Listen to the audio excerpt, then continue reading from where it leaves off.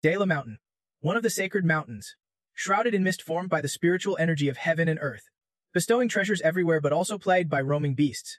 Danger lurking ahead. Today, Tayat Mak Chu and Thao Lao entered the mountain to search for dragon blood. Seeing countless dragon blood right before him, Chu Wai-sun immediately lost his cool and charged straight for the pond, eager to grab as much as possible. He was foolishly noisy while picking mushrooms, which ended up disturbing the beasts beneath the pond. When Thao Lao rushed to stop him, it was already too late. The ferocious monster rose from the water. Chu, who was tough and stubborn earlier, now could only scream for help, still clutching the dragon blood tightly. Thao Lao ordered Tayat Mak to rescue Chu Wai-sun, while he would handle the dragon beast, but its strength seemed far beyond his, making Thao Lao struggle badly. Realizing he could not win, Thao Lao shouted to Tayat Mak and Chu Wai-sun to run fast. Then he was blasted with a full power strike by the dragon beast, looking truly miserable. Moving at lightning speed, it charged at the other two, ready to tear them apart. Just when Tayat Mak thought fate had trapped him here, their savior appeared. A strong young man appeared, his right arm enhanced by the secret martial art of Fire Spear Overlord. With just one powerful punch to the dragon beast's head, he knocked it down instantly. Tayat Mak and Chu Wai-sun were speechless watching this. Thao Lao, a top martial general, was defeated by that beast, yet this guy did not even use a weapon. One punch was enough to kill the monster. Truly, the Fire Spear Overlord technique is deadly. It helped him defeat the dragon beast in a single strike. After landing, the young man looked very satisfied with his punch. Then he noticed two strangers staring at him intently and asked, "Who are you?" The young man's strength made Chu Wai-sun and Tayat Mak step back several paces. Breaking out in cold sweat, he said he considered himself one of the mountain's residents. Before they could ask more about the strangers, the dragon beast behind him suddenly opened its eyes. Turns out it had not died, just fainted for a while. But the young man showed no surprise or fear, only a tired sigh. Their strength was too weak. Only by risking everything could they keep it down temporarily. But no need to panic, our guy here is reliable. Just as he spoke, a sharp sword slash cut off the dragon beast's head. This time, no chance to rise again. The beast's blue blood splattered all over the young man, staining him wildly. Then an older man appeared, wielding a small sharp sword, gracefully landing beside him. "Grandpa, you covered me in blood," the young man complained. "Isn't it because you rushed to save me? Hurry and pull that dragon beast's tooth out. Once done, let us head back to the inn. This place is not safe." Saying this, he started noticing the two strange guests' presence. Seeing this man was even more intimidating than the young man, Tayat Mak and Chu Wai-sun stepped back again. Suddenly, they heard a familiar voice. "Tayat Mak, Chu, stay away from them a bit." Looking left, it was Thao Lao. Turns out he was not the only one injured.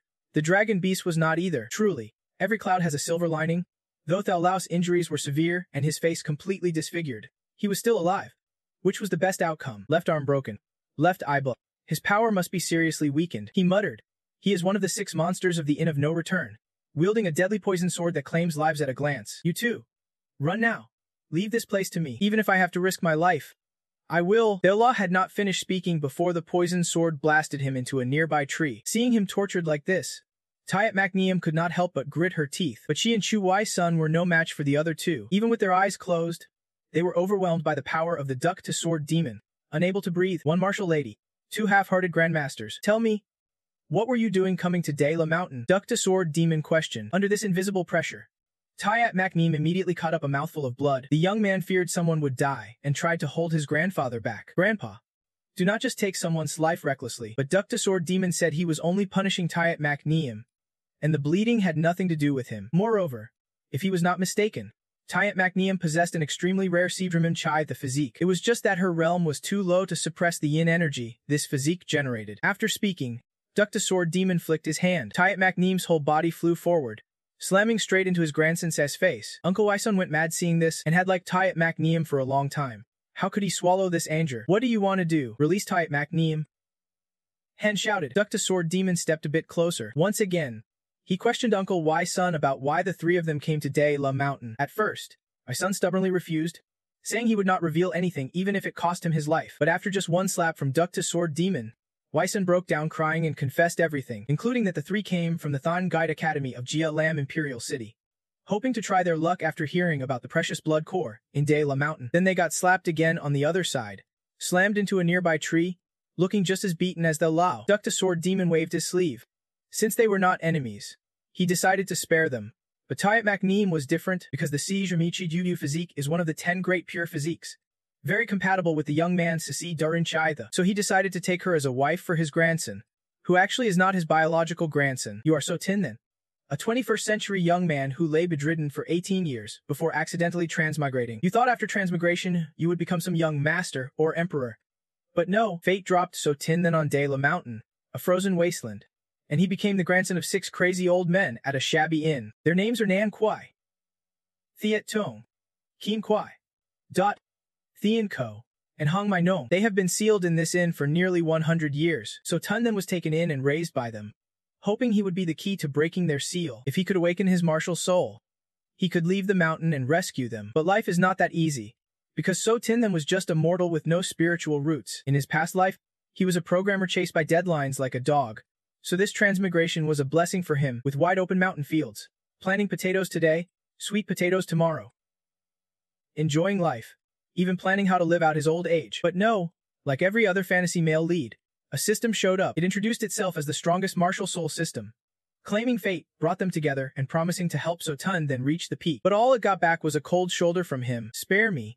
I am already middle-aged after 2 lives, and now you give me this lame system. Would rather have a system that helps me work or just lets me live peacefully. The martial soul system felt insulted being rejected at first meeting by its host. But a system is not something you can just swap out, so it forcibly took over So Tin-then's body as its host, even though he resisted fiercely, not wanting anything to disturb his peaceful retirement. He was ultimately possessed by that annoying system. A piercing scream and a beam of golden light shot straight from the inn's roof into the blue sky, attracting the attention of the old men arguing nearby. Meanwhile, after waking up, So Tun then found himself in a boundless space, surrounded by countless floating sparkles. Hello, host? The martial soul system is speaking. You have completed the awakening.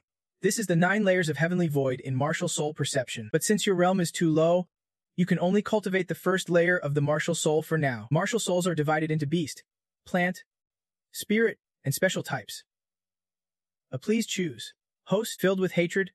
You stubbornly said you did not want to choose, but that stubborn system was even more persistent, automatically picking the martial soul best suited for you. Immediately, the fusion process began rapidly.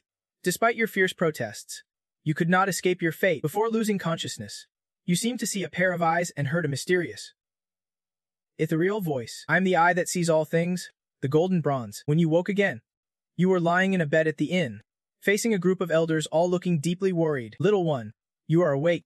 You scared us all walking in to find you unconscious on the floor. Just awakening a martial soul caused such a shock. No wonder you are my grandson. The little sword demon nodded. Show Grandpa your martial soul. It must be a high rank, right? Then he placed his hand on your forehead to sense it, but the result was that your martial soul only reached link up, the lowest of 9 levels. Link up, Hien, Dai, Thien, Vong, Hong, Than, and the highest. Then the elders were deeply saddened and disappointed. Such a powerful awakening, yet only a link-up martial soul. Such a low rank means limited potential. You can only train up to martial master level. After 18 years, you finally awaken, only to get a link-up. My grandson. They began sobbing, hiding their faces. You did not know what to say in this situation. Suddenly, you heard a crisp notification sound. The Wuxi system appeared again. Congratulations, host. You have successfully fused your martial soul and received the Lucky Rookie Reputation item. This item lets you surpass 3 ranks to attack a target, putting them to sleep instantly without causing real harm. The cooldown decreases as you level up. Also, the system brings more good news. Your golden bronze martial soul, the only link-up, can level up beyond limits by using various materials. The first materials you need to gather are the fangs of the dark dragon and the spiritual blood of demon beasts. Lost. Why should I listen to you? You lazily lay back down, pulling the blanket up, wanting only to rest. But this system was ruthless enough to use electric shocks. After being shocked awake, you had to sit up and ask the little sword demon to lead you to Mount Dela. That is how you ended up fighting the dark dragon, just like at the story's start. But the current situation is giving you a headache. You only followed the system's orders to fight one demon beast. How did you end up with a wife? Those old men did not even ask if you wanted to marry. They just locked you and Su Moxie in the bridal chamber. With a beauty like this, how could anyone refuse? The system appeared. Curious, she is too big. Whoever wants her, fine. I won't fall for a big-chested woman. Don't underestimate flat-chested girls. You shouted. So what do you plan to do now? A gentleman does not take advantage of someone in trouble. You sighed. But then, what did you say next? First, take off her clothes. Chu Moxie felt very cold under the toxin's control. In the chill, she sensed someone fumbling under her shirt. Opening her eyes, she saw you sneakily removing her outer shirt. Instinctively, Su Moxie kicked straight at your groin. If you had not reacted so quickly, you would be finished for sure. Handsome pervert. Nasty. Let me go. Su Moxie gritted her teeth and said, "Done T move." Be honest if you want to live. The spirit department still tried to force the other onto the bed. Tight mec him is a girl and currently fighting poison, so she could not resist him. In her anger, she spat out a large mouthful of blood again. Her condition worsened, and the spirit department did not dare delay any longer. He pulled up her shirt, then bit his own finger to draw blood and drew a talisman upside down on Tight him's back. Luckily, his body has yang energy, so this blood talisman could temporarily suppress her cold poison. When the pain eased, Tot and him opened her eyes again. The two faced each other awkwardly. Tight him immediately raised both hands in a reversed bamboo lock, but before she could throw a tantrum, the spirit department shouted first, "You brat!" Then he copied her pose, crossing his hands in the same way, looking so pitiful that tears welled up in his eyes. Tight him barely understood what was happening when the spirit department's tears started pouring down like rain. "Did you think I wanted to steal your clothes? Isn't it because I am saving your heartless self? I am a noble from Hong Holia. Clearly you are looking down on me. Look at my hand, it hurts a lot. I saved you and you still pushed me away. Apologize to me now." The spirit department rattled off a rapid-fire rant, then pressed his bleeding finger, still dripping, because of the talisman, right in front of Tight him's eyes. Her spirit faltered for a moment, stammering out an apology. Then he made her thank him for saving her life. Tight him reluctantly said thank you. So pitiful. The spirit department turned away, his shoulders trembling uncontrollably. "Don't cry, okay?" This time Tight him was embarrassed and did not know what to do. But little did she know, he was secretly smiling. Didn't they say the first to act is the strongest? No way some scam about seeing a body and being responsible would happen to him. The spirit department was determined not to get tied down by a major villain. "Forget it. I am too good looking to argue with you. Later, I will lead you down a secret path off the mountain, so you can leave here." After pretending to finish crying, the spirit department put on a righteous act. But before Tight him could reply, the excited voice of Hungman Nendrum came from outside. "Hey little spirit. Done yet? Come on. Whether we can seal the deal depends on you now." The spirit department did not know where to hide his face out of embarrassment, seeing Tight him's wary gaze. He felt it would be better to let her go early. But just as he opened the window to sneak her out, he suddenly felt a huge shock to his soul power, like the whole mountain was shaking. Turns out a high-level guest had arrived at the inn. "Tight Trending Sign from GLM Tight came to visit. My niece Tight him has troubled you. Honored guests, I apologize on her behalf. Please release her, or I won't hesitate to flatten this inn." So it was the parent of Tight him demanding her release. GLM Tight and Tight Trending Sign are known as one of the four great families of GLM Hong Then. This family has passed down for hundreds of years, rich beyond measure, with countless powerful warriors. The family head, Tight Trending Sign, is a peak martial king in all GLM Hong Then. Only a few can challenge him. Tight and them peeked out the window and saw not only her grandfather, but also the second and third uncles. Basically all the martial king-level powerhouses of her family had gathered. Seeing this, Tight him turned back to advise the spirit department. "Since you saved me and seemed decent, you should run now. If my grandfather catches you later, he won't let you off." "Catch me?" The spirit department sneered. "I doubt your grandfather's got that kind of skill." The family meeting at the inn was eagerly waiting for the young master's drama.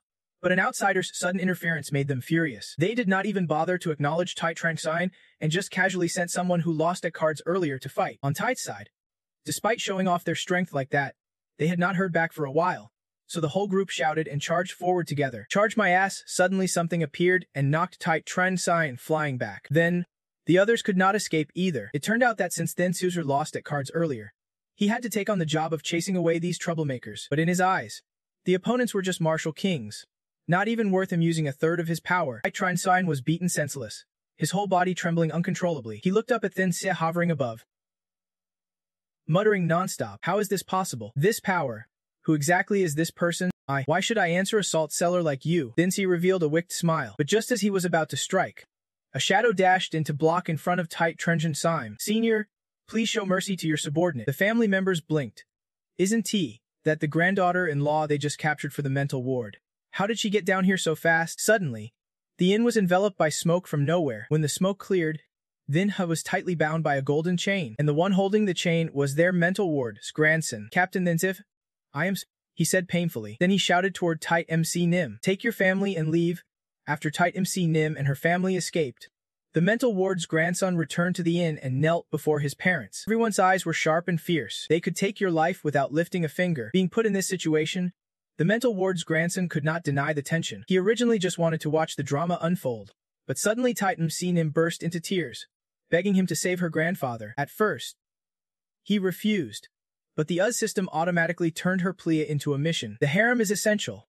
The system is fully committed to supporting you. Please try to win the female lead's affection. Life revolves around the beauty after all. The mental ward's grandson really wanted to swear why the hell should he save Tight MC Neem's grandfather, but refusing the mission meant getting electrocuted for a whole day as punishment. Though unwilling, he had no choice but to treat Tight MC Neem's grandfather as his own, leading to what just happened. Speak up, why would a kid help strangers by letting those old men go? Hung gritted her teeth in suspicion and scolded the mental ward's grandson. Her expression almost made him want to cry. All right, Hung do not scare the boy. Zasitrubrett spoke up to ease the tension, then turned to scold the mental ward's grandson. Little god, you really went too far this time. I won't mention other things, but they have seen your face now. What if they come looking for revenge when you go down the mountain? Down the mountain. You won't have our protection, and you only have a spirit-level martial soul. Asitruba kept nagging, even bringing up how the mental ward's grandson let go of the girl with the suitable body to cultivate. But because of that reminder, suddenly he thought of a way to satisfy the parents. Didn't your martial soul have the potential to level up? Now that you have enough materials, request the system to upgrade immediately. So while ZTB Tit was still sulking, the mental ward's grandson's martial soul advanced to the mysterious level, and he became a third-star martial cultivator. Kim Koo was the first to sense this change. Then the serious looks on their faces all vanished. Haha! It advanced. It really advanced. They grabbed the mental ward's grandson, shaking him until he felt dizzy. Their joy was understandable after all these years. This was the first time they would seen a martial soul advance on its own. If the martial soul can advance, that means the mental ward's grandson's cultivation path will open wide. They temporarily forgot the mistake you made today, only feeling that Su Tyndon was truly sent from heaven to save them. But just when Su Tyndon thought everything had settled smoothly, he ran into Hong Mai Noong's cold, clown-like smile. All right, now answer me. Why did you want to let those people go? No one holds grudges like a woman. With her reminding them, the other 5 men finally remembered too. Su Tyndon could not give them a reasonable explanation, so he ended up punished to kneel in the wood room for being unfilial. Just as he was sad and his legs hurt, that dumb system appeared again. Host, do not be upset. After all this, you will definitely earn Xu Mo Nyan's goodwill. I do not need her goodwill, Su Tyndon shouted as the system kept talking. But in Jialan, the Xu family is powerful. After you leave the mountain, you definitely won't escape them. The system lamented again. It is probably not that bad. The family heads let those people go so easily. Surely they left me a way out. Honestly, Su Tyndon guessed it right.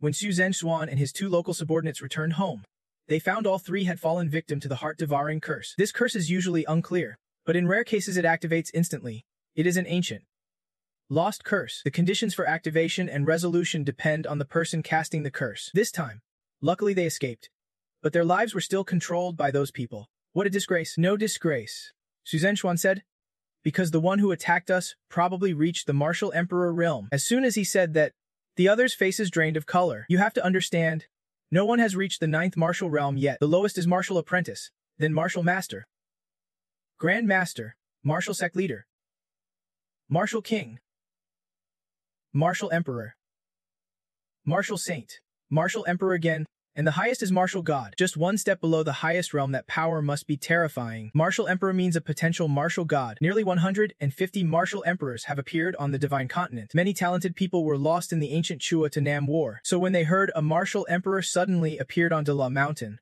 no one in the Xu family was not alarmed. That old man's martial soul feels very familiar. About 100 years ago, there really was someone like that. That is a different fate, the second elder muttered to the Xu family, but before he could finish, Su Zhenxuan cut him off. Second brother, watch your words. The name of that demon can be spoken lightly. He is long dead. In short, he felt the presence of those at the inn today was extraordinary. He said the conditions to activate the heart-devouring curse are related to this. So Su Zhenxuan ordered everyone present to keep the incident secret, not to mention it to outsiders, and wait for his return to negotiate with the emperor before deciding what to do. Then he turned to ask his granddaughter a few questions. Sumo, you said there is a young man who just awakened his martial soul on De La Mountain. Yes, Sumo Nyan nodded. The old man felt the key point was that young man, so he sent people to watch the area around De La Mountain, ready to report back at any sign of movement. A few days later, Su Tyndon, still sore from kneeling in the wood room, was taken to train under a waterfall. After learning his martial soul could upgrade, the elders began training him rigorously. Their powers had weakened after years of sealing. Breaking the seal was urgent, so they pressured him as well. Since transmigrating, Su Tyndon had never worked this hard, so his realm quickly rose, just shy of becoming a martial master. After sitting long enough under the ice waterfall, he was finally allowed back to the inn. Upon opening the door, he saw all 6 elders gathered, their faces serious. Little spirit, we have discussed it. Today, you will go down the mountain. Spirit department was strict. They clearly said to wait until you reached martial master level before coming down the mountain. Who knew the Parents Association wanted to rush you out so fast? All 6 agreed it was better for Spirit Department to get some early experience outside. So they firmly pushed you out the door. Spirit Department was deeply troubled. Mount Dela had many high-level demons. Going out alone was extremely dangerous because of the seal's influence. The farther they stayed from the inn, the weaker their strength became. There was no way to protect you safely down the mountain. They could only rely on the teleportation formation to send you straight to GLM Imperial City. Before leaving, they reminded Spirit Department carefully. This time down the mountain, you must find 6 seal-breaking divine stones. According to the Poison Body Pagoda, 1 stone was already taken by the GLM royal family. This was why the 6 sent you straight to GLM Imperial City. The whereabouts of the other 5 stones were kept inside a ring, which also contained gifts they gave to Spirit Department. Outside Mount Dela is dangerous everywhere. You must be careful and not let outsiders learn your background. Also, the Poison Bodhi Pagoda is good everywhere except it talks too much. Once started, it is hard to stop. That old master just keeps jumping around. Sword Demon has no choice but to endure training. The teleportation formation can be maintained long. Cut the chatter. Little spirit. The task of breaking the seal is yours. Don't let your grandpa down, of course. Spirit Department replied confidently. I won't disappoint you.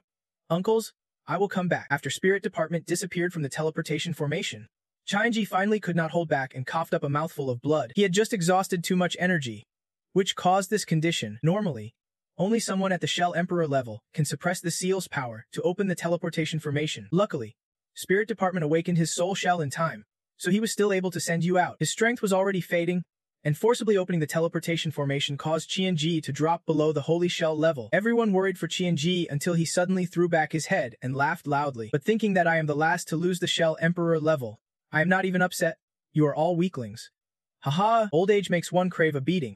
The human and demon factions had to strongly restrain Hong Mai Nu, or a battle would be broken out. Most importantly, things got noisy because of this. Only Body Pagoda and Sword Demon silently stared out the window. They were all worried about Spirit Department. Will little spirit come back safely? He is a good kid.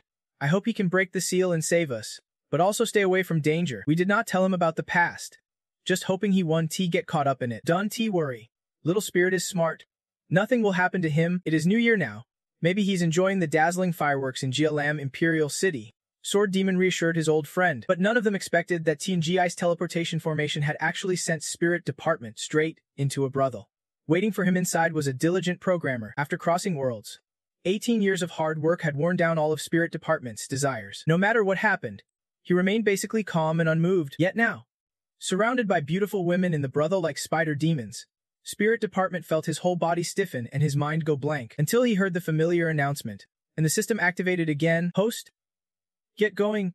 Collect all these female characters as your harem. This crazy system wants me banned for 18+ content. I am not that kind of sleazy man. Seems like every time Spirit Department talks to this stupid system, he has to yell in anger before running away immediately. The brothel girls all chase after him. Luckily, Spirit Department was quick and escaped into a room.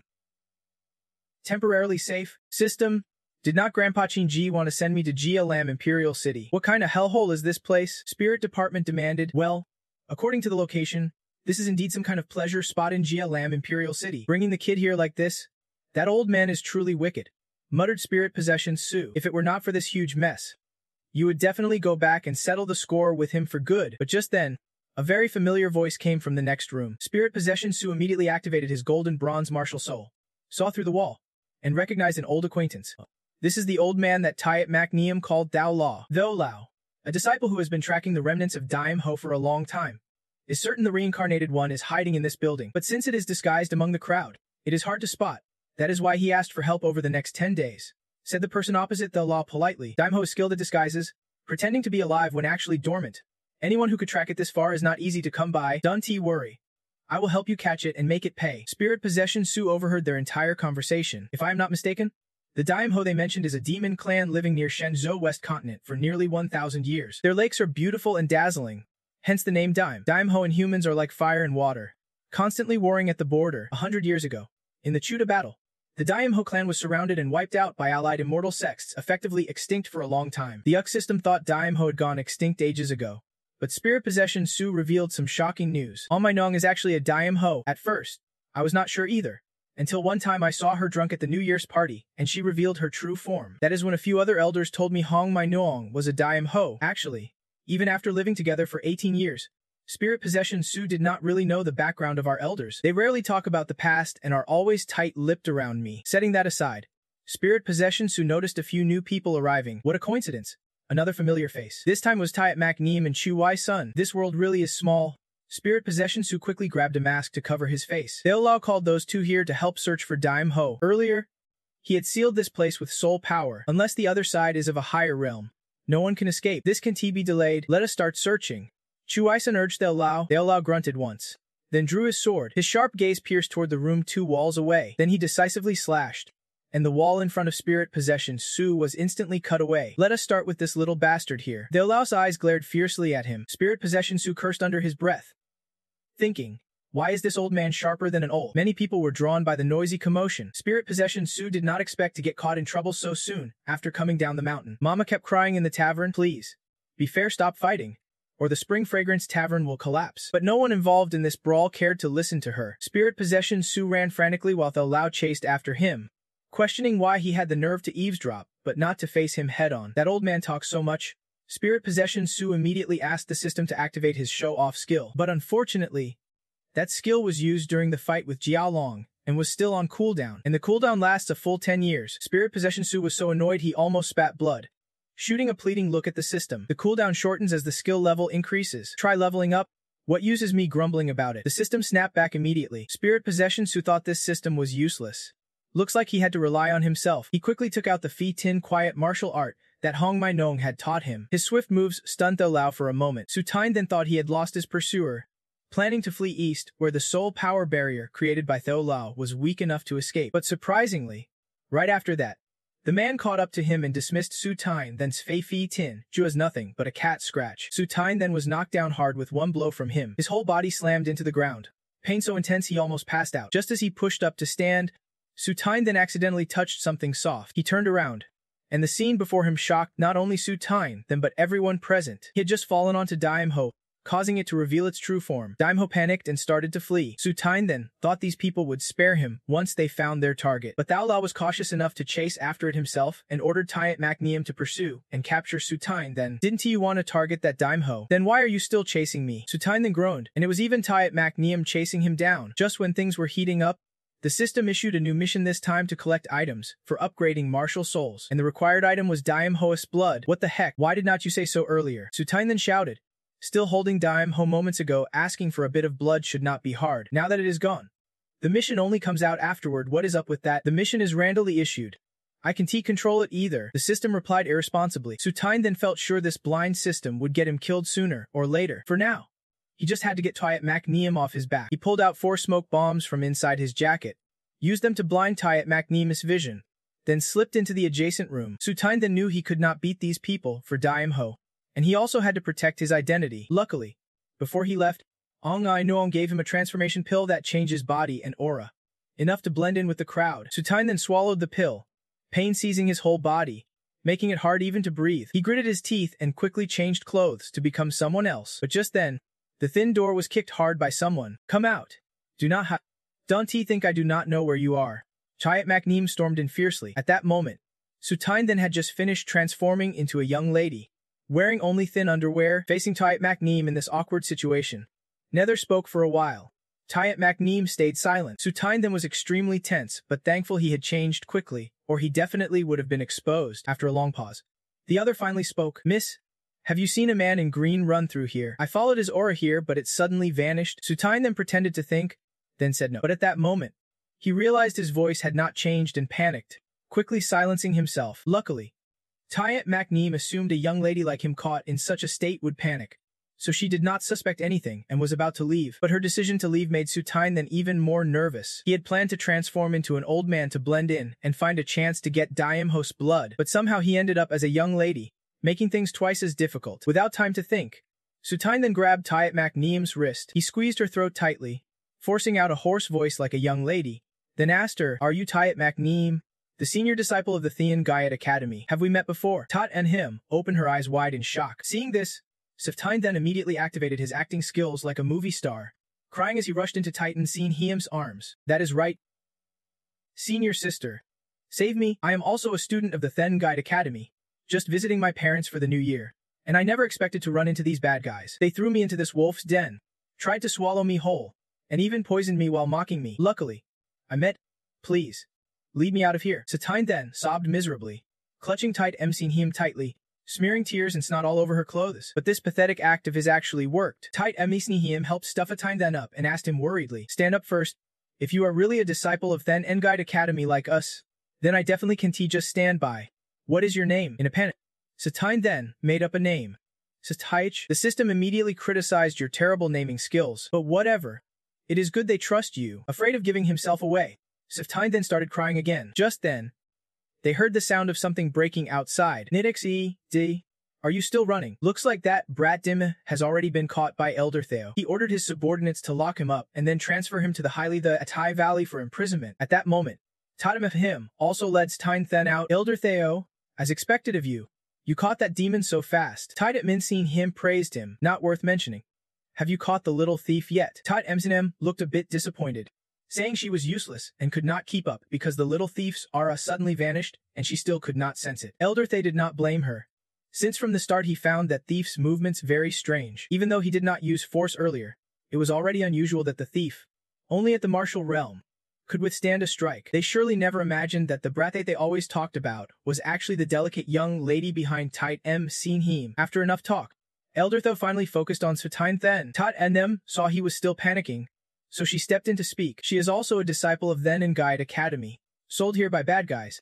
But luckily she met me and wants me to lead her out. Elder Tho did not doubt her at all, only feeling anger at the traitors daring to mess with a disciple of the academy. Then he told Titan him to take Tyne Then and leave. They had already sealed off Dimhem, and now they would leave this place. The group returned to the inn, since they were in female forms. Tyne Then naturally stayed in the middle room with Tight him. She gave him a fresh set of clothes, then said that early tomorrow morning Uncle Wysen would take him home. Uncle senior student will take me home. What about senior sister? Tyne then started panicking again. I have to escort Dimiv. Don't worry. Uncle Wysen will protect you well. Who needs that jerk to protect me? Tyne then refused, once again clinging to Titan him, constantly saying he is very scared of men now and does not want to leave her. Besides, if he went back to Then and Guide Academy now, his identity would be exposed. He must escort Have with him no matter what. At first, Tight him was a bit embarrassed, but because Eve Then kept crying and begging, she finally gave in. Fine. I will take you home tomorrow. Thank you, senior sister. Satine Dun's eyes immediately lit up, but after saying that, he realized something was wrong. Thanks to that damn monkey. You want to escort Dim Hovey with them, but somehow it turned into Titem Emsnim taking you home instead of Uncle Wysen. What is the difference? Satine then cried silently. Tot Enzanim did not notice his strange expression. All right. It is getting late. Let us rest. Saying that, she started changing her clothes. Satine then was so scared he jumped. Seeing his strange reaction, Tatamehnim did not hesitate at all. After that, something unexpected happened. We did not book a spare room, so you can stay with me for now. We are both girls, so it is fine. I will go take a shower first. Your face is flushed red, and you do not even dare to open your eyes fully. You are just temporarily looking like a girl, but in the end, you turned into Tight Massey Nim's twin, even sleeping in the same bed with her at night. What is going on? Seriously, calm your mind and steady your mood. Okay, I am calm. It is nothing serious. No need to get worked up. No matter how loud it gets, it won't disturb my peace of mind. Unexpectedly, Massey Nim suddenly spoke up, saying she could not sleep. You jerked around. Turning to her, says, you scared me to death. She lay there, teasing with her hand behind her head. Why so tense? I am not gonna eat you. You quickly defended yourself. I was just thinking about some things. That demon fox looks like a little girl, but she does not seem like someone who has done bad things. Messy Nim frowned suspiciously. Did she really find it pitiful? Definitely do not trust them. Demon foxes pretend to be weak to trick people's kindness, then bite back. Too many people have died because of them to count. 100 years ago, demons invaded Tenchiju, repeatedly sparking battles between the immortals and demons, with no mercy at all. Don't he be fooled by its appearance.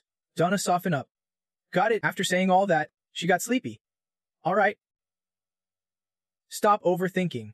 We have to leave early tomorrow.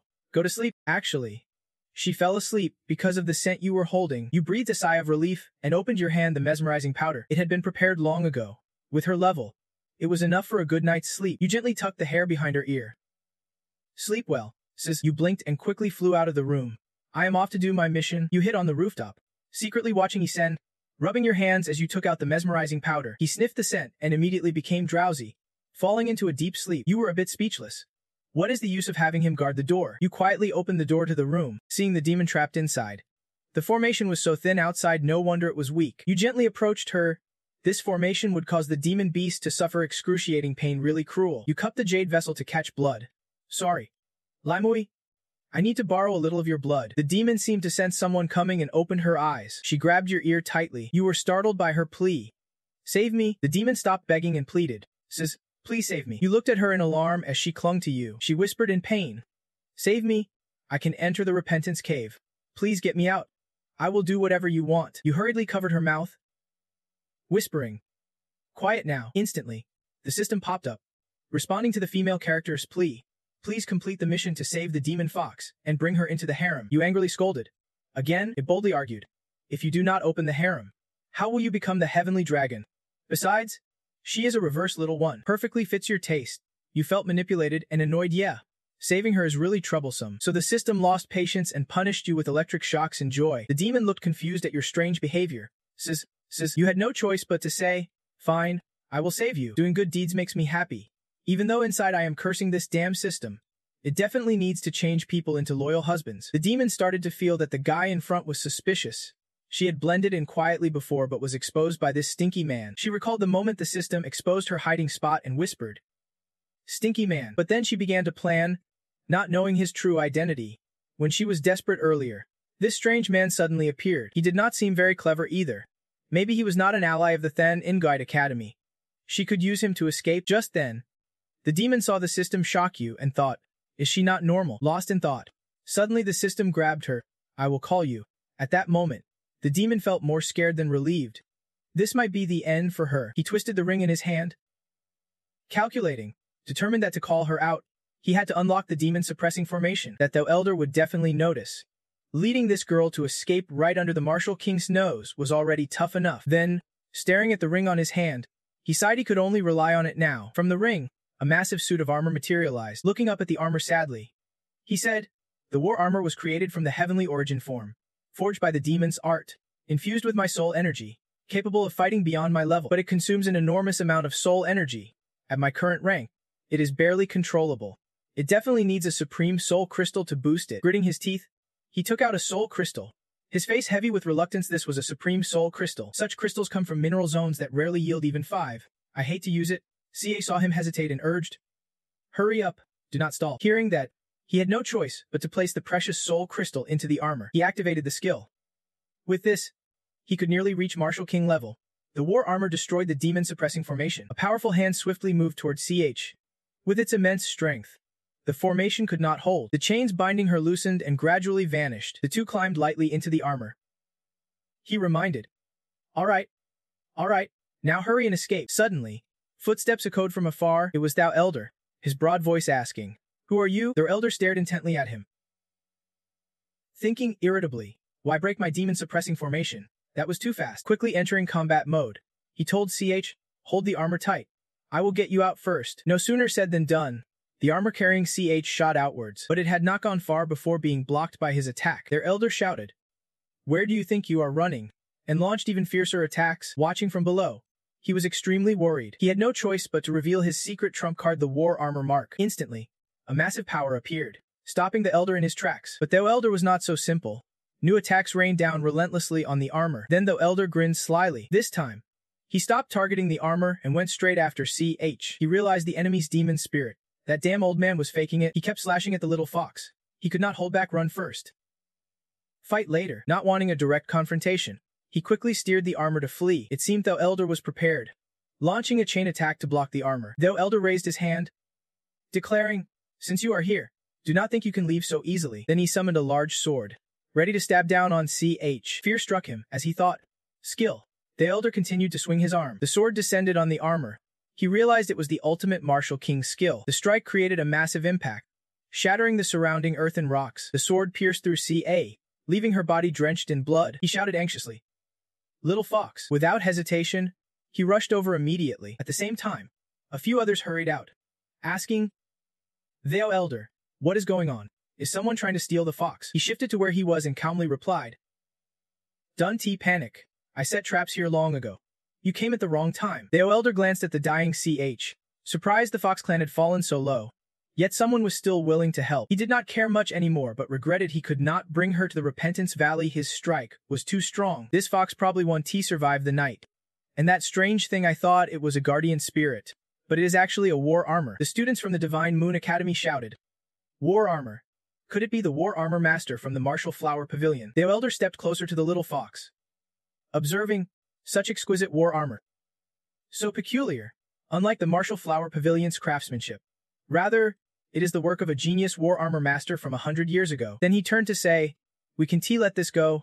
Take this thing with us for now. While Thalal was not paying attention, a massive hand struck him. The punch shattered multiple walls, sending the Lo flying into the nearby area. The students were still in shock, staring wide-eyed at the armor. The senior brother beside them cautiously stepped forward to check the situation. None of them expected the armor to move on its own. The senior brother watched the flying armor and shouted in fear, how is it still moving? Seeing their panic, the spirit decided to distract it. It is attacking the Lu again.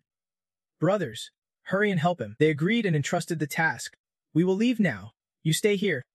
Got it, he replied quickly. No sooner had they left than the spirit collapsed. Hankwang anxiously asked, Host, are you okay? He rubbed his head, just leveled up and controlled the armor, feeling dizzy. The spirit sighed. It is already bleeding internally. Using so much soul energy then forcing the upgrade his body, can he handle it? The spirit seemed unfazed. It is worth it.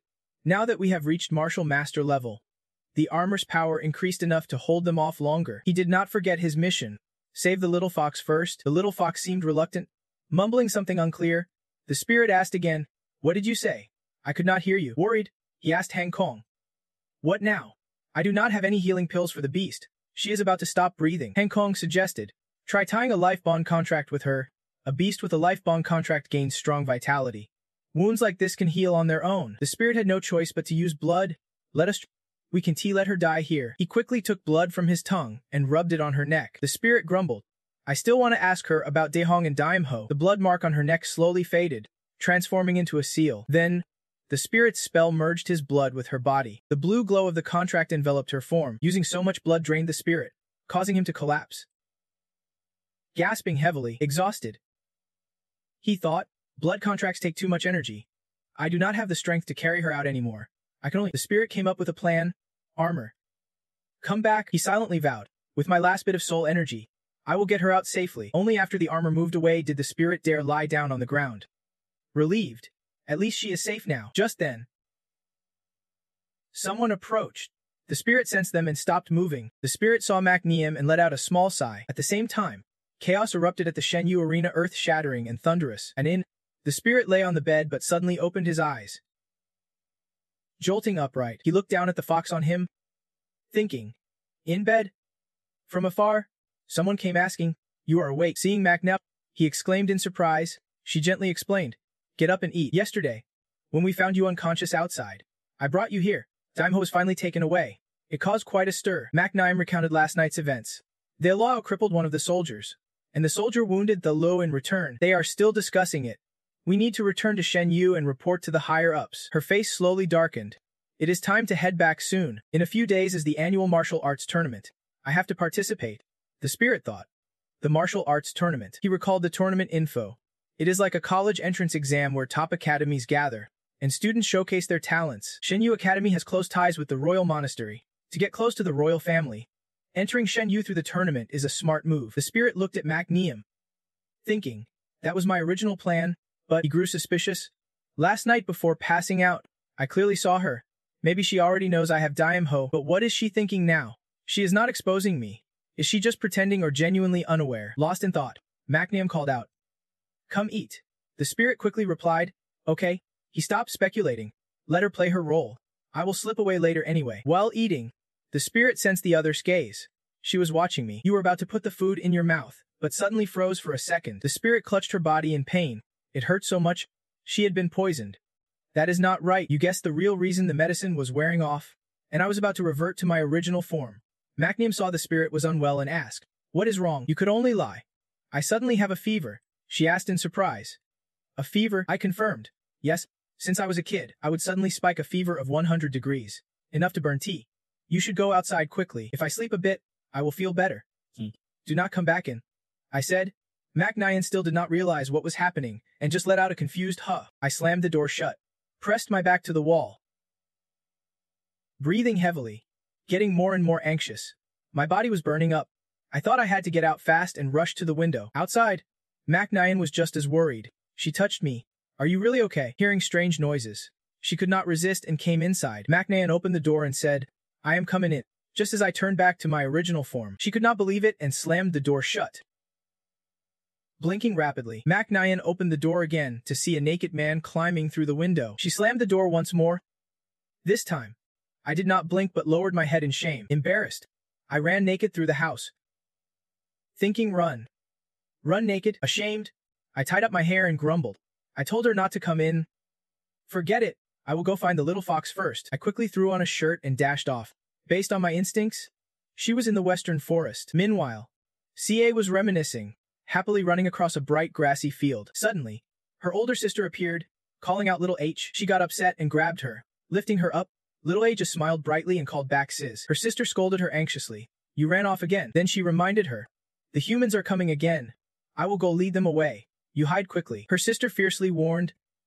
Hide well. This dream startled CH awake with a jolt. It took her a moment to calm down. Carefully recalling, she thought, where am I? I remember that old man hit us, and that sister used blood starfruit to pull me out. Thinking this, her face lit up with happiness.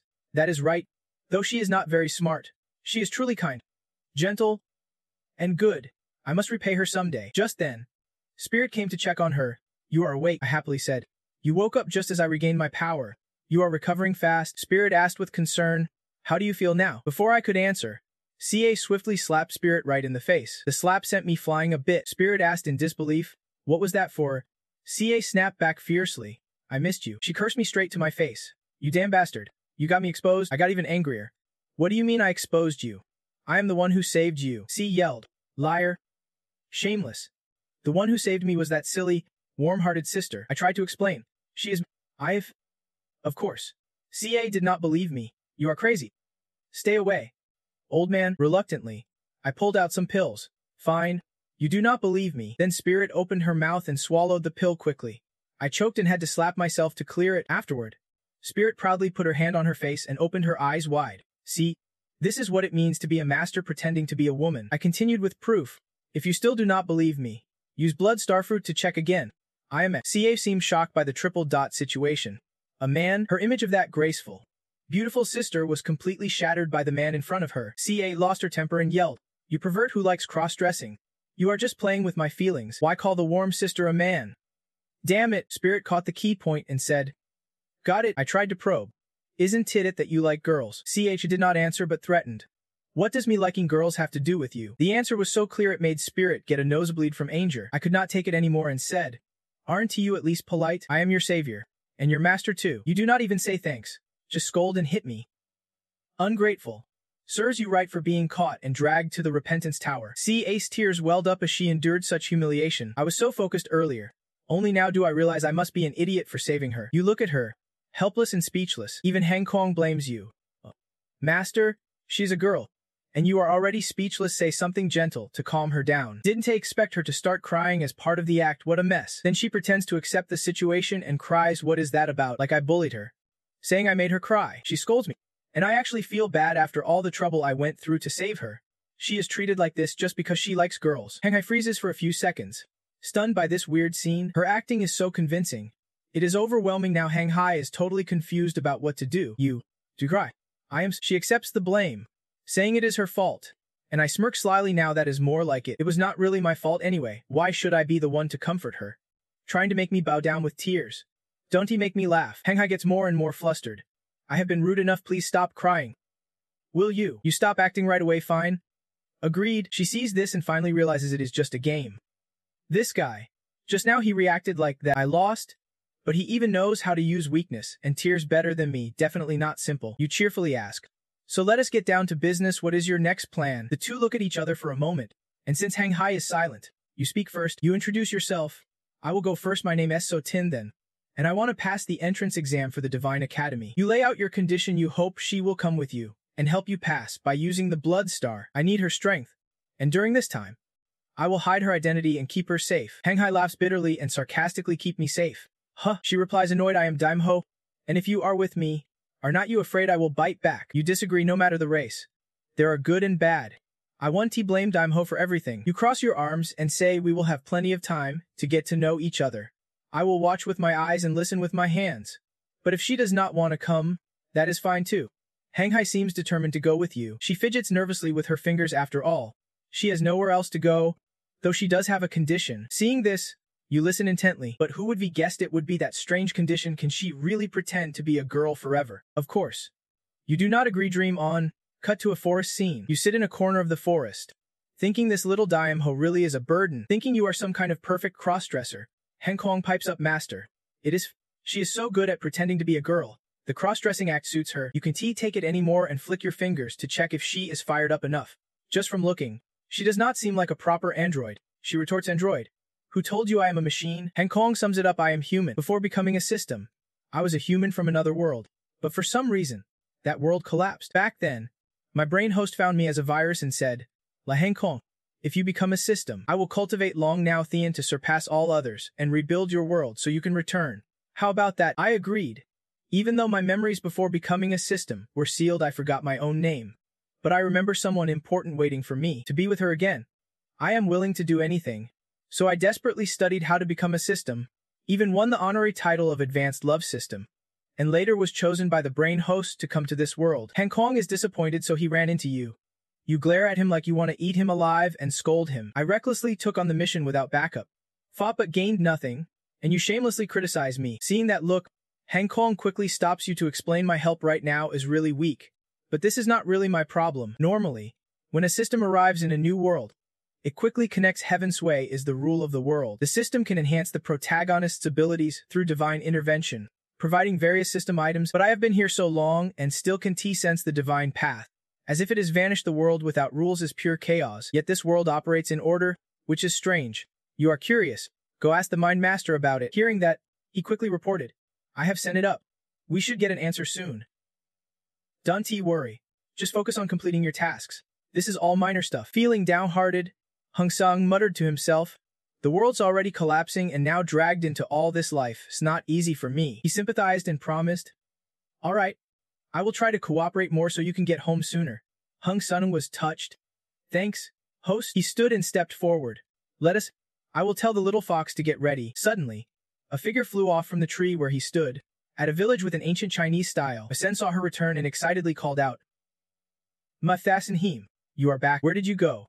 Where SS, Zimim Li? Messi Him replied, she said she wanted to visit home first. I escorted her out of the city. He worried. She went alone. Is she safe?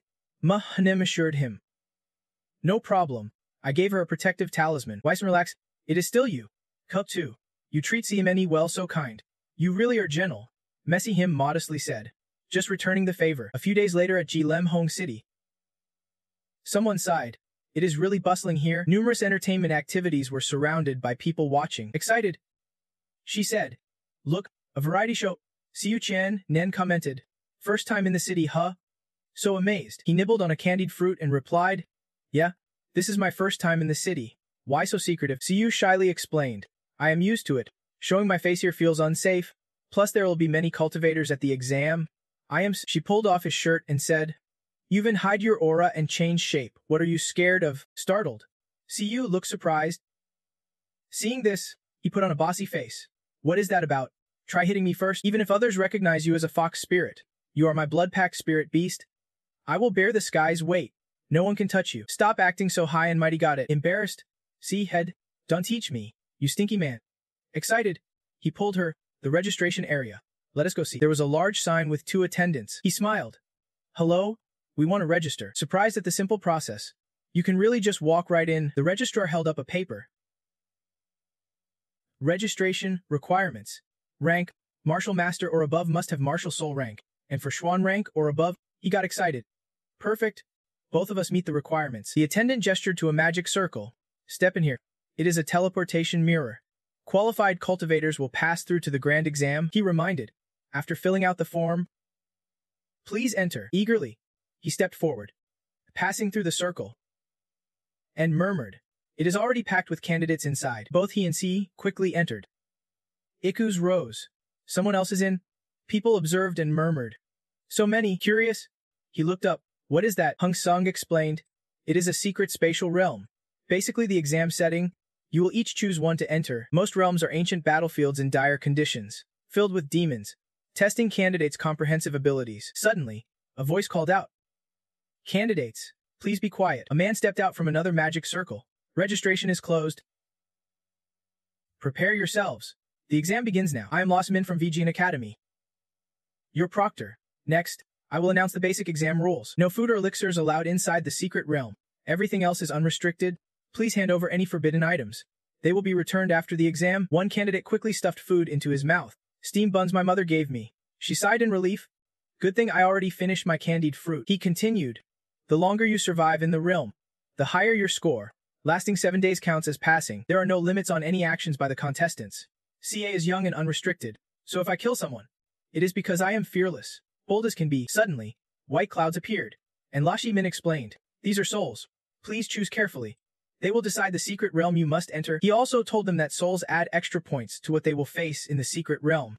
If they encounter deadly life forms, the soul can save one life and take them out of the trial. You reached out to catch one, and someone whispered behind you, saying this year's secret realm is extremely difficult. Thich Hyen is our prodigy. If we get assigned to the same secret realm, we hope he can pull us through." He replied, modestly refusing. A red-haired man exuded a cold aura. CA immediately recognized him. Thech Tret V, the second son of the Thech family, one of the 4 great clans of GLM. She was surprised. She knew him. She looked at him confused, but he did not know. This guy is famous. When he awakened, his soul power condensed into a real blade called the Radiant Sword. Amazed, she thought, soul power condensing into a real form. Isn't he that something only advanced martial masters could do? CA was not surprised by his reaction. You can expect everyone to follow common logic. He is now a 4-star martial artist and this year's top rookie player. Impressive? Indeed, Hung Sepeng shouted in frustration. This is not even the worst. The host, the new players are the strongest. We can't lose. Complete the mission. Win first place. Break the secret realm's historical record. I will be unprecedented dragon creator. You wiped your face, sweating. I knew it. How long is the historical record? You said confidently. 17 days. Frustrated, Hung Sepeng said. Then I will just live peacefully in there. Or ignored and continued. Time in the secret realm flies. 15 days equals half an hour outside. It won't slow down at all. C interrupted. The secret realm is about to open. Will we enter the same secret realm? If they find out who I am, relax. Suan reassured her. We are blood bonded.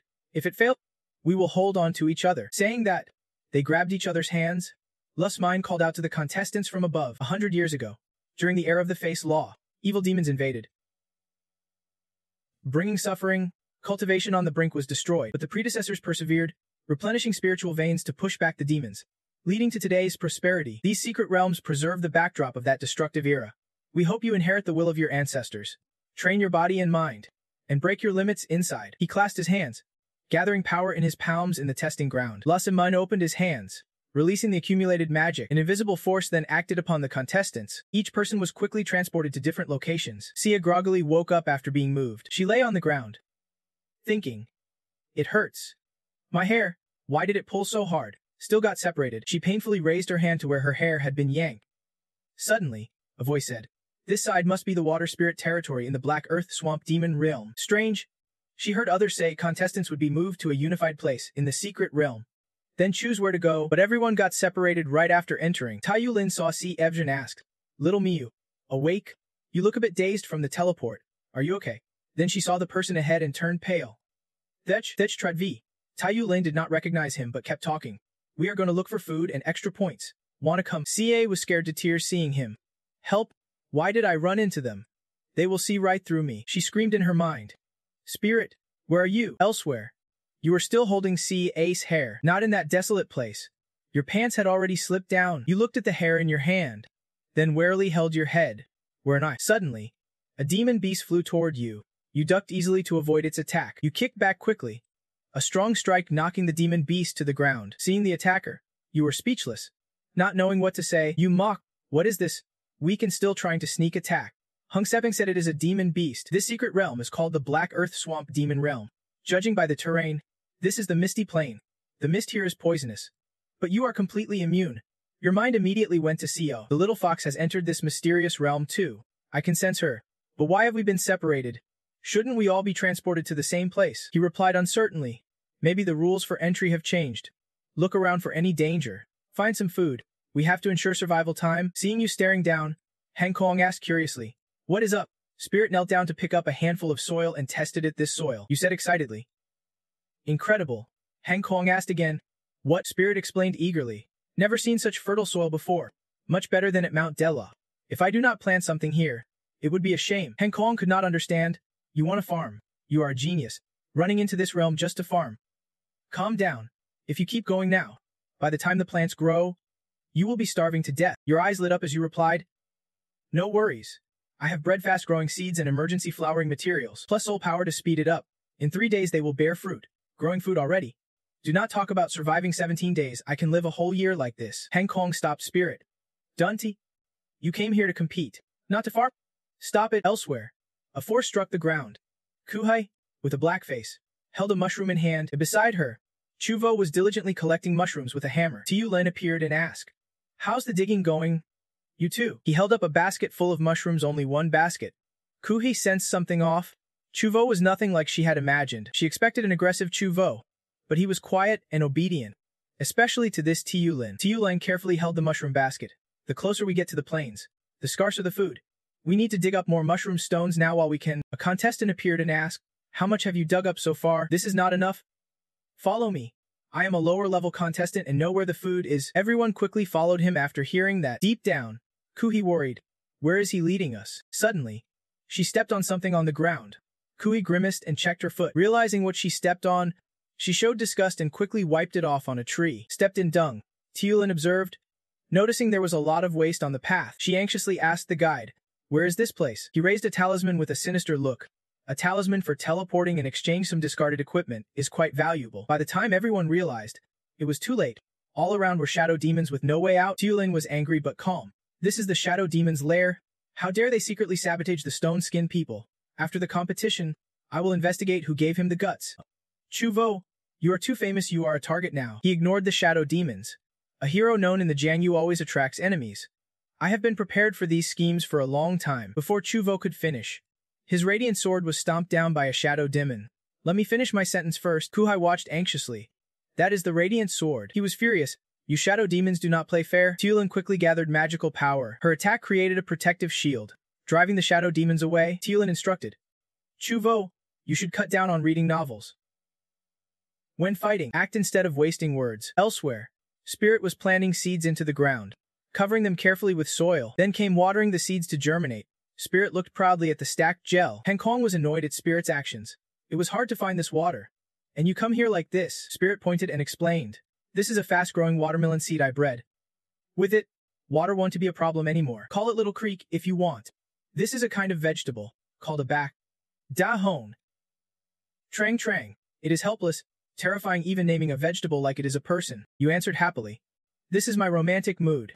Someone wandering the mortal world would not understand. Heng Kong asked puzzled again, Why are you chopping down trees? Spirit calmly replied, To build houses and fences. He did not understand. Build houses. You look so satisfied. Finished building the house and still able to go fishing. Life is really interesting. Kong is so tired he can't say a word. Brain boss. I can't take this anymore. I want to go home. While spirits were happily soaring, a great eagle flew by. It spotted you below and quickly flew back to report to its master at a large city. At dusk, the eagle landed and transformed into a dusk demon. The man respectfully knelt and reported.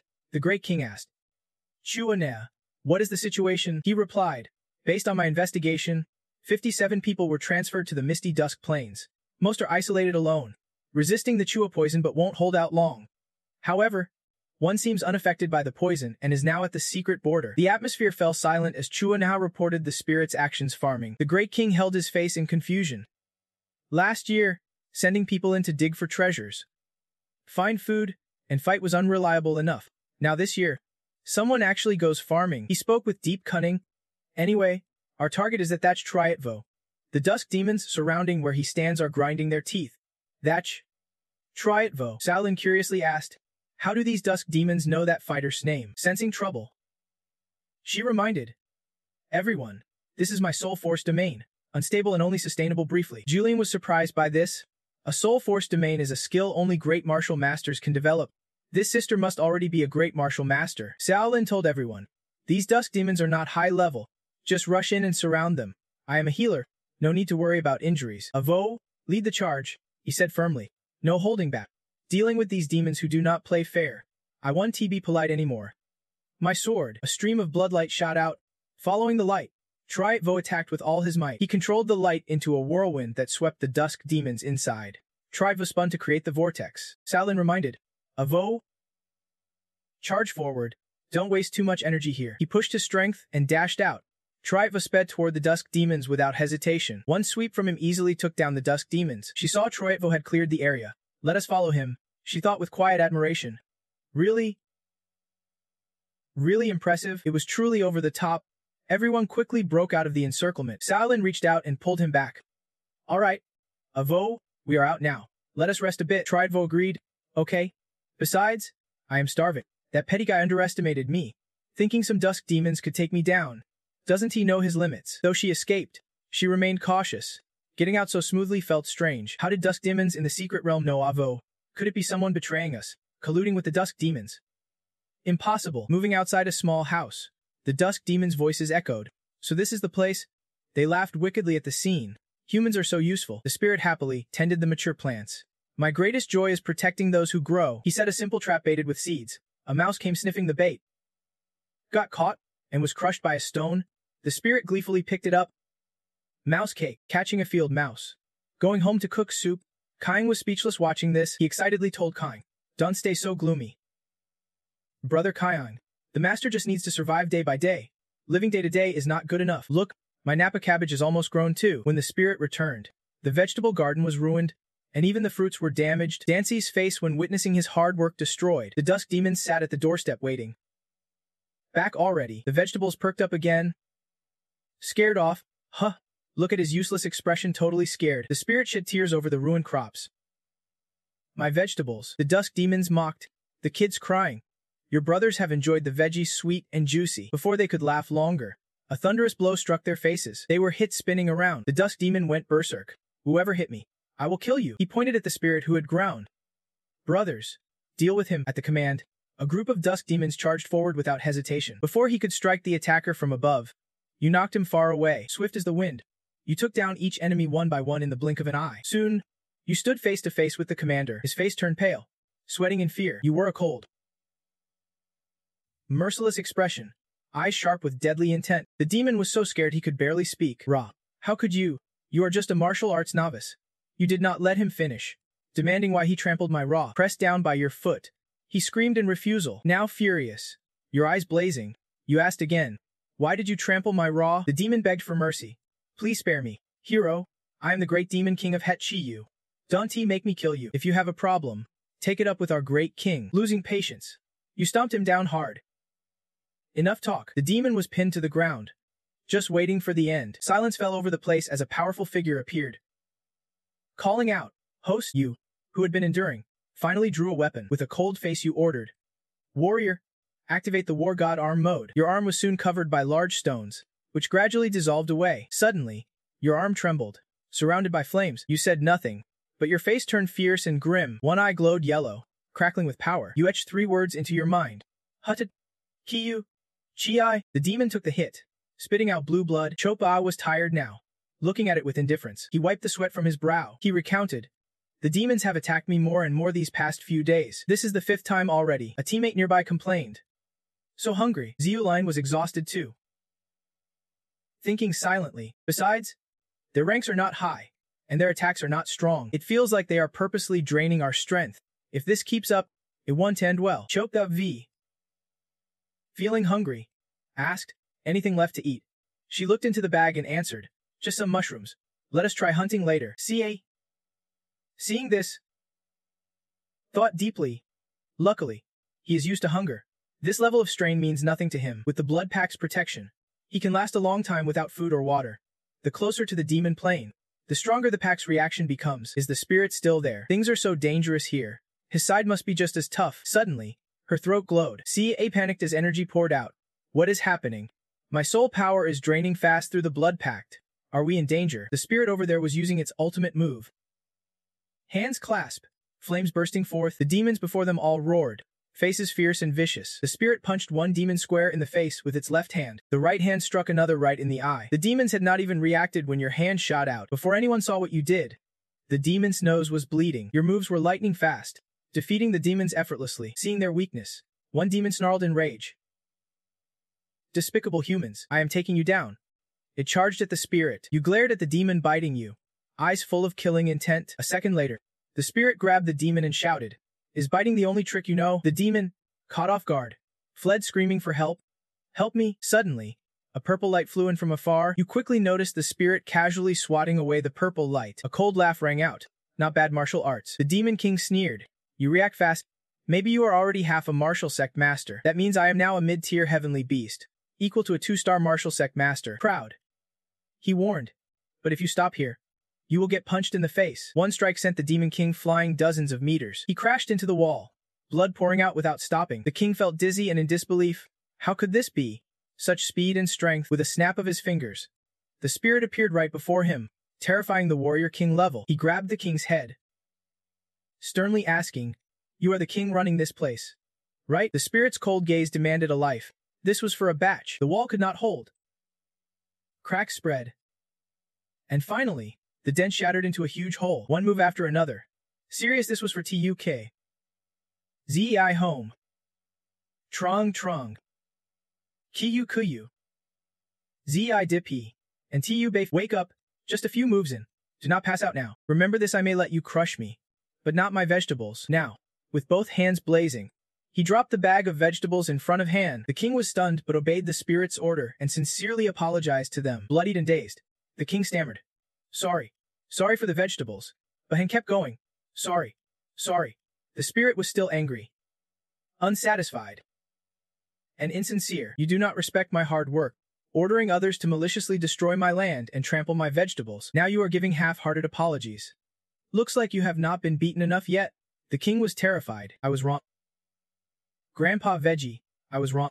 Please, Master, have mercy and spare me." At that moment, he noticed the pale-faced Lamb beside him. The spirit loudly commanded, "What are you still standing there for? Come apologize now." Voices of apology echoed. "Grandpa Veggie, we are sorry. Grandpa Veggie, we were wrong. We won't dare do it again." He stood there, grim-faced. "A batch? Trong Trong. Your grudge is settled now." The spirit clasped hands to say farewell, then strode away firmly. Suddenly, he felt something strange, a faint ripple of soul energy beneath the base of this place. The spirit furrowed his brows and asked, "Wait a minute, what is under this place?" The king avoided his gaze, stammering, "And nothing." He gave a sharp slap without mercy. The king cried out in pain.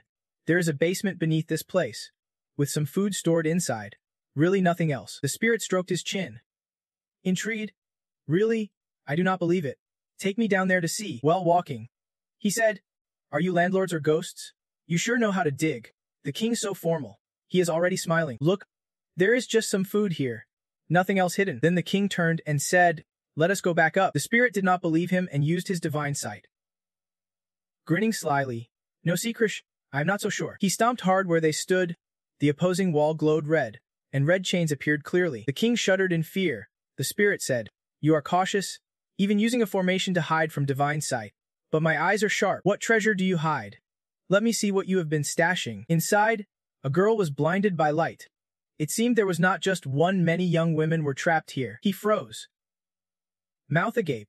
"Damn, Hechkan realizes these girls are also candidates. Can you help us? We were ambushed by ghosts while fighting in Zangbung. All the male candidates were killed, and they locked us here." Suddenly, Hechkan appeared before them. The host, he cut, I get. You want to rescue her and bring her to the harem, right? I will help her." He objected. "Take them all in." The spirit's eyes reddened. "Are you still human?" "Excuse me." A voice interrupted. "Can you save our princess first?" Hechkan explained. "This is third Princess Lam of the Jia Lam royal family. After she was poisoned, she developed a high fever. Without medicine, I can save her. If you can help, I will reward you generously." He hesitated. They are royal family. The king was hung humiliatingly on a pillar, wearing a placard that read, "Forced to cry for women, trampling the manor. Ghost slave." The ghosts below saw this and were terrified, sweating nervously. On this side, the small spirit instructed, "If you can find a clean forest, just put her on this table for now." Hechkan complied. "Thanks." Zio Hiyu. Looks like Lamku was poisoned. Usually, when people are poisoned, their soul power weakens. He explained, but because of that, the princess kept running a high fever, unconscious and unresponsive. I wanted to transfer the spirit to her, but it seemed the spirit had lost its power. Hearing this, Hechkan was puzzled. Although the princess is noble, she has been healthy since childhood. How could she be this weak? Tun then speculated it might be related to the composition of the poisonous dimension. I once analyzed it and found it was caused by— He rubbed his chin with a dangerous look and declared it was the excrement of the demon dimension. She has been repaired by demon poop. I repeat, poop. Tin then explained clearly. The demon dimension loves to poop everywhere. Their excrement does not smell strong but easily produces a dissolving mist, which then floats in the plane's fog. This mixture creates poisonous energy.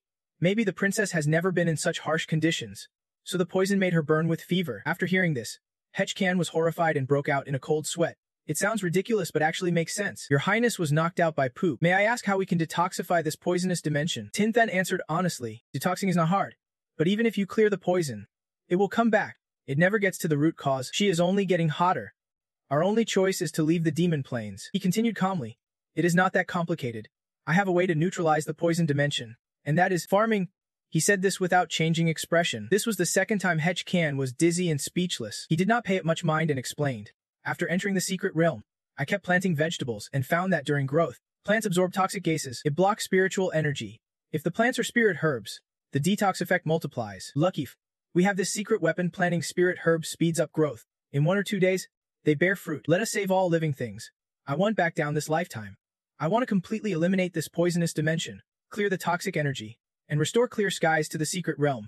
I hope you all understand and help me. Tin then clenched his fists and rallied everyone to plant vegetables together. Hung Sitevum could not hold back and appeared to remind. Host, I told people to recruit them into the harem, not to drag them off to farm. Seeing your annoyed attitude, he started nagging again, saying your negative attitude towards the harem now has triggered the latest harem encouragement system. As long as you raise the girls' favorability in missions to the required level, you get a chance to draw a reward, and the prize is generous. Tin then rolled his eyes. What good rewards could you get? Hung Shum grunted, like some divine farming tools. You were tempted by this and flattered. Big bro, you are my real big bro. Gathering favor. No problem. Look carefully. Hechkan finally asked. Got it, but is not farming a little weird? We have never farmed before. And besides, none of us can farm much. Tin then reassured. It is not a big deal. Farming is not hard. Here's the agricultural book I wrote. Everyone read it a bit. Learning goes hand in hand with doing. Tomorrow you will see how I farm. As for manpower, we need to scale up. The most essential thing is manpower. The demon dimension gang is still gossiping. The great king is like this already. We want to get killed. Right? The king is too dazzling. Scene shifts 10 days later. Some people are moving. After much hardship, the Xuetvu group has arrived. He reports. Finally here. Ahead is the singing dimension run. The vigilant spirit looked around. The situation here is much better than expected. There is very little muddy dimension and hardly any demon dimension creature. Strange. Isn't he the plains supposed to be the hardest area? A bit cautious. Very weird. They say there are some demon dimension kings near martial sect level in the run. We can take it lightly. He had no idea the fierce great king was already dealt with. Chubby gave orders. Eyes firm. Let us just be careful. I want to see how tough the singing dimension run really is. Supposedly the hardest in this secret realm. Scene shifts. On the left of the gate, a plaque with dense golden characters. The right side matches it, forming a couplet. 2 people looked up at the ornate gate of the singing dimension run. Both stunned and visibly terrified, they gradually stepped closer to the gate of the singing dimension run. Chut V and Tagulin stared ahead at the singing dimension run. A voice echoed out. You want to enter the run next? A demon dimension creature came to greet them. Hello? Welcome to the new singing dimension run. I am Chiue Nong, welcoming number 10. He lifted his glasses excitedly. Oh wow, you are Chutvu. Right? I have seen your artwork before. He warmly grabbed his hand. We all know you. Come on it. The division director is waiting for you. Chutvu. Come sing. What is that? Enong pulled him away. I won't hurt you. Just work and you will get food. Many candidates came to join us. Look and see. Chutvu struggled. I do not want to. But he would not let go, yet he still refused to let go and went inside. Just then, Hachkan entered, saw what was happening, and called out loudly. Dachkong. That it is really you all, she said surprised. Chief Guard Hachkan carefully observed her clothes. Hachkan shyly touched his shirt and explained. The director said this is the research staff uniform. It is a long story. Let us talk inside. This place is safe. Sweating. He said. This division is not that the name I know. They moved to another spot. Surrounded by trees and crops, a 3 enthusiastically greeted. Hello?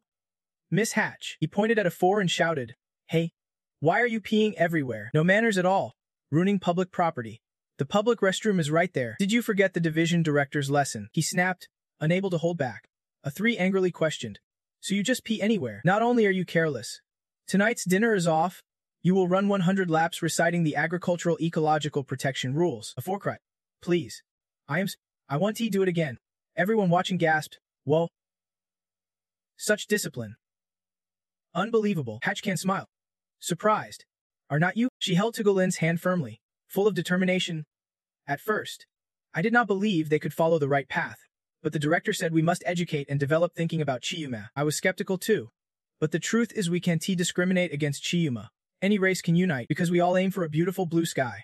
Under the director's guidance with full ideology, strength, wisdom, and grace, Haktamachiu will surely have a new life. Hatchcan's resolve inspired everyone around her. She excitedly grabbed Tigyolin's hand. Come on, I will lead everyone to meet the great director. Let us build Hakchiu run together. Suddenly she was pulled away. Wait, girl, what is this? Each guide them to a new location. Inside, there was lively discussion about using Clitoria ternate juice mixed with alum while painting nails. They explained that adding more layers will brighten the color. After a few days it will fade. Xiaoho looked at her hands in awe. So beautiful. The director was amazing. I could not mix this color myself, he said smugly. Just a simple skill. Nothing special. Even Han Kong praised. Many really know their stuff. I told you, you are dating them. Not siblings. You are royalty, not related to them. Tin then looked at displayed stats proudly. Progress is not slowing. Check out this favorability. Too much. He sneered, so lowly and shameless. He slapped his hand excitedly. Well said. Say more. Han Kong grew angrier. You are messing with me. Outside someone called. Director, the Thatch Kong 2 group has arrived. Hearing this, he gradually froze. Hatch Can happily introduced. This is the director. So Tunt, he recognized someone familiar. Delighting him, Tin then noticed Han Kong's odd reaction. He was scared. Stunned. What is wrong? He reported. That guy's combat stats are off. His whole body radiated powerful energy. Then an orb appeared, striking Han Kong hard. Just as expected, this is a high-level system prop. Energy transfer. Tin then was skeptical. A system prop. The green circle grew larger. Tin then was confused. Changing fate. What is this? Han Kong explained. It can steal someone else's fate and transfer it to the prop user. It is a high-level prop created under the guidance of Heavenly Tao. Many Long Tao Thien became chosen by fate thanks to this. You wondered if that meant there was a system on Troit V, even stronger than a human's. The answer was no way. I can sense any system on him. If there was another system, I would have been pushed out the moment I arrived. It is impossible to enter this world otherwise. Besides, Troit V is not someone who uses fate switching. Attention focused on him. He is a guy whose fate was stolen. And when he let out a strange shout, it caught everyone's attention. Spirit thought deeply. Sure enough, he was targeted. Before the exam, no one noticed anything unusual about him. You probed a bit and asked him first. Approaching him friendly. Young Master Thetch. Nice to meet you. Hi. Troit V clasped his hands in salute. Likewise. It is an honor to meet you. On my way here, I heard the guards talking about you. I am impressed. Hi. To save all living beings in Machiyu. Hein led everyone to uproot the poisonous weeds.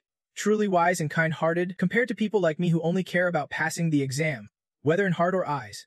We do not even come close to a fraction of Highness greatness. Spirit was surprised by his enthusiastic warmth. What is up with this little guy? He kept rambling. Sir, you are truly a great strategist. I am impressed. CA felt embarrassed, his expression changing rapidly. He was a real cornered guy. Spirit chuckled to himself, thinking, no wonder he is so easy to fool. He is the biggest sucker here. You laughed loudly and replied, Young Master Thetch, you are too modest. I am just doing what any righteous warrior would. Hein and I are comrades. From now on, you can call me Brother Singh. Just like Hein. How about that? You smiled and shook hands happily. Spirit asked naturally. By the way, Thetch Hein, what happened before you arrived here? Can you tell me in detail? You did not wait for a reply and kept talking. I captured the Dark Camp's Great King to find out his plans. Then I discovered Hein was their main target. Then the Great King appeared, greeting the director and honored guests. I am Chiukus, former Great King of the Dark Camp. Spirit wanted the story fast without formalities. Just tell us what happened. He nodded in agreement. The Great King raised his glasses and began. As you all know, the secret realm only opens during the exam. Normally, no contact with the outside world is possible. But 2 months before the exam, someone entered my dreamscape. Hearing Tigolin and Shapey V, he hesitated slightly. Then continued. I could not see his face, just felt his overwhelming power. He wanted me to work for him inside the secret realm. At first, I did not believe it. but his presence upgraded me from a great martial master to a second-star martial artist, and promised to release me after the mission. After the demons were defeated, we were trapped in this secret realm for over 100 years. Doubts grew, and I agreed with him. He first wanted me to capture noblewomen and imprison them. That was easy, starting with those corrupted officials, then capturing Choip V. He said he wanted Choip V to suffer endlessly without dying, living worse than death. Those two still wore tense, strained faces. Suddenly Tigolin smiled coldly. He is gut. The great king shivered, feeling chills. He was blind, but just wanted to finish the mission and get out. Spirit thought, what a fool, just being tricked. Looking back, his sudden power boost was probably due to some system artifact. The weaker the host, the more effective the fate switching. That mysterious person wanted to use the demon realm to steal power quickly. Where did that system artifact come from? I am supposed to be the only system in this world. You gave a thumbs up in disbelief? Useless? Seriously, Tigolin said. So the contestant who tried to sabotage us at first was that mysterious person? Spirit asked again. Contestant. She searched her memory. That is right. I remember he had a scared face. A mysterious person was outside. What is going on at the dark camp? We can't contact the fate-switching system anymore. The contestant was furious. He wanted to have the demon realm capture the princess. Then he would come in as the hero to save her. He had fate and fame in hand. But looking at the current state of the dark camp, he cast a spell, created a fake artifact, and said, let us sneak in disguised and check it out. The image clearly shows the figure on the paper. Taiyuline pointed with her pen and told everyone, this is the name. The spirit praised. The drawing looks so real. The spirit standing nearby was also pleased and agreed, calling her the Picasso of the cultivation world. Outside, the director's office announced that a few new contestants arrived. Very resistant to the influence of the demons, they planned to do some ideological work. Meanwhile, at the Black Rat camp, Ayoung explained earnestly, Miss, we have changed. We won't harm you. But the girls still hated them fiercely, shouting, don't touch me, you demon cult. I will never believe your words.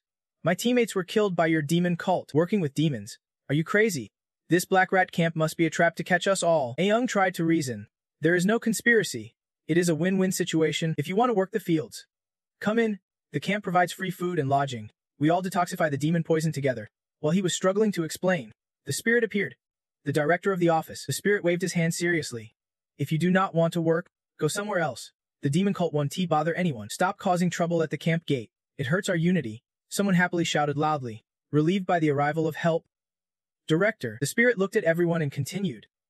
Of course. If there is any conflict, report it to me right away. Zive laughed heartily, putting his arm around Ayoung's shoulder. No conflicts here. We get along great. Very harmonious. A young man rubbed his hands. About that, can I join the fieldwork? Just give me food. I want to go with her. I just want to get out of here. She happily grabbed his hand. Of course. Welcome. Welcome. The disguised contestant gritted his teeth silently, thinking, that getting out of here plan is not trustworthy.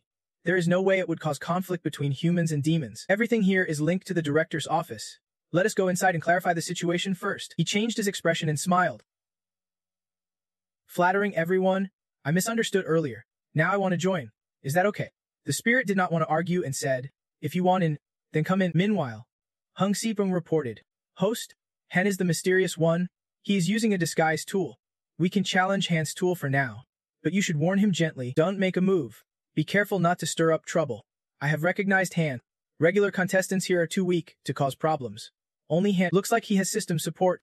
Han's been surviving well these past few days. The spirit smiled at Ang Si Tepo. Let Han in and see what he does. I want to watch what tricks Han has planned. Aeon, with a hospitable look, introduced the disguised contestant. This is the female human quarters. You should rest first. The demon cult inside the camp was already on the right track, under the director's persuasion. So please trust us. Everyone lived together happily. Keep it up. Rest well, he said with a smile. Then glanced around cautiously before discreetly pulling something from his sleeve. The disguised man pulled out a Quantran and quickly asked, what kind of person is that director spirit? Have you investigated Han's background? Quantran replied. No info found. Just an unknown nobody. He demanded. Does anyone have a charm tool? Give me one. Han is the only precious one in this Black Rat camp. To control the situation, we have to control Han first. This charm tool is not bad. With some enchantment too. I do not believe Han did not fall for it. It is already dark outside. The night has fallen. The camp lights are on, and the lanterns are lit. The spirit looked at the girl on the bed and said, the poison level in Triudoc has dropped quite a bit. Pulse check. The princess should wake up in 2 days. The night watch fire is low, thanks to that day. He smiled and said, the guests are gone. It is late now. I will head back. She bowed to see him off. Take care, sir. After the farewell, the spirit headed home. Just entering, he was surprised by the silhouette of a woman. Before the spirit could recover from surprise, her voice greeted him. You are back. The silhouette, lighting a fire with a seductive gesture, called out. Director. 2 minutes before the spirit arrived home, Hung Sipeng appeared and reported. Host, there is someone in your room. It is that guy. He has a charm tool and is trying to use female allure to seduce you. You sneer mockingly. Ridiculous, so stubborn and still trying to shake me off. He warned to be careful, to watch for danger. I gave him a system buff. He is immune to props, even got a backlash. But he accepted it cheerfully. Fine. You charged in full of determination for him to wake up and shake you off. A seductive figure with a soft voice. The guide, you are back now. But the scene through your mind's eye feels completely different. You are terrified. Your soul scattered. Panic beyond belief. Completely empty inside. That contestant did not understand either what is wrong with this guy. Guide, what is happening? You vomit while raising your hand to stop him. Do not come closer. Stay away from me. Your spirit is offended by the sight before you. Your eyes hurt so much. Your insides feel like they are being ripped apart. At that moment, Heng Kong reported. This is a side effect of the buff. You will see your worst nightmare. To stay alert. The imposter was shocked by your fierce reaction. Damn. What is wrong with this guy? The beauties poured out her heart. And he is puking like this. What a mess. Harsh if you cause trouble.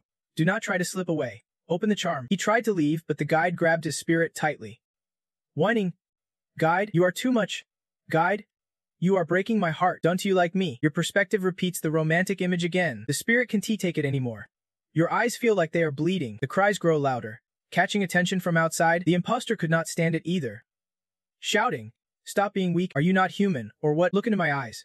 Xiaohai called out anxiously from outside. Spirit, what is wrong? Who is in your room? He just opened the door, and chaos hit her eyes. Xiaohai's face darkened silently at the scene. She closed the door quickly, hurriedly saying, It is a mess. You saw and immediately screamed for help. Do not go. Xiaohai, save me. I am about to vomit everything out. Xiaohai turned and walked away despite the spirit's desperate grabs. Don't he touch me, she said, turning away disgusted. You cried loudly. I am so miserable. He is a pervert. Seducing me. I am about to puke my guts out. Xiaohai suddenly said. What? At that moment, everyone arrived. Why so? Guide, we will cook some calming soup for you. One said. Another was curious. Who are these two? The imposter, dressed sloppily, hurriedly pulled his shirt. Everyone frowned at once, thinking, the guide's unspoken rules. No way. The spirit shouted. It is not what you think. I am innocent. He is the one trying to violate me. Everyone doubted. Shouting violation, angry cries of beast, trying to dirty the guide. They yelled, spill the soup. Catch her. He sensed things worsening. Controlling this place seemed impossible now. So then, the imposter clenched his fists, quietly casting magic from behind. Heng Kong urgently warned, Host, be careful. The spirit dodged a blindingly strong beam of light. Everyone was dazzled by the light. The scene was engulfed in magic. You held her tightly.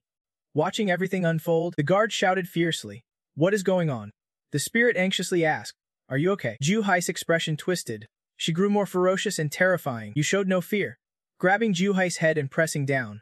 Bite me if you want to rebel. They warned losing control could reveal demons, pushing the spirit into madness. It was like a siege attack. Where did that bastard get so many high-level props? No logic at all. A demon suddenly struck the spirit from behind. Anong shouted a warning. Guide? Watch out. Then she turned and asked, Yuan, are you okay? You called anxiously.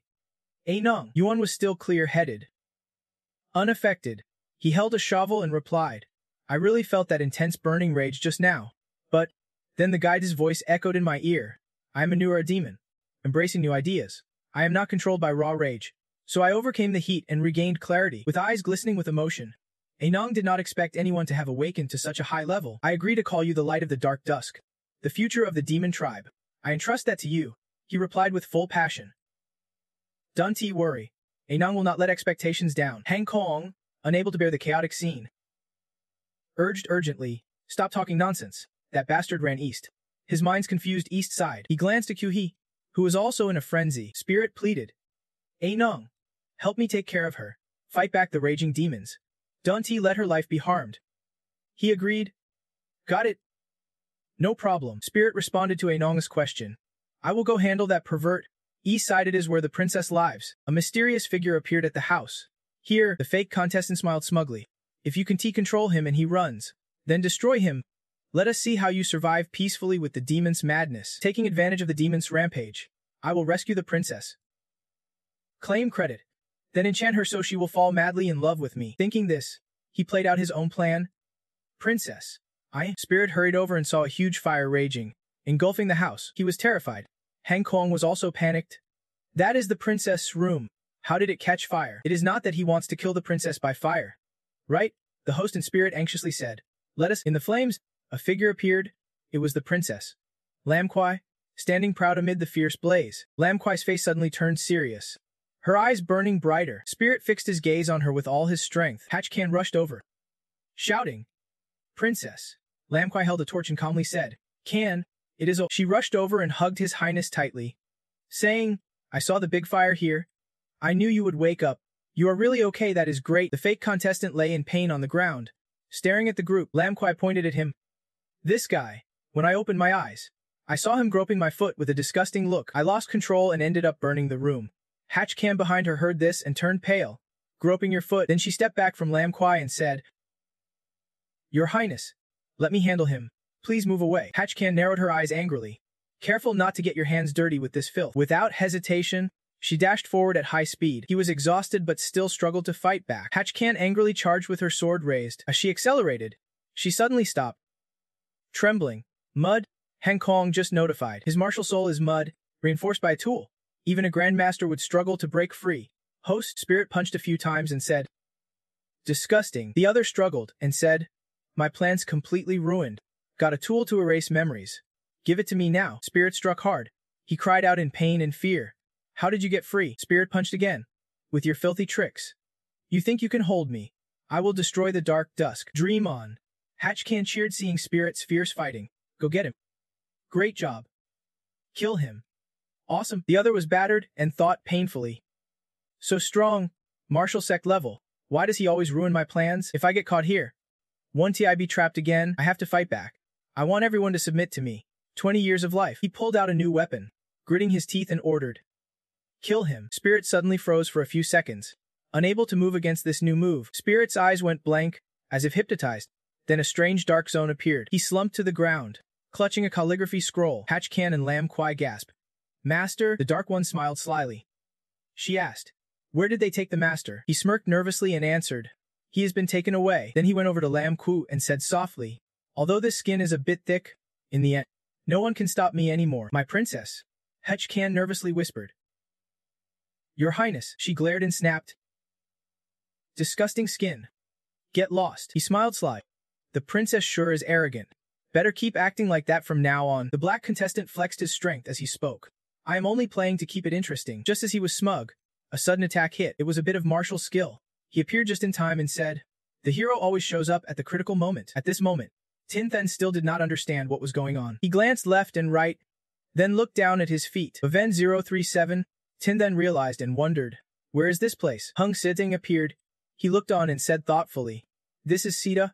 He is here too. Tin Then saw a few words pop up on the system and slowly realized system space. Hatch Can froze, worried about Chut V, and softly called, Thech Kanti. At that moment, the mud holding her and Lam Kwai broke apart. Hatch Can exclaimed happily, We are free? Is Thech Ni really that strong? Just then a voice came from behind. A V's radiant sword clashed with the mud. It was Tiulin, gently asking Han, Are you too hurt? Seeing this, they were surprised and called out, Miss Thi. She approached and calmly said, The demon outbreak was sudden.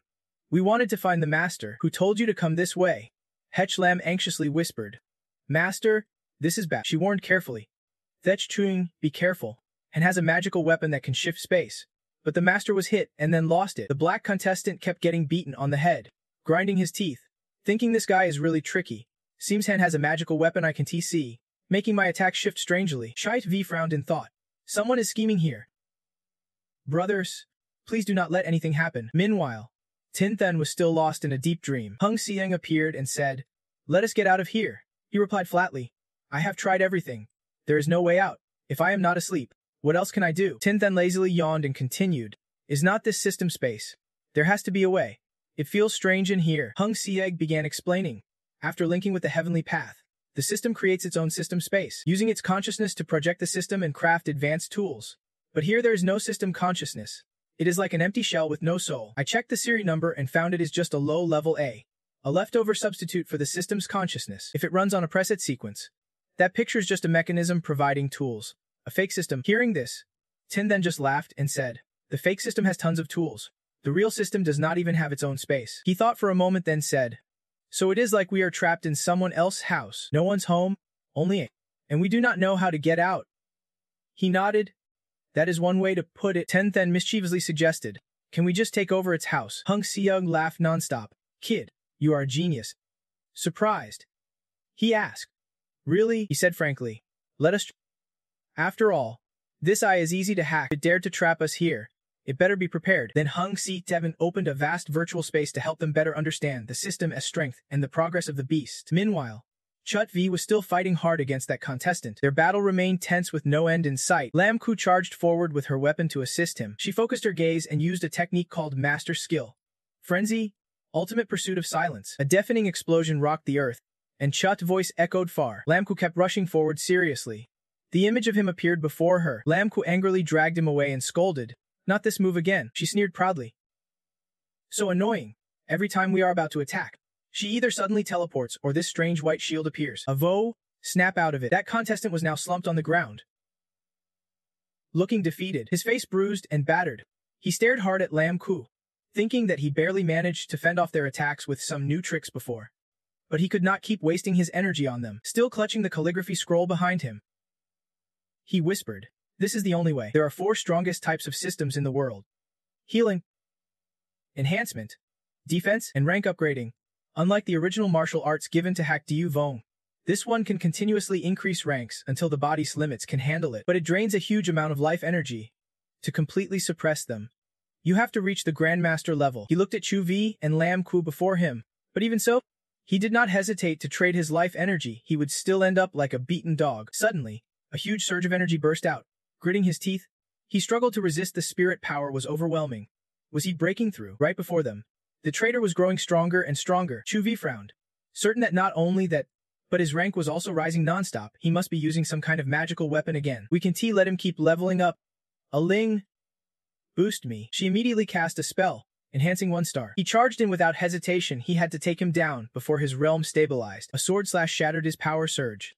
But just before the fiery blade could hit the enemy, something viscous splattered out. Zeoline watched, feeling uneasy as a protective barrier formed, blocking the muddy attack. But the traitor kept attacking relentlessly, aiming to kill, wrapping around Chu Vi. Just then, she struck with her staff. Hak Diu had joined the fight. Her staff knocked the enemy back, catching the traitor off guard. Lam Ku coordinated with the attack, swinging a hammer down with a thunderous blow. He was knocked down, the ground exploding beneath him. Chu Vi poured his energy into a fire blast, hurling it fiercely at the traitor. In midair, Lam Ku twisted continuously, striking just as the fire blast flew in. Seizing the moment, a hammer hit its tail, adding pressure and forcing the fire blast to dive and explode, shaking the land with overwhelming power. Ziyu Ling could still hold on with her shield. Lam Ku came back and asked if it was over. She observed and replied, "Probably yes." Suddenly, the ground beneath them shook. Everyone was caught in the mud. What was this? The traitor stepped in front of them. "Truly formidable. Your level alone rivals that of a peak Grandmaster. What a shame. I have already reached the martial sect realm," he said, kicking Lin with the force of his martial arts, terrifying her. "Avo," the traitor sneered. "Glorious sword. I hate the human counter attribute the most. It really hurts my hand. At least I can purge memories. Until then, I will have some fun with you." Those words enraged Lam Ku. How dare he do that to me? He would better watch out or my father will wipe out his clan. He laughed wickedly. "Maybe then you will beg me to have mercy, my little princess." The traitor excitedly unrolled a scroll. "Heavenly Empress Noble Pillar, the child of fate, all must bow before me. I alone get to play with the chosen scrolls." But just then a fist smashed into his hand. The arm had somehow come out from the scroll. Someone slowly emerged as if through space. Everyone was startled and looked at him. Teacher So confused, he asked, "Why are you dragging me down here?" "Artistic behavior." Hak Diu forced a smile. "It is not," they shouted loudly. "Teacher So, be careful." They saw him easily swatted away. The spirit grumbled, brushing off mud. More mud, ruining the soil quality. The traitor angrily cursed. "Another human. Why is not he dead inside there?" Furious, he shouted, "Die already." They saw Teacher So swiftly step forward. A strong stomp created a wall of earth, blocking attacks, making everyone watching kneel and glare. The spirit laughed brightly, poking his face from the stone wall. Like playing with mud. Huh. Then without hesitation, I punched the ground. I am playing with you now. Instantly, a fist rose from below, knocking the traitor away. He could not believe it even after seeing the blood. Too strong. What kind of monster is he? I am at the martial sect level. The traitor drained his lifespan again. He thought madly. I have to be stronger. Han Kong reminded. Master, get close to him. We can let him keep leveling up. He is weak enough now. I will add your punch to take his artifact directly. His lifespan is almost gone. Now the traitor's eyes lost focus. I have to be stronger. At this moment, he recalled his childhood. The traitor sat crying in the corner. The powerful families oppressed him, bullied him since childhood, even stole his admission spot. At that moment, a voice asked, Do you want to transform? Those words caught his attention. Ooh, who is there? On the bookshelf. Something lit up. It was me. The traitor was startled. A scroll painting. It bowed deeply. You are the chosen disciple. I am sent by heaven to help you. I can give you everything you want, help you get revenge. Climb the peak of the divine continent, only costing a bit of your life. Memories from the past overlapped with his shocked present. Just one punch was enough to knock that guy away. The traitor was hit and puzzled about his life. Why? I am stronger now. Why lose to some unknown nobody? Clearly, I am the chosen disciple. After he was defeated, shards scattered, astonishing the spirit. Why did it shatter? Han Kong explained. He was a single-use artifact. After use, only fragments remain. Anyway, I have space now. I can piece the shards back together and use them still again. Now the traitor had nothing left. They all bullied me. All of you bullied me. Why was it so hard for me to transform? It is all because of you. I want to let you off easy. You are so angry you are out of breath, but still talking so much. You have done a lot of bad things, now pretending to be the victim. But he remained stubborn, saying he only wanted what was rightfully his. They were born into privilege, enjoying cultivation and respect from the whole family. I had no rights or power, bullied since childhood. 2 years ago barely got into the Cultivation Academy, then was impersonated and replaced. I tried so hard. So why does no one see me? They were born noble. I was born lowly. I just want revenge. To trample on them. What wrong did I do? The scroll painting was my only hope. But sadly, the spirit cut him off. It is not your hope, but the demon dragging you into darkness. Hurting the innocent is not revenge. It is foolish and shameless. You chose the wrong way to rise. The traitor listened quietly. Finally tears welled up. I had no choice. The spirit continued. The pockmarked man is dead, but his soul did not rest. The soul can neutralize many physical and magical damages, but lifespan loss can be restored only passed out of his body. Han Kong spoke up. It is true.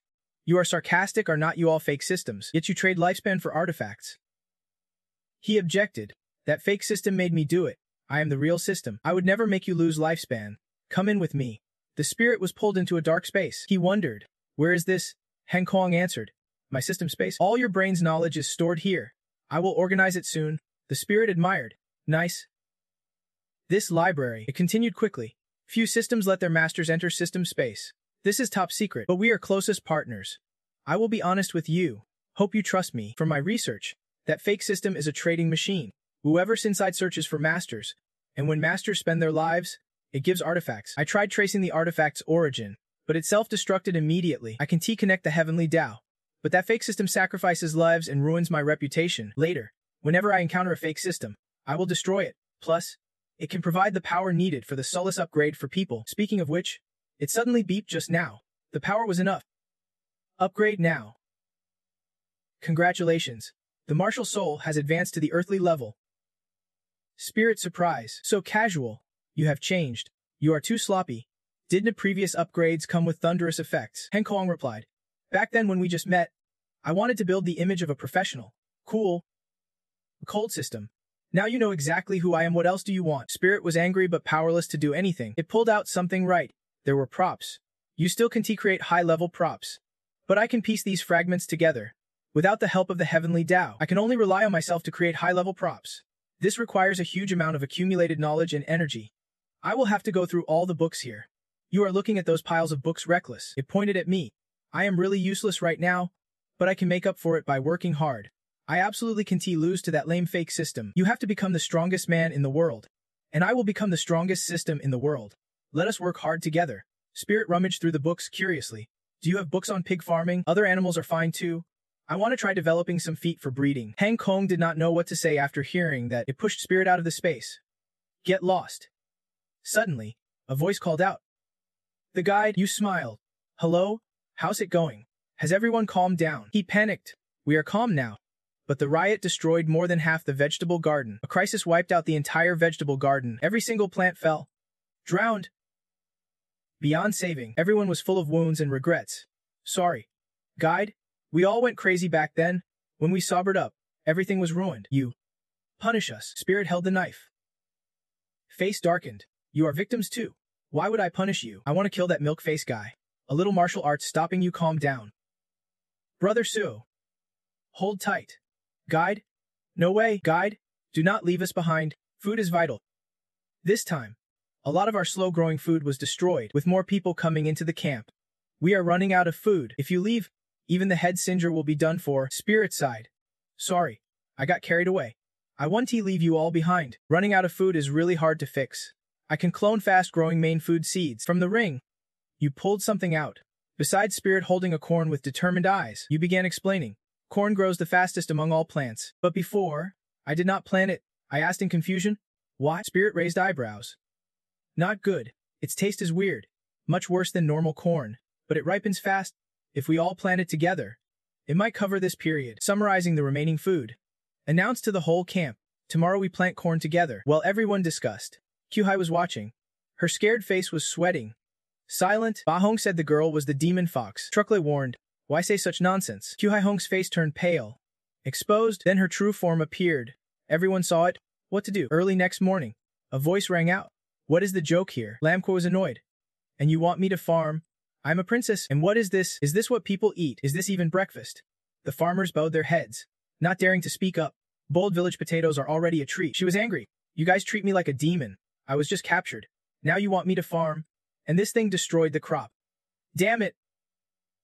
Your Highness, a voice cut through the chaos. The farming order came from me. It is not farming for the demon. It is for yourself. Suddenly someone called out. Teacher Su. Spirit spoke up about the food. Farmers, tell them what you used to eat. He stammered, unable to speak. Eating, then embarrassedly lowered his head and told everyone. Van. I only ate because I was really hungry. Not always eating. Van's not even that great. Most of the time it is just cannibalism. The three of them ghost. Little Spirit and Hatchcan were horrified when they heard that. Too terrifying, Anong explained. Actually there was stored food. But it all belonged to the Hakchiyu king. Normal demons are not allowed to eat it after the master gave instructions. That food was shared fairly. We started doing the harvest.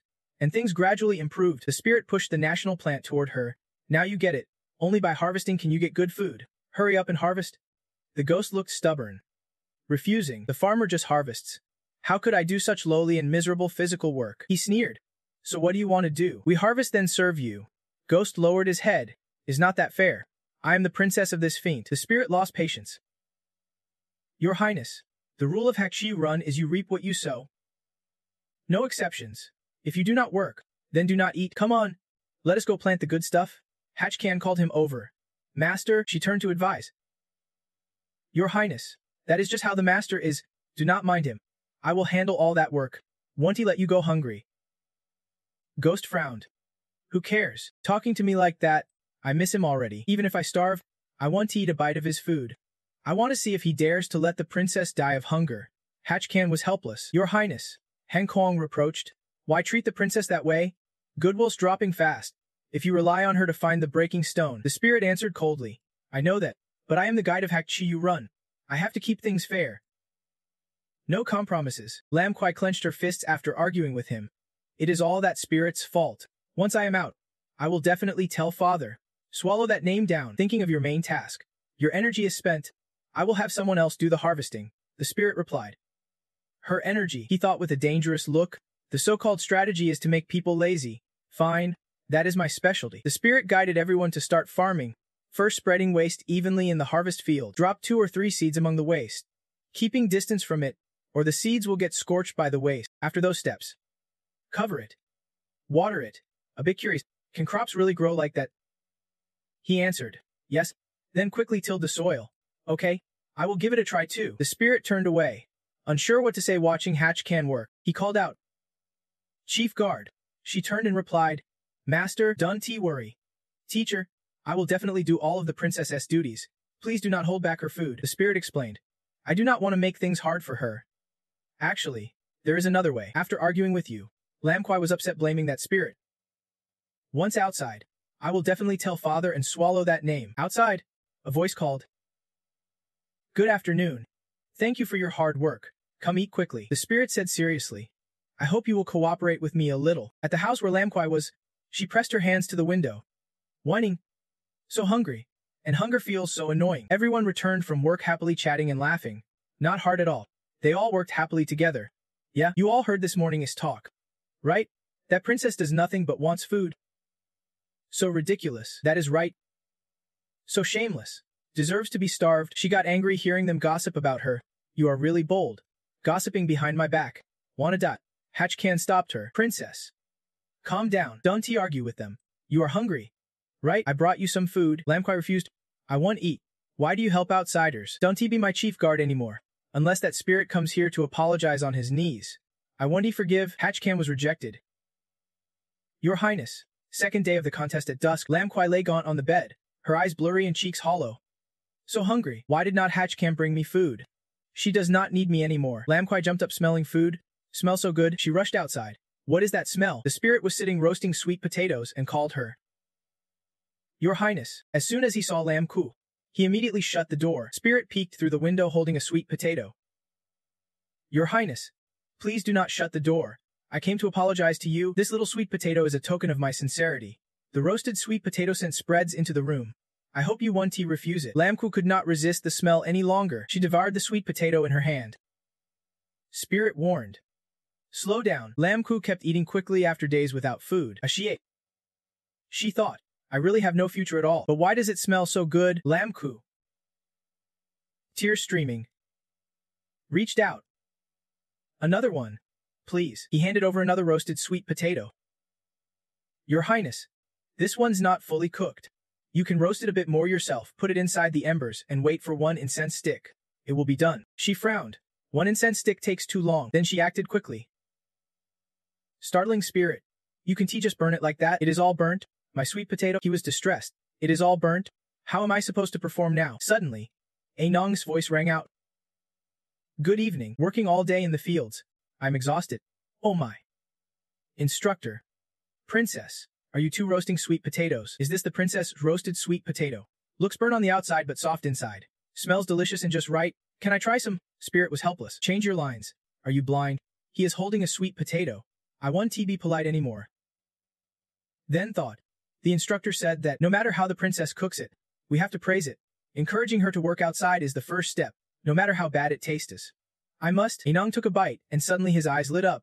His hair started growing fast. A freshly roasted sweet potato, beneath the burnt skin, was tender and fragrant. The aroma touched his tongue and warmed him to his core. Anong exclaimed, It is so good. Spirit was surprised by this reaction. Anong, your hair is growing. He quickly fed Spirit a piece. This is really delicious. Instructor, you have to try it. You get to try the roasted sweet potato with shining eyes so good. Chima rushed over. What? Eating sweet potatoes can make hair grow. Let me try. Everyone ate and their hair grew longer. And their eyes brightened. They all talked. So good, better than the instructor's roasted sweet potatoes. And it even helps hair grow. It is the first time my hair's grown this much. Turns out the princess is amazing. Spirit praised. No wonder she is the princess of Gialam.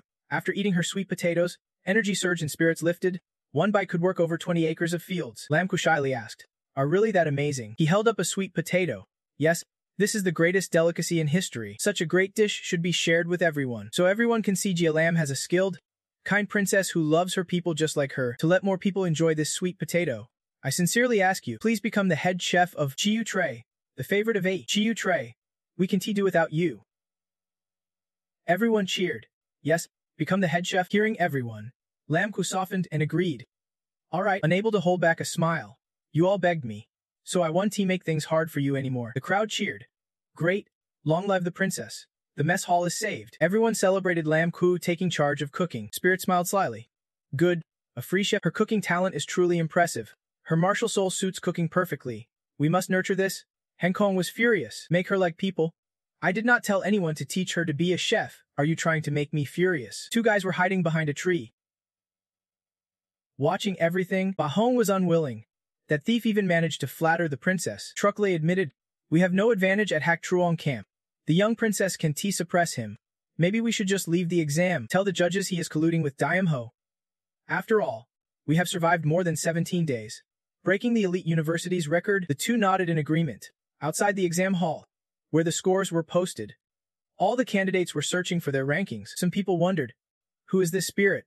No one knew what is going on with this spirit today. 1 spirit of the earth demon, 2 spirits of the stone demon, 3 spirits of the green demon, 4 spirits of the candy-eating kid demon, 5 earth demons in total. Examiner Quantru and Lulium spoke up. According to the time inside the secret realm, 17 days have passed. So why are so many candidates still stuck inside? Which clan does this spirit belong to? Lumin responded, based on what candidates who came out said. The soul spirits of this exam have issues and can move on their own. Only death can release them. The candidates who died are still part of this exam. He was shocked. What? This counts as an exam incident. Lulium thought carefully. It is not uncommon for candidates to die every year, a few do.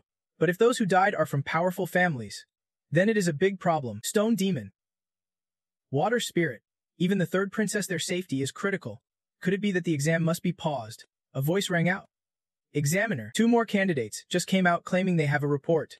The top spirit conspired with Diamho, the demon spirit of the bathing spring, forcing the princess to steal sweet potatoes. He even manipulated the stone young master, the water miss, and all the other candidates to farm. Everyone there was confused. On the board hung a notice. Sweet potatoes distributed. Limited quantity. Everyone lined up orderly to receive their share. At the score announcement area, people wondered. Farming, Lulium thought. Wait, forcing the princess. Insulting the royal family. Manipulating demons. Conspiring with demon clans.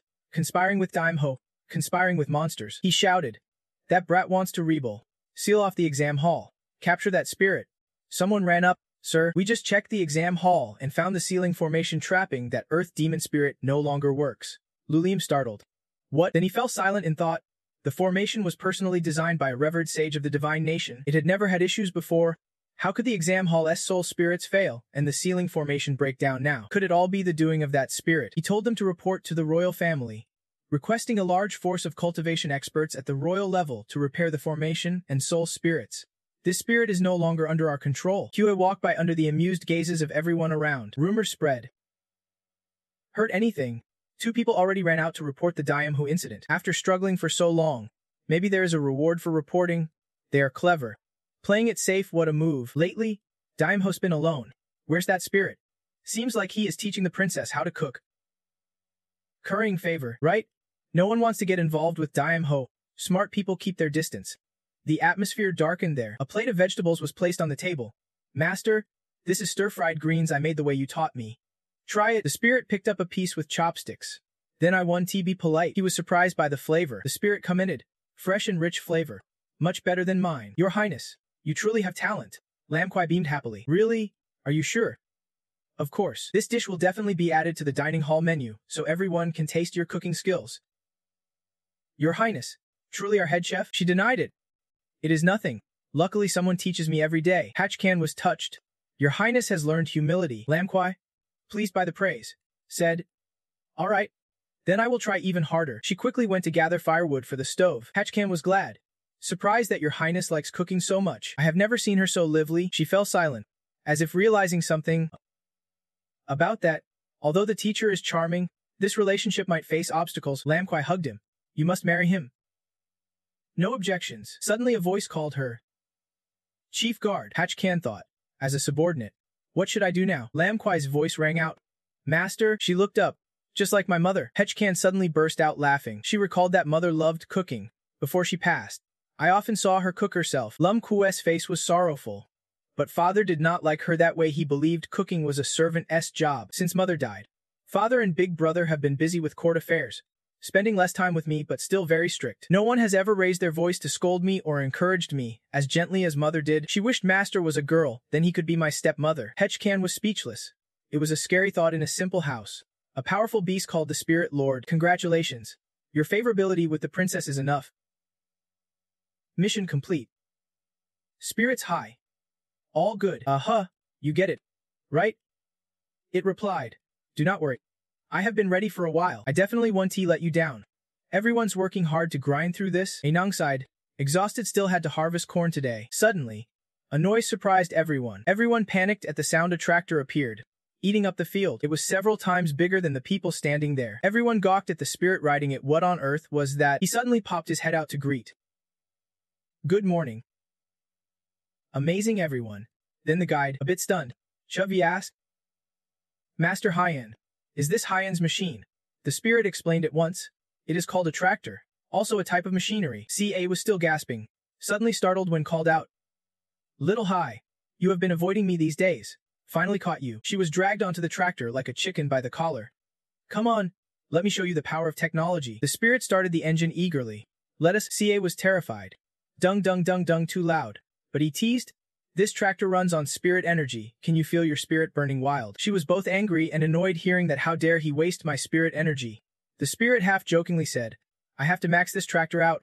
One person's spirit energy is not enough. CH was deeply shocked after one round. It meant going around again. He was startled watching her actions. Why was she crawling under? So dangerous. But CA was speechless. She ignores me. Don't let others see us together. The spirit asked irritably. So what if they do? I said, if anything happens, I will protect you. Trust me. Your little troubles won't drag me down. Bad things are not your fault. Why be hearing this? She almost teared up. He sighed helplessly. Next time you take a hit, just tell me. Sit tight. I will help you get justice. A speaker was mounted outside the tractor. The spirit tested the sound with a cuff. His voice echoed, attracting everyone's attention. Attention! All present. A ghostly figure heard the guide's voice. Farmers looked amazed at the machinery. The spirit warned and announced, lately, many have been gossiping about little Hu behind her back, calling her a seductress. Isolating her. I think some are just full and jealous. So what if she is a seductress? Stealing food from others. If anyone else leaves, then they are the ones who should go. Also, to let little Aishi feel the warmth of the world. The spirit began protecting her, no matter who. If they smile warmly at little every day, I will teach them to operate machinery one person per day. Smile first. Get in first. She snapped. Crazy people. Suddenly, a voice called from outside. Hey little miss. The ghostly crowd smiled brightly. Flattering hard. I told you. I think you are adorable. I like you. Little Ho went all out, confessing at the door. Little A sniffled. A skeist? Love you. Let me try master's machinery too. Flattering words echoed nonstop. Little Missy, I love you. Little H. Mommy S. Darling. Are you all expressing goodwill or confessing? She blushed deeply. Please do not. In the herb garden, everyone was buzzing. Have you seen the guide is machinery? They say if you confess to little Miss Apes, you get to mess with the tractor. The ghost hunters are all excited. Really? I want to confess too. I have to go. Take me with you. Deolin overheard the whole conversation silently. Looks like Sotiu is about to make a move. That is great. A few days ago, even I kept my distance, afraid of causing trouble for others. This kid must have suffered a lot before. Someone called out. Miss Hai? Let us. She quickly replied. On what? Q Hai got chased by the ghost hunters trying to confess like that. They excitedly took turns test driving the modified motorcycles. Meanwhile, the young master has not joked around with Su Wu yet. Heng Kong comfortably sipped coffee and read, kneeling before the master chef as his cooking skills improved. These days, the ghost hunters lived carefree. Time passed, and Anong was busy writing and editing a book. Suddenly, a ghost hunter came to inform Anong. The guide called out, and he immediately responded. Coming, Anong left at once, leaving the book shining in the sunlight, a page fully written. The page recorded a journal entry. The guide had been leading the ghost hunts for half a year now. Outside, the spectators grew impatient. Some candidates still had not appeared. They could not hold back, whispering and debating. The test had been going on for nearly 7 hours, actually half a year in exam time. This was too excessive. It seemed the mental institute was threatening them. No one could get out. The top candidates had already graduated. Meanwhile, a meeting was underway. They said the 4 great families had representatives present. One of them shouted, How could your exam proctor lose to some unknown nobody? It was none other than Batch Ken, matriarch of the Batch family. It had been almost 7 hours and they still could not get in. Her son was still stuck inside causing chaos. She imagined her son being exploited and felt upset. Plus, Avo was both foolish and capable. He was surely being used as a pawn. Luck Liam, from the Luck family, helplessly explained that this time the proctor could not be blamed. To prevent cheating, the exam site allowed only exits. No entries during testing. The rules were set by the revered god state. He was a warrior god level powerhouse. We could not break his restrictions. We had already asked for help from the revered master. They fell silent. The atmosphere grew tense.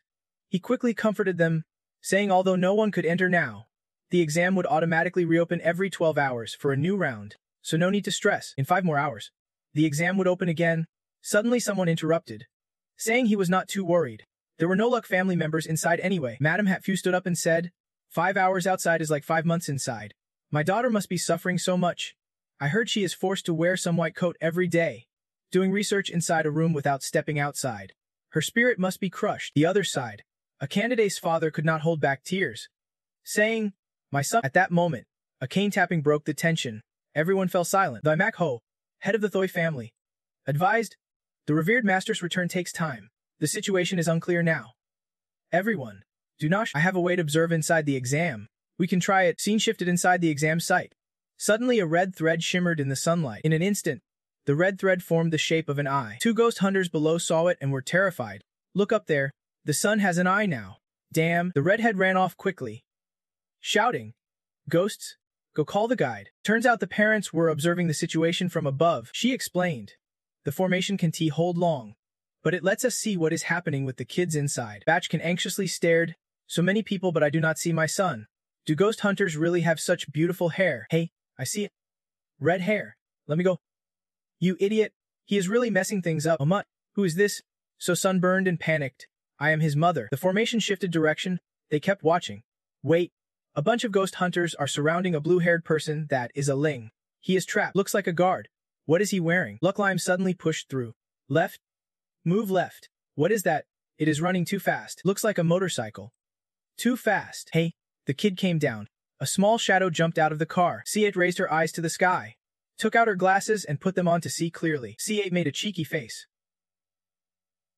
teasing affectionately. The parents were shocked by her rude behavior. Only the angry officer disliked Miss Aisha's stubbornness, but she defended her. He also tried different ways to make her more lively, but her spirit was filled with violence. When bullied, you have to fight back. Initially, she resisted him, just knowing how to outsmart. She refused to back down and fought back, never to be outsmarted. He got angry and spoiled her. So later, if she got a bit arrogant, she would scold anyone who praised her. "Come on, I will teach you a nasty trick." CA felt confused. What did he mean with his efforts? Miss 8 gradually smiled again, but her smile was a bit awkward. Anyone seeing that would sweat nervously. Miss E was confused, not knowing what was going on, careful not to get hurt, but she did not care. This probably would not hurt anyone. Just then, someone called to them, "Miss East, who is there?" Seeing Tigo Lin approaching, she happily greeted, "Attendant T." Tigo Lin looked up, guessing this was a surveillance formation like the Heavenly Eye. "Nothing to fear. Just watch this formation. Maybe it was set by my matriarch." But she wondered surveillance during exams breaks rules. So why would the matriarch do that? Tigo Lin turned back to ask about the proctor. He honestly told her. The guide was at the west riverside of the camp and had asked me to go there before. Hearing this, she smiled and said, "Let us go find him." Lucilim monitored the situation and doubted it, but their relationship seemed pretty good. Madahach quickly interrupted, saying they were probably not in danger. "Just looking for my daughter." "Hutch can. I am worried the girl's spirit is trapped. She has always been stubborn." Nearby, an ugly fish got caught. Hech Kan in a swimsuit excitedly admired the catch. "I got it." But Shen saw her faint and panicked. "Madam Hem Hech." She looked pale and weak, voice trembling. "Why is this kid dressed so scantily? What is the meaning of this?" "What meaning?" Someone pressed acupressure points to revive her, encouraging her. "Madam Hem Hech. Keep going." Meanwhile, the little flower excitedly showed off. "Teacher, we caught lots of fish. Come fish with us." The spirit looked flushed but said nothing. "You are bored, pretending to be drunk and dizzy. But the stronger ones are much more straightforward. Beautiful. Watch carefully." The spirit regretted silently, wishing he had brought Taiyu E and the princess earlier. Suddenly, a voice called out, "Everyone, look up there." A floating orb in the sky looked like an eye. The sun has opened its eye. Someone asked in surprise, "What is that?" Suddenly the eye closed, leaving only a red thread. "It is shut now." Taiyulin ran up and reminded, "Teacher, this might be a warning. We should probably get out. Observing during exams breaks the rules. Also, defying the rules set by the elders won't last long and will cause heavy losses." Suddenly, the matriarch appeared outside the exam ground and opened the heavenly eye. "Something must have happened outside. We have been inside for half a year. It is time to go out. A little martial flair, but I still want to farm. Make kuchuem? Pouty face. I want to cook. And others bed. Please do not leave." She was reluctant. "But we came to inspect. Only you were silent." Thinking maybe those two have said something, and things outside are not looking good. The spirit looked at CH's sad figure, thoughtfully holding a lock of her hair. Taiyu Lin was still analyzing. "We can stay in here forever." Suddenly, the spirit snapped, ordering, "No more arguing. Pack up, leave the secret realm early tomorrow." He could not believe it and jumped up.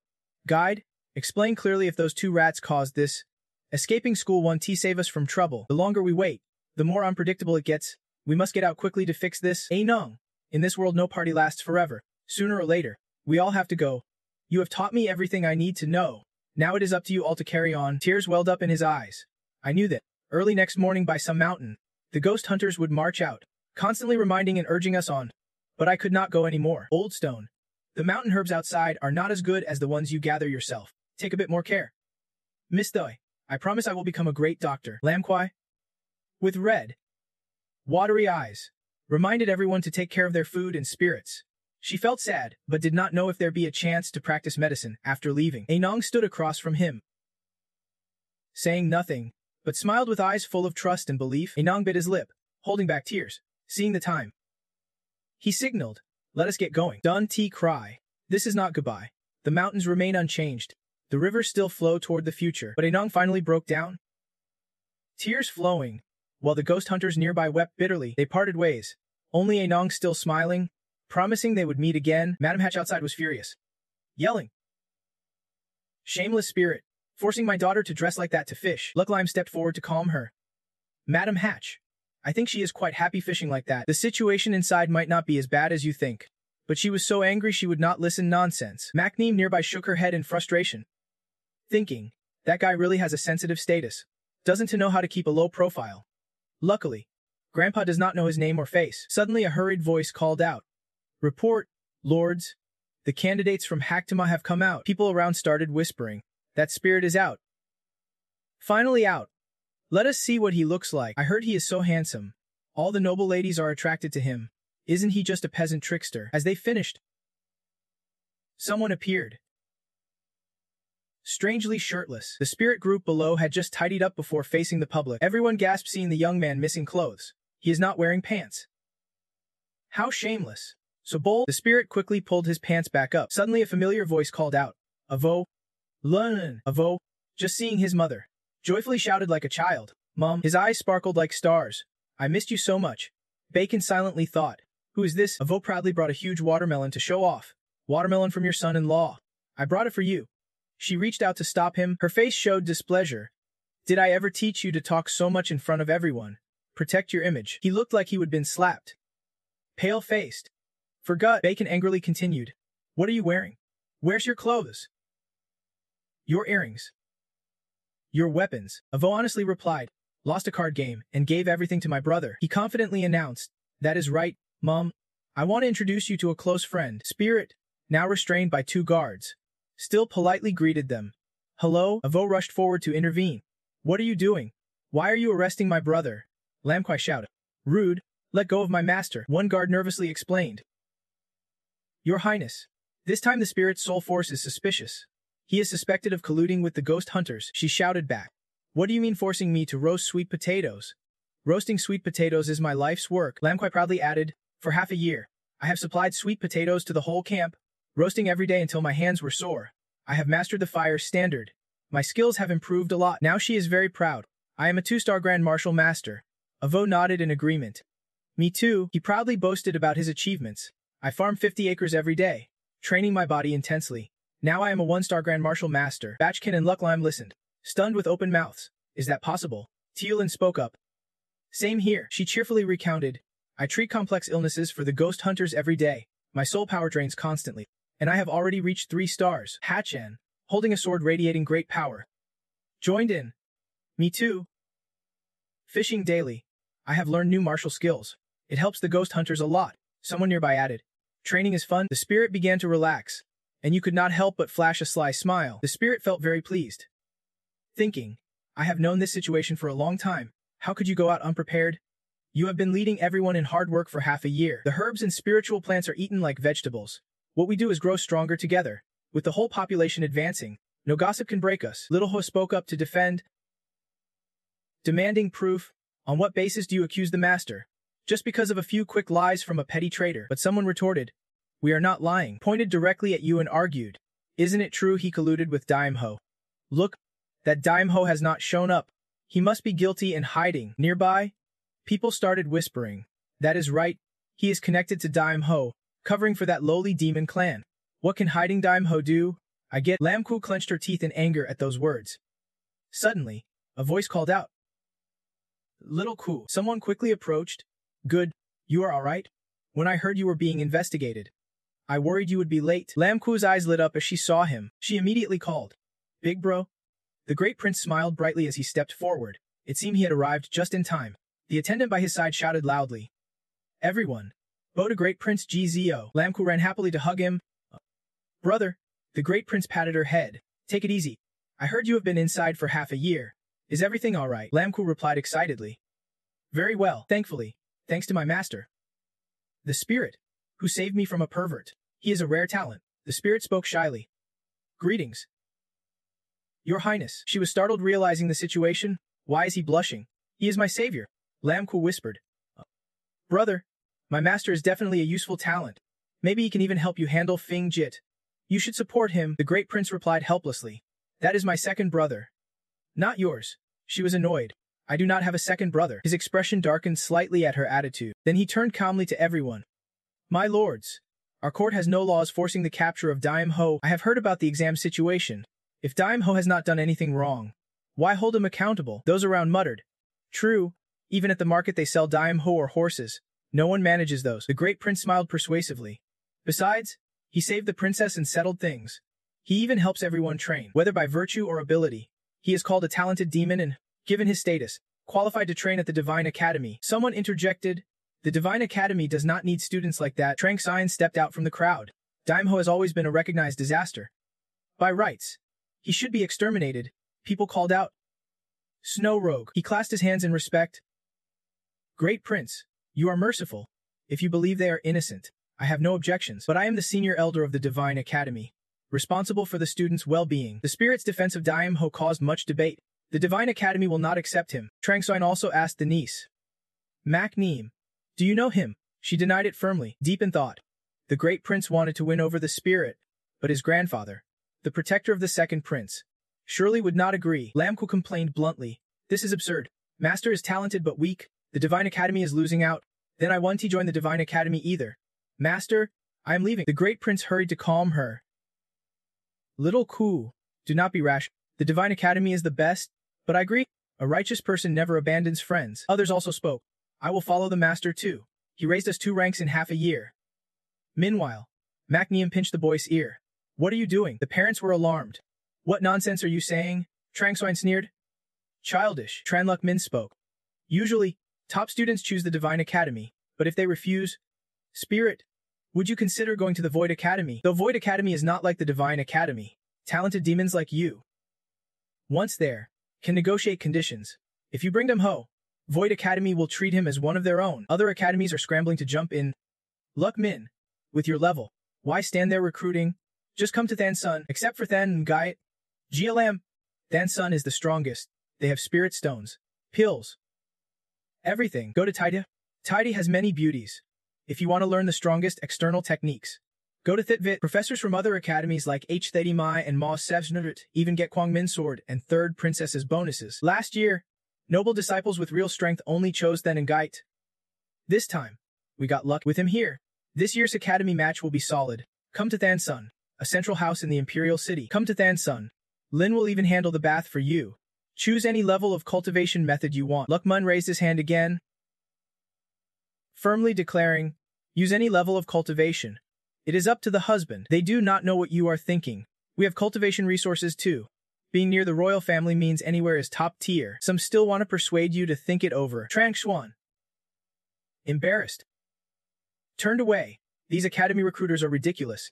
Then Ngait has nothing to do with them. The second prince calmly assessed the situation again. He approached you. This exam's top scorers will receive rewards from the royal family. You saved the princess, earned extra bonus for escorting her. I allow you to pick 1 royal treasure from the royal vault. How about that? That offer immediately caught your attention. The royal vault. Night gradually fell. Darkness spreading everywhere. The crowd buzzed with gossip. Too many broke records. Looks like no one will fail this year. The last candidate appeared. It was that little fox. Rumor says they starved to death. How tragic. Inside the candidate's sick room, C8 was fiercely fighting with food while Taigolin helplessly advised. Eat slower. Outside, Luk Mun reminded them. We will arrange enrollment for you. Classes start in half a month. Come register then. Grateful Spirit replied, yes. Thank you, sir. As you finished greeting and relaxed, Lam Ku suddenly asked from behind. Master, Tomorrow I will take someone to the vault to choose a treasure. Okay, she was excited. Hein is busy with official matters and left early, but told me personally to take the person to choose since they value him highly. Spirit agreed immediately. Then thanks for the trouble. Suddenly, Chutvai dropped by at Hein's place. Does Hein have a place in the Imperial City? Why not come to my house? But Shen saw this and was annoyed. That brat's acting on his own again. Lamku replied casually. Sure, Thich is safe. I can easily visit Master. Thich's wife will take care of him for half a month. She could only nod helplessly. Okay, they arrived at Thich's mansion late at night. Chut V generously introduced. Hi, please live here from now on. Spirit sat nearby. Unpretentious. Thank you. Old Thech, before leaving, Vir reminded, rest well tonight. Call me if anything happens. Spirit smiled in reply. Will do, you did very well this time. You completed everything perfectly. Spirit immediately demanded a reward. Well, Hang Sang reassured. Don't worry. How could I let you down? Suddenly a paper appeared. Hang Sang announced. New high-level item. Enchantment note. Your words can control the opponent's mind for 3 seconds. It is a great control tool. You looked at the paper with a clearly scornful expression. You sneered. It is just a card. That look made him angry. What kind of card is that? This is made from shards of that rude guy's item. His items are all upgraded enchantments. I can't do anything about it, but it works pretty well. The effect lasts a day. Shorter if upgraded. Spirit did not care. But it is no match for another tractor for me. Hang Seng could not help but slap you a few times. Husband? Husband? But you just kept calling him husband. Think about the future. You are famous now. So many eyes watch you every day. Try not to use the tricks those old folks gave you. Be careful they do not trace your background. He nagged. You hated it. I know. I know. Old lady, you found another note. Curious? There is also a reputation boost card. How long does its effect last? Hang Sung explained. 3 years. Now that you are a half-level Grandmaster, each system automatically gives you a life card as a starter tool. Its power is strong, and your rank will keep rising. It will be very useful. Everything I gave you is effective. You can take a look. Early the next morning, as the sun rose, Chutvi came to Team. Greeting him good morning, he replied in kind. Good morning. Tin then smiled and signaled him to come closer. Lo Thech. Then he used his newly received reward, the enchanting melody. Tin then muttered the hypnosis spell. You like wearing girls' clothes? Chai's red face turned toward him. Praising. Mom, your clothes are so beautiful. But Sheen shyly thought. This kid, why so smooth today? But outwardly, he acted indifferent.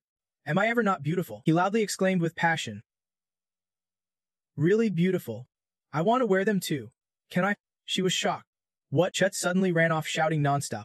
I want to wear dresses. I need to find a tailor. But Shen struggled to catch up. Stop. He was not even reluctant. Rather amused. Pretty effective. Hung Sepin could not help scolding. Can you act like a normal person? This only works on 2-star types at best. Against someone with strong will, it is useless. Don't you rely on it too much. While Tin Thun was scheming, a servant came looking for him. Young master's princess has arrived. Waiting for you outside. Meanwhile, Lamku anxiously asked, how is it? Does my hair look fake? Hechkan sincerely praised. You look very beautiful. Suddenly, someone reported. Your Highness, Sef has arrived. Lamku's face lit up with anticipation. Master, Tenthen hugged her happily. So cute. Lamku smiled brightly. Master, I will take you to the treasury to pick some treasures. Then we can visit the Imperial City. How about that? He naturally did not refuse. Sure, Your Highness. You are really adorable today. She blushed. Really? He felt even more certain inside. When Mother was alive, she loved to dress me up and always said I looked cute like this. Master really shares Mother's taste. Hung Seating tearfully said, the princess definitely likes him now. It is not just sisterly love anymore. Then let Lamku lead. Let us head to the treasury first. He agreed. Okay. The two rode a carriage inside and arrived near a large courtyard, where a pavilion with a yin-yang diagram stood in the middle. Tun then followed the carriage to the guarded pavilion. Lamku placed her hand on the seal, turning the lock like a yin-yang rotation. The diagram beneath them trembled as the floor shifted, like an elevator taking them down. Tin Thun looked toward the light below, revealing rows of bookshelves and glass cases holding treasures. Lamku led the way. We can only choose from the first floor of the treasury. This is the cultivation method. Over there are magical weapons. The best treasures here only reach mid-level, but there are still many good items. Master, what kind of items do you want? Let me help you pick. He smiled and looked around. Let me check out the gifts. Tinthen used magic to scan his eyes. Treasures were abundant, but he mainly came looking for unsealing stones. Some helpers had once given him a spell to combine with a golden spirit, which could help find unsealing stones. His eyes lit up, searching for the golden spirit soul. But he was a bit disappointed, not a trace to be found. He looked everywhere with no luck, wondering if the stone might be on the lower floors. A red glow caught his attention nearby. A bloody pair of legs lightly brushed past. A voice echoed in Tinthanis' ear. "Our tribe is innocent." A woman with animal ears walked by crying, "Our tribe is innocent." She was ashamed and in pain. "The guilt is mine alone," her wounded face drenched in tears. He instantly recognized her auntie Hung. Lam Ku suddenly saw someone running away behind. "Master," Tinthan suspiciously chased after her. "Young auntie, why is she here? Is this a hallucination?" Lam Ku hurriedly called out, lifting her skirt. "Master, where are you going? Wait for me." But the woman kept walking gloomily. "The guilt is mine alone." He persistently chased after her. "Auntie Young," until she turned to look back. "The guilt is mine alone." Countless memories flashed through the frog-sized cries and the sharp faces of the beast clan. The profile of a mysterious woman who silently noticed something, standing in a white space, in front of thousands of nameplates. One was black. She gently stroked that black nameplate, the spirit, outside the Sayu. A servant hurriedly reported, "Master, the envoy has arrived." Luck Lime was delighted. "Finally, they are here. Please invite them in." He welcomed the envoy of the divine nation. Luck Lime led them to a cube surrounded by magical runes. This was the operation array of the Hakho demon dimension. The array's controller lost connection. It had stopped working. Upon re-examination, we found it seemed altered. The envoy, Thean knew, observed it for a while. When they met earlier, everything was normal. He greeted Old Master Luck, and Luck Lime clearly showed his joy. "Master Envoy, you have finally arrived." Thean Nogu asked about the incident at the exam array, and immediately led the way. "Yes, please follow me." Back to the present. He thought it might be due to lack of maintenance over time causing this condition. Luck Lime questioned. We do maintenance monthly." He said, "Since you are here today, I will inspect this secret realm to prevent further issues. I heard the demon dimension of Hakho has been rectified." He stammered. "Yes, that is right." Thean Gu took the cube. "So this realm can no longer be used as an exam venue. I will release the Hakho demon dimension back to the demon continent. This secret realm is a space that a master split off from the demon continent." He was quietly fascinated. Being able to alter these demon dimensions is pretty interesting. Just like this spirit. "I really want to meet Han, but the person being talked about is still unconscious." "Master, you woke up," making Lam quite happy. "Master finally woke up. You scared me to death just now. You suddenly went outside, grasped this stone tightly, then fainted." The spirit recalled. "Right? I chased the illusion of An Hong and found it all came from this stone. The stone was formed from grudges. The moment I touched it, I lost consciousness. An Hong must have suffered a lot to cry like that. She never told me." Lam Kwai had to call several times. Master, do you want to keep this stone?" You startled and answered, "Yes." You clenched the stone, thinking, "If no one says anything, I will investigate myself." Then the spirit returned to the stone mansion and was greeted immediately. "Master Su, you finally returned." The servant led two envoys in. "A guest wants to see you." Chiepfo appeared and said, "Brother Su, you are back." Someone whispered. Dunti laugh. "Shut your mouth, close your eyes." Bachkanon gently introduced. "Spirit, these are envoys from the divine nation. They heard about you at the exam and want to meet. Take your time talking. We won't disturb anymore." You looked at Chuyapfo being dragged away. "All right." Henkong jumped out and reminded. "Host, these two envoys seem off. They both have fake systems on them." The Ingu spoke first. "You are the second spirit, right? I heard you used the secret realm to pass the exam quickly. JLM has never seen that before, yet you came to the academy without a good reputation. As if JLM does not treat talent well. The academy needs new resources for cultivation to help students grow." Henkong was confused, wanting to block you. "What is he pulling out? Don't he make a move? He is the martial king. He only seemed to kindly invite. The nation's power is strong when it comes to resources. Even choosing a single academy can surpass Shen Yu. Want to reconsider?" Henkong hurriedly badmouthed. "Get lost." Contract holder. He was testing if you saw the tool. Finally, the spirit spoke up. "Special envoy, you just do not get me. In my land is the most precious resource. Using land, to me, is as joyful as absorbing a spiritual vein. The world is vast, yet only Vijin offers me land. How could I not take it? Do you understand the joy of nurturing life like that?" Chinwu was embarrassed by such enthusiasm. "All right. I understand. You truly are a prodigy. If your heart is set on Vichujin, I won't stand in your way. But if you ever need help, or if he merges something into your body, you can find me anytime." The spirit looked confused, staring at the hand on his shoulder. You forced a smile and replied, "All right." And Tianwu said no more. Chenwu left. saying, then, goodbye. Ma stayed until both special envoys disappeared. Then you started crying and complaining. Ah Kwong, he is too cruel. Stabbing the tool right at me. Who knew it would be so sharp? What do you mean no guns or cannons? The enemy made them. And they have materials to... 2 more stabs would not hurt. The spirit sternly asked. This person is higher level than the smooth talker. He stabbed you with his bare hands. What exactly did he stab you with? Hang Kong showed it off. Temporary locator. What did the stab do? Did they even mean to hurt? This made you think. Outside. The academy was besieged. Batch can welcome Xiao Ling. Oh wow, a Ling's here. Come quick. She brought fruit to the study room to greet Madam. Chuyepvo eagerly greeted Tip. A Ling, why are you here? Batchkin glared at his son. Mom invited her over. She took the fruit bag from Xiao Ling and handed it to him. This is bath medicine from Elder Shui Taijun. Starting today, you will soak in it for me. Within 3 days, you must soak to whiten your skin. Chuyepvo was puzzled. Why soak in medicine all of a sudden? Batchkin explained. Many talented young beasts have gone to Vietnam this year. Other academies are digging corners of walls. You do not know how many invitation letters I have received these past few days. Viang fears you will be taken away. So they are starting classes early 3 days from now. You must return to your original form within 3 days for me. You strongly objected. Why whiten? I still have the heroic style of a knight, but Mom shoved you into the medicinal bath with one hand. Vijiang Academy sits northeast of Hongdan Jialam, bordering the Haohan Sea. Inside the academy is a mountain with 12 islands. 70% of the relics are marine fossils. So they use common tools to welcome new students. It is a spaceship. The students cheered. So beautiful. The spirit was so excited it nibbled the railing. I am scared already. Q-Hai embarrassedly asked. Can you move aside a bit? Suddenly a feather brushed past, and she chased after it. Bird, if you kneel, turn and ask the person next to you. Why is that guy so secretive? Chutvo proudly showed off being fully healed. Just soaked in medicine. Very sensitive now. Can T be in the sun? No one knew someone was watching the spirit from behind. That person secretly cast a spell, and the ship beneath immediately trembled. Everyone shouted. What is happening? The flight formation is broken. Q-Hai lost balance and hit her head on the railing. She was dizzy and fell off the ship. The spirit also rushed out. You grabbed her. Q-Hai grabbed the spirit's waist, and also grabbed my pants string. Letting go is not good. Grabbing my pants string is no joke. People on the ship shouted. The boat's tipping. Pets? Anyone who can control them. Hurry. Lam Kwai controlled her spirit flight and caught the guard, but below her were countless people. Your Highness. Save me. The weight made Lam Kwai lose balance.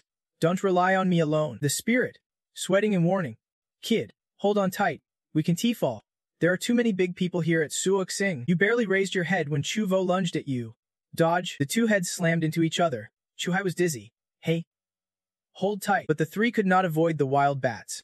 Help. The guards clung to Lamku as the bats descended. She angrily raised her hammer, scaring the cutters away. One strike smashed a cutter, clearing a whole area of sea too troublesome. Taking down the guards was easier.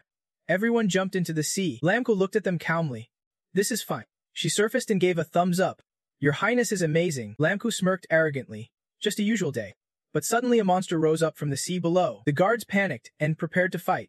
Meanwhile in New Vu, Vongtin Square, Lasiman anxiously waited, wondering why Teen Sin still had not arrived. Suddenly someone rushed in to report.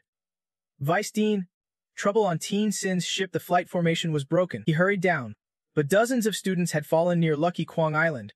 He was startled. Lucky Kwong Island. Fear flared inside him. Lucky Kwong Island was a forbidden zone in the academy. It has been ages since anyone went there. And who knows what is inside? Lasiman ordered immediately. Send people to investigate the ship's malfunction. Elders and martial sect leaders to report and search for rescue. They must ensure the students' safety. He silently prayed that nothing bad happened to those kids. Meanwhile, Kiyue had reached land but was sweating coldly as a monster closed in. Specifically, she was stuck on a tree branch while a wild boar eyed her greedily. Below, Chutfi and Tin Then were both unconscious. Kiyuhu took a deep breath while the boar was distracted. She jumped down and ran away. Both of them were out cold. If the beast saw them, it would be over. She had to lure it away now, transforming into her beast-human form. She taunted. Dog bull, chase after me. The monster took the bait and gave chase. You are the pig. The wild boar panicked and ran straight into a tree branch. Kiyu laughed out loud. Dog bull, thinking to herself, this dog's big and dumb. Just use the terrain to fool it. It is no big deal. But right after, Kiyua ran into a hard obstacle blocking the path. The mother boar bared sharp teeth and stared fiercely. The little piglet hid behind. Mom. The mother let out a terrifying growl. Kiyu panicked. Why are enemies on both sides? Suddenly someone appeared, gathering thunder energy in their hands, then shot a lightning beam straight at the mother boar. The person sneered. Coward, glaring dangerously at Kiyu. On the beach just now, Tin Then's eyes slowly opened from unconsciousness. He sat up and looked around. Oh man, such a headache. Tin Then quickly stood and shouted. Lo Thech. Wake up, a groggy voice replied. Seth Hein, he asked in surprise. Why is your face so red? Hearing this, he hurried to check the mirror. Red already. Oh no, my skin's so sensitive. Just a bit of sun and it turns red, Tin Then thought silently. And he is still wearing glasses. Chubby sadly looked in the mirror. Mom's probably going to scold me again. He anxiously looked around for Kiyua. Later, Tin Then spotted a branch nearby with her torn shirt hanging on it. Chutvi ran over to reassure. The shirt's here. She must be clothes. Not sure how long they would been out. Footprints appeared on the ground. Stomach growling. He shouted. So hungry. Chutvi clasped his hands awkwardly. Brother, even heroes get hungry. Tin Then, tired, replied, I am about to die of thirst. Where are we anyway? He guessed. Maybe one of the 12 islands of VQjin. But I can see the others. Is the sea here really that vast? Tin Then tied a rope to a wooden post. The school will send help soon. Let us leave a rescue sign. We will look for water in Kiyuhei first. After speaking, the two turned and left. Once out of sight, a hand reached for the wooden post. The rescue marker was thrown straight into the sea. The owner smiled mysteriously. Later, another group appeared on the island, completely drained of energy. Lamku, exhausted, thought to herself. So thirsty. Though I escaped the monster's attack, there is no land or water in sight. Almost can't hold on anymore. Suddenly there is a voice ahead calling out. Drink up. This is some sweet water I found. A girl with green hair softly reassures. You have been flying for so long. Finally you see people. Dealing hands water to Lamquai. Did you see it? Where's the fruit? Everyone cheers happily. Miss Thoi. In the forest, someone is picking up coconuts, walking while gathering fallen ones. Holuk runs over. Someone's here. It is a classmate. He is excited. Finally met someone. Did you also fall from the spaceship? So many coconuts. Chutvo stumbles and nearly falls too. The spirit is caught off guard. He shouts. Why did you come in here too? Chutvo explains. Someone kicked me. Suddenly the spirit senses something. All three fall into a pit. Bad luck. He strains and wonders. What kind of monster is this? The spirit hits the ground face first and quickly looks up. The mysterious attacker is a trap. A soldier. Even worker ants have the skill of a grandmaster or higher. Their attack is fierce. And this cave has at least 1,000 ants. And laughs maliciously. Spirit now. Let me see if you are really the chosen one the 3 heavens and 5 masters talked about. Holuk's head is squeezed so hard it is bleeding. Help. My head's deformed. The spirit steps forward to pry off the big claw. Furious, he tries to snap it in two. Heng Kuang appears and says, Wait. Kichu. Old Stone was kicked down by someone else. This could be a trap. Don't reveal the war god so easily. Hearing this, the spirit grits his teeth to hold on. But just then Chutvo appears. Brother So. Be careful. He uses his strength to attack, wiping out the soldier ants in one strike. The spirit and Holuk sit down to avoid Chutvo's counterattack. The soldier ant turns around. A sharp sting appears. It jumps and stabs him sharply in the butt. Chutvo yelps in pain, startling the spirit. Old Stone. He stays alert, planning escape routes. The soldier ants keep coming in greater numbers. They will be killed. Run. Chutvo. They are too many. Easy to get surrounded. The spirit hurriedly pulls his comrade to flee. Old Stone. Run. Just then he spots a large hole in the wall. Without hesitation, the spirit jumps inside. The mysterious one kicked those guys into a trap. Stubborn as an ox-headed ant. Even worker ants at this level have martial arts skills above a grandmaster. Their desire to attack is fierce. And this cave has at least over 1,000 ants. The man sneered maliciously, unsettling the spirit. Let me see if this person is really the godly recruit that the 3rd heaven 5th lord mentioned. Holuk's head was clamped so hard it bled. Help. My head's getting crushed and deformed. Spirit rushed forward to pry off the huge claw. Angry, he used all his strength to try to snap it in two. A strong ant appeared and said, Wait, host, the old stone was kicked down by someone else. This might be a trap. Do not reveal your war god form so easily. Hearing this, Spirit gritted his teeth to hold on. But just then, Trutvo appeared careful. He fiercely attacked, using one move to wipe out the ox-headed ants. Spirit sat down inside Holuk, avoiding Trutvo's counterattack. The ox-headed ants turned their backs. A sharp spike appearing, it jumped up and stabbed straight into his backside with the sharp spike. Trutvo screamed in pain, and Spirit was startled too. Old Stone. He cautiously planned an escape route. The soldier ants were increasing in number, and they would be killed for sure. Running away, they were outnumbered and could easily be trapped. Spirit hurriedly pulled his comrades to flee. Old Stone. Run. Just then, he spotted a large hole in the wall. Without hesitation, Spirit jumped inside. You lead. I will clear the way, he said as they crawled forward together. Trutvo followed behind, taking the brunt of the dirt and sand. While escaping, Spirit suddenly saw an ox-headed ant blocking the path ahead. He quickly changed direction and ran off to the side. As Spirit searched the path, he encountered many strange things. The beetle ant's nest had many connecting tunnels leading to different functional rooms. Brother Kong had read that the beetle ant's life is mostly underground. The deeper they went, the smaller the rooms and fewer the ants. After a while, Spirit jumped into an open space and ran down. It was the right move. Huluk breathed a sigh of relief, finally stopping the chase. He was utterly exhausted, could not climb anymore. Spirit tapped the earthen wall, wondering why this layer of soil was so hard. Instinctively, he pushed forward, and suddenly found a strange glowing crystal floor. The others started digging into the glowing crystal layer in the hall. Spirit cursed in frustration. Damn it! What the hell is this? He touched it thoughtfully, felt like ice. Extremely hard.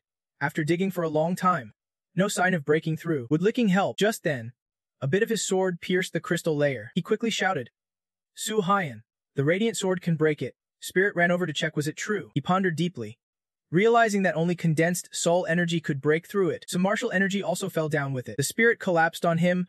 Everyone looked around in confusion. Where is this place? The spot they stood looked like a cave, with dry tree trunks hanging red doors. He stepped closer to check the symbols on the flags. The image looked very familiar. Suddenly, a faint martial shout rang out. Sepha Hyan. Look here. He pointed to a lake. The spirit rushed over like a parched man desperate for water. It was water. Then he noticed something special, a strong soul energy here. This is a spirit spring. No wonder the ants here grow so big, so they dove straight in. Might as well take a bath. Tung Lei, watching and recording, was speechless. This spirit only cared about running, did not use any special skills, showing no signs of being a spirit hare. The hen did not notice anyone behind. More observation was needed. The three below enjoyed the lake water. The spirit happily rubbed his face. This spirit spring is not bad. The bite spot has stopped hurting. Chai Fi happily looked in the mirror. Yeah, my face and butt feel warm. My whole body is filled with warrior energy. Then the two turned to their last brother, whose pain also. Chamnin dared not speak. No change at all. He saw their eyes full of painful tears. It is. Soaking in the spirit spring does not help. I will be a cripple for life. The spirit hurried to reassure. Don't rush. Soaking longer might help you recover. While they talked, a foot quietly approached. Its target seemed to be the spirit. The spirit sensed something wrong, turned and threw a punch. He happily recognized the attacker's eye. The bastard had just landed a bloody punch on the spirit. Chipe V did not have time to react or shouts of Hyan. Before an attack appeared, that Xy kicked him away with one blow. Chokvi slammed into the rock behind. His situation abandoned. Completely helpless, that XY kicked him away with one blow. Chop a V crashed into the rock while the spirit quickly used a skill. Old Stone, Flaming Spear Mastery, War God's Moment. A flurry of punches hit X's body naked, using the Chaos Fist technique, but XY's eyes appeared behind him. The spirit countered with a hook kick, but XI ducked. Then he was hit back in the face. The spirit immediately understood this opponent was stronger. 4 pill medicines appeared in his hand. The spirit jumped straight into the lake, dragging some martial energy and lake essence. He used the Flying Immortal technique to swim away if you can T-win, run. This move Kai off guard, but just then, a formed humanoid entered. What is going on?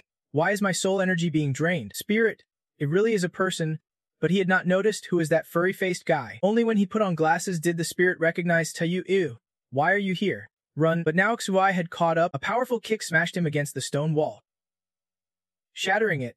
Sai stomped hard on the spirit's face. Cold and calm. The Flying Immortal technique, flying like a fairy, is the ancient martial art passed down through the Dim He clan. XY's eyes were full of killing intent. How did you learn this? Finally, the three spirits were trapped together in a daze. He hesitated and said, "Can we at least put our pants on?" Coldly refused. "Little brats want to bargain with me." The spirit quickly explained, "We are not brats. Plus you perverted fox too. What is cramped?" "Explain yourself." "Of course. See, you still argued with XI. Oh man, it is cramped." "Cramped?" Then they saw Dry Drop Teng lay down harshly. "So who is this guy?" Hevelasi immediately recognized him, the student who cheated me before. The spirit was also shocked. "That is the one who kicked Old Stone down." Siyu tried to explain to them, "Hey, spirit and he are not allies. I am close with him." Sai still crossed his arms. Unhappy. Know his face but not his heart. Who knows what he is planning? "Where did you learn the Flying Immortal technique?" He had to make up a story. "That is a long tale. Actually, I was a blind orphan, wandering miserably since childhood, and just as I was about to starve, a woman with a scar on her left cheek appeared. That was a Mevan kid. Judging by your aura, you are no ordinary kid. You have rare martial talent. I have a secret martial art manual here, and the task of inheriting it is now yours." That was the spirit's final word of defense. I learned to train from that moment. Then the whole group was thrown into the prison cell. "Oh man, you were not happy and shouted, 'On what grounds are you locking us up?' The kid calmly replied, 'If you do not want the truth, then we will stay locked up until you admit it.' Humans, do not take me for a fool." CA, drenched in sweat, called it over. Come on. It can't be that bad. The kid cut him off. If it were not for human decency, I would have killed them long ago. Those petty debts can betray you. Have you forgotten our deep-seated hatred for humans? Weaklings. Finally, they dragged it away while the spirit called after them miserably. Kid, you sat down frustrated. Damn, you ran into a stubborn old man again. Hung Si-Thing jumped out. Ding dong. Congrats on activating the upgrade quest. Escape the cycle of life and death. The spirit was ready to strike. You useless fool. Now you show up again. Hung Stubborn quickly pointed to Teng Lei. Don't get mad yet. I have checked. This guy's got a fake system. Smell it yourself, he has got a fake system, he explained. Right? It seems he is hiding something. I could not investigate fully just now. The spirit could not hold back and slapped him, so that is it. To avoid stirring up trouble. Tam Thin's temporary tracker is still on him. This bastard followed the trail here, always secretly harming me. Heng Sipeng asked. Want me to remove his fake system? You searched his clothes. Wait. He has something inside. The spirit pulled out a book. What is this? Looking at the strange characters. Everyone leaned in to see. What is this about? Hung Seveng showed off his skill. It is a source code cipher. Give it to me. I just learned how to decrypt codes recently. I will translate it for you all. So he slowly decoded each segment for you to read. The spirit read a few lines and recognized words. Diary. Journal. The strange characters gradually turned into normal writing. Each entry was extremely detailed, with one particularly notable title. Hung Seveng was also surprised. Suspecting you might be the chosen one, the spirit frowned, glancing at the unconscious figure. Indeed, they were targeted. The organization behind this fake system is much stronger than I imagined, and their goals. He hurriedly asked you, what do we do next? A while later, still in the prison cell, Teng Lei slowly opened his eyes. 3 heads surrounded him. You are awake. Any discomfort? Teng Lei hugged himself in fear. Too many guys. The spirit quickly reassured. Don't be scared. We are also students of Vichujin. I am the spirit. This is Uthif's. His head got bitten by ants. So it seems he can't use it right now. One introduced himself with clasped hands. I am Trudvi from Yi Kwang Min's sword sect. May I ask your distinguished names? The corridor hung with 2 rows of bright red doors. A figure stood restless, tapping his foot. At that moment, someone spoke up. Idiot, this hiding place is not safe either. That person patted its head and commented, it is safe and discreet. We can live here in peace from now on. Hearing this, the idiot asked back. Then why do you still want to leave? The man slowly explained. Those people are still killing our own kind. We have to go out and fight. Your mission is to protect this place. So do not worry too much. We will be back soon. It finished bitterly. And the idiot glared at you. Annoyed, CA stumbled on its shoulder. Struggling. Come on, they really are not bad people. Let them go. The idiot slammed down, making it yelp in pain. Ouch. Stop, the idiot coldly demanded. Release them, or this place will be exposed. The last survival space for the Dim clan will vanish. Do you want to taste a wandering life again? CA's ears twitched, still wanting to argue. The spirit won't tell anyone. The idiot frowned. You really trust him? Huh. The Dim clan has fallen so far because they foolishly trusted humans. They were wiped out, branded as avengers by humans, with such deep hatred. How can you still trust them? Then he turned away, leaving just a short warning. Do not mention those people to me again. The Daimho are known for being light-footed, but being chased off so miserably before that was really pathetic. Next, I will pass on the special skill unique to our clan to you. Q-He. Do you know the meaning of your name? He asked curiously. Meaning? Dunotram sounded sad. Indeed, it is not just skills after hundreds of years constantly running for their lives. Our culture and language have been lost too. Q-Hai is a transliteration, in the Daimho language. It means one who carries the light. Remember that. Meanwhile, elsewhere, his companions were frantically searching around. Someone approached to report to Luck Min, the deputy director. There is no sign of the other students on the Light Island. Lam Kwai hurried over to ask Han. Teacher Luck, any news of the master yet? He reluctantly admitted. Not yet. You have all been found. Do not run around. Rest first. But Lam Kwai stubbornly refused. I want to go back without finding the master, Tru Tiulin said, addressing Teacher Luck. Then he made a suggestion. Have you checked under the ground? The 4 were almost out of strength by then. How far have you cleared above? I am starving. We have been digging for days. I can't dig anymore. Tung Lei is too heavy. Why did he collapse? Suda weakly said. Fighting that old monster drained me. Ho Hyan. We have to rely on you now. Chuevo sat beside him. Eyes closed. Resting, Hanat glanced at him with raised eyebrows. Thinking silently. This guy's useless rests whenever nothing's happening. I dug this whole way myself, but these fools do not suspect me. So I will use this chance to get closer to them.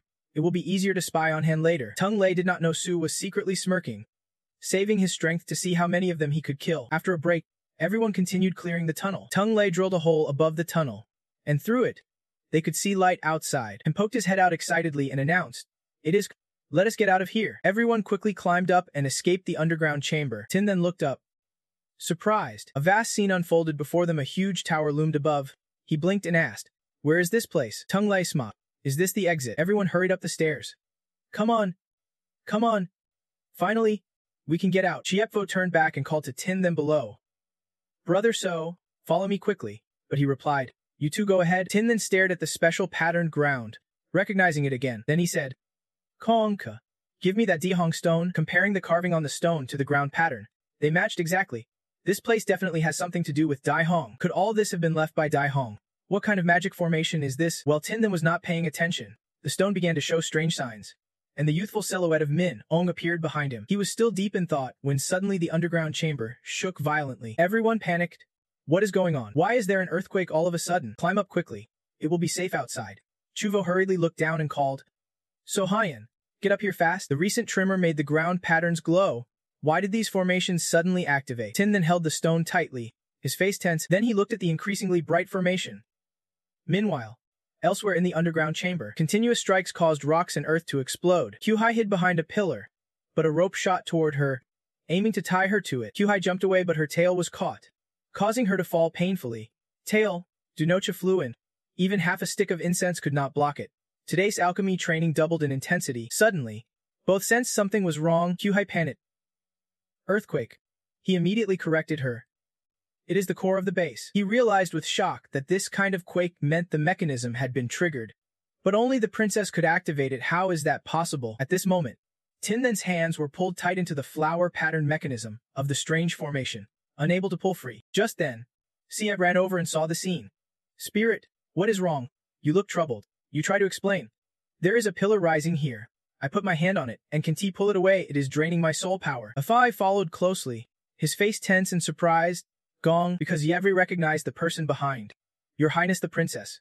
Lassie Min felt the ground to track everyone's whereabouts. Zeoline asked, "Master Lai Min, any news?" He replied, "I searched once with my spirit.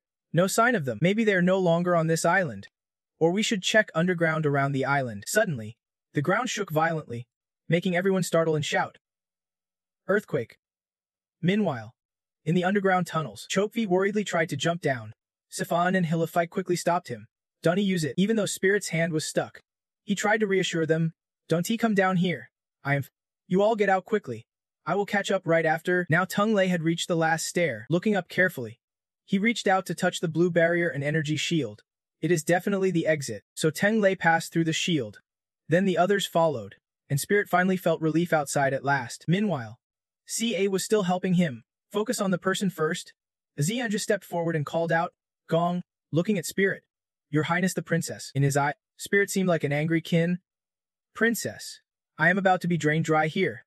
Can you save me first?" Azan placed his hand on a magic seal, activating a protective energy all around the room. Spirit pulled his hand free. Sia breathed a sigh of relief. It stopped as I asked sharply, "You are not Her Highness. Your soul power is too weak to even maintain activating this mechanism. Then how can you do this? A human like you carrying the aura of Her Highness. Who exactly are you?" Spirit anxiously looked back at the stone. "Her Highness's aura. Could it be?" He suddenly understood. "So that is it. You are Her Highness's subordinate. I see.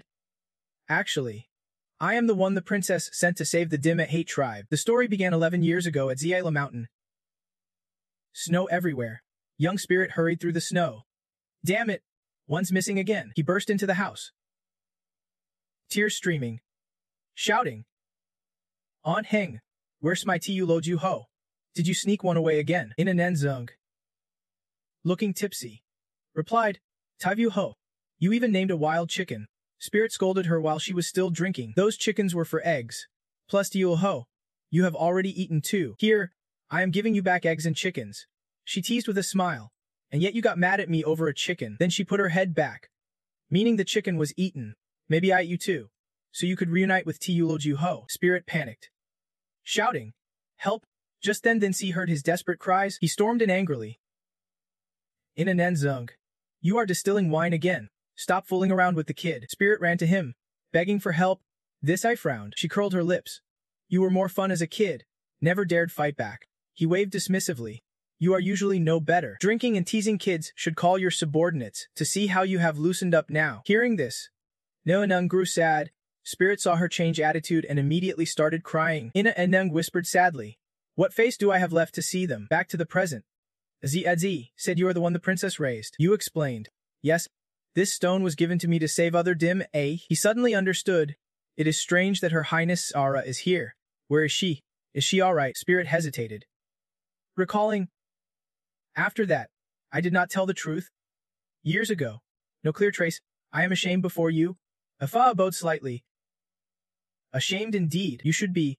If she had not trusted humans, Dime, she would not have fallen into chaos. But if she had not struggled between demons and humans, buying time, we would not even have found this hiding place." Suddenly, a brilliant beam of light shone down from above.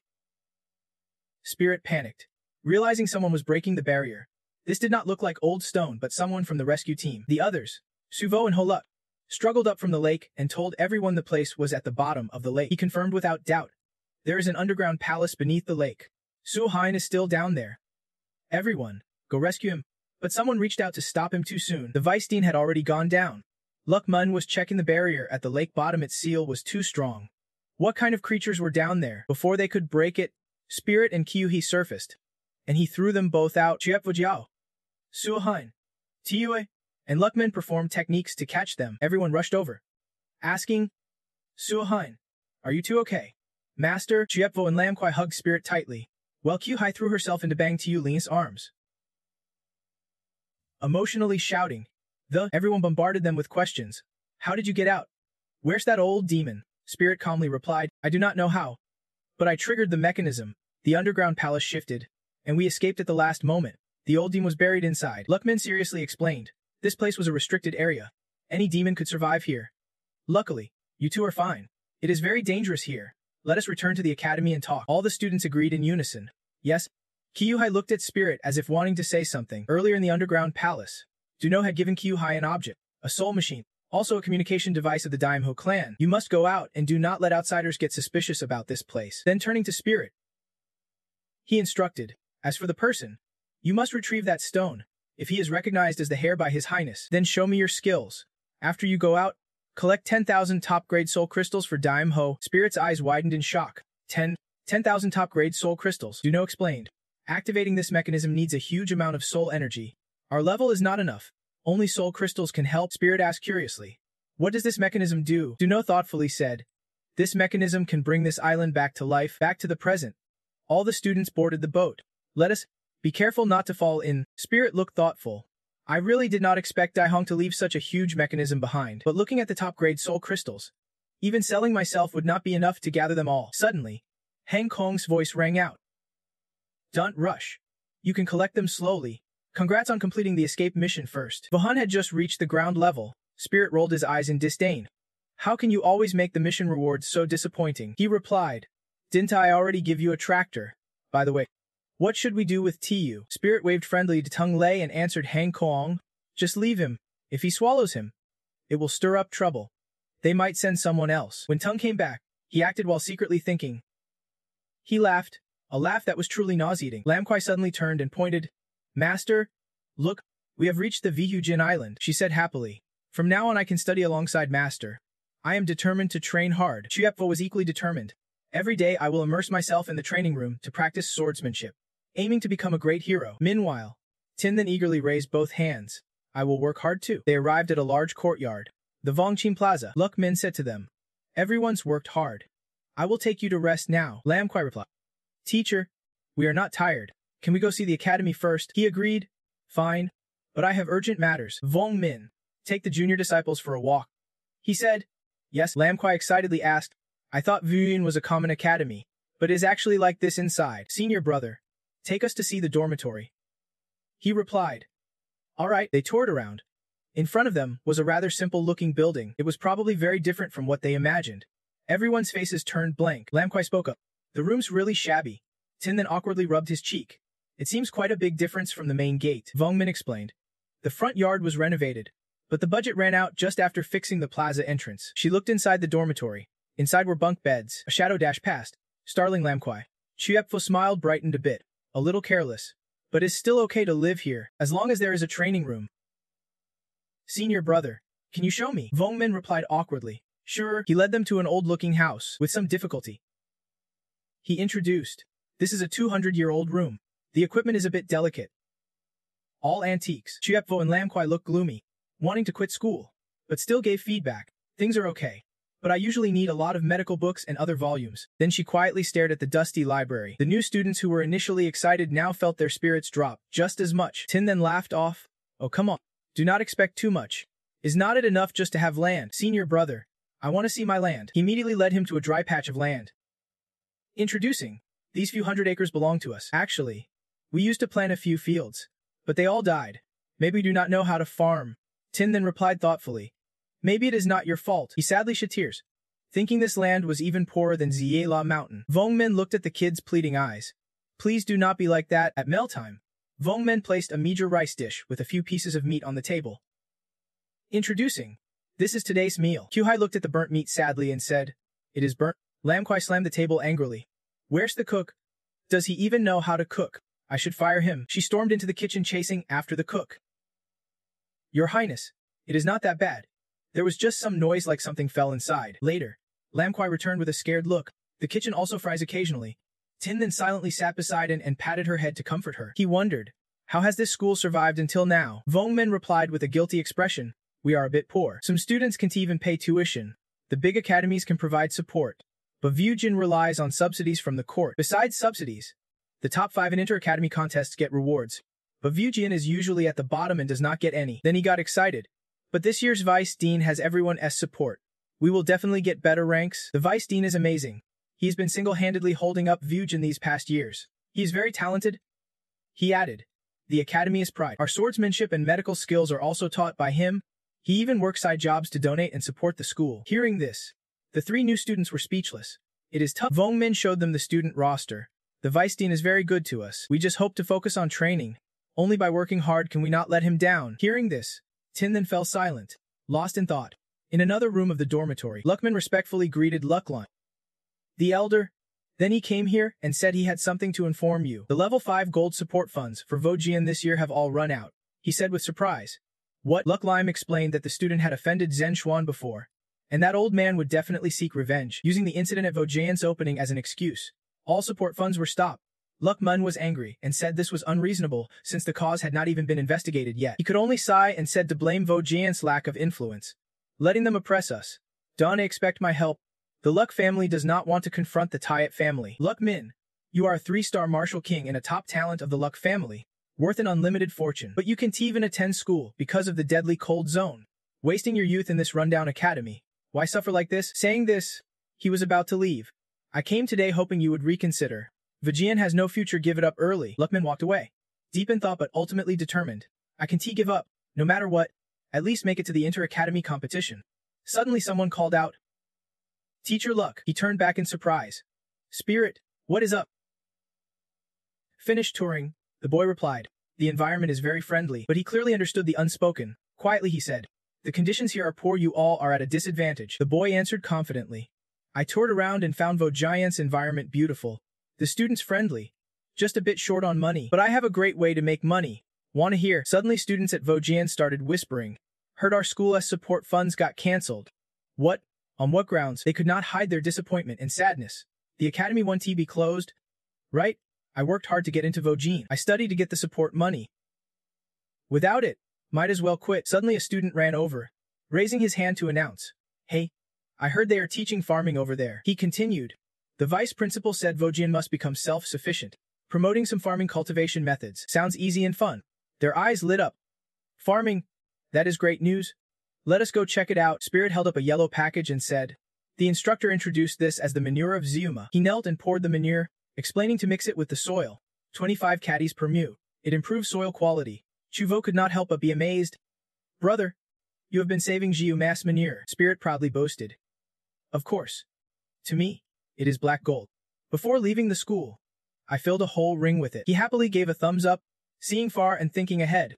"No wonder you, brother." The other students were speechless.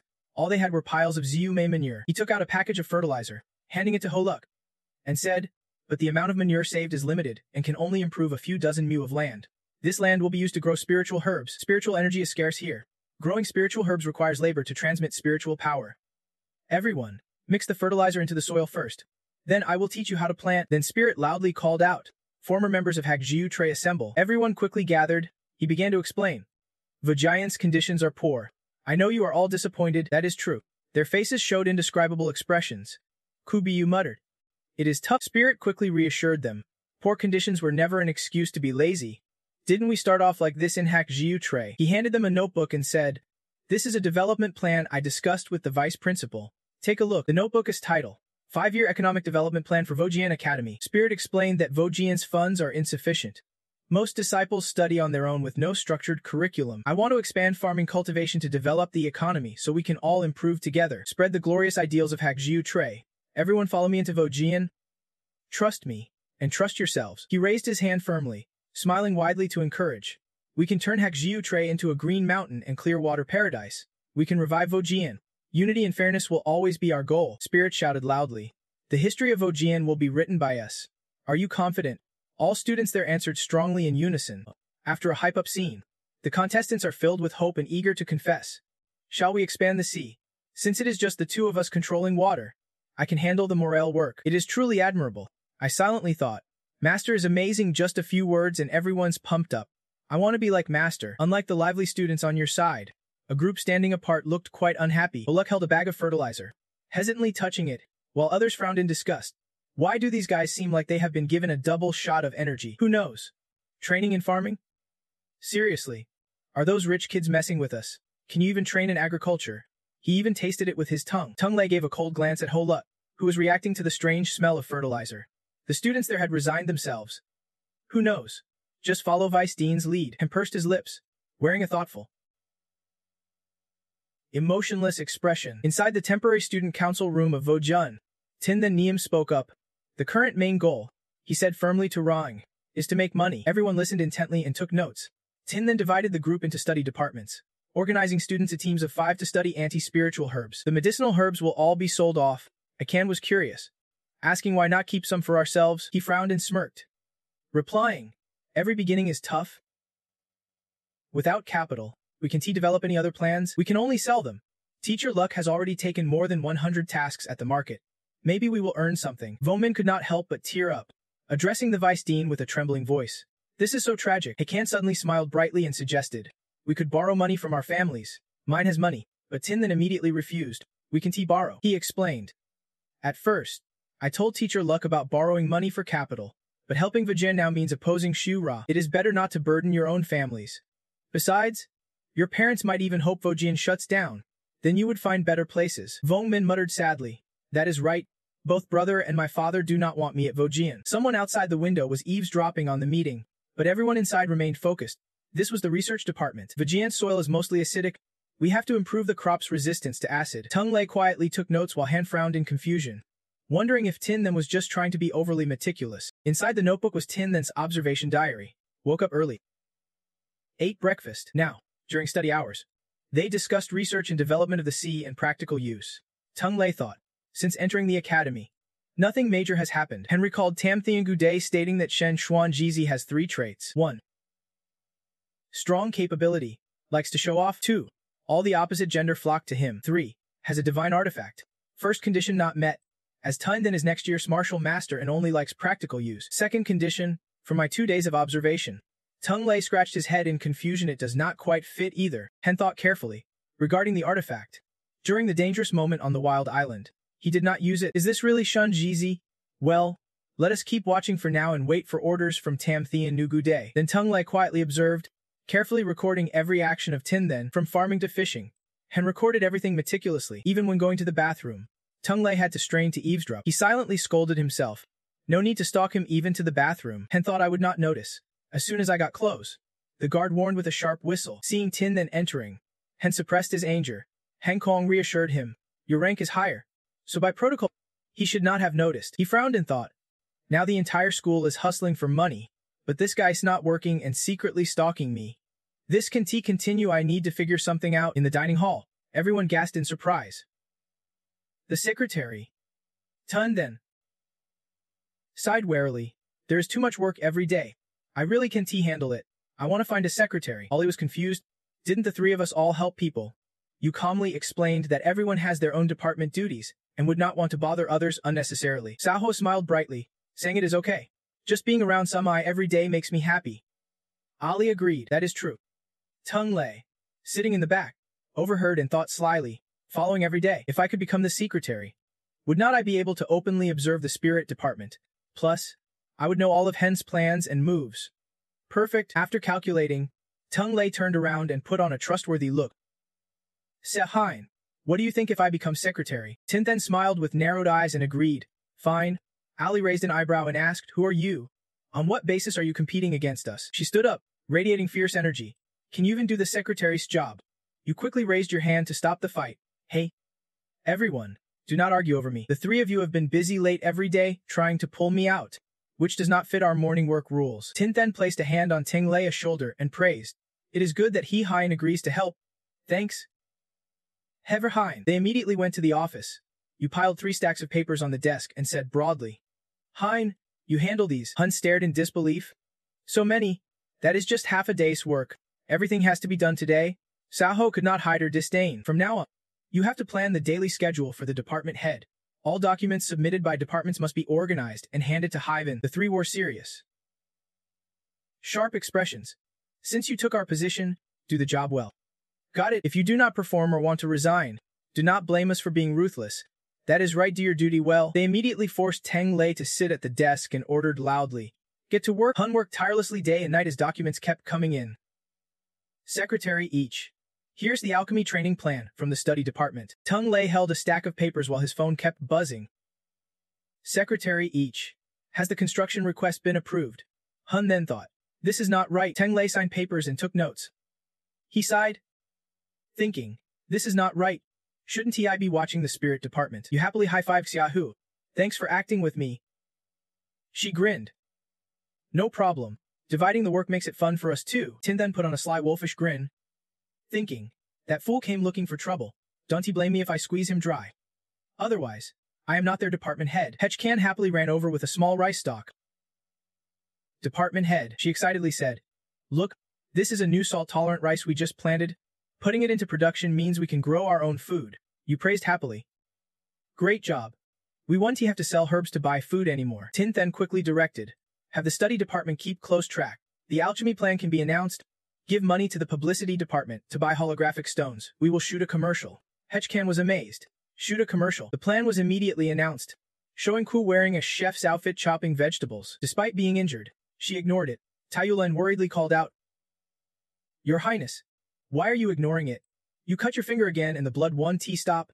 Lam Ku explained tiredly. It is only the main artery. A small wound. Taiyulan suddenly grabbed a bottle of medicine. Smiling. You can ignore even a small wound. How about trying the Black Twilight S blood stopper? She calmly introduced the product. A secret venom antidote from Lam Thiki Da, containing 7,749 famous herbs, especially for cultivators. Taiyulin's hands trembled as she explained the sweet-smelling medicine does not need refrigeration. It works wonders inside or out. Even a severed head can stop bleeding. Lam Ku quickly wiped her hand and happily announced, My hand's healed. She gave a thumbs up. Black Twilight's blood stopper protection medicine. The medicine of life. Taiyulin blushed shyly. Princess Ye specially recommends it. When buying, please check the label of the Nanjing Academy. Tin then watched the commercial on the magic mirror. Frowning in deep thought, everyone else could not help but laugh at this 102-level commercial. At the Type family, a voice rang out. Jijia, do you believe me? Tren soon asked coldly. Yeah. How's it been at Thun Engite lately? Him replied calmly, focusing on cultivation. He sternly reminded me that as the heir of the Type family, just training is not enough. I also have to learn how to navigate social relationships. Normally, you should interact more with Yisen. He is your Fianny? Him bowed his head and said yes. Tren soon spoke calmly, saying once Vujin closes his door, the princess and the second young master from the Thech family will come to Then Ngite. By then, you need to engage with them more. She repeated in surprise. Close the door. Vujin's recent situation does not seem bad either. He could not hide his astonishment upon hearing that, meanwhile, a shop was displaying products represented by Lam Ku. The vendor cheerfully promoted, Come see, the hottest new product recently. Hachicho Cho Cheng Hide Hone extremely effective. Priced reasonably. Even the princess praised it after trying. Buy now and get a free bag of Vij and Hype Katin. Great for brain and body health. He immediately showed a flyer to passersby. Those interested could watch the promotional video on it. Hecheta Chio Chai Nuhung Hide Hone. The life-saving pill. The protective pill. They blinked in surprise, then burst out laughing teasingly. Is this some kind of stone image projection on paper?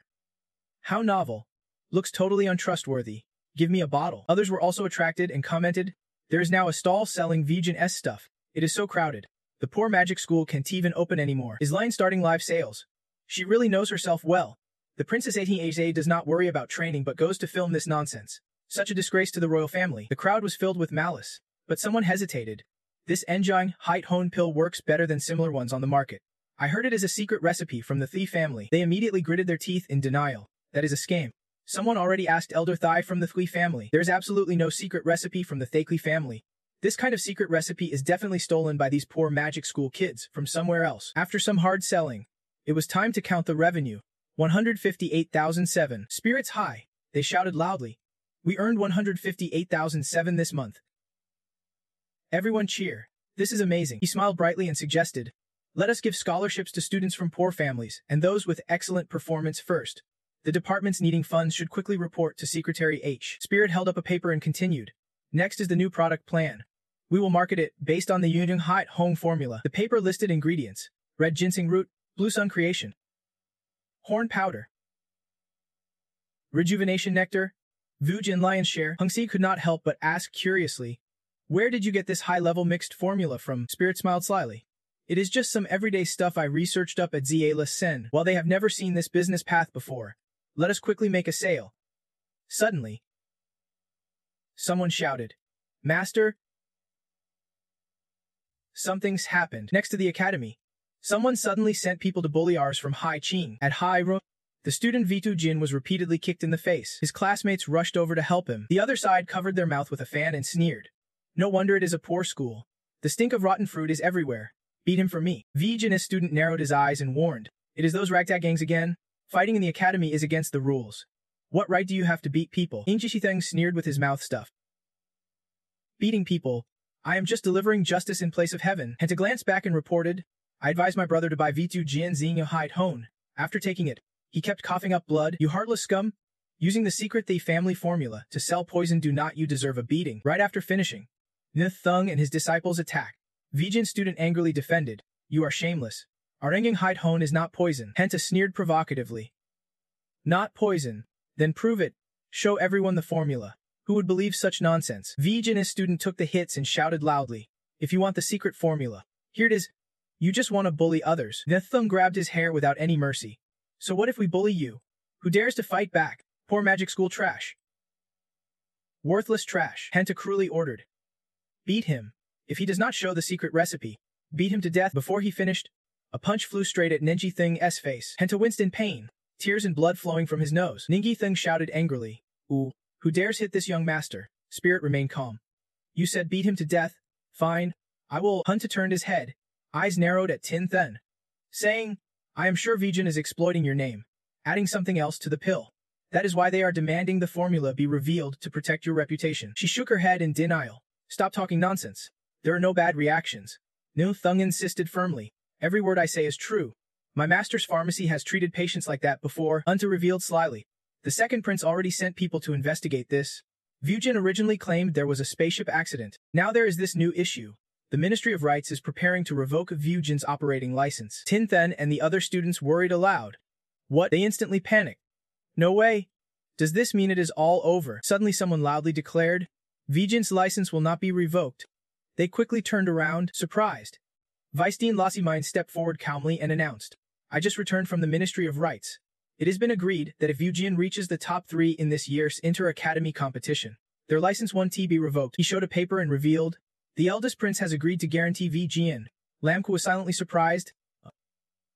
Big brother. Ingifi Thing scoffed at this, smirking. Top 3. Don't even mention top 3. You would not even make the preliminaries. You really think a few standout students can turn things around? The inter-academy competition is a team event. With your average skills, it is laughable. You might as well rely on secret potions. Even the second prince could show you some respect then. He stepped in front of Lam Ku, faking a smile. Your Highness, these fools are not worthy of you. Right? Ingxi Thung bowed his head and muttered, Today I come bearing a message from the second prince. Vujin has harmed the world's interests. It won't last much longer. Just obediently return to Then and Guide. That is your rightful place. Lam Ku said coldly. Do you know what I hate most? 2 kinds of people. Those petty villains who rely on power like Lam Fing Jit, And those fat pigs who think they are untouchable because of connections like you. No sooner had she finished than Viku Jian's people beat him up badly, swelling his face. Ingif then and his disciples were then caught and hung up on the academy's as bulletin board. Lam Ku clenched her fists and gritted her teeth angrily. Who are you trying to threaten? Using Lumifingji to pressure me. What fools. Tin then laughed with delight. Hechkan murmured scared. Too familiar. Too real. Chutvi smiled with eyes squeezed shut, like skewered meat. Then she asked, Master, did I do well? He gave a thumbs up. Well done. Looks like you have been studying hard. Hechkan glared angrily. What exactly did you teach her? Tin then suddenly noticed the group behind them whispering scornfully. These new students are way too fired up meddling in things that are not their business. He approached Lam Kwai with a fake smile. Flattering her. Your Highness, these fools do not deserve you. Do not they? Ngokthong bowed and whispered. Today I bring a message for the second prince. Vijian has harmed the alliance interests. He won't survive much longer. Better to return obediently to the divine moon. That is your true status, Lam Kwai said coldly. You know what? I despise two kinds of people most.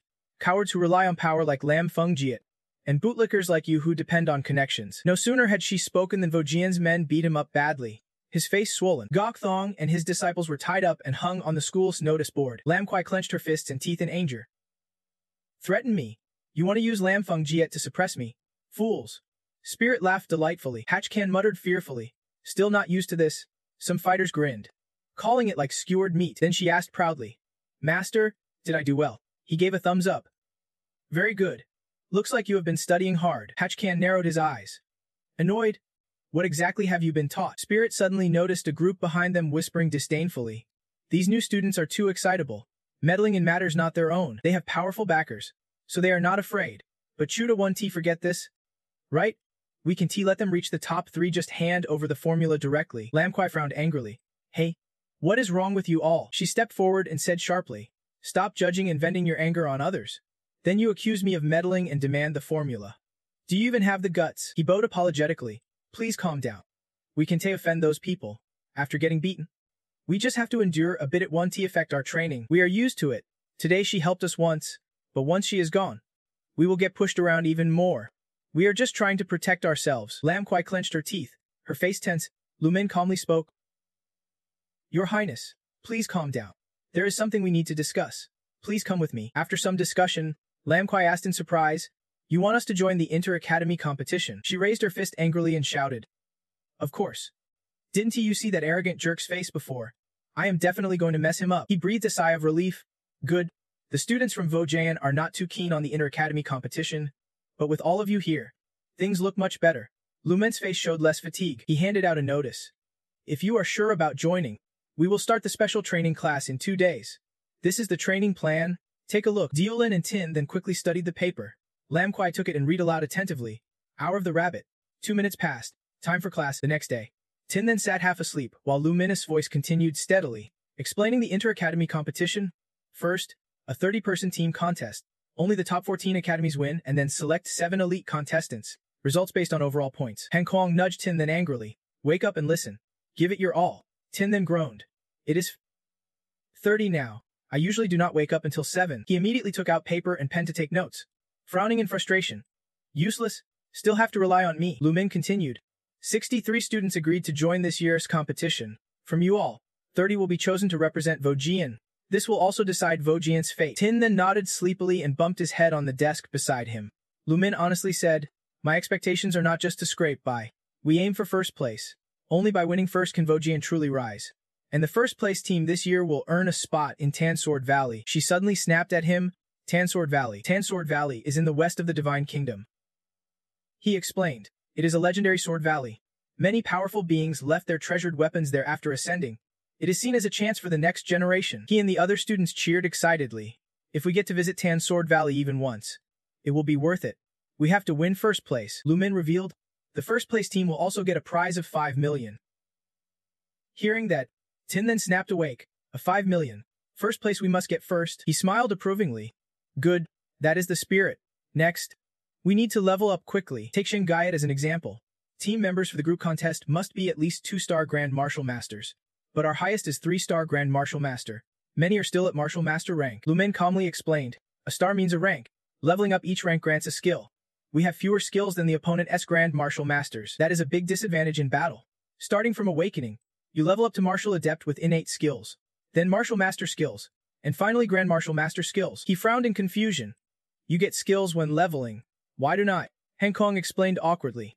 The cards I gave you count as skills. He quickly pulled out 2 cards. School Prestige Innate Skill. Last 3 years. Charm Martial Adept Skill. Last 1. Tin then grit his teeth. That is too long a cooldown. Han Kong got angry. Then hurry and level up. How long have you been stuck at Martial Master rank? Everyone else is already Grand Martial Masters. Hope the host levels up to Grand Martial Master soon to shorten skill cooldowns. You are hopeless. Only my grandpa is reliable. Lu Men smiled and announced, I have developed a farming training method that is perfect for leveling up and building a foundation. He immediately led everyone outside. Today's training is each of you farming 50 mu. Tinden and Tung Lei held 2 baskets. Clearly surprised, what a pain, he worriedly thought. Due to Vojian's soil, the seeds need soul power to survive. Farming 50 mu is already tough, and we have to keep pouring soul power in constantly. Lam Kuai and Tiulin were horrified by the tasks Lu Mine assigned. The water elementals had to catch crabs without tools, using only soul energy, 1,000 of them. Earth and wood elements built the dormitory, also using soul energy.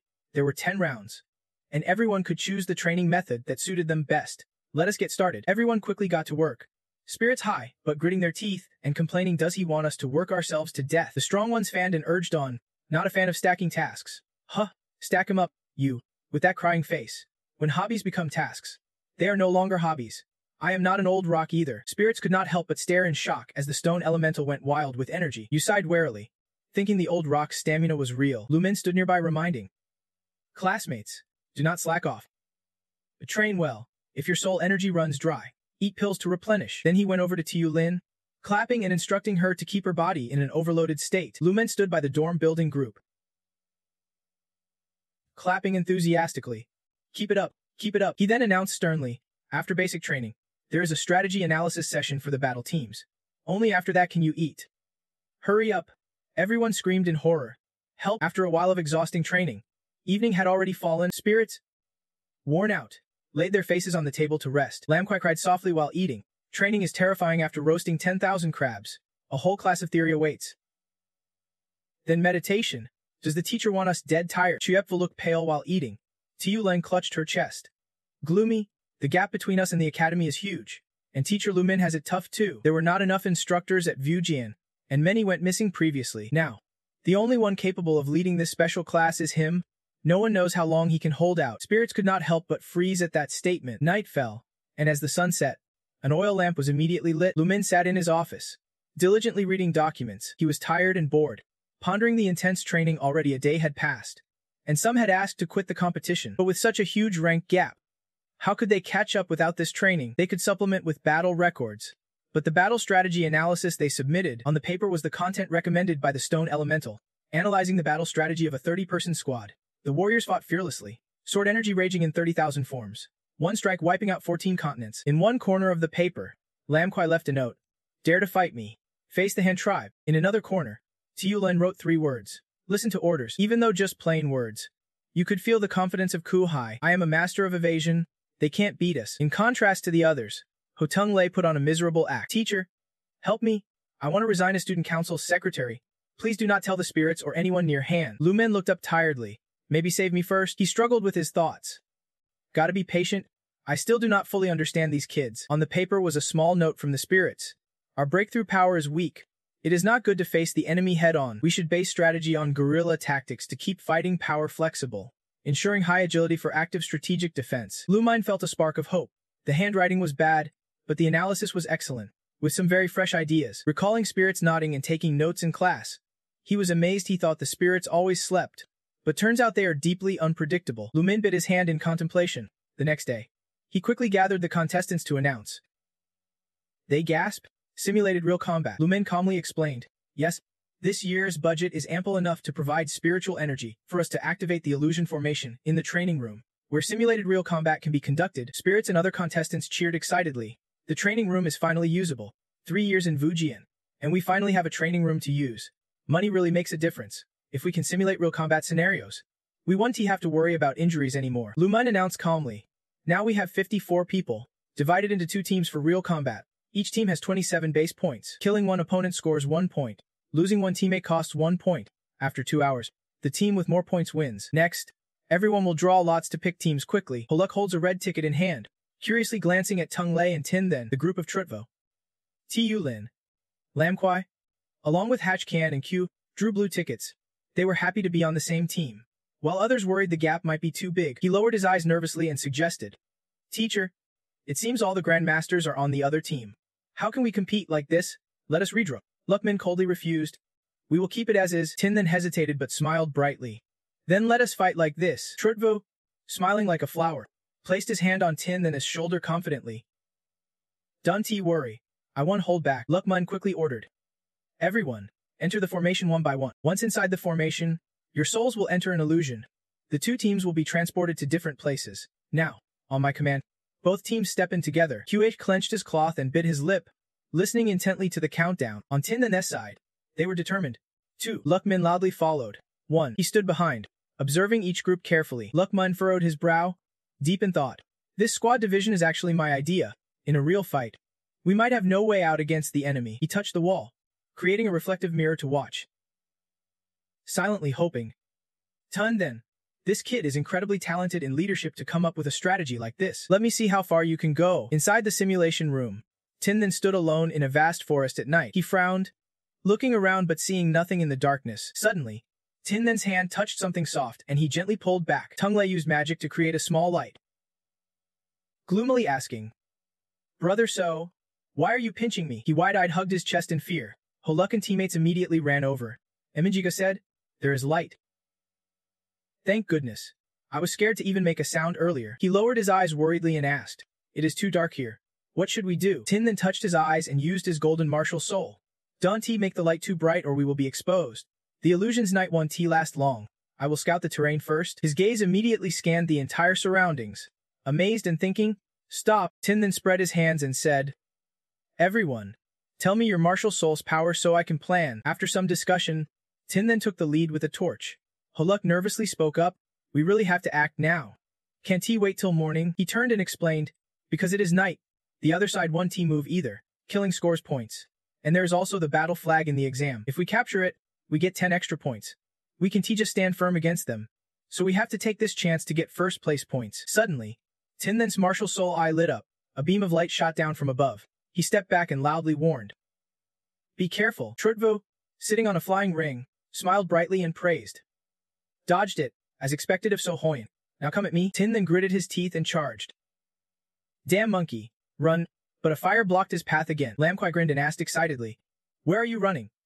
"Teacher." He frowned in fear and changed direction, wondering, how much do these people hate me? Suddenly, a strange red cloth appeared before him. Tin then quickly stepped back, guessing.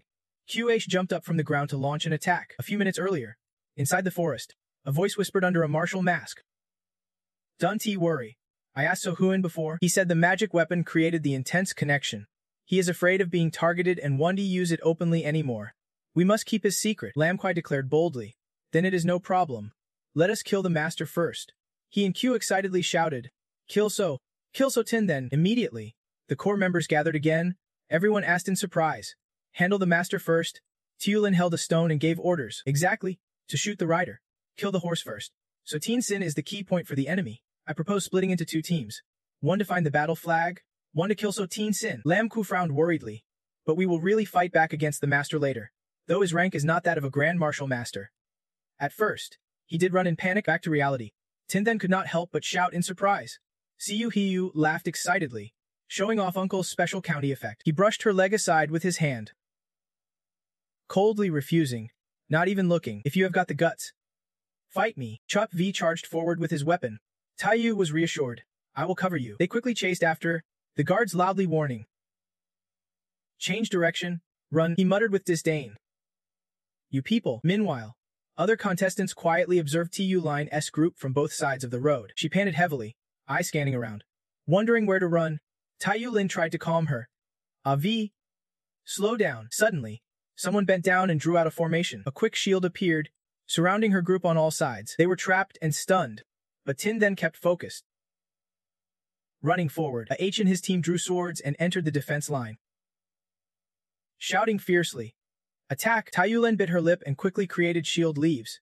Chubby stared anxiously. Lin, flashback a few hours earlier. Tin Then's team was seriously planning. He confidently declared they would definitely come to kill us first. I will lure them here. The terrain is lined with trees on both sides. Perfect for ambush. Secretary is a talisman master. Also our only one-star Grand Marshal Master. He divided this road into 3 sections, ambushing 60 people in each. Lothech and the princess will surely lead up front. So the first section mainly traps them. Back to reality. Contestants ambushing along the road kept shooting and attacking. Chutvi gritted his teeth. Resisting. Horrified. What kind of formation is this? Tai Yulin was focusing on creating shields, but got distracted when a teammate was attacked. Tin Then sternly directed. We mainly assist Is in sections 2 and 3. Especially Tiulin. We must take her down quickly while she is off guard. A vine suddenly shot out and wrapped around her hand. Tai Yulin had not noticed anything strange, focused on casting a healing spell. Within seconds, her whole body was tightly bound by the vine. Another vine instantly pierced through her in a flash. Chutvai shouted in horror. Lin, he and Lam Ku were desperately breaking through the seal layer. Both simultaneously unleashed martial skills. Berserk mode. Ultimate silent strike. Tung Lei suddenly grimaced. Spitting blood, Hun gritted his teeth.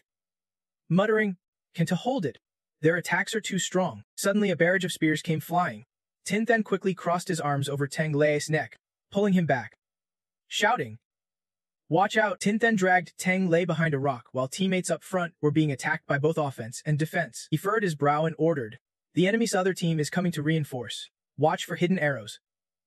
Retreat west." The 3 teammates hid in bushes.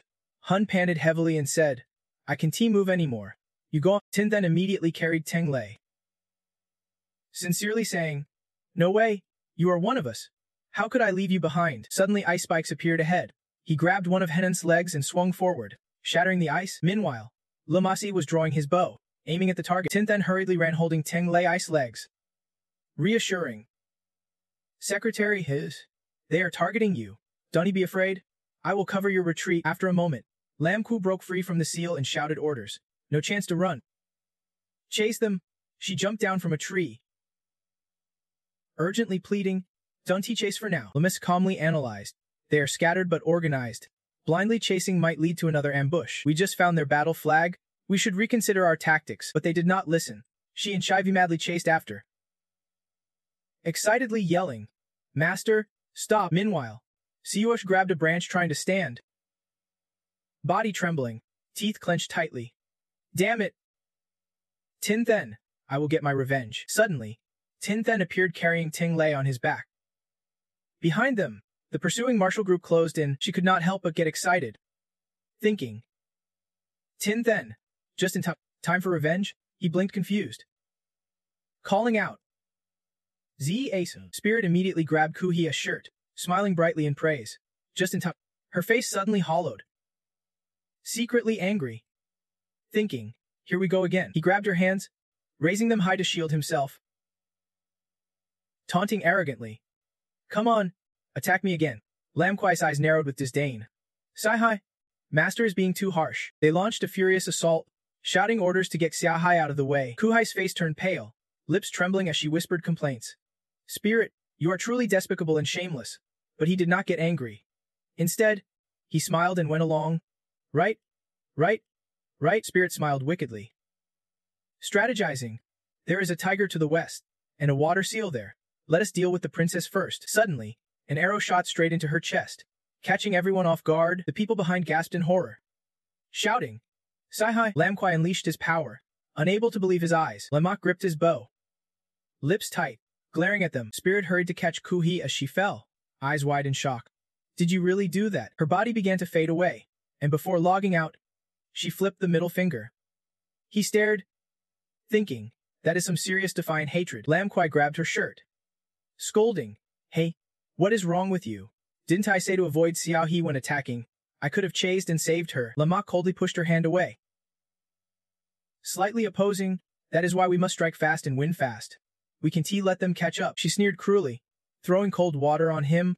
"Haven't you suffered enough chasing blindly? The level gap is huge, yet the enemy killed 6 of us. If we had not arrived in time, you would be in ruins." Lamak turned, adjusting his glasses. "Xiahai lost her attack ability and became a shield for the enemy, costing us a point. But we captured the battle flag and have the score advantage. Killing her is the smartest move." Lam Kuai angrily said. "Stop, Who decides what is smart here? Xiaohai is not just points. She is our teammate. Who says kill her just like that? She turned away coldly. Reminding, Princess, this is a combat drill, not a place to show off your loyalty, Lamok calmly asked. Did anyone consider the overall strategy when rushing to kill Spirit right after entering the field? He hid behind a tree. Observing everything, surprised. Thinking, it is an internal battle now. Holuk chewed a leaf curiously. Are we retreating? The argument went on. She sneered. What do you take real combat for? Some joke. The others awkwardly tried to mediate. Calm down. Stop fighting. Lam Kuai glared angrily. Who is done playing? Your turn. He waved at the midday crowd. He raised his brow. Loudly. Enough. Stop fighting. The two women in front immediately darkened their faces and spoke in unison. She instantly shifted her anger to him. Who do you think you are? Talking to me like that?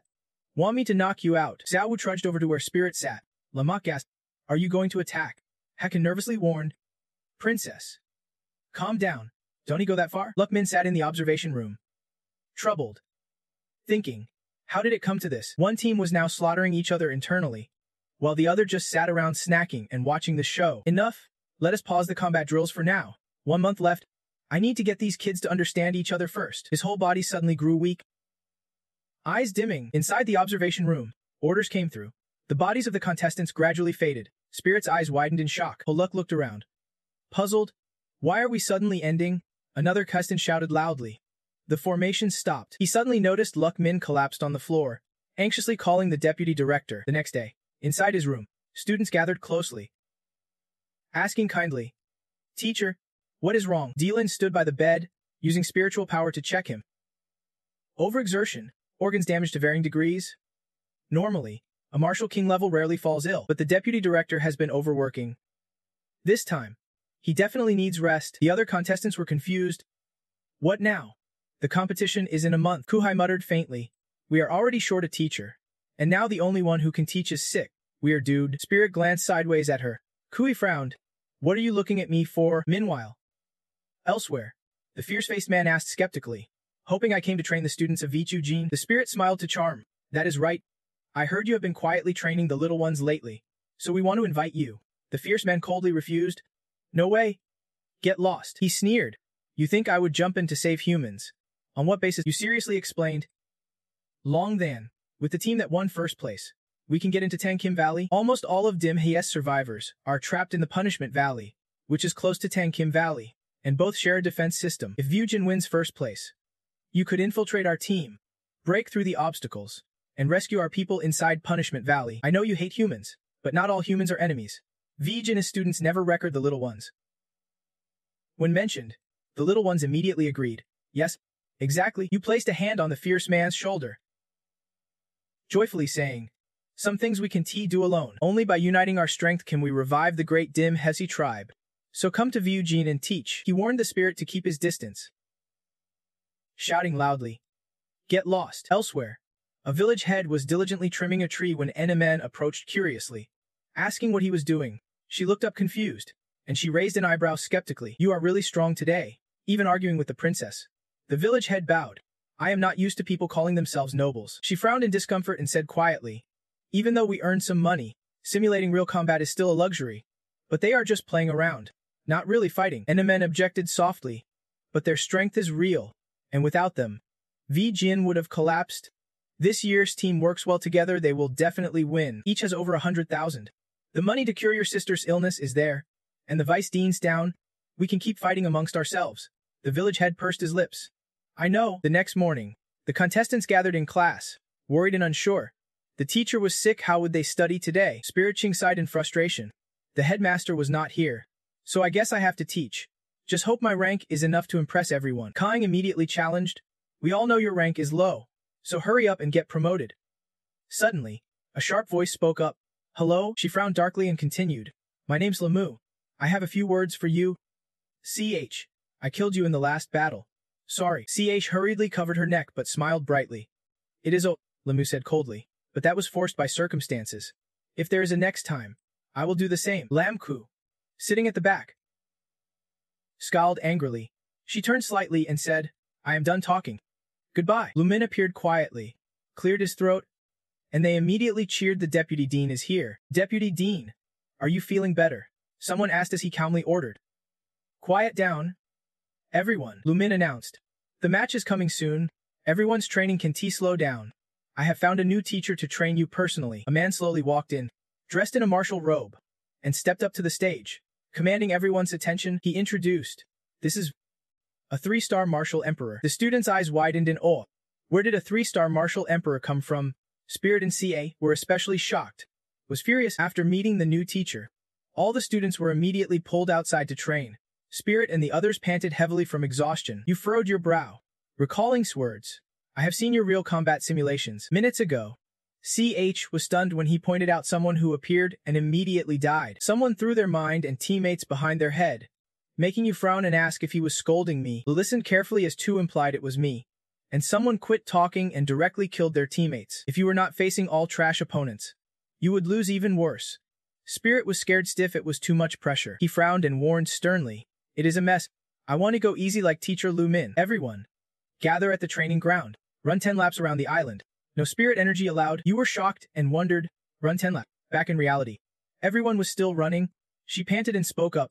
Tired. Master, how strong is this old man's stamina? We are okay. But if he has to run too, what is the point? Even Tung Lei and Tiu Lin could not handle this intensity. Lam Ku looked annoyed and contemptuous. Does this old man even know how to train? Spirit warned quietly. Be careful. He might hear. Suddenly appeared beside the two. Bluntly said, I heard that. Sus cold eyes ordered.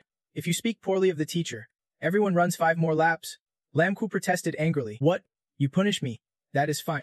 But on what grounds do you punish them? Hech-chan worriedly ran over to stop her. He approached with a dark expression and reminded. Because you are a team. One person's mistake is everyone's burden. She bit her lip, trembling as who kept criticizing. Like during the battle when she recklessly chased enemies. The ones chasing her were her teammates. Now they are punished because of her. Understand. He turned calmly and announced. Also, everyone must run evenly. Anyone who can keep up is considered to have quit. Diolun gasped for breath and said, I really can't run anymore. Chiepvo turned and calmly offered. I will carry you. She blushed and shyly asked. Really? He replied calmly. The teacher said run evenly. Not that you can carry teammates. Chiepvo explained. Also, during the battle, I did not protect you well. Sorry. As he spoke, he gritted his teeth and carried Tiu Line running around the island. Tung Lei followed behind. Envious? Thinking, I want someone to carry me too, and blinked tears. I still have work to do tonight, and now I am stuck with this nightmare for 3 days. It is all because of that useless mental facility. When suddenly a familiar voice spoke up. Tiger Secretary, can you still hold on? Spirit immediately went over and draped his arm over Ting Leia's shoulder. Calmly instructing, those who can't run any longer, support each other a bit. Don't leave anyone behind. Lucy Mun stood upstairs quietly observing their training process. He furrowed his brow. Thinking. Oh senior, you suddenly came looking last night. Flashback to last night under the oil lamp. Lucy Mun was surprised and asked again. You want to teach at Vichu Jian? The grumpy elder calmly replied. Yes, I have been secluded for years but I am somewhat acquainted with the headmaster of Vikudujin. He was surprised. You know my master. The elder just laughed. Not close. I heard she has been missing for over 10 years. Fate unknown. The academy's about to collapse now. I want to come and help a little. Lossman raised a skeptical brow, wondering why this senior was so mysterious and elusive. The grumpy one looked at the paper in his hand. Curiously asked, is this the original intensive training plan? He hurriedly answered, yes, and he coldly criticized it as completely useless. The elder turned around seriously. It has been a month already, and ranks have not improved much. Better to focus on strengthening their willpower and concentration. La Si Min glanced at the student holding a heavy beam high, his mind echoing the elder's words. Simulation battles and easy drills won't cut it.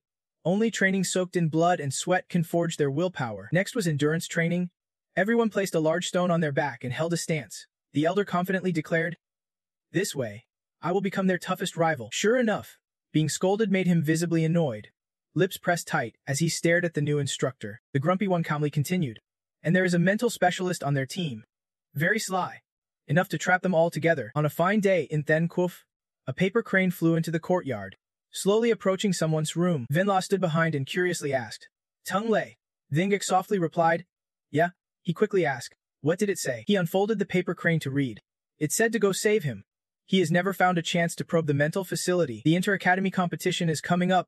Those planted inside can coordinate with him.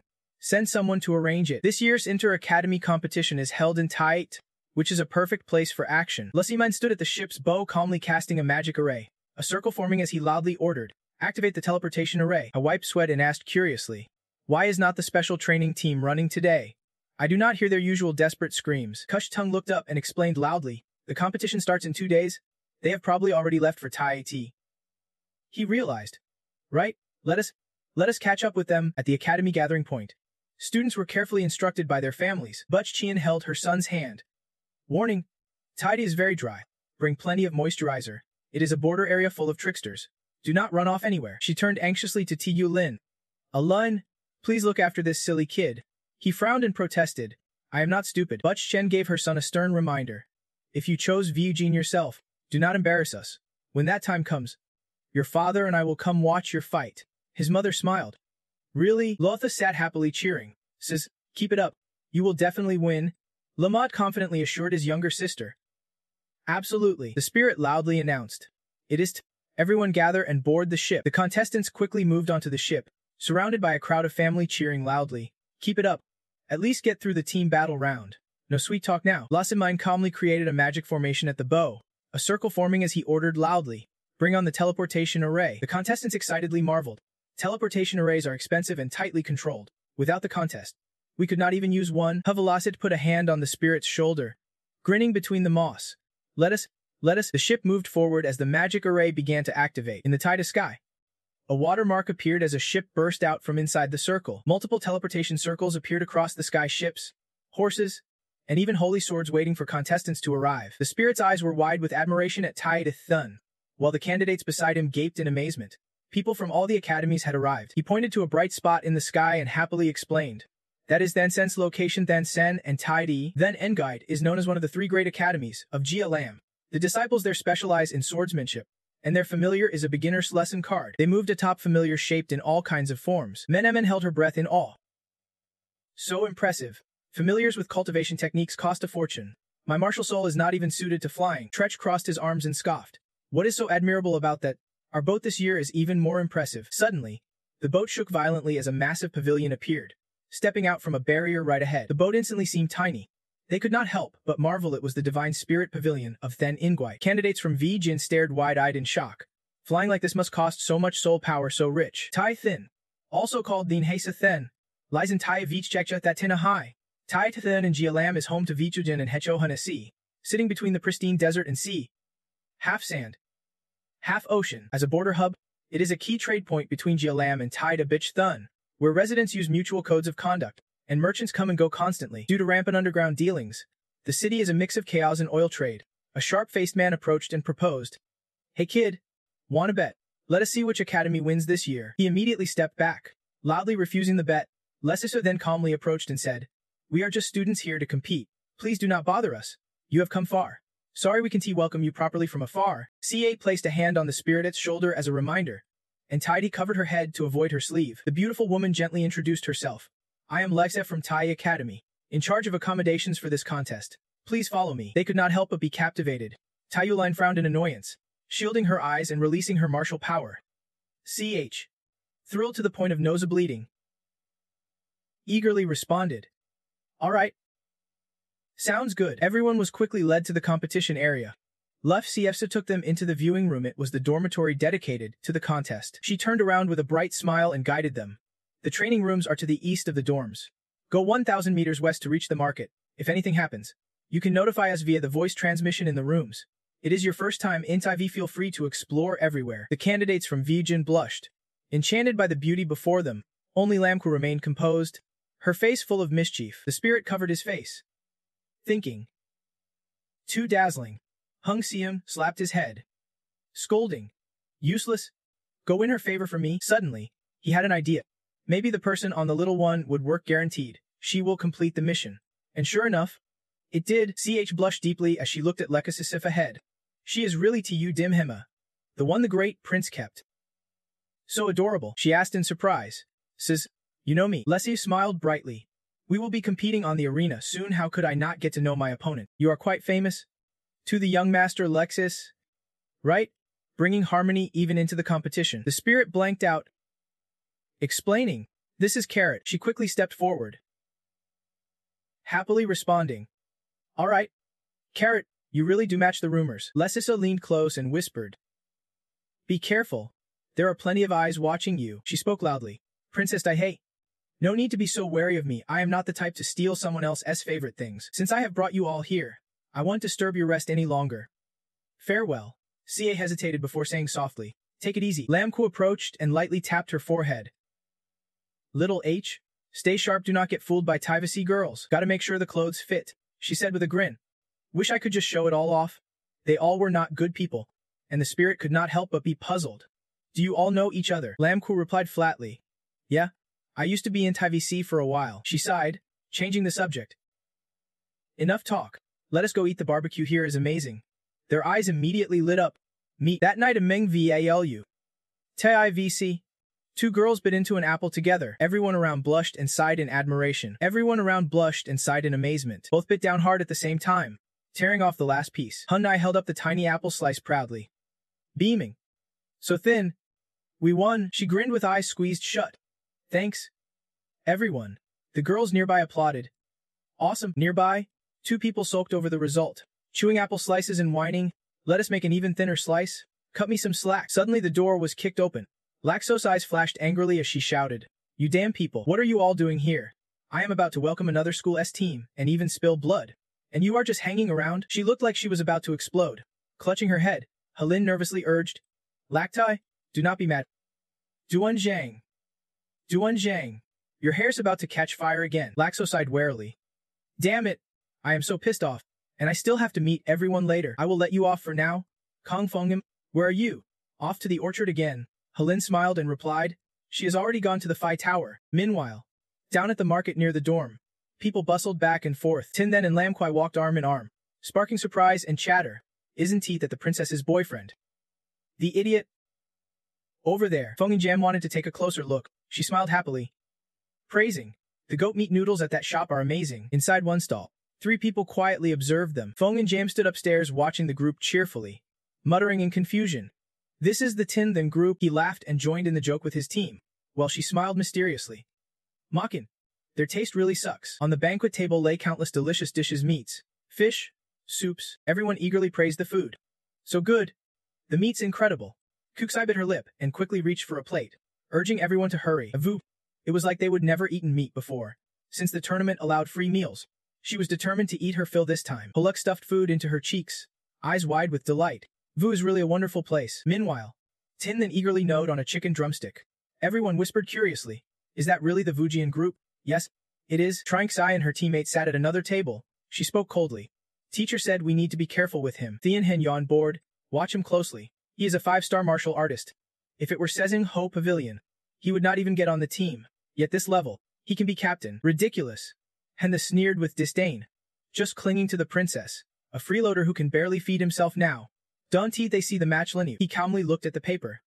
Warning, this kid's combat skills are all mysterious. Better not underestimate him. Tranksai nodded and ordered. I heard Vujin has a 3-star martial king named Mir. In charge of their special training. She raised an eyebrow in doubt. Martial king. He said, there are 312 martial kings listed in Shenzhou, all well-known veterans. This Mir, is from which sect? Still investigating, he answered bluntly. At the same time, far away in a tall building, Duno stood on the balcony, thoughtfully gazing at the scenery. He pursed his lips, holding a staff, looking westward from Jia Lam's farthest point, beyond the desert Sima Hong Vu, across the Mem among ocean. Duno stared at the sunset, thinking, this is my old home I never want to return to. Suddenly, a strange noise caught his attention, and his eyes flicked toward it. Duno scanned with his martial soul, thinking, 1, 2, plus 2 more martial sect members are here to watch me. Frowning angrily, he cursed silently. Damn it! A 3-star martial king is not rare 500 years ago. Yet now it attracts so many talents. The spiritual veins have recovered, and now the spiritual energy is just as strong as before. But the number of martial kings in our tribe is sadly few. Why can't they train more experts? Suddenly, Lukman came running from afar, loudly calling, Senior O. He held up a paper anxiously, announcing, the match lineup is ready. The team battles have 12 matches total, each with a different theme. 74 teams from all over Jialam drew lots to determine opponents and arenas, with about 6 people per arena. Lukman frowned and coughed, but my luck's bad. I drew an arena with 7 people.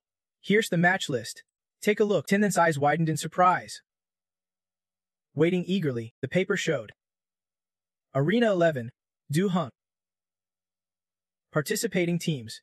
Tais Academy, Dansen Academy, Sungho Pavilion, Hungvin Academy, Ngait Lan Academy, Hu Tower, Vujin Academy, Norenkya Hengvine Academy's gathering spot. Van Hao slammed his hand on the table, announcing, "Here's the team division." He glared irritably and sneered, "Jai Lam has a total of 5 level academies. We have already run into 3 of them. How could we possibly fail the exam now?" Feng Van lowered his head and calmly ordered, "Don't panic for now. Go ask if Ngait Lan wants to cooperate." He narrowed his eyes, putting on a sly look and spoke cautiously. "In matches like this, you have to crush the soft ones first, deal with the useless weaklings before anything else." The next morning at the arena, the crowd could not help but cheer. Extreme betting. The match is about to start. 14 teams are betting huge, so many bets placed. A guest slammed his hand on the table and shouted, "I bet 10,000 on Thansin." The host could not help but praise. "Big bro is really generous." He glanced at the person beside him, his face bright and confident. "Then Ngait from Thansen in the western region, at least they won T lose." The crowd buzzed as a group passed by. "I heard some academies that were not rated got pushed all the way down to Arena 11 today. Arena 11 has 3 A-level teams. If they are not rated, what kind of match is this? Latecomers might as well go home and get married." At the reception area for contestants in the inter-academy competition, participants from all over gathered to compete using their spiritual eyes. The observers noted that this year's contestants were all very strong except for our team, where basically no masters were visible. Injithing stood at the back, unable to hide his disdain. "Look there. That is the useless team, and all of them are masters." His disciple immediately chimed in. "Pathetic. Have you seen their boat yet?" Lamku was infuriated hearing their insults. "Change the score. Free shot for that." She turned sharply and shouted, "Hey, enough with the gossip behind our backs. If you have got guts, say it to our faces." They immediately backed down. "Please. Princess, do not be angry." Trenex Z and his disciple stepped out from the crowd, calmly stating, "Not everyone is like those people, looking for excitement among a bunch of losers like that." Other contestants gasped, "So cold-blooded." Lam Ku's eyes reddened. Her face darkened with fury. "What did you say?" Tin then quickly placed a hand on her shoulder to stop her. Tin Guide approached from the side, irritated.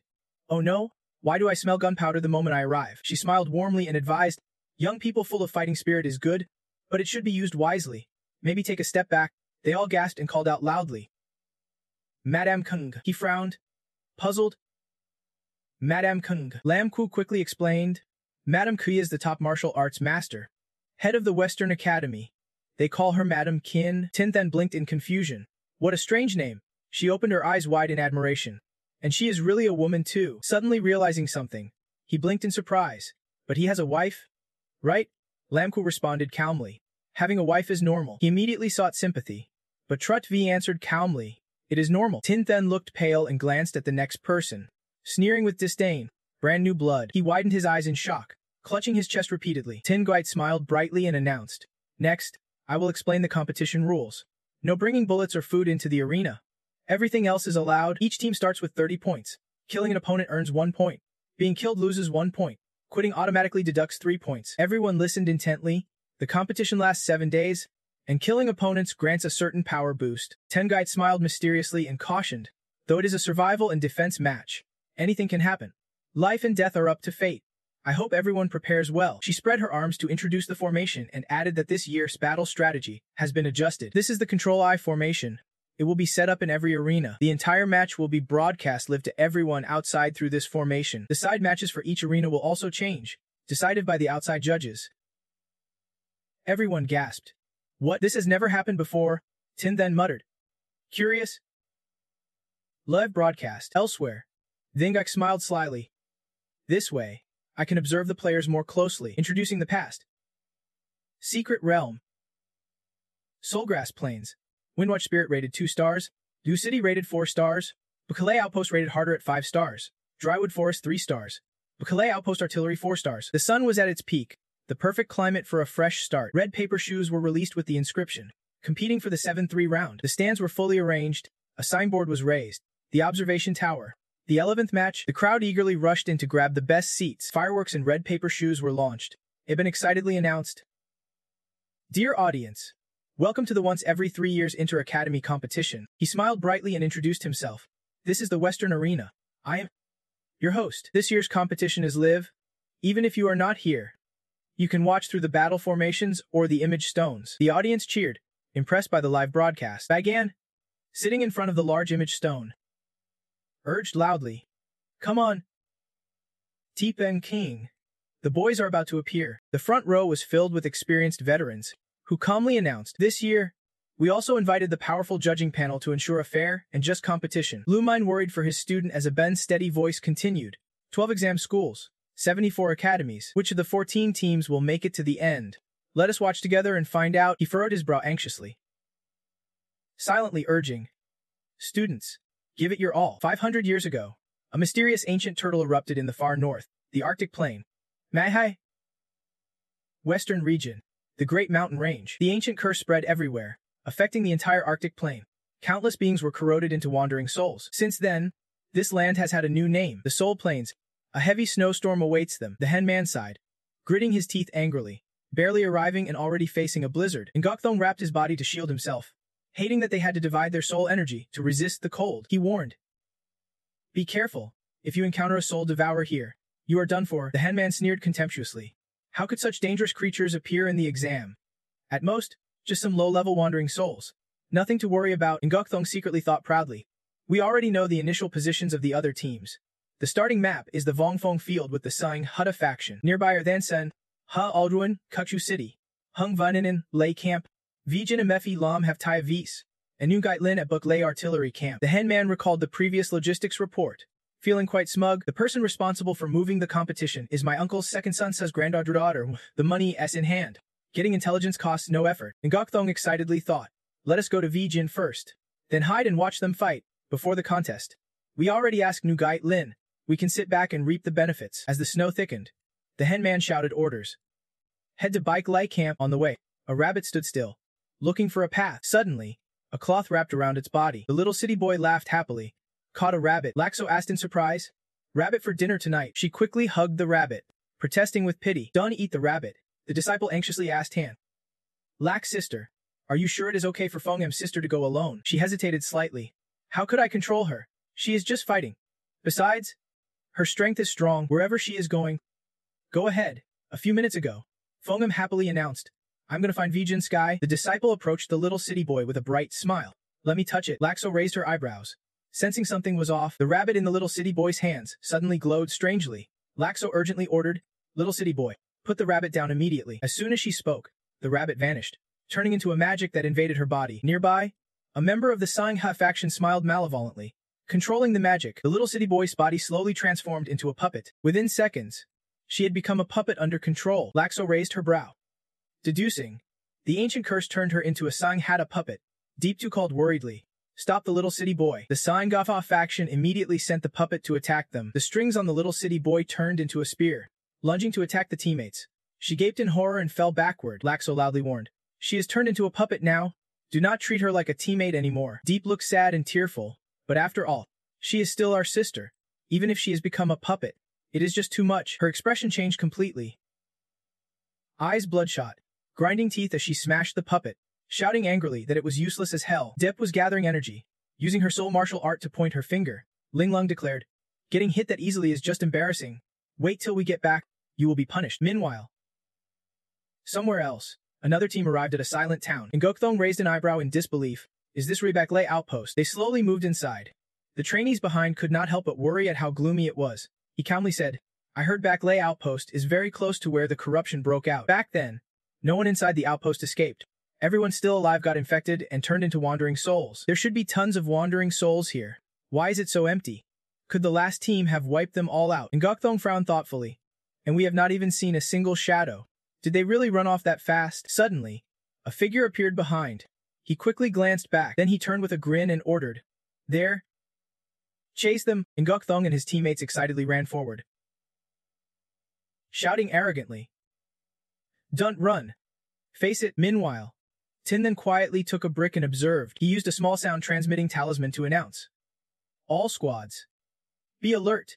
The old incense has lured the enemy here." Lam Kwai listened through a sound talisman. "Everyone, fight on your own." Huluk also received the orders and moved to another spot. Lai held his bow.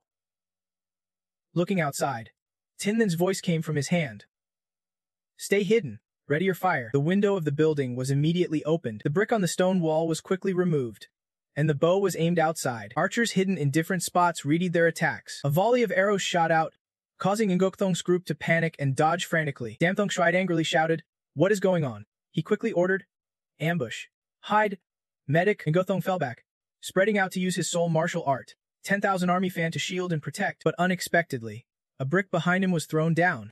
A flame burst out, and he scolded boldly, "You petty trick 1T hurt me." The bow wielder calmly shot a fire arrow outside. Ngokthong immediately got hit in the rear and winced in pain. 1 hour before the contest began, Tin Then and his teammates were transported to Back Lay outpost. All shocked and afraid, ahead, a group of wandering demons were casually eating. They gritted their teeth and desperately ran, shouting. Tin Then frowned in fear. "What kind of luck is this? We have just arrived and already ran into demons." Lai hurriedly drew his bow, ready to pull back the others. "They are wandering demons. We have been transported to Back Lay outpost. Their ranks are close to ours. Fight and retreat." She turned, drawing her bow to shoot at them. Suddenly, another wandering demon rushed out shouting. Tin Then's face twisted in confusion. "Too loud." "Sonic attack." A strong voice immediately responded. "Not an attack. That is just demons swearing." It quickly pulled out a notebook. Frantically searching, he glared and urged, "Translate.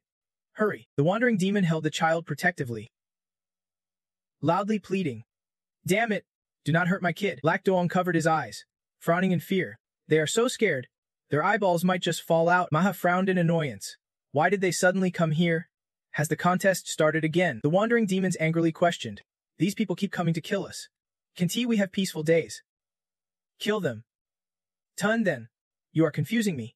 Huh. He quickly turned and ordered, "Strong bro, we are not here to kill demons." You translate. It put a chip into its owner's throat and calmly said, "Speak for yourself. I have implanted the demon language chip for you." Tin Then immediately spread his arms to protect his team, sincerely explaining, "Dun T misunderstand. We mean no harm." The wandering demon's eyes widened in surprise. You understand demon language." He smiled brightly and introduced himself. "That is right. I am the spirit department. Just now, I was scared by you heroes. I only acted in self-defense. No offense intended.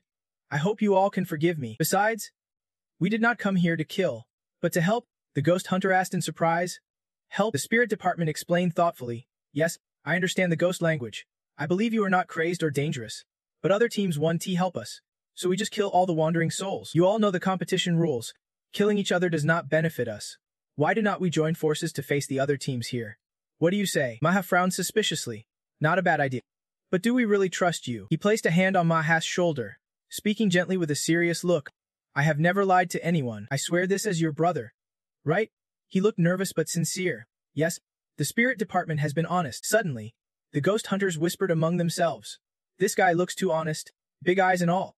Yeah, you can tell he is not lying." Maha turned to his teammates for approval. When they agreed, he immediately cheered. "All right then. Welcome everyone." The spirit department smiled, proudly beating his chest and praising. He quickly went to shake hands with them. The ghost hunters cheered. It has been hundreds of years, and now someone can understand our language. Rare indeed. This year, we have got help. Great. We do not have to dig tunnels anymore. The spirit department was surprised. Dig tunnels. Soon after, the team was led to a house where a rough map lay on the table, showing many paths leading to hideouts. The ghost hunter explained, "These are our tunnels. Our numbers keep shrinking. Now we try to avoid direct fights. If someone comes, we hide. But every village keeps getting wiped out." Maha shook his head and sighed, feeling frustrated. "Sometimes we still get found." The spirit department laughed proudly. "Just hiding and not fighting? That is like freezing while getting beaten." "Everyone, tunnels are not just for hiding.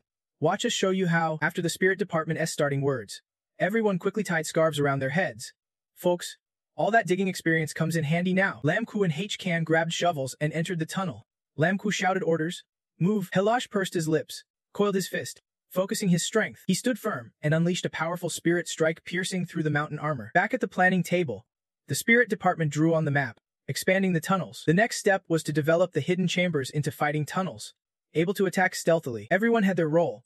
The entire village was a low-code battlefield, with archers ready everywhere, eyes sharp and alert. Meanwhile, someone else was equipping the archers behind the walls.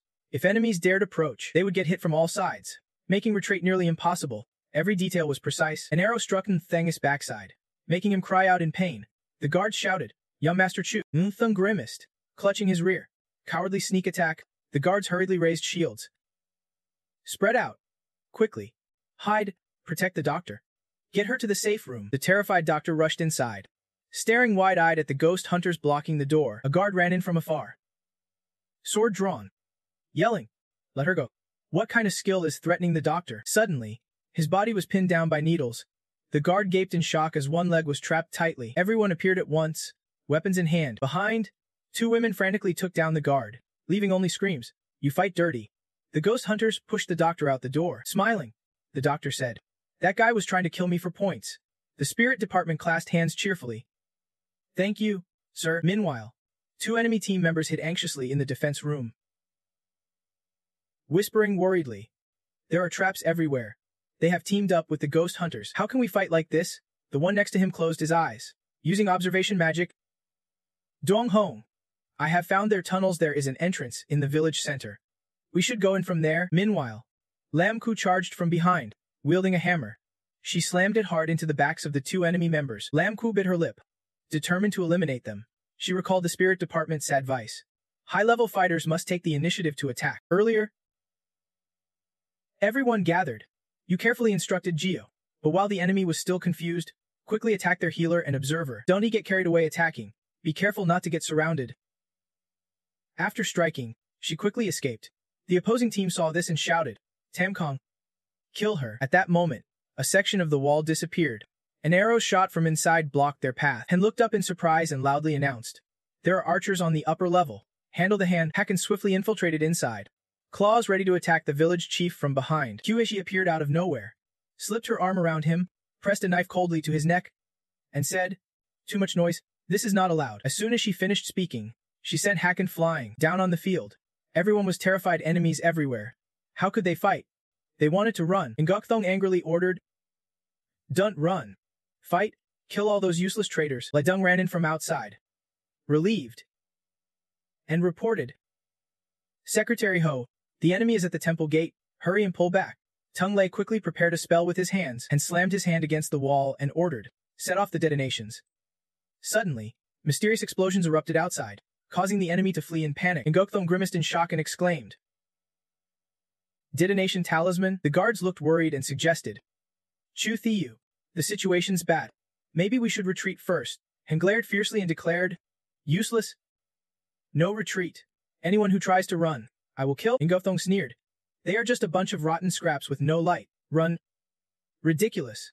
As if I am scared of them. Han immediately commanded, summon the spirit. Attack the ground directly. Keep digging. Let them all die in there. Ngokthong seemed to go mad, creating a fireball with his hand, eyes blazing as he shouted, bury them alive. As he finished, Han and the guards quickly unleashed their grand martial skills. Van Quan Loi. A massive fireball crashed down, exploding everything. Everyone panicked and fled. Van Quan Loi blew up everything. The demonic spirit screamed in pain. Our team sensed the emergency and urgently ordered, everyone get into the tunnels. Inside the tunnel, Ngokthong's magic still affected the area. Rocks started falling from above, causing everyone to cover their heads in fear. The tunnel trembled violently. People anxiously shouted, it is about to collapse. The leader quickly reassured them. Stay calm. The healer is treating the wounded. Use plan. Before the fight, Kwang Ka had prepared 17 counterplans, each targeting the enemy's abilities. He studied the paper in his hand. Plan 2 was for handling explosions. When building the tunnel, sturdy vines were arranged. After Yenne's words, the team put their spiritual energy into the vines. At the same time, Man quickly placed her hand on the vine on the ground. She used her martial skill to transform it, and the vine slowly returned to normal. Everyone breathed a sigh of relief. Man frowned and warned loudly, their rank is higher than ours. The transformation won't hold for long. The leader urgently ordered through magic. Got it, team. Make the most of this time. Over there. Trach Lam stepped on Tung Lai's back, shouting urgently, hurry up. Hurry up. If you do not finish drawing, it will just add more work for you. And breathed heavily and explained, the large formation needs time to set up. Tung Lei touched the end point of the formation and happily said, it is done. The formation's energy began to surround Ngokthong's position. Han and the guards, riding swords, looked confused. What is this? They were all suddenly pushed up into the air by a force. Ngokthong and the guards painfully fell to the ground and stood up, glaring and demanding, what is going on? Why did you fall? The guards fearfully answered, it is the formation's anti-magic command. No more magic can be used here. Meanwhile, underground, the broken vine sprouted in the shadows. Within seconds, They wrapped tightly around Gokthong and the guards. Inside the stands, red ribbons were immediately released in celebration. The audience eyes widened in disbelief. Everyone was stunned. The announcer quickly spoke up, "Ladies and gentlemen, that was truly unexpected." His eyes were wide, as if he still could not accept the truth. On the table, the screen reflected the image of the Ninsi Thung group, lying scattered on the ground. The heavy-handed announcer declared loudly, "Yet Hun was defeated by Vyujin." The viewers could not help but angrily curse. "Nonsense! That useless Hung Veen. I put all my hopes on him." The audience kept whispering and debating, is it real or fake? The ranks do not usually take down rank B. Vyujin really fought beautifully, such an eye-catching strategy. The screen showed the wiping sweat tiredly. Next to him, VCP was happily smiling. The audience grew curious. What is the name of that common archer? Try it out. See if she is willing to give her all for our clan. Why is she acting so clueless with that sword? And even pouting. Suddenly, someone shouted loudly, "Report! I want to report." It turned out to be two elders from Hung Venus Academy. The opponent cheated. Hung Avan and his group have not shown their true strength yet. That spirit manipulator controlled the soul to cheat. The angry elder questioned sternly, "Which rule forbids connecting with the spirit soul during the match? Report this nonsense." He glanced sharply, calmly threatening, "Speaking of cheating, I am curious why your student came to book a lay outpost." He listened and could not help but feel unsettled. Feng Ven firmly refuted, "Ignore them. Don't take their slander to heart." The audience squinted curiously, wondering what was going on. On the screen, the spirit group was shown whispering and bumping heads together. Dooku knelt down sadly and exclaimed, "Oh heavens!" Wept hopelessly, lamenting, "My home, it has all been destroyed. I am so miserable." Someone immediately suggested, "Why not call the Vyujin repair team?" The spirit loudly introduced, "The Vyujin repair team. The cultivation repair crew, just one incense stick is enough, and their work lasts forever." Helach quickly confirmed with action, "Exactly. I hit my head and it did not even crack. It is that good." They all gave thumbs up and smiled brightly, joining in with spirit's praise. In short, the Vyujin repair team is your reliable helper. Everyone, feel free to book their repair service. The audience gaped in disbelief. They are advertising right in the middle of the match. Crazy. Everyone wondered, so what exactly is the Vyujin Academy? Meanwhile, inside a closed room, Then Eng watched the spirit group's advertisement intently. He raised his head and whispered orders to the person beside him. Disciple immediately understood and bowed. Outside in the arena, snow had begun to fall. Spirit held a pile of bricks, instructing, "Clean up this wreckage. Don't let the elders interfere." The two Dooku happily said, "We threw it all to everyone. We built this ourselves before, but now someone's helping. We are a good bunch of kids." While busy cleaning, Spirit found two scrolls under the dirt and stones. He hurriedly opened one, revealing a portrait of a girl, and exclaimed in surprise, "A painting." Minha came over and asked curiously, "Isn't this the painting I had before?" Flashback. An excited voice said, "This is my daughter's painting." Matron could not help but praise, "Oh my, your daughter is really beautiful. Leave it to me." Matron, "I bet the kids will fight to ask for her hand after seeing this." Meha's mother smiled brightly. "Then leave it to me." At the same time outside, Meha was playing when she heard her father call. She was overjoyed. "Dad, you are back." Mkeen smiled gently. "Yes, the village hunting team caught quite a lot. I also brought the second eldest and my little brother. Take these to the far north outpost." Meha responded happily. "Yes, sir." 500 years ago at Bucky Lay outpost, snow blanketed the rooftops. She was busy harnessing the reindeer. Meha and her brother sat on the cart. Mehan's eyes were wide with curiosity. Says, "How big is the outpost?" Menha looked over surprised. "Right? This is the first time coming here." She pointed far away. "It is so far you can still see it. Tell me how big it is." Meha showed obvious admiration. "That is the most prosperous place in Boxi Thanchu. The faction Arbik Lay outpost has served for generations. A sect built by countless outstanding masters, the far north outpost." She thought of someone. "I heard our young sect leader has reached martial rank. One command can turn everything into a puppet. In the cultivation world, that is truly a formidable existence." Mahen laughed in surprise. "You are really something. Someday, I want to be a top scholar too." Maha teased with a wink. "In your dreams, not with that foundation." He blushed, angry. "Why do you look down on me? Then I won't let you marry." Mahen kept threatening, "I will steal your prize from Miss Maitrung's place and turn it into scrap paper." She immediately bonked her brother on the head to scold him. "You rotten brat. Traitor." Two fighting suddenly stopped, their faces full of surprise. Maha covered his face, shouting back, "Shut up. The fire's burning. How can it be quiet?" A mysterious red aura slowly drifted toward them. He guessed in surprise. New kind of phantoms.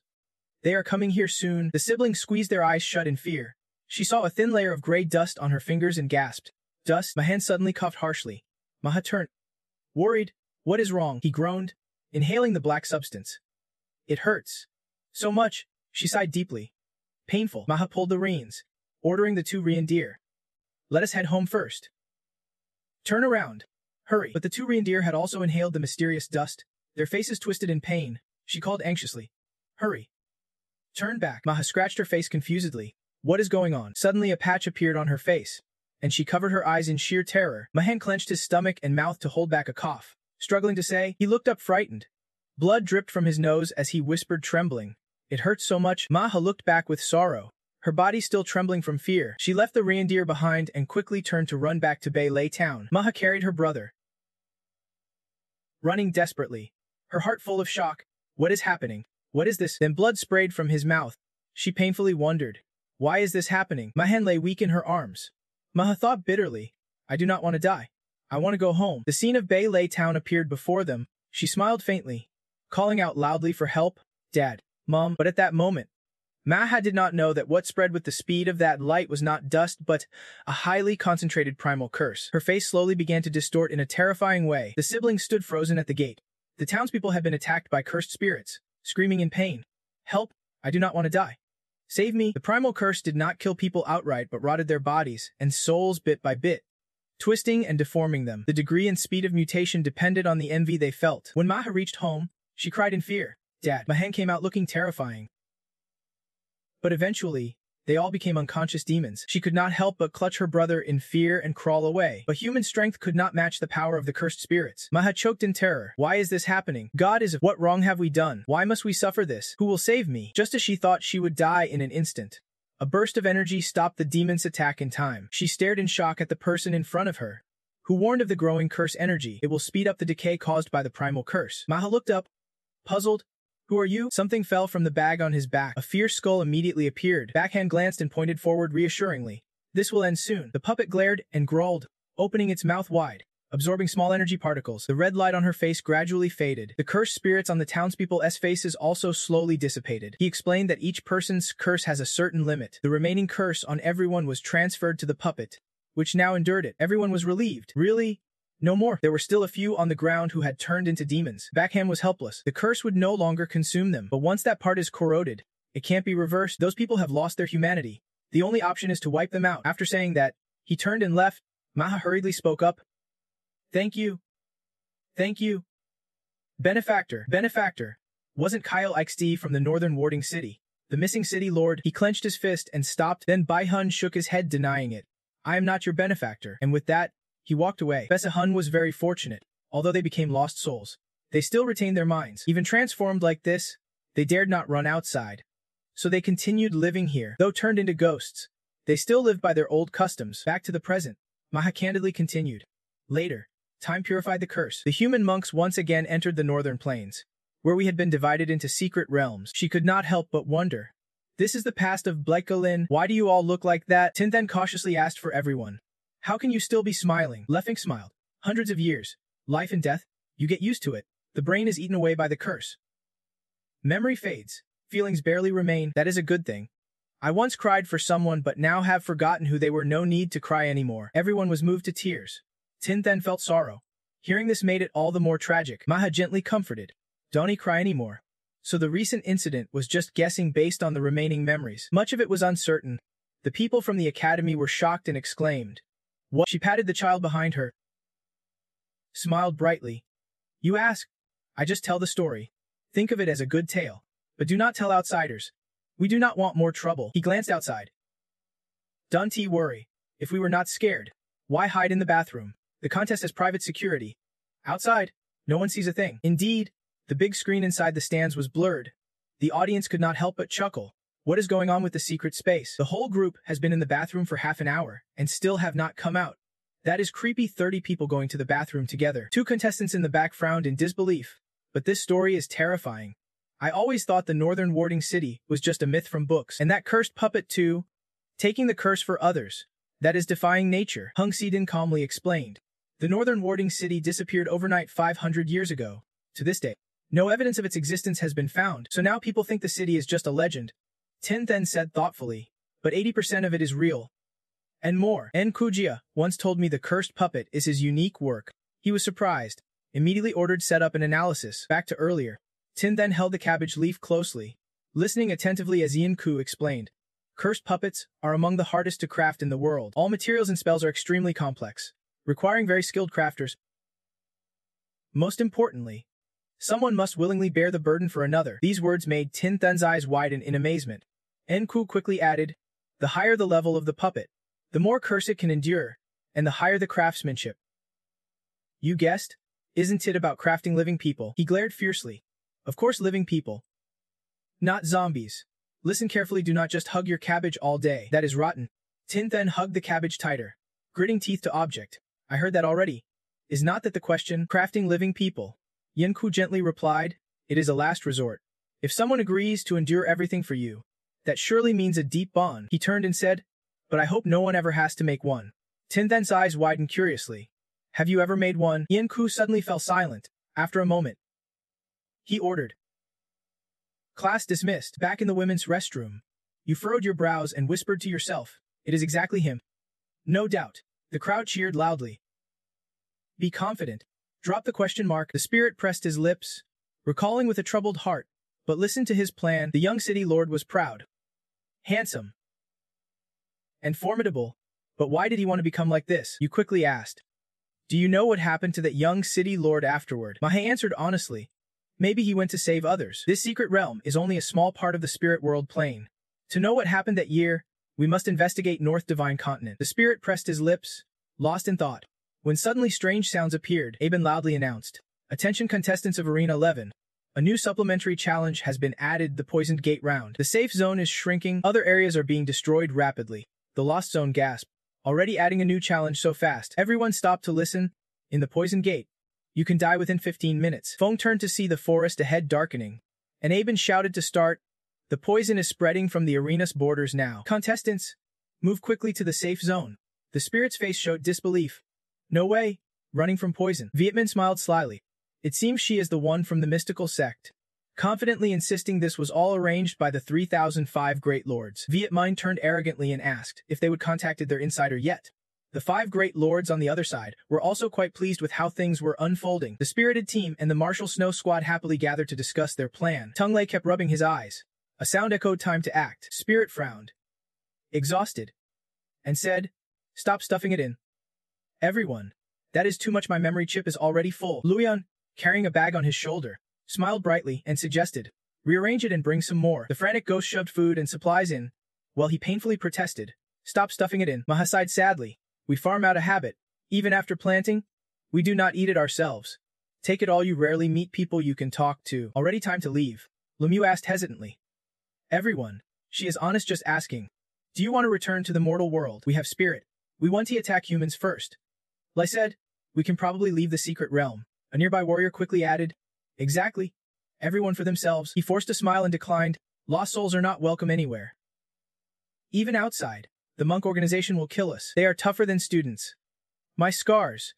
They stitched them up, so it is better to just stay here. He and Limu could not help but sigh with sympathy. Maha handed over chili rings and corn to her and reminded her, there is a tunnel here now. We will definitely survive better from now on, whether human or ghost. We must look to the future. Don't he worry about us. Limu said resignedly. Don't he get stuck here, he urgently warned. Poison's coming, run. Everyone. The ghost could not hold back tears. Hang in there. Spirit and his team hurriedly carried food on their backs, rushing to safety, while everyone fled. A venomous snake silently appeared behind. Watching, its eyes glowed red, tongue flicking as it locked onto its prey. He and the other contestants ran while thinking. The poison ring S-trap can be escaped even underground. It was a clear challenge aimed at Vojian. The safe zone was an open plain with no cover. The only option was to quickly run and hide in the western forest. Spirit gasped. Exhausted. Luckily, Vojian's specialty is running. Ahead was a blur. Spirit grew confused. By logic, they should have reached the forest by now. Why was not there a single tree in sight? Why are you worried? Director, are we lost? He hesitated. Probably not. Suddenly, Spirit's eyes widened. His body froze. He shouted in panic. Anong. Anong laughed joyfully. Director. Anong grabbed the hand in front of him, happily saying, I missed you so much.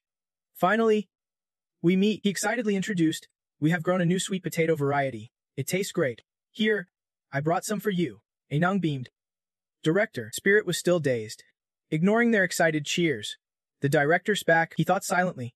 Now we are really trapped. Spirit spun around in disbelief. No way. They have never been like this before. Where is everyone? He shouted loudly. Old Stone. Littlex. He glared, trying to stay alert. Kainka. Kainka. Suddenly, someone touched Spirit's shoulder. Calling softly. Director. Chuma Kain hugged him from behind, lightly licking his hand. The master has returned. Meanwhile, Xiaoling had gotten lost in a fog-covered forest. She quickly realized the situation and entered without any caution. Xiaoling heard someone think aloud. I have the highest rank in the team, yet can't he sense it? Everyone. Suddenly, something passed by. She turned, shocked to see a familiar man. Xiaoling gasped. At that moment, a device called Past into Future appeared, creating a scene from refracted snowlight that covered the entire safe zone. Those caught would be controlled by their deepest fearful memories, or lost in the future they long for, oblivious to their surroundings. This is a high-level Martial King device. No one in the arena can escape. Some who entered the safe zone have become stepping right into the trap. Vietmine carefully lifted him up, ignoring the tearing from others. She sneered with contempt. That useless Ho Tung Lei still needs this little miss to step in. Vietman squeezed Spirit's face fiercely, feeling scornful inside. So it was just an ordinary guy after all. This situation is notoriously inescapable. Even a divine messenger connected to the god's power has been cut off by it. She immediately pulled out a red spherical device. Secretly pleased now no one can help him anymore. The item Vietmin held was a memory recording device. She excitedly thought, let me see your secrets. But before she could act, a hot liquid suddenly sprayed from his mouth onto her face. His spirit was in turmoil, vomiting everything from his stomach. Hang Xiang suddenly appeared, relieved and speaking loudly. We are out. He saw the pale-faced boy trembling and asked worriedly, Host? What happened just now? Suddenly, I lost connection with you and the outside world. Trapped inside the black room. Are you okay? The spirit looked scared, struggling to speak. Seep Ka. The boy turned and hugged him tightly, shouting emotionally. Seep Ka. The spirit kept hitting him, crying and blaming. You jerk. Where did you go just now? I called out so loud. But you did not come help me. Hang Scything stammered. You do not. Everyone watching the fight could not help but be impressed. So fast. He already shattered the illusion. Amazing. What kind of god is this guy? Huffa Lo in the stands frowned. Not bad. But why is a man crying like that? Hong'e shyly licked his hand and said, I feel sorry for him. Meanwhile, the spirit kept crying and telling, I ran into that milk-faced guy in the illusion. He was so rude. He destroyed a betch right in front of me. And in front of a beach, he destroyed me too. Hang Seven gently patted his head to comfort him, repeating in disbelief, an illusion. Normally, even if someone falls into a coma or illusion, I would not enter the dark room. This is not a simple illusion. It is a high-level device that can even isolate me. Those are fake systems. They have hidden their presence and prepared in advance. Stay calm. He turned his head back and forth searching. It is them again. Where did everyone else run off to? The spirit quickly ran over, helped him up, and called anxiously. Tu, he. The other side squeezed Letz's head and loudly called. Il. He frowned in confusion. Why are there only these two? Hang Stubborn calmly replied. After entering the illusion, people might wander unconsciously. The others all ran away. Ordinary people do not wake up that easily. Find where everyone is first. Then talk. The spirit gritted his teeth and took the two with him to find He Teng Lei first. We all have his talismans on us. Meanwhile, Viet Minh, covered in vomit, hid behind a rock listening to the conversation. Just after waking, she vaguely saw a head shaking back and forth. Was that an illusion? Her gaze sharpened, biting her lip, radiating a dark aura. At the same time, inside the wilderness where Tigolin was lost, the image of V appeared faintly. V. She quickly approached. Meinu anxiously asked, Why is your hair completely white? Tigolin's eyes widened in surprise, gently touching his face with concern. Why are you crying? V lightly touched her hand, speaking indistinct words. He then bowed his head and tightly grasped Tigulin's wrist. She blushed shyly and called out. Suddenly, her body trembled, and the image before her blurred. Tigulin's face showed confusion. What is happening? V raised his hand to cover her eyes. Tigulin suddenly snapped out of the wilderness after his words. She should be awake now. She furrowed her brows, searching around. So the illusion has been destroyed. This illusion is so strange. Nearby, V was still lost in the wilderness. Tigulin ran over, loudly calling. Tigulin slapped V's face, looking around in panic. Where are the others? How can we wake them up? She suddenly pictured him with white hair in the wilderness. Tigulin thought shyly. Red hair still looks better. She held her face worriedly, wondering, why are there illusions like this? Suddenly, something flashed past. Tigulin quickly spotted it. She raised her shield just in time to block a sudden attack from the opponent. Tigulin turned around in shock, shouting, Who is there? Hun Eldros VQ Lam immediately lunged at the tray, breaking the illusion so fast impressive. Hun raised his hand to strike, gritting his teeth in awe. Too bad. Being a healer means you are doomed. Vu Lum and his teammates immediately launched attacks, shattering Tiguolin's defensive barrier. She pressed her lips, grabbed some martial energy, and quickly fled. Tiguolin held her shield, dodging the attacks as best she could. Hun narrowed his eyes with a sinister smile, preparing to chase. Two men from Hu Elju swiftly pursued her closely. Hun caught up beside her, earning some praise. Not bad. Still running this fast while dragging him along. I am almost impressed. Attacking a healer who just takes hits is not fun at all. Draw your swords light and give me a kiss. Tiguolin's expression darkened. She clasped her hands into a triangle, ready to strike. I'm still cocky. I will spare you. How's that? Before he finished, he slammed face first into her sturdy shield. The shield flew up, forming a circle. It spun 360 degrees so fast that the eye could not predict its next move. Vu Lum clutched his bleeding nose, eyes wide in horror as a barrage of shields charged at him. A series of spinning shields rushed forward to attack Vichu Lum. The crowd gasped in amazement. Is this the healer's attack? Using shields to strike, and still running and attacking at the same time against an equal opponent. Tiguolin and Trite flew on the shields, pursued closely by two from Heinki Lu. Mepsia's face remained expressionless despite the praise true to being Tha's vice granddaughter. She raised an eyebrow thoughtfully. Alun was not skilled in this before, but it seems she has learned a lot in Vikujin, as I could not help but be amazed at Tiguolin's skills. Vu Lum gritted his teeth in anger. That bitch. Even a healer has tricks. I will fight to the end. Come, I'm urgently reminded. Donnie let her escape. Plant the prop inside that Chut V first. Illusions have a time limit. Once he wakes, it will be hard to act. Without hesitation, the man pulled out the prop, the controlling artifact. The shield suddenly froze midair, startling her. Tiguolin was utterly confused. What is going on? She furrowed her brow and focused intently. Her eyes reflected Kundu and the strange artifact. Tiguolin could not help but wonder what kind of magic was that. She reached out, but nothing happened. She could not touch or escape it. A memory flashed in her mind. Tiguolin guessed this feeling was just like the powers of the contestant she would face before. While still sinking into fear, rushed over. Hun grinned wickedly, ready to attack. He unleashed a huge pillar of energy, breaking Tiguolin's shield. Get down! Dust and debris flew everywhere from the fierce battle. She winced, coughing harshly. Vu Lum's eyes gleamed cruelly, still protecting him. You are loyal.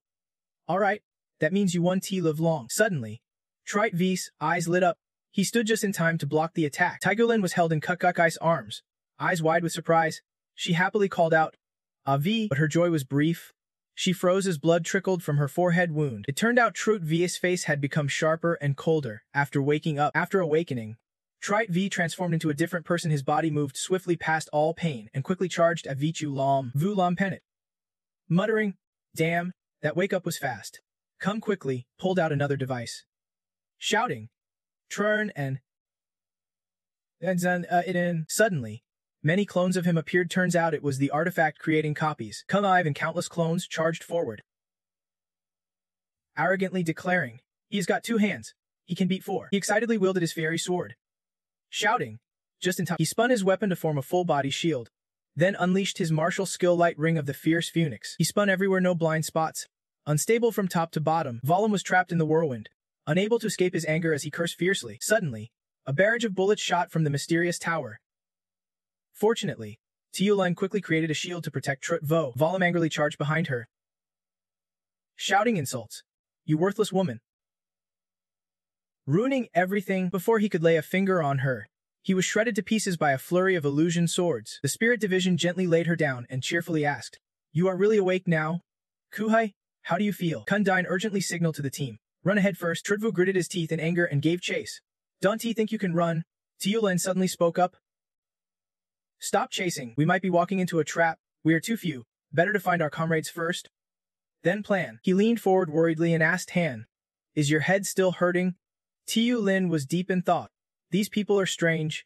How do they know exactly where we are? Meanwhile, Tung Lai was happily enjoying the soft snow beneath him. He waved his hands back and forth, savoring this rare joy. Tung Lai closed his eyes and relaxed his body, smiling to himself. Snow is not just snow. He suddenly sat up, excitement raising his hands high. It is freedom. It is fresh, sweet air. Tung Lai danced gleefully, feeling thrilled inside. The spirit division is under a spell now. Those 3 cruel guys are caught too. They will be dealt with soon. Now, just waiting for my comrades to confirm the spirit division's identity. Then my mission's done. I am about to move on. Mission as a spy ends here. I will take a long break. Want to rest in the Sea Ocean Kingdom. Tung Lai kicked the snowman's head in front of him and stuck out his tongue teasingly. Go die. Spirit division. He thought happily. Goodbye. Spirit division. Just then, the person Tung Lei was thinking about appeared behind him. He glared darkly and asked, "What are you doing?" The spirit division covered Tung Lei's mouth with his hand, eyes flashing as he ordered. "Stop yelling. Shut your mouth or you will attract enemies. We will have to kill them." He was about to cry. If my identity was not hidden, would not I have been kicked out of the exam hall? So why am I here? Grabbed Tung Lei's hair, gritting his teeth and scolding. "I have been exhausted picking people up all along. And you are here chatting with a snowman. But at least we found one alert guy." The spirit division quickly laid the people down on the snow and coldly ordered, "Keep an eye on these four. I will wake them up. Leaving them unconscious will slow us down." As soon as he finished speaking, he grabbed Kuhi's collar, repeatedly slapped her face, and said, "Wake up, Kuhai." After a while of waking her, Kuhi's face was bloody, and she let out a faint sound. Carefully setting her down, he happily asked, "You are really awake now? How do you feel?" Kuhi struggled to open her eyes. Her mind was still cloudy. Looking at the people before her, she muttered in confusion, "So many," while Tung Lei gave a puzzled look and said, Suddenly, an explosion erupted. Catching everyone off guard, Laxo clenched his teeth and landed heavily on the spirit division's weak back. He turned to look back, and she was already soaring high into the air. Their main target was to attack the giant far away. Laxo decisively threw a punch head-on, shouting curses. "Damn you all." She glared angrily and shouted, "After all this, you still cling to me. Are you crazy?" The hacker coldly declared, "You have fallen into the Dark Kai Tower's trap. If I can survive, neither will you." Suddenly, people from Dark Key Tower launched an attack on the two. They laughed and said, "Well done." The hacker kept fighting arrogantly. "So what if you are a ranked disciple? I am the one who decides who lives or dies." The battle turned chaotic. West Sect, Dark Tower, and the Yang Ho Sect all wildly attacking each other. The traitors quickly opened a pit and threw other contestants inside. Spirit knelt, watching and muttering, "Nicely done." The three sides clashed fiercely. West Sect and Yang Ho were strong but outnumbered and suffered heavy losses, unable to hold long. Outside, the hacker was caught off guard by an attack that sent his whole body flying mid-air. Tung Lei watched, mesmerized by the fight's beauty. Spirit's hair flew wildly with no sign of Kai energy. The hacker continued fighting, his body swaying with each move. Kuhai suddenly jumped up, face flushed, blood spurting from his nose as he screamed in excitement. It turned out he was reacting to the plump chest of the woman in front of him. Polak and the other contestants also jumped up at the hot scene. The strong immediately appeared, urging, "Good chance. Good chance. Complete the hero's mission and save the beauty." Sweeping away West Sect's goodwill, they took the others into the harem. Spirit squinted. "You again," pointed at Yui. "Come on, cheer me on. Look at little Hai over there." Polak struggled to hold her back. "Don't he bite me. I have to devote myself to her." He turned and charged, fist raised. Feeling frustrated, really troublesome, though his hair flew wildly, Spirit quickly stepped in front of Laxo, delivering a swift move martial arts chaos. Wild brawl. Then he turned, smiling brightly. "Need help?" Huey flew over and kicked Spirit hard. "Don't steal my spotlight." He gasped. "Oh no." She quickly hugged Laxo, saying, "Come on. Follow me." Tung Lei ran behind them, sword in hand, urging. Dark Tower members chased wildly. "No escape for you." Spirit and Holok worked together, lifting giant stones to block the path. He swiftly landed a solid strike on the opponent. Adung charged in with his sword. Where did this guy come from? Spirit bent his arm, silently unleashing a soul martial skill. Resolute strike. He pointed ahead urgently. "Your wife ran off with that guy?" Athich stood behind, confused. "Huh." Adung spun and punched his teammate's face, angrily shouting, "Damn it! Watch out!" Other contestants rushed to hold him back. "Why are you fighting? Stop destroying each other." Adung yelled furiously. "Who dares to steal my wife? I will kill them." The man with a gloomy face angrily retorted, "Stop talking nonsense.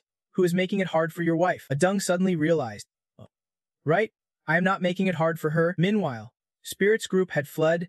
Athich looked around. Where are the West Sect people? At the same time, somewhere far away, he looked at Laxo beside him and sincerely said, "It is safe now." He smiled brightly and said, "Thanks for your help." "Young master," Spirit politely replied, "No need to thank me, I did not really want to save you." But the strong quickly covered his mouth, handing him a note with Long Hao Tian's usual lines. "The young lady is as beautiful as a fairy. She was bullied by villains. Anyone seeing it could not bear it. I helped out willingly." Of course. He grabbed Spirit's hand, making him look up at the note. Spirit bit his lip and glared at the strong man. Spirit's face looked forced and awkward. The young lady is as beautiful as a fairy, being bullied by the villain again. Anyone who sees it can't stand it. I stepped in to help. It is just what I do, Heng Kong angrily warned. Read carefully. This is a golden phrase I wrote to lure you all in. Its power is unstoppable. I said I would pull you back home. So finish my orders properly. Depsai lowered her worried eyes and whispered. Lactai? Is your spirit sick or something? Talking nonsense like that. With such a stubborn attitude, Laxo only knows to nag and warn. Do not underestimate him. Tung Lai suddenly frowned, staring intently at her, hand full of suspicion. Spoke up. I have a question. Doesn't the Western sect only accept girls? Big bro? With your strong build. Are you also from the Western sect? Depsy mumbled anxiously. Big bro? She stood up, clenching her fists tightly, shouting angrily. Who are you calling big bro? Depsy pushed her veil aside. Nuno rebutted. I'm a girl. Actually, Spirit so stammered in horror. Girl? What? The Western sect only accepted girls. She cried while explaining. I was not like this at first. This is not my body. Depsy hurriedly grabbed the tiger orb, placing it horizontally as a magical weapon. The golden flying tiger orb inside started to flow out from the water. 2 bodies, 1 male. 1 female slowly emerged. She choked up and shouted, This is my real body. Depsy held her true self, tears falling as she lamented. When will I ever get my body back? I do not want to be an old hag so ugly. Laxo could not bear it, gently rubbing her head to comfort her. She is actually my rare Depsy senior sister. During the fight with the frost flower, she was hit by the soul swap curse, had swapped bodies with someone else. The hacker lying on the ground groaned bitterly. I am just too unlucky. And Kong suddenly touched Laxos's body. Startled. Kong bro. What are you doing? He hurriedly replied. It is a level ground artifact. Depsy glared angrily, repeatedly hitting him. I am the unlucky one here. Damn it. That cursed soul swap spell betrayed me and used the soul swap curse against me. I will beat you to death. Laxo hurried to stop her. Red-Eye, do not kill him. If he's... The spell will cause problems. And you will get disqualified too. She trembled and hugged her senior sister, crying, I'm sorry. Lactai? Laxo clutched her chest in pain. Deepsy? Sorry. Lactai? I can control this body. Heng Kong suddenly noticed the white, bare back of her. He quickly flew over, pointing to the mark on her back. Host, this is a level ground artifact. Human exposure. The artifact system is divided into 5 ranks. Celestial, terrestrial, mysterious, advanced, and normal. Their states differ. The higher the rank, the more concealed they are. Human exposure can make someone ordinary, erasing all others' attributes, lowering them to a bystander level. It is an artifact from Long Othian's rival. Spirit frowned. It is such a low-level one again. Find a chance to help her remove the artifact. Heng Kong seriously objected. It is not that simple. Once a soul core type artifact is embedded, it is tough to remove without the right magical tool. Also, it is not just on Laxo. He pointed toward the hacker and Dip Z's true body, confirming they have it too, probably implanted during the fight. Heng Kong pondered. These people are all considered new era talents, all with level ground artifacts. They are really generous with their attacks. I think I know what the system's plan is now. Meanwhile, elsewhere, Lama quietly observed from behind a snow pile. In front of him were the people from Shuangkai Tower. Man looked up and asked softly, What is the situation? She bowed and replied, They are following again.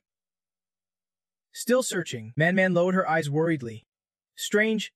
We have hidden so well, how do they keep finding us? Lemak pulled his hood down. Puzzled, I do not know. It is like they know exactly where we are. Man and the other contestants dug tunnels together. Thinking, after entering the mysterious realm, Lemak is the sharpest among us. The teammates nearby did not scatter too far. We quickly changed tunnels to avoid the pursuit of Shuangkai Tower. Although they found 13 people, their overall strength is still weak, only able to passively hide. It would be great if that Shutvo or the princess were here. Everyone, where are you? At the same time outside, Hatchcan carried Lam Kwai on his shoulder, trying to escape the chase. She looked back in terror. They somehow managed to chase closely behind.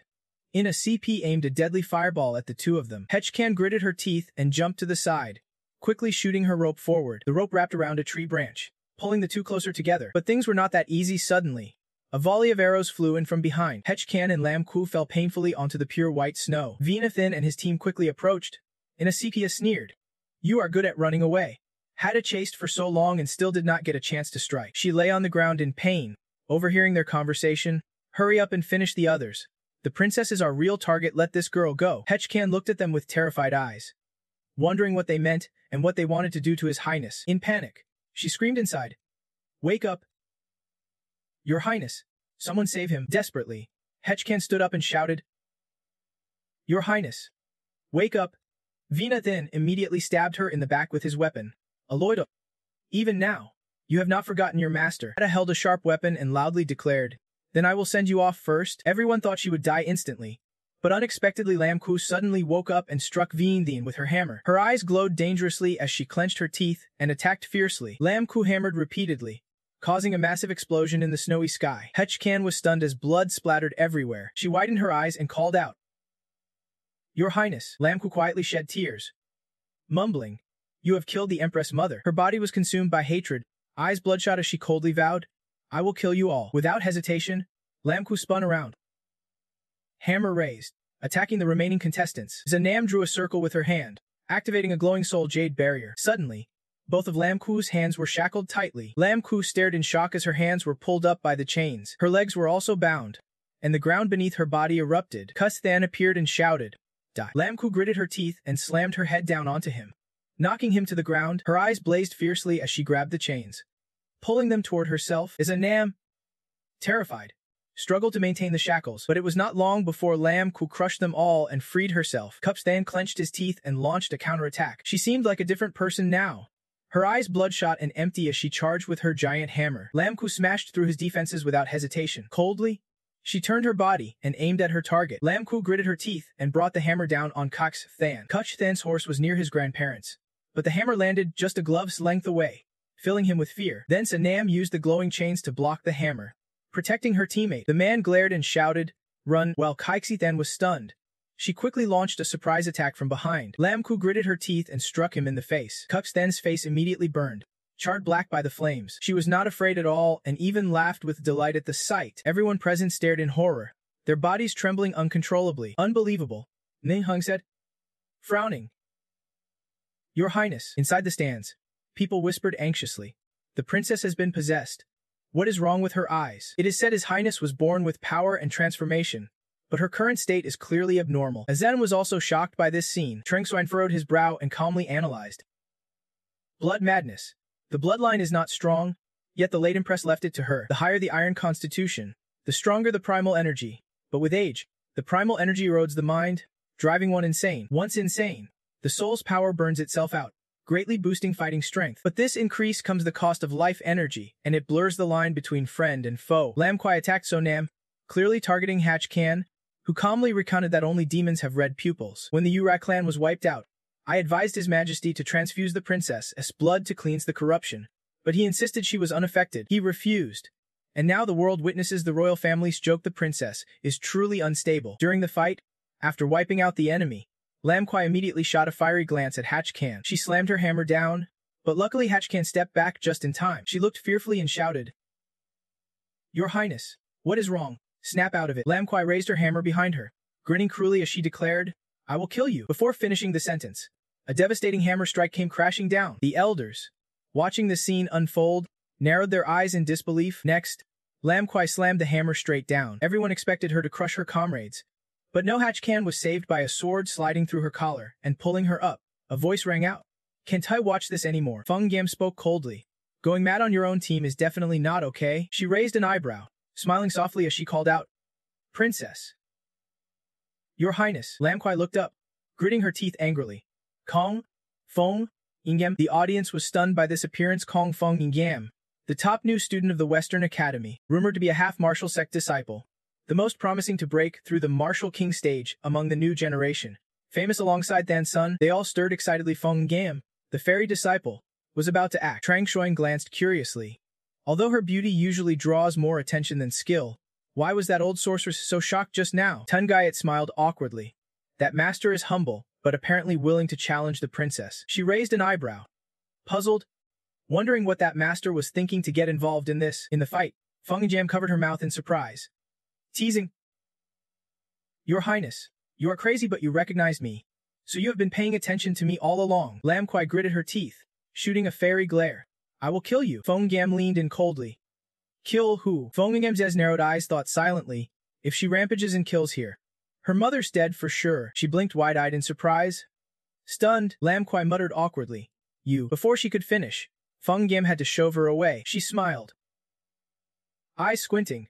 "I won fight a madwoman, so calm down and catch your breath. Don't worry. I am great at controlling the wind." Lam Kwai's mouth dropped open, eyes nearly popping out. Feng Jam laughed amusedly.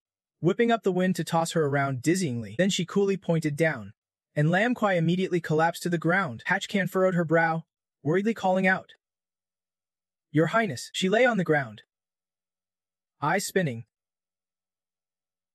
retching uncontrollably. Hatchcan rushed over to ask, "Are you okay?" Lam Kwai grew too dizzy. After a moment, she regained composure, staring in shock at her smoking hand. "I am injured. I hurt. Why is my hand burning?" Fong Gam slowly approached, arrogantly asking, feeling the pain now. "Awake? Huh?" Lam Kwai snapped. Kong Fong Gam. Hatchcan gently advised, "Your Highness, do not act rashly. Luckily, Miss Kong helped us just now." She raised an eyebrow, smirking. "I do not need her help." She instantly put on a wronged expression, sighing, "Chief Hatch, no need to persuade me. Your Highness always looks down on me, no matter what I do. She is never happy." Hatchcan smiled awkwardly. "Don't be sad. Your Highness means no harm." Then reminded, "Anyway, Miss Kong has helped us." Lam Kwai angrily retorted, "You dare say she helped? Are you my subordinate or hers?" She declared, "Traitor, go play with her. From here on, we part ways." "Let go." Suddenly, a signal in Lam Kwai's palm beeped. The spirit's voice sounded, "Answer if you hear. Answer if you hear." She joyfully called out, "Master," you excitedly suggested. "Great. The telepathy works now.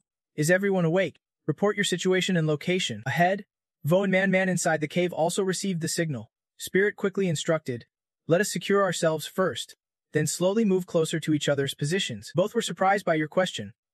Old Stone. "Your Highness, has everyone been attacked by the mysterious energy tower?" They quickly reported they had encountered it. "How does the Secret Service know? They have also faced it." Spirit frowned thoughtfully. "Sure enough, no one was spared. The mysterious energy tower specifically targets warriors of the new generation." You looked up toward the Lost Office and Annihilation Sect members. Spirit solemnly warned, "Everyone protect yourselves well. From here on, it is going to get really tough, especially your Highness. You are our strongest attacker. Stay calm and do not lose your cool." You raised your voice to remind, "Right? Now we are cooperating with Taidi. If we find a way out, fend your..." Hearing this, immediately froze. "Oh man, we are partners now?" Lem, eyes blazing with anger, retorted, "Who is cooperating with her?" "South of the Little Bridge, E-City Squad. Requesting backup." Man whispered on the telepathic channel. "We were ambushed by Guide Ilun.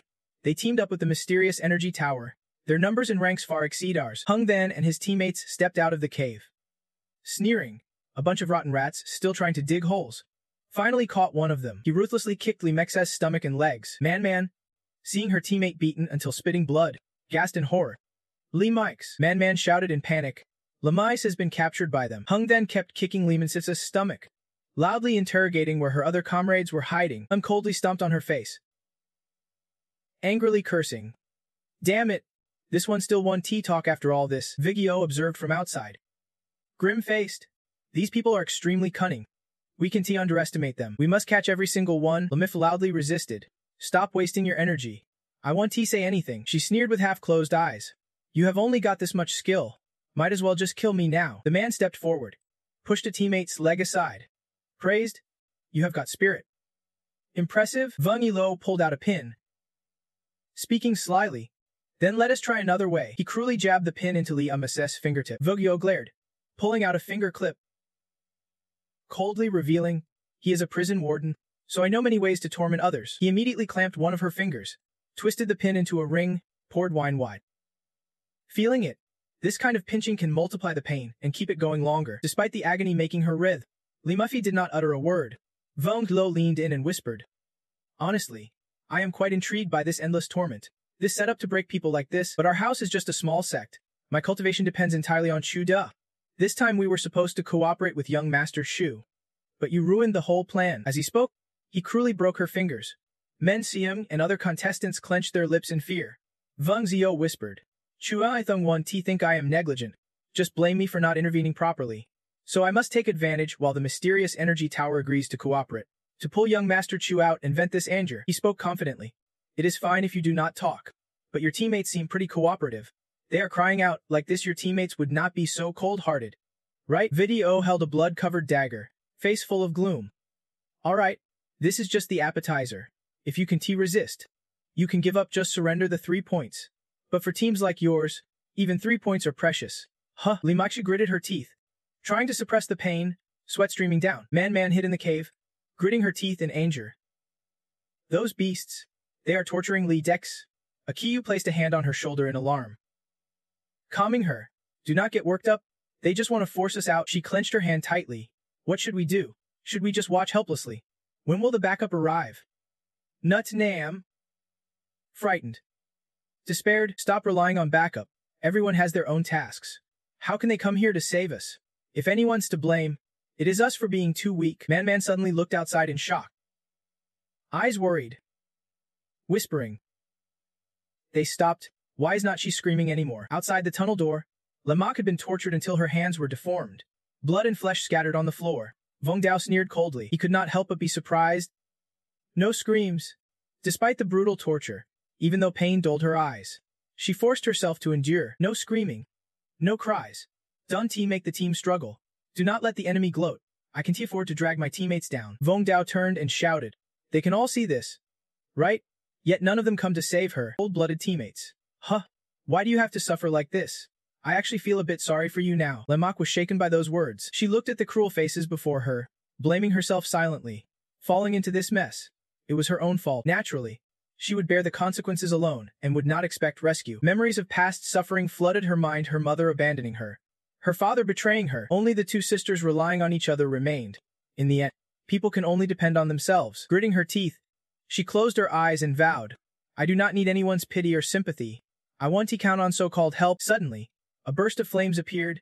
Lam Kuai charged fiercely with her hammer toward Vong Dao and Man Kong. She gritted her teeth and smashed down hard on the two of them. Taking advantage of the moment, Lam Kuai dragged Lamak away. Inga gasped in surprise. Third princess. She glared fiercely and hoisted Lamak onto her shoulder. Vong Dao raised an eyebrow excitedly and ordered, caught the big fish.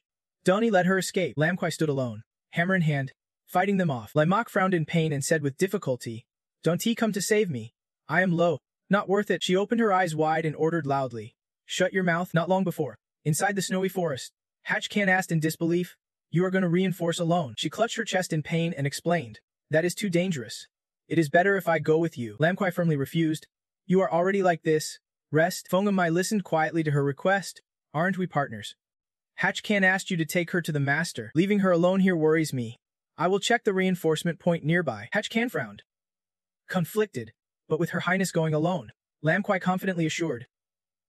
Don't worry. I will assess the situation and keep myself safe. She turned her face. Potted teasingly. I am no back to the present. Lam Kuai carried Lamak on her shoulder. Shouting fiercely. I am a fool. Man Kong laughed with delight and ordered. Princess. The third princess. Catch her. There are too many of them, she whispered in pain. Most of their team is hiding here. Fool. You should not have come to save me. Lam Kuai frowned and challenged. Then what? Should I just stand by and watch? She turned and took the hit from the enemy. Latam appeared from behind, clapped his hands, and taunted. No matter how skilled, two hands can fight for. You are dead. Lam Kuai immediately breathed fire with her hammer, scorching him. Gritting her teeth, she cursed. Get lost. And still talking back. You are clueless. Lamak shed tears, muttering, Forget me. Run quickly. I am dragging you down. While she struggled to defend, the one on her shoulder felt increasingly guilty. You are our team's strongest attacker. If it were not for me, you could be scored more points. Suddenly, a Bio appeared from behind and ambushed fiercely. Smashing both of them down, Lamat's eyes widened in shock. Thinking she was done for, unexpectedly, Lam quickly raised an iron bar, creating a shield to protect them both. A Bio roared and smashed his fist against the protective barrier. Outside, people saw no damage and shouted, Charge? Let us see how long she can hold out. Lam Kuai gritted her teeth, blood dripping down her face. Meanwhile, the big guy out there sneered. Can't he bring enough teammates? Come out here and be a hero. Weak and soft, strong but clueless. We really have to thank Din Ha for handing us points. Though exhausted, she still muttered, That is just who I am. As long as you are on my team, I won't just sit back and do nothing. Even if it is a trap, I will walk right into it. That is just how this princess is. Think I am stupid if you want. Lam Ku was furious as she looked at the people before her, still thinking about the team's benefit. She stayed alert because of her words, refusing to just sit still. To prove her point, Lam Ku skillfully spun the weapon in her hand and successfully knocked the others away. She said, If she is the enemy, then I will just grab a few more points. I have never backed down from responsibility. The opponents were genuinely moved, but Lam Ku kept pushing forward, Watch closely from inside the barrier. She fearlessly swept through each person who insulted her. A large rock was hurled toward Lam Ku, but she boldly took down 3 attackers before turning back to me. Then she grabbed a burning torch and leapt high into the air. Lam Ku aimed straight at them, and the 3 panicked and fled. Another man shouted. Donnie let her score. Hit her a little, then back off, wear her down slowly. Following his command, the whole group attacked her at once. This time Lam Ku was cornered too many enemies. At that moment, her memories flashed back. I had dragged everyone into this. If not for me, they could have scored more points. Those words awakened the beast within Lam Ku, the fool who thought he was right, dragging me down with him. Instantly, she charged with fierce determination. Don't underestimate me. One man laughed seeing this. No team benefit, just running out here to play hero. Lam Ku wanted to deny it deeply. I am not someone who plays hero without helping the bigger picture. Before being eliminated, she vowed to earn more points, 10 more. She had to kill at least 10 more to be satisfied. Suddenly, fresh blood splattered on the nearby iron table. The man's face caught fire partially from the impact. Within seconds, the flame spread over him until it was over. The others finally hesitated. What is going on? He just touched the princess's blood. The red flame still burned fiercely. Inside her, a fierce power stirred. The crowd panicked, unable to put out the fire. While Lam Ku was still counting off her targets 1, she was taking down each enemy as planned 2. Suddenly, an arrow came out of nowhere and pierced Lam Ku's shoulder. At that moment, she recalled O'Donnell's warning. You are a team. If one person slips up, everyone suffers. He was the one who dragged them all down. So Lam Ku forcefully pulled the sharp arrow from her body. She charged wildly, screaming inside that she would not drag her team down. Lam Ku successfully took down one more target 3. The remaining men panicked seeing this. The enemy's too strong. How did she get this powerful? Stay back. Fight from a distance. But watching the situation carefully, they realized the black blood effect was kicking in again. This time it looked worse than before. Nearby, Tungayat silently observed. Her soul energy was completely burning out. Uncontrollable. Once it burns out, it is fatal. This kind of loss could not be offset by the contest's rules. Only the great prince quickly intervened to temporarily pause the contest and ordered the princess to leave. But a subordinate hesitated to speak up. The lead can pause or withdraw passively, he said. Then a voice spoke up to calm things. Great prince, please wait. He is caught between a rock and a hard place. Halting the contest now would be unfair to the others. If word gets out, it will damage the royal family's reputation. Please stay calm. The great prince really can't watch anymore. But little Ku has pushed too far. If she keeps burning like this, if he can't say anything, then she won't be able to continue her cultivation. Lam Ku's whole body felt like it was on fire. Even her mouth felt scorched, too painful. Yet she kept reminding herself not to fall just a little longer. Every time she struck, Lam Ku told herself to push a bit more. She kept fighting hard, determined to grab a few more points. Someone's sword pierced through, dripping with blood. Lam Ku suddenly froze in place, and the whole group stopped too. Someone suddenly ambushed her with a painful strike. Not only that, but they also pulled out a dagger, forcing Lam Ku to take a big hit. Her expression seemed to warn that even her own spirit power was out of control. She wanted to burn herself out from within, though it hurt deeply. He had to keep a cold composure and suggested she go rest outside for a bit. She lay face down on the ground, silently protesting, I can't fall here. I have not scored enough points yet. But then Lam Ku remembered the spirit. Your Highness is the strongest attacker among us. You must not lose your cool. She could only say, sorry. Someone's footsteps were running fast. Hechkan carried someone on his back, followed by a hurried group running after them. Now she felt heartbroken for her master. News just reached the spirit. The princess has been eliminated. We can pull her out. We can only take advantage of the chaos to get the leader out. Sorry. It is all our fault for being useless. But earlier, the enemy seemed to have already figured out our moves. Escape was impossible. Immediately after, he replied, don't you blame yourself? Is the enemy still chasing? Hechkan said no. They are now clashing with Than Sen. The spirit was surprised it is a Than Sen warrior. Why is someone from Than Sen here? One fighter boastfully claimed to be a martial sect rank, yet came here to snatch points from us. But he saw through their plan. They want to stall and burn her out. Suddenly, a grand disciple from Than Sen flew in no need for words. He acted decisively, ordering those behind him to advance. The cowardly group only knew to turn tail and run. We can fight Than Sen, so Ross. But the grand disciple was not letting up and immediately launched an attack. A martial spell with a sword formation. Power sources quickly converged on them. In the blink of an eye, the formation surrounded them, leaving everyone speechless. Outsiders whispered, can a sword formation really be set up this fast? No wonder he is a grand disciple of Than Sen. So impressive. What is that on his sword? Seems like he is the Snow family's granddaughter's close friend. Well, last month he even risked his life for her. Someone commented, carving images on swords is not rare. Than Sen focuses on sword cultivation. Martial souls are treated as swords. Strange but incredibly powerful. This formation probably wiped them all out here. The enemy is clearly scattering in panic. The grand disciple of Thansen shouted fiercely, "Dare to use illusions to harm us? No one leaves here alive." But for some reason, the person beside him signaled to stay silent. A band immediately announced, "Attention, players in match 11. The poison zone is shrinking. Please retreat quickly to the safe area. The battle zone on the map is shrinking, making everyone inside anxious. It is narrowing again." He continued explaining the rules. In the safest zone, there is a point bonus item 1000-year Mystic Ice. Teams who find it get 20 extra points. The spirit muttered, 20 points, and clearly saw how the illusion caught teammates off guard. Those points are crucial. Dippy and Levy Sub were rushing. The spirit shouted urgently, "Everyone, move out. Quickly approach Techu City and search for the 1000-year Mystic Ice. Timer set at Techu City. Safe zone. People in round armor are doing something." Senior sister, the person beside reported, "All targets are trapped and moving toward the safe zone." Vitman replied slyly, "Okay." Then she ordered, "Let us move out." Vitman dropped a power orb, while someone else hurriedly ran. Chupvi dashed forward with all his strength. Tyolin was behind, saying, "Are we already in the safe zone?" She looked around and confirmed, "Yes, we are very close to the safe zone. Watch for ambushes and quickly find the number 1 point bonus." Suddenly, he froze. A magical layer covered the space, confusing Chupvi. "Why is the front so green?" The crowd appearing only shocked him more. "What is that?" Before his eyes, the martial artists were running. The soul-devouring ghosts drifted up from behind, terrifying Akong. "Run fast." But in the end, it was too late. The soul devourers passed right by him. Even worse, they started swallowing Akong's main soul. Soon, he was twisted and contorted. A soul devourer even sprouted right from Akong's forehead. He and Tiulin watched in horror at the scene. The soul devourer uttered strange words. Master."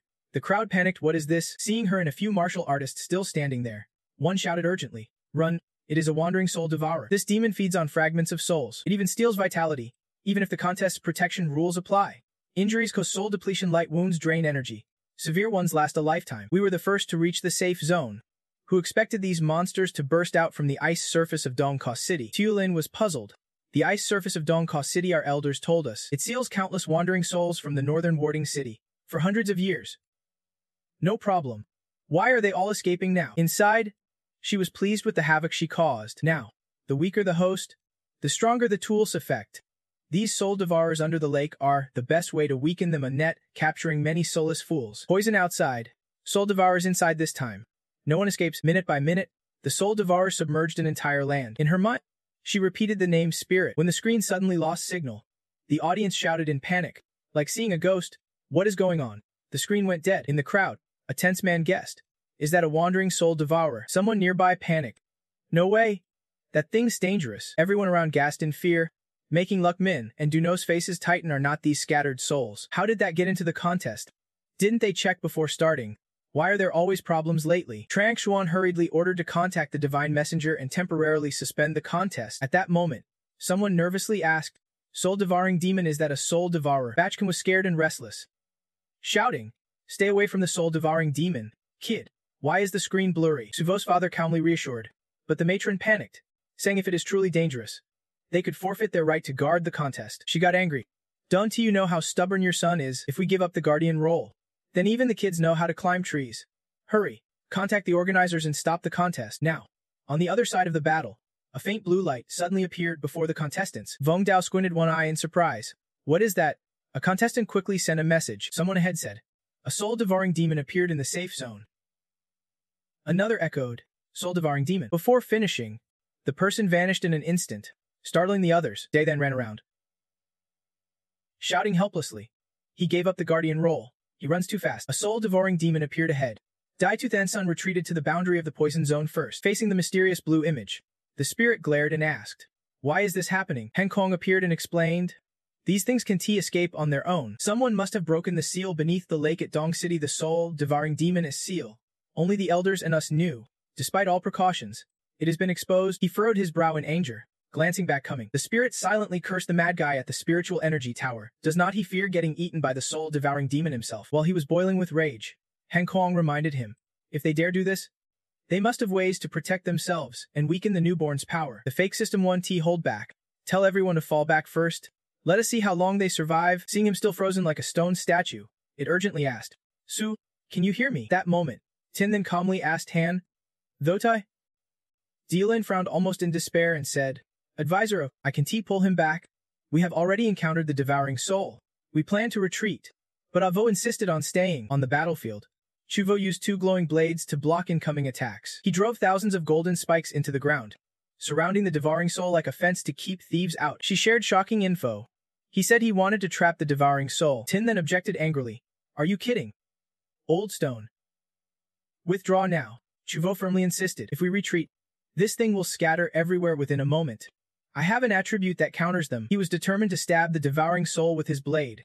Determined to stop them here. Tin then snapped, Stop the monkey. If it collapses, let the tall guys block it.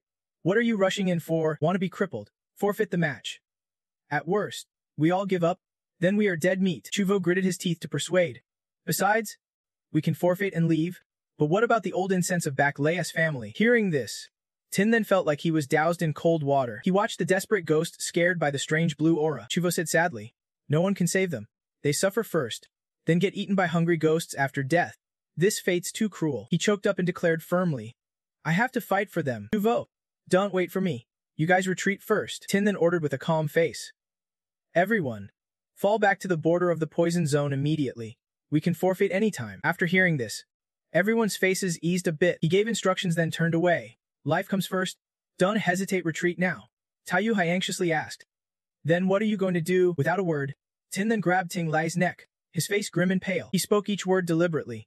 I am settling the score. Hearing that, Viet Min smirked like watching a good show. Now, Lo Maifa gritted her teeth, bandaging her hand wound herself. She sighed, leaning against a leg, eyes fixed on the swirling dark blue aura ahead. Lamuffa's dizzy and exhausted, returning to the deadly fight. Taiyuhai shouted in panic.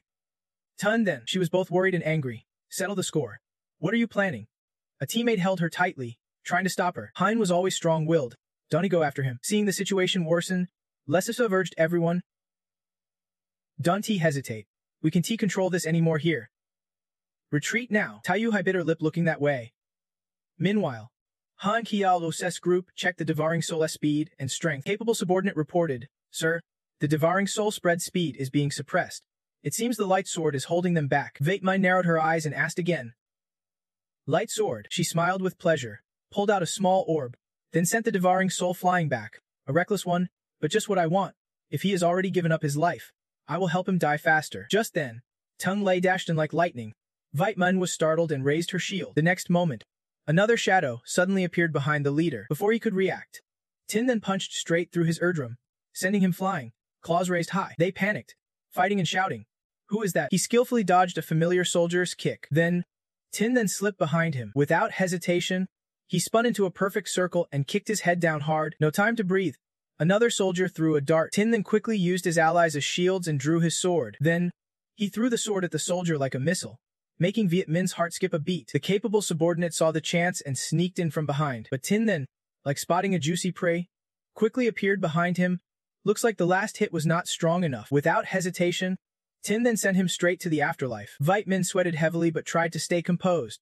She had walked right into the trap, and Tin then could see through her invisibility props. He stood up through the thick dust, looking valiant and imposing. She sighed. Truly, he is the real deal. Nearby, Tung Lei lay sprawled on the ground. Viet Min stammered in shock. It really is him. Before this happened, half a cup of incense ago, while his spirit was searching for the enemy, Tung Lei was dragged away. Calling out, says, Big bro, struggling and scared. He gasped. Let me go. Did we retreat? There is a huge soul beast ahead. What are you planning? The spirit paid no mind and simply held up 2 fingers. Then, he used a secret pressure point technique on Teng Lei's back poison flower butter acupoint hand. Teng Lei instantly froze, mouth agape like a stranded fish, unable to move or make a sound. When did he learn this trick? Spirit pressed on, questioning him. System, can the strong guys locate the mysterious Ki Tower through Ting Li's transmissions? The spirit hesitated. Warning, are you really going after the people at the mysterious Ki Tower? The strong guys are panicking, saying you are crazy and we will be exposed. Struggling to catch his breath, he worried silently. The soul beasts are multiplying rapidly. The old stone won't hold much longer. I must find the system and patch this hole fast. He looked up at the formation overhead, steeling himself. As for exposure sooner or later, the fake system would catch up anyway. Just then, the soul beast disrupted the surveillance formation, completely cutting off all outside contact from the exam field. Clenching his burning arm, the spirit declared to himself, then launched a complete kick at Viet Minh's shield. Just get this done fast inside the arena. The strong guys cheered fiercely. Come on! Come on! We have to weaken her fast. We need to grab her props and system. Overwhelmed, Viet Minh admired aloud. So strong, a martial king level. This is your true power. Right? She pulled out a power orb and sneered. No props needed to be this strong. No wonder you killed 37,000 spirits. Props boost your power. But do not think I am like that useless idiot who only relies on them. Then the orb suddenly exploded, forcing him to step back. Viet Minh taunted, placing a hand on Yingzi's shoulder. If you are that strong, she flashed a sly grin and challenged. Then show me your ultimate move, great martial master. Yingzi, as the shadow appeared, both he and the strong guys froze in place. On the other side, the blue aura still lingered. Zathan calmly ordered his team. That is the perimeter.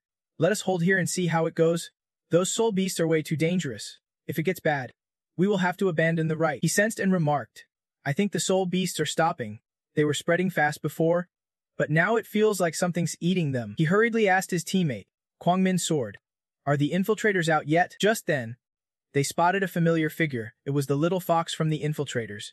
Waving at them, Zathan warned, Hey, do not come closer. There is no trap, right? Where's your team? The little fox waved off Than Min's concerns. No trap. Getting points now does not matter. She lowered her ears shyly and pleaded. Can you please help us? The Than Sen group blushed deeply at her gesture. Meanwhile, the spirit struggled to break apart Yingzi, but she skillfully dodged and countered every time. The spirit quickly launched counterattacks, and they kept clashing back and forth for a long while. But Mun watched the fight in awe. A martial king-level battle truly mesmerizing. She grinned slyly. The stronger you get, the stronger the shadow becomes. So what if you are a martial king? Can you beat yourself? Just as the spirit's punch landed on the shadow's face, it suddenly raised its leg, both kicked simultaneously, the shadow raising its leg and spinning him backward. Then it confidently unleashed the poison flower bud acupoint hand technique. The strong guys groaned in disappointment. Too weak. Spirit, how did you get hit? This is cheating. The shadow copied everything from your techniques and fighting style. The system warned calmly. Don't waste energy on him. Your soul power is low. Strike fast and hard. The spirit retorted quietly. He is a copy of me. After all, in the chaos, Spirit suddenly blurted out a stiff line. Look at his handsome face. You pointed out the way he moved back and forth, his agile skills. Spirit's first words left everyone speechless. How could anyone beat such a perfect young man? Angry Han Kong scolded. Aren't you ashamed? He grabbed your hair and suggested. Weaknesses. Think carefully. No one is flawless. If you can find any. Stop babbling. I am stumped too. Han Kong gave up and pulled out a fresh green cabbage. Without hesitation, he tore it apart right in front of both of you, leaving them wide-eyed and stunned. Spirit and Tu looked heartbroken, staring at the shredded cabbage, crying, My cabbage, why destroy the greens? Ignoring them. He ordered, Now's our chance. Take him down. You wiped your tears and punched Antu fiercely. Not stopping there, Han Kong pulled out a unique beauty painting. He told you to keep fighting. Don't he just watch? Hit him. Spirit hesitated, blushing and complaining. I have endured enough. Viet Minh watched helplessly from outside, her face impassive, studying the new spell. Instantly, Antu transformed into a black slime. You gasped in horror. What is that? I do not know this move. Han Kong warned. It is turned into a shadow now. Just as he spoke, something suddenly made you hesitate. Careful. This one is tough to handle. Viet Minh grinned cruelly and stabbed you from behind. She made a pink hole in you and whispered a hidden message. I have always wondered, as a divine spirit selector, why do not you use any tools? Viet Minh's next words made Tung Lei, who had been unconscious, suddenly perk up, curious to hide his identity. She thought for a moment, then continued, Now there is no need to hide, but you are still suppressed by the shadow and refuse to use tools. Spirit frowned, confused and hurt. Viet Minh guessed the secret, making Han Kong, hiding in the corner. Nervous? Now I get it. You are not refusing to use them. She laughed mockingly, reaching out to grab him. Your system just does not have any tools. Right? Viet Minh's sudden grab startled Han Kong, making him regret all the cautious checks earlier. So your system is that weak? This ugly space system is honestly ridiculous. She laughed triumphantly in the void. Though vague, I caught it, because it gave to the 3005 great lords. He must be thrilled. Viet pushed her hand deep inside you, making you grit your teeth until your eyes glowed. She panicked and shouted. We are about to be pulled out. In the crisis, Spirit grabbed Han Kong tightly, worriedly calling, Kong, bro, inside your subconscious. He suddenly turned and called back. Spirit, disappointed, waved it off. Pathetic, getting crushed by a fake system like this. Han Kong immediately retorted, Who knows? She suddenly reached in and her system is 10 times stronger than that ugly guy's. I am still in a primitive state. Can T fight her? Withdraw your hand or your soul will be torn apart. Knowing this, your whole body froze. Spirit clenched his hand tightly, refusing. If I love, well, you do. Don't he give up? Find a way for me. My body can just come and go as it pleases. Seeing your stubbornness, Vietman sneered, handling the shadow while distracting the system. Bold, seeing you endure. She showed a cold face, impressed by your strong spirit. Then Vietman laughed mockingly, spreading her hands. But can your brother withstand it too? Now. The small orb started spinning at full speed. Spirit glanced back, veins bulging in anger. Seeing the enemy increase again, he whispered. Old Stone. Chiepvo bit his teeth and defended. The enemy suddenly multiplied. We're dude. Almost there. Right after, he was knocked back by the soul beast. Tiuline rushed over. Stone. She formed a shield to block its attack, protecting him for now. Chiepvo stabbed his sword into the ground. Rolling with the white cloth, the sword held firm. Unyielding, part of the voracious soul suddenly slipped out from inside the barrier. Taigolin closed her eyes, refusing to give up. Facing this desperate moment, he pleaded hopelessly. Lin, give up the match. My soul power is drained. The sword barrier was about to break. He could not protect her anymore, but she was determined to endure. If I give up, then we both give up. Why do not you give up? Chiepvia's lips tightened as he muttered. If we give up, then fight. He recalled Duqua's gentle and cheerful demeanor. Chopvi gritted his teeth and charged forward recklessly. I will be ashamed otherwise. At that moment, an arrow suddenly struck the head of the cage. Then thousands of arrows rained down simultaneously. The contestants from behind shouted fiercely, Protect the sword of light. Don't let the sword barrier break. They surged forward while giving orders, under Chopvi's fierce gaze. Don't let the voracious soul escape. From behind, Nenao stepped forward and declared boldly, the sword axe on the heart, crying out for justice, killing all evil in the world. It is the sword of light. Chopvi. You truly deserve that title. He subconsciously looked up at the speaker. Nen, Mo, as if gaining strength. Ordered, all of Vansen, come support the formation. Flashing back, Taiyuhai pleaded urgently. Can you help us with something? She hurriedly explained. We owe a debt to Elder Dagobuk Lai Camp, because we did not want him to get hurt. We stayed behind to stop the voracious soul. Our forces are too weak. Tidy has already suffered heavy losses. We do not have enough strength. Could you come help them? Seeing no response, Taiyuhai sincerely added, if it is dangerous, you can forfeit the match at any time. She bit her lip sadly. Nenamao sighed deeply. So he really is holding back. He admired Chopvi's bravery, while they were only concerned with running for their lives. And here is someone willing to stand and fight strong, upright, and deeply righteous. It is truly humbling. The Thansin contestants hung their heads in shame, not knowing where to hide. Nen Mo got straight to the point. Little Fox, where's Chopvi? About this matter. Back to the present. The Thansen group fought with unity. They declared firmly, then unleashed powerful moves. Thansen would definitely help Thansen complete the sword assembly technique. They defiantly challenged. Come on, voracious soul. This is the true taste of Thansen's sword. Seeing an unusual glow appear, the Thansen disciples excitedly shouted.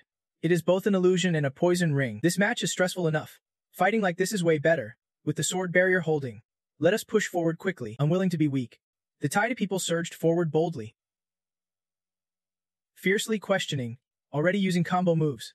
That is stealing the credit. She slammed her hammer hard on the ground, making the tiles echo, trying to intimidate Tai Tia's people. With that spirit, Nenemo's heart opened with praise. Seeing the big picture clearly, Ziai then did not hesitate to name Thin and then the He as the best. Then Sen disciples shyly cheered. If it is her request, there is no reason to refuse. No reason at all. For the sake of the family. For the sake of the family. Chut Fei saw their strong support and was deeply moved. Speechless. Everyone, do not let him speak. T.S. Push him.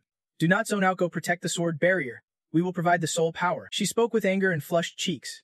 We are not cowards just worried about our own lives, sacrificing everything to send reinforcements. You have to vent your anger on me, he called out softly. T.S. Chutvi smiled sincerely. Thank you. Seeing everyone united like this, he earnestly expressed. I will shoulder the burden for everyone. Chutvi etched it deeply in his heart. Chutvi stabbed the sword of light into the ground. Then he gripped the sword tightly and declared resolutely, I will never back down. Yet, he managed to hold the defense. Behind, invite Minas Palm. A powerful grip showed disdain openly. So what if that is the case? Watching the spirit flowing out like syrup from his mouth, he arrogantly claimed the victory was his. All resistance was useless. Seeing it falter repeatedly, Vitemun gleefully exclaimed. Divine system complete. Was not it supposed to be pulled out already? Now, Tunglei is worried.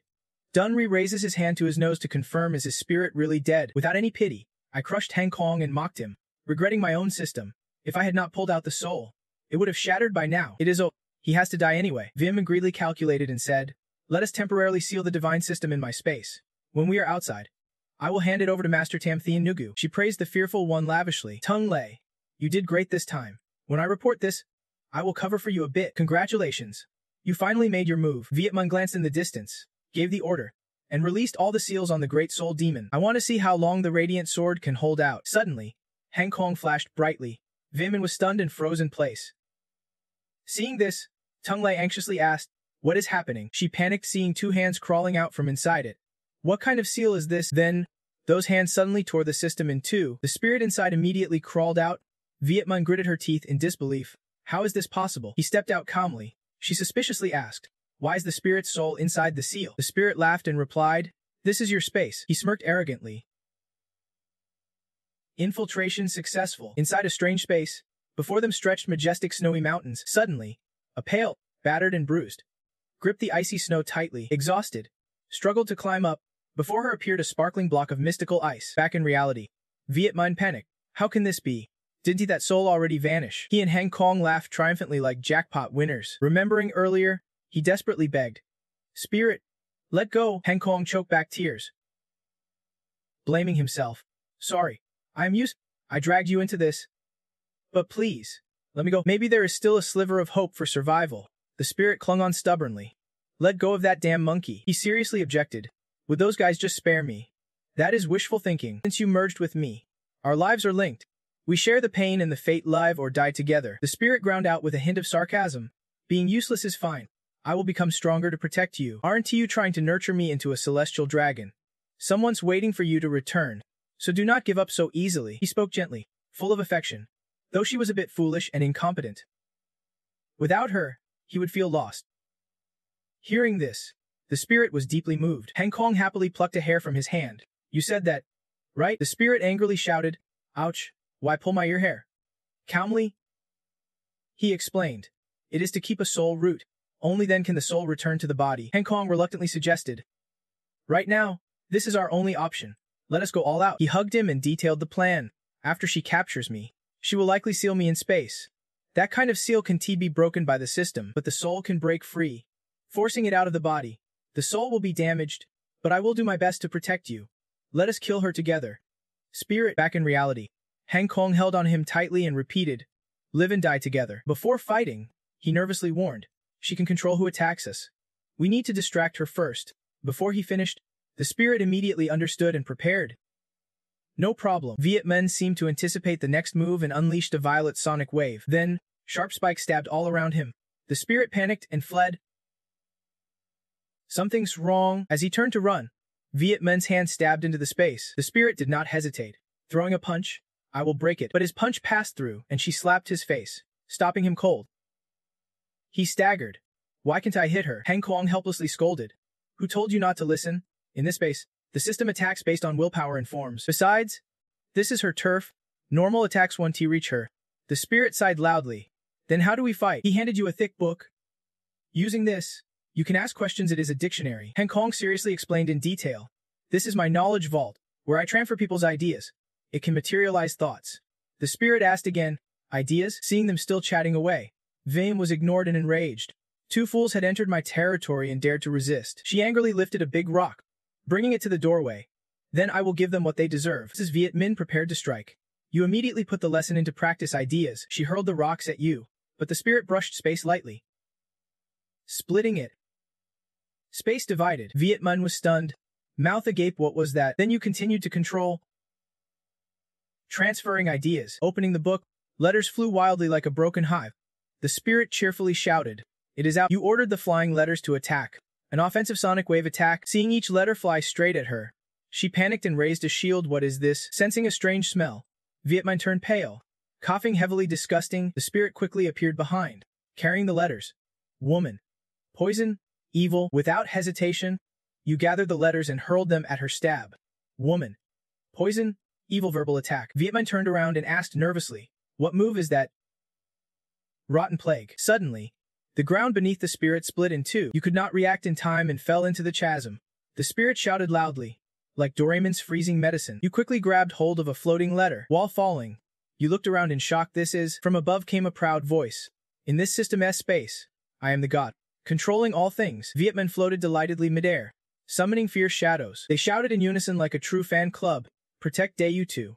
Protect Dayu-2. The spirit quickly jumped into a nearby room. However, they did not relent, howling and chasing, screaming, "Catch him!" Just as you tried to escape another way, a shadow blocked your path. Catch him. The spirit panicked, changing direction. Why are they everywhere?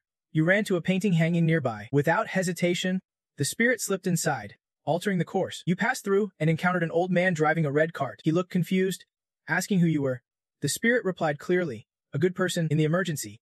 You quickly sketched with the magic brush, constructing 3D shapes. The spirit created a giant rifle. You fired rapid shots, but the dark shadows dodged like ninjas and lifted a boat high above. Before they could attack, the spirit swiftly transformed into a carp shape shifting. You dove straight into the lake and swam deep to escape. The spirit searched for a way out. Vietman sneered, provoking, "Keep running. Get lost in my maze until you are drained. I love watching your little ant struggles." She looked down on the chosen ones inside and out, calling them fools or chosen fools. Whatever. The spirit swimming in the water suddenly froze. Below, Vietman appeared and sneered, declaring, "They are just toys in my hands." Before you could react, you were sucked straight into her mouth. Vietman swallowed you whole, then surfaced. She excitedly boasted that from now on, they would be history ordinary while she, the Vietman master of the mystical tower. Then, two bright paintings appeared simultaneously. She happily clapped, becoming the first of the new era, opening a time that belongs to her. At the same time, the spirit inside her belly scoffed. What a silly dream. Then, Vietman enjoyed the old season, awakening sharply, rewinding to the past. Under a full moon hanging over the ancient tower, guests arrived one by one to pay respects. Chu Tan had not been seen in a while. They asked him questions that were really jabs. The shrine grows more beautiful, charming in style. What rank now? Grand Master. They listened and fell silent for a moment, then mocked her, calling her a Wanib Master. Then, they changed their tone to sneering Lafeter, ridiculing her. She was given many treasures since childhood, yet her rank was not better than ordinary folks. How embarrassing. The mystical auras fading away. Feeling insulted, she angrily cursed silently. Petty people. One day you will see me differently. At that moment, she suddenly received a strange awakening. The system. Viet Min was shocked to realize this was the gift of the spirit of Min. But reality slapped her awake with a harsh reality check. He shattered the glass layer. The dream shattered. Viet Min fell into the abyss in shock. She panicked and shouted, "Why did it break? The system is out of control. What have you done?" But its consciousness was just data, a series of numbers. A spirit controlling it sent mental signals to adjust the system, confidently claiming it would consume it. Then Sipan flicked his fingers calmly, now confidently asserting offense and defense would be easier. Vitman screamed in disbelief. "Impossible. I never heard systems could consume each other. Besides, such a weak person, a worthless fool. Return the system to me." Without further words, he calmly delivered another hit. "You think you can cause trouble again, relying on the system to cover your own weaknesses?" Viet Min's face shattered into pieces. The spirit gritted its teeth and said, "This slap is for the old rock." He landed another slap on the other cheek. "This one's for the old incense." Then, with great effort, he delivered another hit. "This is for your highness." Finally, he got carried away and slapped the entire scene, everyone included. The spirits drowned in revenge. Sipeng wanted to intervene, but the others pushed him away. Ignoring everything, he spread his stance, ready for the final blow. Then, with bitter resolve, he punched her in the face. "This is from the village chief," sending Vitmin flying dozens of meters. Strode forward angrily. "If it is not enough now, I will keep hitting later." No support from the heavens. Every step Zephan took was a personal effort. The spirit prepared to throw another punch. Is he really a worthless fool? Seeing the tension, Sipan hurriedly stopped it. All right. Spirit, one more hit and it is over." He calmly cracked his knuckles. "Isn't he this just a little anger to help? That is just an excuse. She still has value. She can't die here. The system is in hand. I must digest it a bit." Then Sipru ordered the spirit to return to its body and stabilize. While explaining, Vatemin suddenly reached out. This time her soul was injured. Returning would not be easy. She grabbed his leg tightly. Vatemin screamed in despair. "Give me back the system." The spirit frowned and cursed. "Damn it." Finally, both vanished into the subconscious. Outside, the envoys gathered noisily and chanted to form a formation. Seeing everything ready, Hein Chu approached to report, "My lords, the formation sealing the 11 exam fields is complete." Chen Xui nodded and waved. "Good work. Envoys, begin operating the barrier." On the other side of the blue vortex, Teng Lei quietly glanced around. He looked confused, back and forth, What is going on here? Seeing Vitamin standing still, Teng Lei wondered, wasn't he the plan to steal the Spirit S system? Why are not the tens of thousands of Spirit soldiers moving? He sighed in relief. Spirit, you are finally dead. Then Teng Lei lifted him up and sincerely said, honestly, I liked you, but it is over now. This is your fate. Don't you blame me. At that moment, the Spirit suddenly opened his eyes and smiled. Teng Lei's face went pale. Teng Lei stepped back in fear. Spirit, how are you still alive? You clearly stopped breathing. At the same time, Vitamin suddenly collapsed to the ground. He anxiously asked, Spirit, what is wrong with you? The Spirit gleefully revealed a shocking secret. It just consumed her system and killed her at the same time. Then he sneered. People like that, I hate petty traitors the most. The Spirit grabbed his shiny head. He angrily twisted his head and pushed him back. His spirit moved into another dimension. Teng Lei screamed in despair. My system, he stammered fearfully. Begging. Don't kill me. Do not take over my system. The repair shift. The team. The big boss, all of it was her forcing me to harm you. I am not involved. You do not trust a few sweet words. It is none of your business. I see you are quite happy about it. Teng Lei frantically protested. I am not happy. When I thought you were dead, my heart shattered. In this critical moment, he proposed, if you kill me, both her and I will die here. One people outside suspect your identity then. The Spirit widened its gaze and asked, then what do you suggest I do? Teng Lei quickly decided, keep me alive. I swear I want to reveal your identity. The Spirit usually said, I have wanted to turn over a new leaf for a long time. Today's finally my chance. He glanced at Viet Min, then bragged about his achievements. The system, no. The organization behind this woman is huge. I can help you infiltrate the enemy. You smiled mockingly. Smart? Huh. Playing double agent. Teng Lei waved his hand to deny quickly. I am only loyal to you. The Spirit flatly refused. Pulling out a pill. Loyalty from a traitor. I do not need it. Then the guy tried to vomit it out. You folded your arms. Laughing with delight, the Spirit calmly and satisfied said, good. Right? This is the white bone bitter pill. Made by the ancient demon of Manhwa. Delicate flavor, bitter with a hint of sweet. Then you seriously explained, making him lose his mind. If you stay more than 100 steps away from me, your meridians reverse. Thoughts get scrambled, and you go insane. Your blood vessels will burst and you will die. Don't even think about using any tools. I will sense it and send you off for good. Secretary Hugh, behave yourself from now on. Hung Seung appeared and asked, where did you get this pill? You whispered and teased, just scaring him. It is an expired chocolate bean I made 7 years ago. The Spirit added, this kid needs a scare. You better watch out. He nodded and replied, don't worry. I have already implanted a tracking chip in him. Hung Seung turned worried. Hard to believe it is that woman. Her soul was shattered in the teleport earlier. Now she's just an empty shell.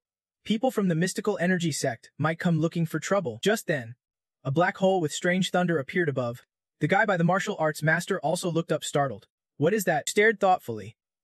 Suddenly, a formation appeared, and the Than Sen group panicked and began to vanish. They are dead, they gasped. That is the transmission formation. The exam hall must forcibly close. Damn, they still have not cleared out the soul devourers. Chope cried out in despair. It is too late. The guy panicked, stammering. Elders, what do we do now? The Spirit gritted its teeth. Annoyed. Of all time, Hung Seedon calmly reassured. Don't panic. We just need to deal with the soul devourers to get out. Right? You ask skeptically. You have a plan. He happily pulled out a heavy item. I just took over a system. Her set of tools is complete.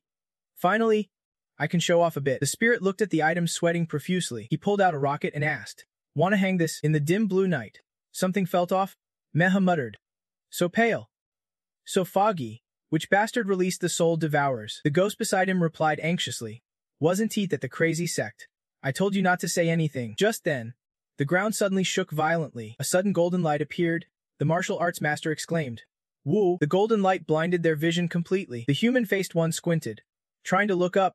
Even the village head shielded his eyes. At the same time, the soul devourers were completely incinerated. Far away, an explosion suddenly erupted. The ghost shouted, dizzy and awed, Omut, what force was that? Which big shot just stepped in? Minha was confused, unsure if the soul devourers were destroyed with us. At that moment, someone gasped, look over there, in the smoke. That person's eyes caught a faint, ghostly script, something written. They are the students praised by the king. Saying goodbye, they are the ones who dealt with the spirit devils. Truly skilled. The spirit devils excitedly talked among themselves, saying they are not bad after all. This is their way of saying goodbye to us. Maha smiled emotionally and replied, goodbye, kids. Outside, Lumen was overjoyed to see Lindy open his eyes. He is awake. Tun then, looking anxious, asked Han. He is fully awake now. How is he? Did the spirit devils hurt him? The fighters relaxed, and the king opened his eyes wide, happily looking around. He is awake. Tin then angrily scolded. You jerk. You exploded a nuclear bomb before even asking anything. Heng Kong calmly reassured him. Time is tight.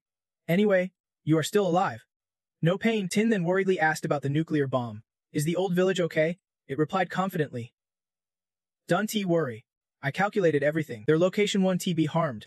The basic energy for the explosion means little radiation. Plus the wandering souls are not afraid of radiation. Slightly suspicious. Someone recounted that they almost died in the explosion. Lu Min asked confused. Almost died. How could that happen? At that moment, Haiyan Cha stepped forward, lightly tapping Ma.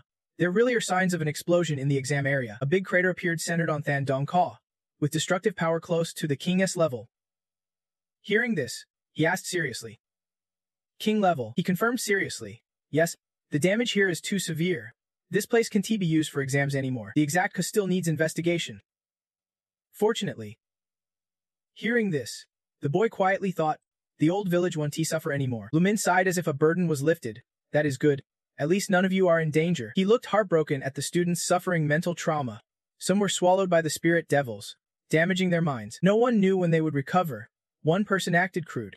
Under the cover, an old mother cried painfully. My child even enjoys the pain. Wants more. So cool. So powerful. As Tin Then was about to speak up, a current ran through him. With his expertise, he complained. It hurts so much. Heng Kong kindly patted his shoulder. Your soul was hurt before, affecting your body. But do not worry. Come to me soon, I will fix it. Just then, Lam Kwai ran over to ask Han. Uncle Du, are you okay? She anxiously asked if anyone was hurt or needed the royal doctor. Lam Kwai kindly called out, anyone feeling unwell can come to me. Seeing her dedication, Tin then gently reassured. Do not worry. Proudly, he praised. The team performed well, protecting each other. Truly our great warrior of the void. Everyone around chimed in. Right? The princess avenged us. So cool. Lam Kwai blushed shyly. Really? Is that true? Seeing this warm scene, Feng twitched his mouth in disdain. Laughing loudly, good mood for the third prince. He sneered. Are you happy just because you got eliminated? She angrily called his name. Feng. Lam Kwai suddenly called him by his title. Second prince. Your Highness. Feng. He leaned close to her and mockingly said, calling the heir by his given name. That is a bit much. Third prince. Sounds like you are just upset about being eliminated. She crossed her arms and snapped back. Nothing good ever comes from your mouth, dog. Who said we were eliminated? We took out a whole team right at the start. Still holding steady. Tun then his face darkened as he whispered. Not good. The points we earned while running the circle are almost gone. Chiepo held his face. Complaining. Making lie? Who was boasting? Suddenly pale. In the end, only 7 remained on the field. They gathered around the leader to discuss. After the spirit devil's explosion does not count. Our total score is... Then they finalized the result. 31 points. Yulin sighed helplessly. I remember in past years, the lowest score to rank was over 60 points. Realizing the harsh truth, Tiyuhai dropped her hands in shame. So we did not even make the reserve round. The void won. Surely, she thought bitterly. After risking everything like that? Damn it, Lu Min awkwardly hurried to reassure. Everyone. Do not. Then he broke down crying. Feeling crushed, Heng Kong tried to lift everyone's spirits. Deputy Dean. Cheer up. Tun then. Stabilize yourself quickly. While the group was confused, he muttered to himself, there is still elixir in the water, the fishing grounds, the pig runs, and many of my lands in Villagen. His mind seemed brainwashed, making a quick decision to move the assets as soon as possible. But anger snapped at him hard in the head. Feng Jit arrogantly pushed through. What is wrong? Tam Mai. Have you realized the situation now? He whispered arrogantly. Princess. You are too carefree to act. You want to fight me and move the people? Be careful not to fall hard. Just then, a gentle hand rested on his shoulder. I know you care about Tam Mai, but right now, Taiyu Ku just finished her match. The kind-hearted prince added softly. Let her rest first. Feng Jit saw this and responded with a veiled jab. Big bro. When it comes to caring for her, how can I compare to Haiyan? Turned and stepped close to him. Feng Jit sneered quietly. Haiyan raised her to be a good little dog. But trying to win the people over through her won't be that easy. The big prince frowned. Disagreeing. This is not something you can just talk about. Suddenly, an unexpected gong rang out, grabbing everyone's attention. A voice announced from the organizers.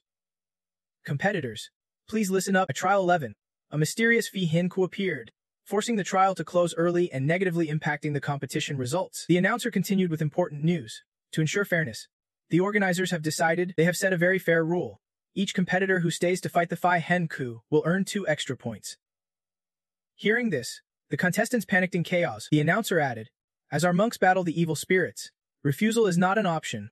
We hope everyone does their best." Then, they announced the rankings with a long scroll of paper. 1. Then Guide Academy 93 points. 2. Then Sen Academy 82 points. 3. Then Guide Academy 80 points. 4. Tron Unho 78 points. The crowd panicked again. Second place. He and the Thansen students are holding their heads, screaming second place again. This moment, Lemes calmly summarized the situation. Next up, third place. Thansen follows.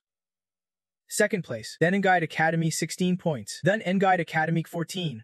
Vijin Academy 65 points. They hugged each other in joy, shouting, "Nada, it is V. We have leveled up." She nervously recalculated, "But this can't be right. We are down to only 7 people in the end. 21 plus 14 is 45. Where did the extra 20 points come from? I got the 1,000-year Mystic Ace." Luomanzisi calmly explained that the chaos caused by the Fe Henku during everyone's matches gave him a chance to secure his spot. She gave a respectful nod. "In short, because points were lost saving me, I am making it up double for everyone." The admiring crowd suddenly cheered, praising Luomasi for targeting the Fe Henku to gain extra points. "Why not say it is Sen, you rotten kid?" Lumku frowned but pretended to praise. "Well deserved." Feng Jiat angrily sneered, happy just for barely escaping last place. "What a bunch of losers." Hong suspiciously turned to ask, "Xut Lu, why did the organizers give them 2 extra points? Was it your idea?" "Big bro," Trinxuan calmly replied. "Actually, it was the Big Prince's suggestion, but it was decided after negotiations with many parties." Tung seriously analyzed. "This competition means N has to fight strong teams from other countries. If everyone got 2 points, the top 3 teams at Trial 11 would be eliminated. Si Lam is in the top 5 and must work hard to hold their spot." Trunk soon silently observed, also protecting Henan's strength. It was a clever move. Even with the clan's help, he still knew how to preserve his stamina. Watching the friendly interaction with the Big Prince, Tung quietly fixed his gaze on him. "Now, you are happily blushing, and you still made the rankings. Our lands are safe." The strong man slapped him on the shoulder. "Don't just focus on that land. But you did well this time. Lucky to have someone." As he hummed, a gentle hand rested on his shoulder. Lin Feng asked curiously, "Spirit of Vujin Academy, right?" Surprised to spot the Viet Minh shadow, the elder from the mystical sect angrily retorted, "You." Lin Feng seethed with rage. "What have you done to my daughter?" He gripped your shoulder tightly, but you pulled away in confusion. "What are you doing?" The elder frowned deeply. "Bullying my student right in front of me." Lin Feng waved him off defiantly. "What do you want?" The elder shouted loudly. "Are you the new martial emperor from the secret realm? Fine. Let us settle this together. My daughter stayed unconscious after the battle. Her soul is lost somewhere." Lin Feng pointed firmly. "My disciple said the last enemy she faced after the battle was you." Secret Realm Group immediately chimed in. "Exactly. He is the one who took her from us. He must have used dark magic to steal the young lady's soul. I demand an isolated mental examination." Meanwhile, Xiao was thinking. So he went looking for that woman back then? Could he be the cause of the final outburst? I have to help him clear this up. What should I do? Now, you immediately retorted. Nonsense. Moments later, your tone shifted to a sorrowful yet sarcastic one, freezing the whole hall. "You are spewing lies and blaming me." You put on a delicate expression and said, "You say I heard her? Got any proof?" Wiping away tears, you asked. "I was right beside Laho fighting the soul devourer. Was not Laho?" Tung Lei looked around nervously and nodded like a chicken pecking grain. "Right?" Seizing the moment. "You clogs, sobbing pitifully, leaving her speechless. "I am just a weakling new to the Grand Martial Masters." "You Grand Martial Masters, how could I possibly kill any of you? You failed to protect her, let the soul devourer take her soul, and now you blame me. It is so on." Not stopping there, you pointed out their weak spot. The tracking magic formation was closed. "How can you accuse me without evidence? I also say you released the soul devourer." You said. The nervous soldier stammered. "Lies?" The secret realm people exchanged fearful glances. Realizing this can come to light or the sect will face ruin, seeing their hesitation, you gleefully struck back. "If you want to investigate, let us do it together. Make this a big deal. I want to see if the secret realm can bear the crime of deliberately releasing the soul devourer." Lin Feng, confused, quietly asked what was going on. The officer hesitated but explained everything again, plunging both into deep thought. Later, the elder nodded in approval. "Very good." Lin Feng frowned and threatened. "Kid, the secret realm has you marked now." Dialogue ended. The elder turned and ordered. You frowned. "That old man's definitely targeting me." Heng Kong grabbed your hair to reassure you. "Don't worry. I have got a plan." He immediately shifted your soul to another world and said, "Surprised to see the starry sky?" You asked. Change the scenery already, Heng Kong explained, though the system's space is not fully complete. Since I absorbed her system, my control over space is freer. I can simulate any scene you want. You eagerly flattered. So can you simulate my pig run? He skipped your next comment, clearly also thinking the starry sky was the most beautiful. You angrily called out, hey, Heng Kong, get to the point. First, congratulations to the host for passing the qualifiers. Your martial soul has risen to the king rank. He thanked you sincerely and pulled out a card. Luckily someone helped this time, turning danger into safety. Your rank has reached Grand Martial Master, and you need a new skill. Heng Kong introduced the special card. I call this my highest masterpiece. He held it up and read aloud its function. A high-level item. Mirror image creates a reflection based on soul power, replicating all your attributes including innate abilities. No time limit. Seeing the image of your drunken brother. You praised. Handsome. Very handsome. You suggested. Then from now on, let him handle the wasteland cleanup. I will plan on 2 plots myself, Heng Kong grumbled. Hitting repeatedly. Planting. Planting. Everything's about planting. He then pulled your hair. All right. Suit yourself. Come here. Check this out first, he quickly explained. It is not a costume. I had to search hard to find a few soul fragments. This is called using props to fuse entirely new consciousnesses together. It is barely usable. The spirit, understanding the question, asked if you just need to plug it in, which left him stunned. Asking with a question mark, scene changed to a special segment. Side story. Inside the bamboo forest, under the harsh summer sun, the announcer reported the ongoing event. The 73rd qualifier of the academies has successfully ended. Thank you all for watching. They announced a special program. The organizers offer free commemorative photos for the teams. Hearing those familiar words, the spirit's eyes lit up like car headlights free. Excited, he invited his teammates. Come on, let us take a group photo. It is Ku shyly hurried off. Wait for me. I need to change first. Tahai blushed. Struggling desperately. I do not want to take photos. Let me go. Let me go. He smiled at the camera. Coaxing. Come on. Come on. A little kid showing off with some moves. I want to spar. Is not that cool. Taigo Lin was speechless. Take it easy this time. Elsewhere, student Vujian complained. Secretary A is too tall. Bend down. Lower. Lasamine awkwardly coaxed. Senior, relax. Smile please. The photographer signaled readiness. All set. I will take the shot now. Say hi. The conversation ended with warm smiles from the actors. Thanks for everyone's performance. Inside Vuja's resting room, the spirit happily called out, Dad, Mom. He gleamed with joy. Why are you both here? Have you watched my match yet? The spirit excitedly inquired. Dad, are not you still with CG Pevog? Is Big Bro doing well? Bifnen frowned. Don't he come acting like a deity? She angrily scolded. You still remember I am your mother. I told you to be careful. Yet you charge off like a reckless ghost. Biachinen scolded while hitting. Do you know how worried your parents are? And you stab someone in the butt. You rotten kid. You are making me furious. Furious? Outside. Vu Jiang's group peeked. Laughing. Look, old Dutch got hit. Parents came on purpose this time. Tai Yuhai thought silently. Family bonds are strong. Lam Ku pondered. Mom. Then changed the subject. T. Yuhai. Have you seen Master? He said he had to go out this afternoon. Then disappeared. Lam Ku anxiously muttered. Strange. Even the underworld can reach Master. It is late and he is still not back. He has never acted like this before. Did something happen? She warned everyone cautiously. The West Temple is already chaotic. Hu Alru has a grudge against Master. We must be careful. Let us split up and search. Meanwhile, in Hu Adethadu's resting room. Inside, oil lamps flickered through the darkness. Len Feng discussed the plan, basically saying all the fierce ghosts were unleashed by Min Nai. Lota Triminjiam confirmed. That is right. The eldest miss almost controlled the entire match. The county officials' records are all hers. Uncertain of the sect's techniques, he asked anxiously. Since when did Min Hai know all this? Lin Feng lovingly ruffled his daughter's hair. This kid may not be gifted, but she has worked hard, my only daughter, he vowed firmly. Don't worry. Mun Nai, I will make things right for you. I will dig mountains and burn seas if I have to bring your soul back, Lin Feng ordered with hatred. Second brother, secretly corner the spirit. Flay it, gouge its eyes, break its spine. As long as my daughter is not awake, it will suffer worse than death. While the henchman refused the task, the spirit was right above.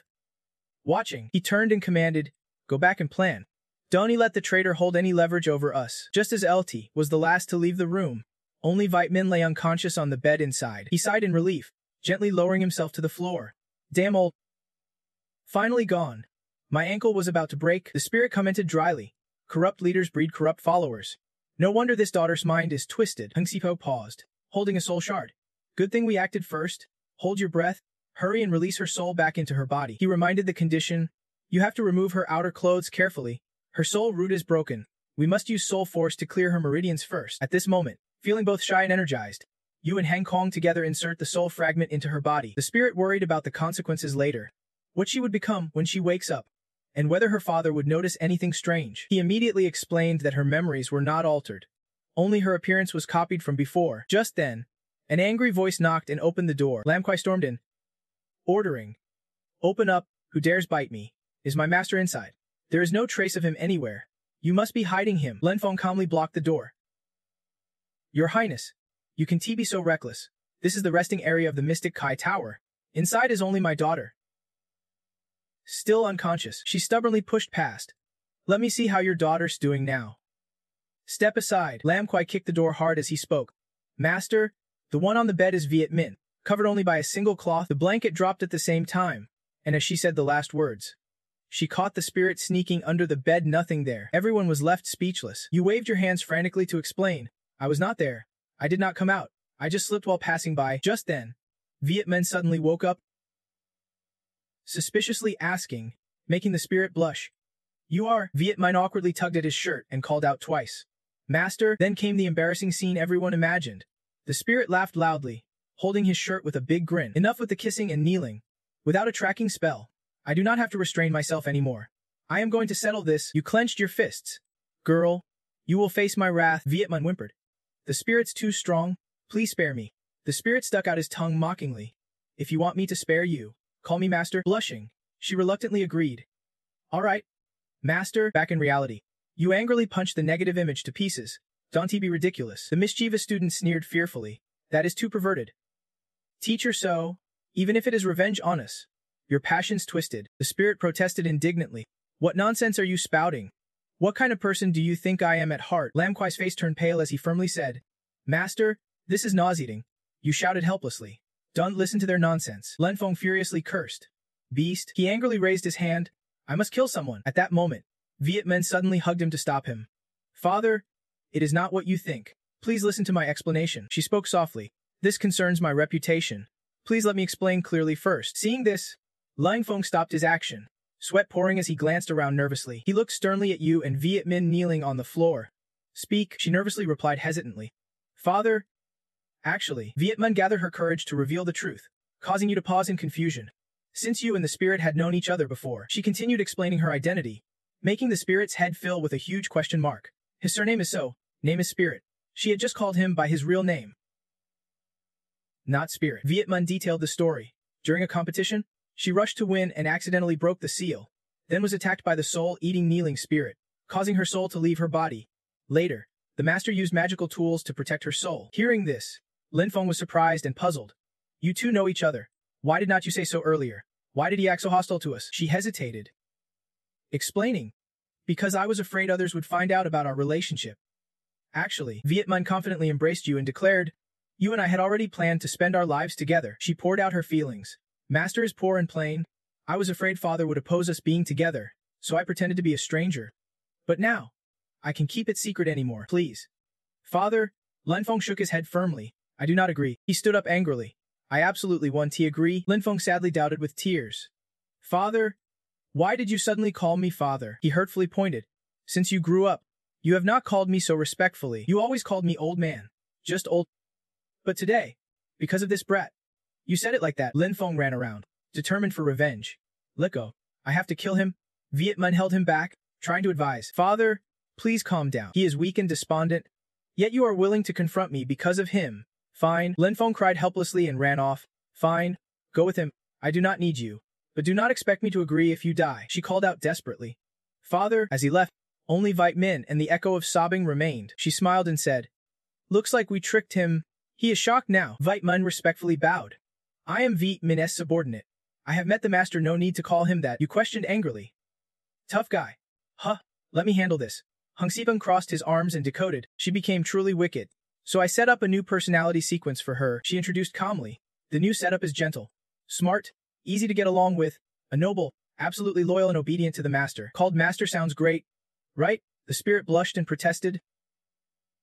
Too embarrassing. Plus, she has changed so much that her father will surely get suspicious later. She analyzed carefully. Vietmin is aloof and distant. Not close with her father, with a quite strange personality, Vietmin humbly affirmed. According to my calculations, these changes are within acceptable limits. Though I do not fully understand, I will do my best to act as Vietmin. Please rest assured. Master, next. She hit the core her father cares a lot about face. His daughter talking to someone is extremely embarrassing. He will definitely hide tonight's events. But only the master and you know, Vietmin warned while looking at the student outside with a dark face. Be sure to explain carefully. Lum Ku gripped the doorframe tightly. I think I caught some of what she said. Master, she warned seriously. You two knew each other before. You look like you want to eat me alive. Lum Ku panicked and ordered. Quickly retract your martial soul. The student held the sword firmly and asked confidently. Your real name is Master. I did not know that. Yet you are with someone like her. Lum Ku ground his teeth angrily. Master? Ridiculous. The spirit hastily waved his hands to explain. Calm down. Those words earlier were just to deceive her father. What is your connection to her? Explain clearly. In a tense moment, he pointed and said, That is right. The spirit absentmindedly blamed Ting Lei. It is the old tiger. He explained casually. She loved the old tiger secretly, but he avoided her. So she went crazy out of love. Suddenly, Vietmin appeared and agreed. Exactly. That is it. The spirit continued spinning the story. That is why I took the old tiger away to settle things. But when we met, I found out he is bald. The lady immediately changed her feelings, spreading rumors she wanted to be my dog. She agreed and played along. He concluded. So the one who wants to spend his life with her is actually the old tiger. Teng Lei panicked and denied. I know. No way. The spirit and Vietmin turned to glare at him. Teng Lei's eyes filled with tears. Yes, it is. Lum Ku, furious, yanked his hair and scolded. You got the tiger's secretary spot, and still want me to cover for you. I said, why's Master's eyesight so bad? The student shouted angrily. Ridiculous. He sighed in relief and asked him. You really fooled them. Hung Sung took out a detailed plan and began analyzing. At first, they did not believe it. Give them some explanation they can convince themselves. The spirit proudly boasted. It is all lies they created, carrying a fake system. She frowned and objected. She is good, and yet you are still not satisfied. Hung Sem reflected. I have reviewed her memories thoroughly. Info related to the fake system is pitifully scarce. She and the old tiger are just low-level members of the organization. He asked curiously. Such powerful props. And they are still just low-level. He explained calmly and logically. Because she completed missions. She earned those props from the 3005. That is what it looks like for now. This organization uses the fake system to get people to work for them. The fake system is also their way of recruiting talent. Hung Siang gave an example. Like the guy with the fake face. Not even knowing the organization exists, he has already ruined himself. He asked curiously. I am just really curious, why does the 3005 keep being so cautious? If he is so strong, why not just kill the person directly? The spirit scoffed. Thinking that since the person was an original product, they must be very strong, that is why he did not dare act rashly. Heng Kong responded awkwardly. This is being overly cautious. I just find it odd. Suddenly, the star watching space sensed something and signaled to escape. Heng Kong nervously told himself to run quickly. Looking around in confusion, outside on the bustling street, Sahai happily said. Found them. She angrily brushed off her hands. I told you he would not run away. Yet I turned that sack upside down for half a day. The homeless student replied relieved. It is good that nothing happened. While the group was discussing, a stranger secretly watched from above. Let us give everyone some food first. Then leave. Okay. Xiao Hai was excitedly calling out when giant hands suddenly emerged from the black hole, grabbing their midnight snack. Meanwhile, in the West Monastery's rest room, Deep Tu was sobbing with tears. A West Monastery member anxiously called out Deep Tu's name. She gently comforted. Don't cry anymore. But Deep Tu wailed miserably with a runny nose. Why has not your body changed back yet? Tutu seriously explained. At the end of this battle, the magic formation made a mistake in its judgment, failing to restore your body's state. We have contacted the divine nation. Just wait a bit longer. Deep Tu pleaded loudly. Their response is too slow. How long must I wait? She wiped her tears. Dutu, now that I have become like this, can I still squeeze into a relationship? Dutu stepped back, scolding. No way. That is gross. I will beat you up. Deep Tu shouted in frustration. You are mocking me. I am so lost and bored. It is unbelievable. She complained irritably. As the contest organizer, having a second countdown is so embarrassing. The love contest is in half a month. And with this state, seeing Fongam sitting stunned, she raised her voice. Hey Fongam, are you even listening to me? Just then, someone rushed in to report. Lactai? Someone from the underworld is here. The person replied curiously. Looks like they came for help. Rushing in a carriage, they shared crucial information, saying the person named Kuhai disappeared at the night market early next morning. The entire city was in panic searching the noon market. Found them, crowds rushed to search anxiously. Having already scoured inside and out, any news from the West Monastery. Soon, wanted notices were posted everywhere. Searching for Daimho. Female. Ears intact. Outside child. Short hair. Likes girls. Currently missing. Notices spread throughout the city. Suddenly, the public broadcast echoed through every alley. Hey kids. If you know anyone looking for someone, please quickly go to the Western City Situation Office to contact them. Due to tried every channel to search. Hearing this, the townsfolk became restless. Another kid got caught. Someone claimed. Taken by those from Thian Dao. Behind, Tulin diligently handed out flyers, asking every passerby, have you seen this child? A man crossing the street took a flyer. Quietly asked, Daimho, a student in the battle. Time passed, but despite searching everywhere, there was still no clue about Kuhei. The spirit sat dazed and disappointed. Where on earth did he run off to? With that head still bandaged, pointing to the wound. We all thought he was missing. I took her to look for him. Then she got caught somewhere in the market corner. I only sensed a red light behind, then got hit once. When I woke up, Little Hai was gone. On his head, a baton was still lodged in place. Lai Dung curiously pulled it out. The baton was tightly stuck. He worried only about her. Getting caught so silently means the enemy planned this long ago. At that moment, Lam Kwai nervously asked, what is the profit in kidnapping Little Hai? You can't even get 2 taels of meat from her. Hatchkin immediately objected. Daimho is very valuable, she said seriously. Because of her physical condition, she is considered top-grade Luding. They are rare. On the black market, she would sell for at least 1 million. Noble cultivators want her desperately. Hearing that, the other party asked sharply, what is Luding? Suddenly Hatchkin blushed and awkwardly replied, an illicit Taoist technique? Do not ask, better not dirty your ears. The unclear answer made Lamku even more suspicious. I have to ask again. I order you to tell me. Suddenly, the spirit's mood twisted. Muttering non-stop. Luan, he shouted angrily, his voice full of rage. Blaming her as old Udin, unable to contain his anger, the spirit stood up. Furious. Pervert. Damn it. I will smash those monsters. The 2 behind hurried to hold him back. Calm down. Master, we do not even know who is behind this yet, but the spirit kept yelling angrily. Disgusting. I am nothing like that. Pervert.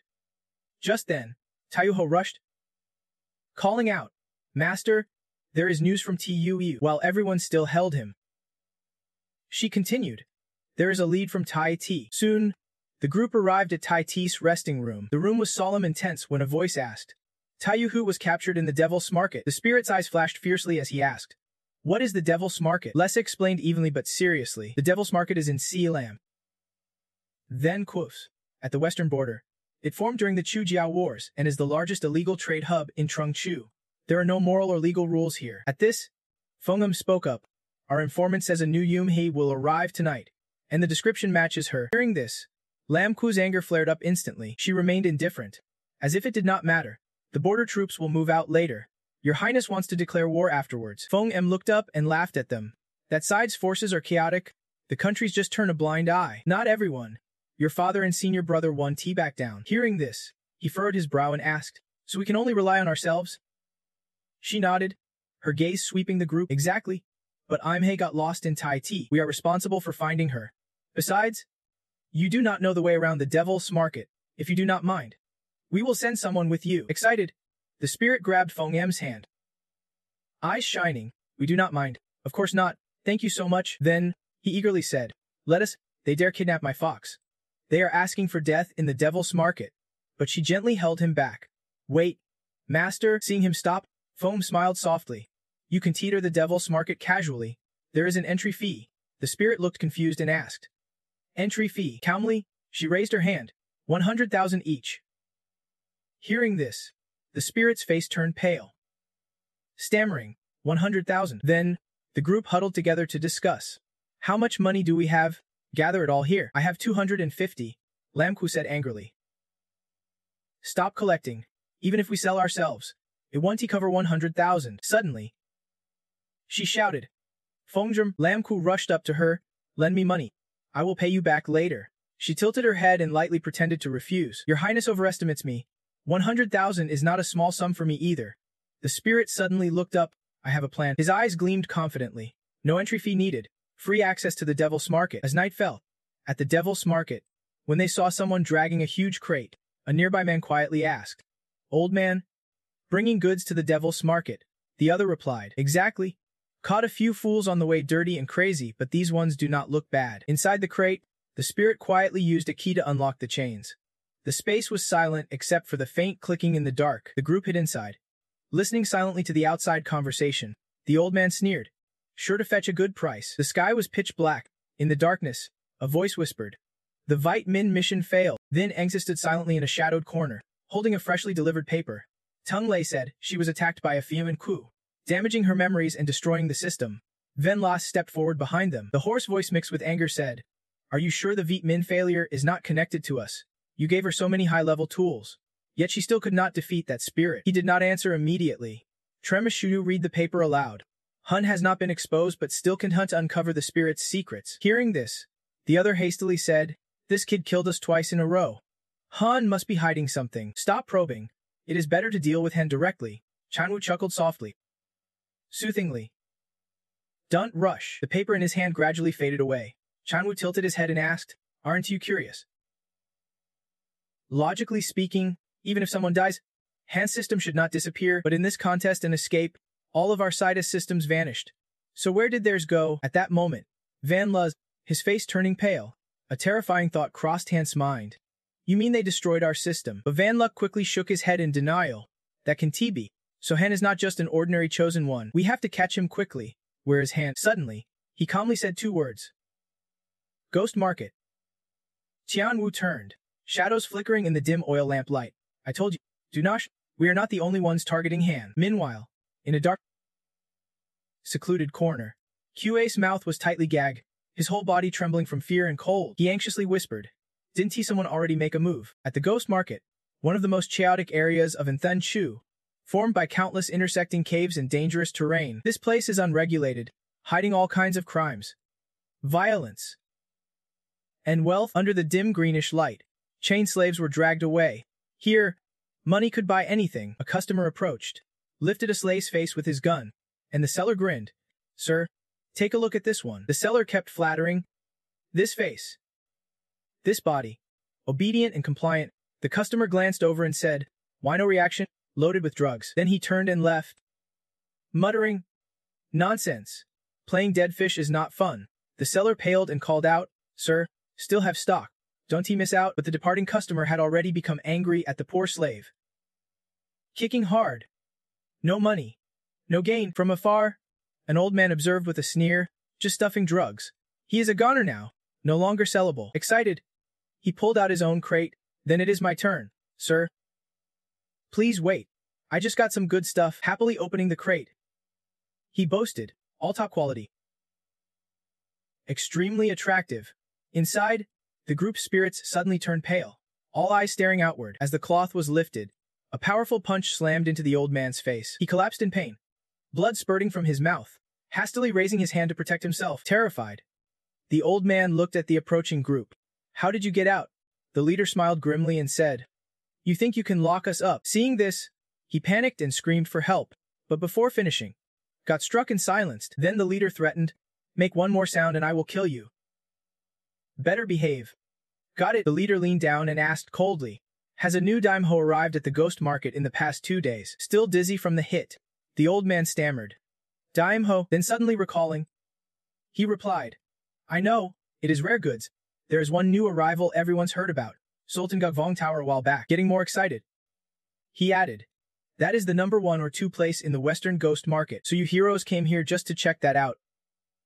Hearing this, the group's faces immediately darkened. The old, unaware he was digging his own grave, continued, I have been there. If you want to go, I can introduce you. Before finishing, the leader struck again, silencing him. Angry, the leader turned to his group and cursed, trash. How dare they drag the little one there? Lam Kwai clenched his fist tightly, eyes flashing with anger. Then let us hurry to Ngokvong Tower. The leader calmed down, tone steady. The Ghost Market is a playground for the rich. Just from the name, it is clear we can afford it. Let us contact the western side. See if they will let us in, she asked worriedly.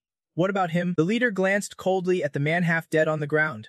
His voice, above, the night sky blazed with countless stars. Noise from the upper floor of Ngokvong Tower drifted down below. A small beauty stood above, waving a handkerchief down to the street, catching the eyes of passersby, inviting them in. Sir, please come inside. Seeing the old man's battered face, the madam frowned slightly, suspiciously asking, "What happened to your face?" He laughed dryly, rubbing his hands while flattering. "I just felt. Do not mind it.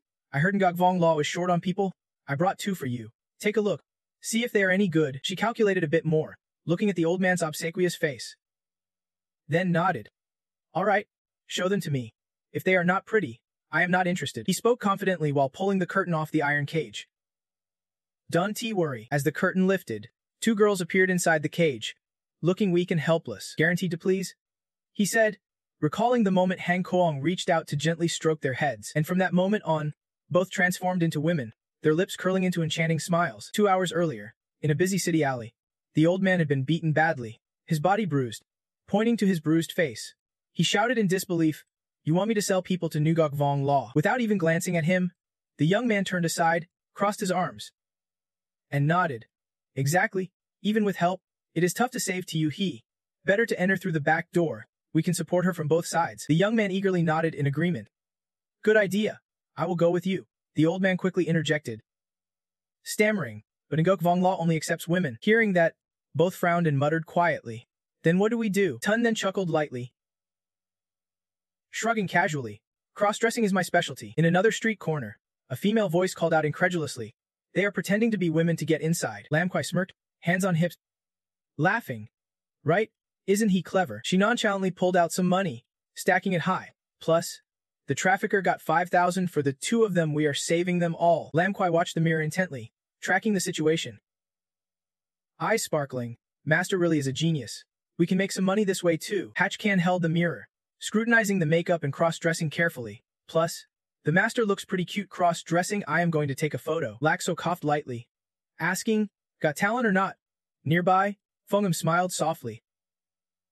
"Too impressive. Let us hurry and support them." The scene shifted to Ngok Vong Law, looking down from above into the deep shadows. The interior was quite deep. Calmly, she briefly explained the layout of Ngok Vong Law. 5 floors from bottom to top: jade green, leaf green, yellow, amber, and orange red. The lower the floor, the higher the rank. People sold to Ngok Vong Law are ranked by looks, appearance, and clan. The rarer and more beautiful, the better the treatment. The madam raised her brow, asking, "What is your name?" Using a delicate female tone, the young man covered his mouth and replied, "I'm so." The one beside him stammered, finally saying, She stepped forward slowly, lightly touched him, then lifted him up. "She is pretty. Good figure. Though voice a bit rough. Maybe some customers will like her." The madam then turned and loudly ordered her subordinates, "Take her to the orange floor." Tin then timidly stood behind, while Rongri nervously asked, "Madam, am I also on the orange floor?" Hearing this, she tilted her head and looked back. "You." Scanning them over, the madam immediately assigned the young man, "The jade green floor needs a cleaner." Tin then silently accepted and went to clean. In anger, he threw the mop, growling, "Why did I end up as a janitor?" Slapping his back, Tin then glared at Hang Kong. "This face, this figure, I can't even resist looking. And they send me here to clean. It is ridiculous." Like a joke, praising a bit sarcastically, "The old man is way more handsome." "Not fair." The young man frowned and asked, "Handsome how? This flat body is cute enough." Tin then said and leisurely walked to the railing, gazing down, considering the ranks. "Too high must be on the orange-red floor. I have to sneak down to find her while no one's watching." He turned his head, lowered his voice, and whispered to Hatch Kong, "Let us leave while no one's around." Tun then snapped his fingers, but there was no response. He just stood there, frozen like a statue. He tried again desperately, but it was useless. Sweat poured down his forehead, unsure why his command did not work. Panic-stricken but refusing to give up. "What is going on? Where's your resolve? Even Chinky can get through." It appeared. Suspicious murmurs spreading. "This building is not right. Seems like there is some soul force suppression field here." Hearing this, you froze as scenes of him flashed through your mind. He is dead. The old stone. Can he use soul force? That madam is forcing him into prostitution. He won't have the strength to fight back. In the corner, your spirit cowers, trembling violently, biting nails in panic. Old stone. Old stone's chrysanthemum. Suddenly terrified, a loud shout echoes from the room. Then someone gets thrown out, crashing straight into you. Get out. Confused about the scuffle, you snap your head back just in time to hear a string of curses. "Damn it! You tricked me. Did not you?" A woman is knocked down, her whole body limp on the floor. Jade Feng's third floor fire tongue smirks. "Is there really such trash here?" Jade Thong steps out from the room, staggering drunkenly, Where's that, madam? I am not short on money, his face clearly showing drunkenness. Drool at the corner of his mouth. I want someone beautiful. Behind him, your face suddenly breaks into a bright smile. Jae-thong slams a small cup down on the table, anger boiling inside. Damn scoundrels. Damn spirits. And that little punk too. Daring to embarrass me in front of everyone. Jade-nai beside him quickly soothes with a gentle voice. Young master, do not be upset. Have another drink. Losing this time is okay. There will be other chances. But those words made him flinch and change expression. Jae-thong tilts his head, staring at her suspiciously. Who said I lost? Suddenly, he raises his hand and strikes hard, and knocking Jade-nai to the ground. You bitch. How dare you disrespect me? Not stopping, Jae-thong keeps shouting and kicking her repeatedly. Furious? You think I would lose to them? What do you know? A bunch of scum. I swear I won. Let them off. Finally, he spits sharply. Get lost. Jade-nai is kicked out of the room, crashing hard, while you sit outside listening. Stunned, you look up with eyes full of shock and dread. Meanwhile, Jae-thong looks briefly surprised, his flushed drunk face turning to look, as if noticing something unusual. Before you can collect yourself, he suddenly grabs your chin, eyes gleaming with interest. This girl's got potential. You struggle and panic. Guests, I am just a cleaner. Not myself, but your resistance only makes him more intrigued. Even better then. Jae-thong pushes you onto the bed, his gaze twisted. Dare to mess with me? That is exciting. I like a smooth body like yours. Let me see. You silently plead inside.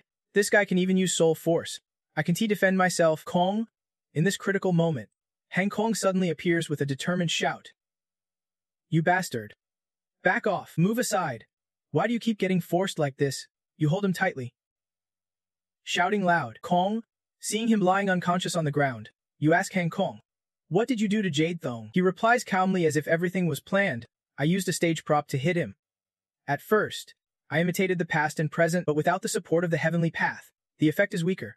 Still, it was enough to keep Jae-thong down for a while. You stare at the unconscious man, wondering how he could use soul force. Han Kong thinks a moment and guesses. Jae-thong's a guest. Maybe he has something on him that sustains his soul force. You immediately start searching him. Let me see what I can find. While you search, you suddenly realize something important. Actually, no need to worry about soul force if props can be used here. It means his token can be used too. Just then, the madam enters the room, asking, Young Master Jae-thong, I heard you want a cleaning girl. The scene inside shocks the madam. Young Master Chu. That cleaning girl ran off. Meanwhile, you run laughing. Too suspicious. Boss S shadow. A group immediately gave chase. Here, grab it, but his shadow's expression suddenly turned serious. The spirit division kept using energy and skill, managing to escape his pursuers as they dashed down the long corridor. He excitedly praised. The big boss is no ordinary guy. His power is not limited. Suddenly, the spirit division was shocked by a strange force attacking him, eyes wide in surprise. Then he clung tightly to his shadow as both were engulfed by a green liquid. Panicked, he shouted loudly, his voice echoing in the suffocating space. What is this? The spirit division was pressed by the green substance, filling the space, his face showing confusion. What is going on in this building? He reached out in a last hope and shouted again, but no one answered. Help! Outside the building, everything was covered by that unknown green substance, with only the spirit division's hand barely visible. When everything returned to normal, two figures in green walked over. Kong Nen smiled wickedly and mocked. Fool! You can escape. The scene changed. Outside the Jade View Tower, the host inside greeted warmly. Welcome, please. Honored guests, come inside. Which floor would you like to go to? Feng Gong did not hesitate, quickly choosing a room on the orange-red floor. A hand offered a cup of wine, inviting. Dear guest, have a drink, then I will take you downstairs. However, Lam Kwai immediately became alert. Reacting swiftly, what is this? I want tea, drink it. Despite the refusal, she calmly picked up a glass and drank. Drink it. It is not poison. This made her curious. She looked at the glass and asked, what is this? Master Lam Kwai responded sharply and suspiciously. But another explained. This is a welcoming drink. Jadeview Tower exists amidst chaotic soul energy. Drinking this maintains your soul power. She was momentarily shocked, her eyes showing disbelief and calm. Master can use soul power. Feng Gong only smiled lightly, remaining calm as if nothing surprised him. That is how Jadeview Tower is. The truth almost made Lam Kwai furious. She whispered angrily. Damn it. Better just break it. But the one beside her smiled softly, replying, the king's law beats the rules. At Jadeview Tower, two factions rule fiercely. Rising quickly, the owner here is not a good guy either. Then Feng Gong stepped closer and whispered, those who stir trouble here rarely survive. Wanna know why? They all get swallowed by this tower. In another space inside the tower, he was covered in darkness. Near death, when Hang Kong shouted urgently. Tun then, are you okay? He weakly replied, his throat dry, body pinned to the ground, unable to move. Almost suffocating. What kind of damn place is this? He shouted anxiously, his dry roots barely hiding his panic. We got pulled inside the tower. It is made of flesh. The outside is all camouflage, and it keeps absorbing soul power. Big Bro can't hold on much longer. Think of a way out fast. Tin then began feeling pain. The tower seemed conscious, his stomach burning hot. He put his hand to his throat, gasped, then started vomiting. Suddenly, Tin then spit out a glowing ring. He stopped abruptly, stunned beyond belief. When entering, he had to search the person. The ring with inscriptions was swallowed straight into his stomach. Why is it so hot? Big Bro's head felt like it was on fire inside his skin. Is this the pink on seal stone? When the stone lit up, it caused a strong tremor in the tower structure. The stone made the place start to retract. The things enveloping them shrank more and more. Eventually, they formed a fairly large empty space. Surprising everyone greatly, Hang Kong suspected the stone was reacting to something. Asking, it is retracting. What is going on? The pink on seal stone could control this place. Why did it ignite? Tin then concluded, his mind enlightened. Did it sense another stone? Dad said their 6 seal stones are connected. When close, they can sense each other. The more stones found, the wider the sensing range. If one stone can sense another, then another must be nearby. Another man had a glowing stone on his chest. Runga's cold voice echoed. They have arrived. Meanwhile, he pressed his hand on the wall, trying to sense or find a way out of this damn place. He saw through Tin Then's plan, yet disguised as a woman to sneak in. Interesting. Razanga's cold voice cut through like a knife. Been waiting a long time. The image of N2 standing in that strange space, curiously looking around, asking, where exactly is this place? He carefully held the stone and said, after getting this stone, the flesh walls stopped attacking me. This place definitely has something to do with the seal stones. Spirit gently reached out to touch the wall beside him, his fingertipsing a strange texture, part flesh, part mushroom. Suddenly, like a reflex, he opened his mouth to bite it, a move that startled Hang Kong terribly. An urgent voice urged him to pull himself together and do something. Do not just taste everything.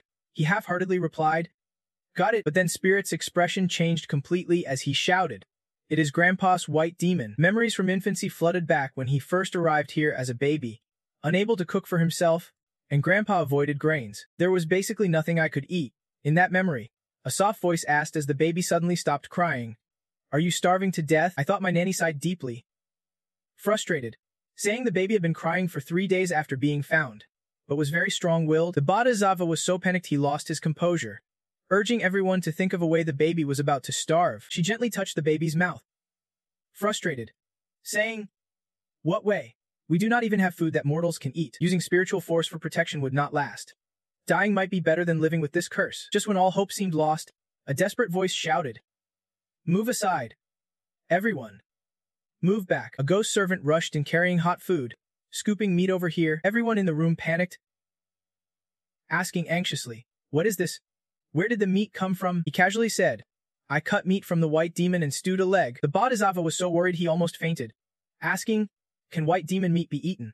Don't harm the baby. At that moment, the sword spirit ignored everything and force fed the baby from the bowl of meat, insisting, water can be poured. Just feed him. The Bodhisattva turned pale, shouting in panic, don't shove it in like that. That is not feeding. The baby barely touched the food with his lips and immediately sensed something was wrong. That bitter, sour taste was etched in my memory. Before I could take care of myself, I survived mostly by relying on that. There is no mistaking it now. Gagging, I pointed at the wall and shouted, one bite and I want to vomit Grandpa's white demon spirit. Hearing this, he sighed as if understanding more of the painful past, saying, living is not easy either. I tried to calm down, looked closely at the wall, then slowly asked, but why is this white demon so pitch black? The sword spirit overheard and curiously asked, what exactly is a white demon? The spirit sighed lightly then explained, it is a demon forged from 10,000-year Lingji meat, without a fixed form, able to swallow and transform everything, and constantly regenerating. I looked up at the huge wall, comparing in my mind. But the one on Mount Dala is only half a person tall. How can this one be as big as a whole building? The spirit squinted in confusion, mumbling as if questioning himself. And how did Grandpa's white demon get here? It is cramped. Then he called out, Spirit. The sword spirit pointed to the scene beside him, saying, Big Bro found a trail. Meanwhile, on the orange-red floor, glasses of wine toppled everywhere. Drink up for me. In the middle of the circle, the warrior kept getting poured more wine. Guests continuously toasted him, their hands like water snakes stroking him, promising rewards if he did not get drunk. The warrior barely held on, pleading. Senior brother, please stop feeding me, I really can't drink. Lowline leaned in and teased. Guests are feeding me, why only her? Before she finished, he angrily knocked her down. What do you think this is? I just want to feed her. Then the guest angrily grabbed his face, asking, not drinking, don't he disrespect me? Old man, he laughed and ripped the warrior's shirt open, revealing pale skin. The warrior panicked, struggling desperately, shouting, help. Suddenly, a strike landed on the guest's head, saying, let go of Old Stone. Standing there with a cold expression, holding a stick, he said, I will protect him. Senior brother, the warrior, seeing the spirit, happily called out. Senior brother, the spirit joyfully called back. Old Stone. The spirit quickly stepped over and grabbed his hand, asking, are you okay? The warrior shook his head slightly and replied, I am. Then he stood up, looking exhausted, saying, luckily the spirits did not come so terrifying. This is too much, I barely had strength to resist. Suddenly, the warrior leaned close and whispered mysteriously, that is right. Senior brother, I discovered a secret spiritual force does not work here. The spirit replied casually. Great discovery. Thank you. Without letting him say more, I pulled the warrior's hand. Stop talking nonsense. I am taking you out of here. Let us go find the little one. At that moment, Lalin shouted in panic, wait. She stared intently at Tin, then asking broadly, the person who just came out from upstairs, can they leave here? Can they escape if they try? Lalin hesitated but finally mustered the courage to ask, may I ask you a favor? Meanwhile, in the dark prison cell, the madam scolded the slaves below. Running. Keep running then, she shouted angrily with venomous words. You think you can run? Every day you get good food and treats, and you are still not satisfied. Still want to escape? One of them, tears streaming, begged desperately. Madam, I was brought here against my will. I am not a servant. My parents at home still need me. Please, let me go back. She sneered with contempt, hissing through clenched teeth. I run this brothel, not a charity. Behind her, a man smiled wickedly and asked, don't you know how to serve? He cunningly stepped forward. Then let me teach you. The girl panicked, shaking her head. Please, help. The man grinned cruelly. No one's coming to save you here. At that moment, a mysterious hand appeared and punched him straight, sending him flying into the wall. Seeing Antudaten appear, the madam panicked and stepped back, asking, who are you? Where did you come from? Catch him for me. He was not scared and instead stared right into her face. Suddenly, the men behind the madam were all knocked away before they could react. She panicked, turning around and muttering anxiously. This talent. Fake cultivator. Impossible. Even fake cultivators can use soul power here. Just then, he suddenly rose from under the floor. Who do you think my big bro is? Big bro's got my back. The scene showed N too easily pulling Tin then up, their long-standing understanding clear. He smiled. Take it easy. Lylin and Trutvo still have not come up. Seeing him, she gasped. Little Miwi. The other called out emotionally. She could not hold back tears and hugged Lylin tightly. Calling Ye. Witnessing the touching scene, Tin then asked curiously, is she your sister? She replied softly. Moved. Yes. We are both from Taitu City. Lylin held Moi Moi tightly, as if afraid to lose her again, then slowly began to explain. A year ago, I was captured here, accepted my fate, but recently I saw my sister was also brought here. She bowed carefully, thanking him. Without your help, I could not have protected her. Thank you, benefactor. Tin then glanced at the madam held behind bars, saying, you two were caught together. These traffickers here are crazy. Meanwhile, she screamed angrily, let me go. That girl cleans your house. Who do you think you are to mess around in Ndokavong brothel? The madam kept shouting hoarsely, refusing to stop. Do you know who the boss of Ngokvong brothel is? You are dead meat. He said nothing, waiting for her to finish, then slowly replied, I do not care who it is, but he took my fox spirit. The fox spirit just arrived. Where is she locked up? Tin then recalled earlier searching rooms with his big bro's golden eye, which let him see the layout of the surrounding rooms. They searched every room, though they found Lauthach. Tayu was nowhere to be found. She might be far from here. The madam suddenly laughed coldly, full of sarcasm, her eyes flashing with cruelty. So you want to take that fox spirit away? Dream on. That arrogant, indifferent attitude shocked both him and Trutvo. They immediately realized this was not going to be as simple as they thought. Meanwhile, in another room, Kyuhai had been dressed in beautiful clothes, a luxurious outfit fit for a precious treasure on display. She smirked slyly, her voice full of malice. She is the boss' personal treasure. Now, her eyes were vacant, as if drugged. Tin Then's eyes burned with anger. He grabbed the madam's collar and shouted, "Boss S personal treasure. Explain that to me." She laughed madly with malice on her face, answering sweetly, "That fox spirit has become the boss S slave. Fool, you can save her. So what if she can use soul power? Do you think you alone can fight the boss? This brother is the bossy embodiment." Before he could finish, the madam was blasted into the wall by a powerful punch. Tin then glared fiercely, eyes glowing blood red. "Too noisy, old stone. Let us go find little Tsi." He immediately turned around to call, "Su Hyan. What about these girls?" Scene changed to the red-orange jade watchtower, where the atmosphere was lively with wine and food. A female voice invited, "Guests, have some wine." At the banquet, Lam Kwai was also present, visibly angry. "Who dares provoke me? I do not like women. Do not touch me." Her face flushed red with embarrassment as she desperately avoided any contact. Feng Em beside her was thoroughly enjoying the company of a courtesan, drinking while calmly reminding her, "Don't act so hateful. The moment I laid eyes on you, you were my target." Lam Kwai snapped angrily, "Are you here to play or to rescue someone?" She was furious, blushing deeply, thinking, "What is wrong with Master? Didn't he say he would contact me after entering?" The scene shifted again to a dark, gloomy place. Inside that city, he led the group, crawling while instructing, "Stay close to the shadow." Meanwhile, a strong voice sounded with suspicion, "Want to escape together?" Spirits quickly responded, determined, "We can abandon them. This silver demon want to attack us with Big Brother here. Follow us and you want to be caught or turned back." Moving through the city steps, he whispered to the shadow ahead, "Take us to Princess Ho first. The people from the west might have a plan. The silver demon was created by my granddad, combining tolerance and purification. I am his heir. I am the only one who can control the silver demon. But here, soul power can be used. I can even sense the demon core, let alone control it." Earlier, the madam said this tower is the incarnation of the Tower Master. Fully controlled by him, do demons recognize their master?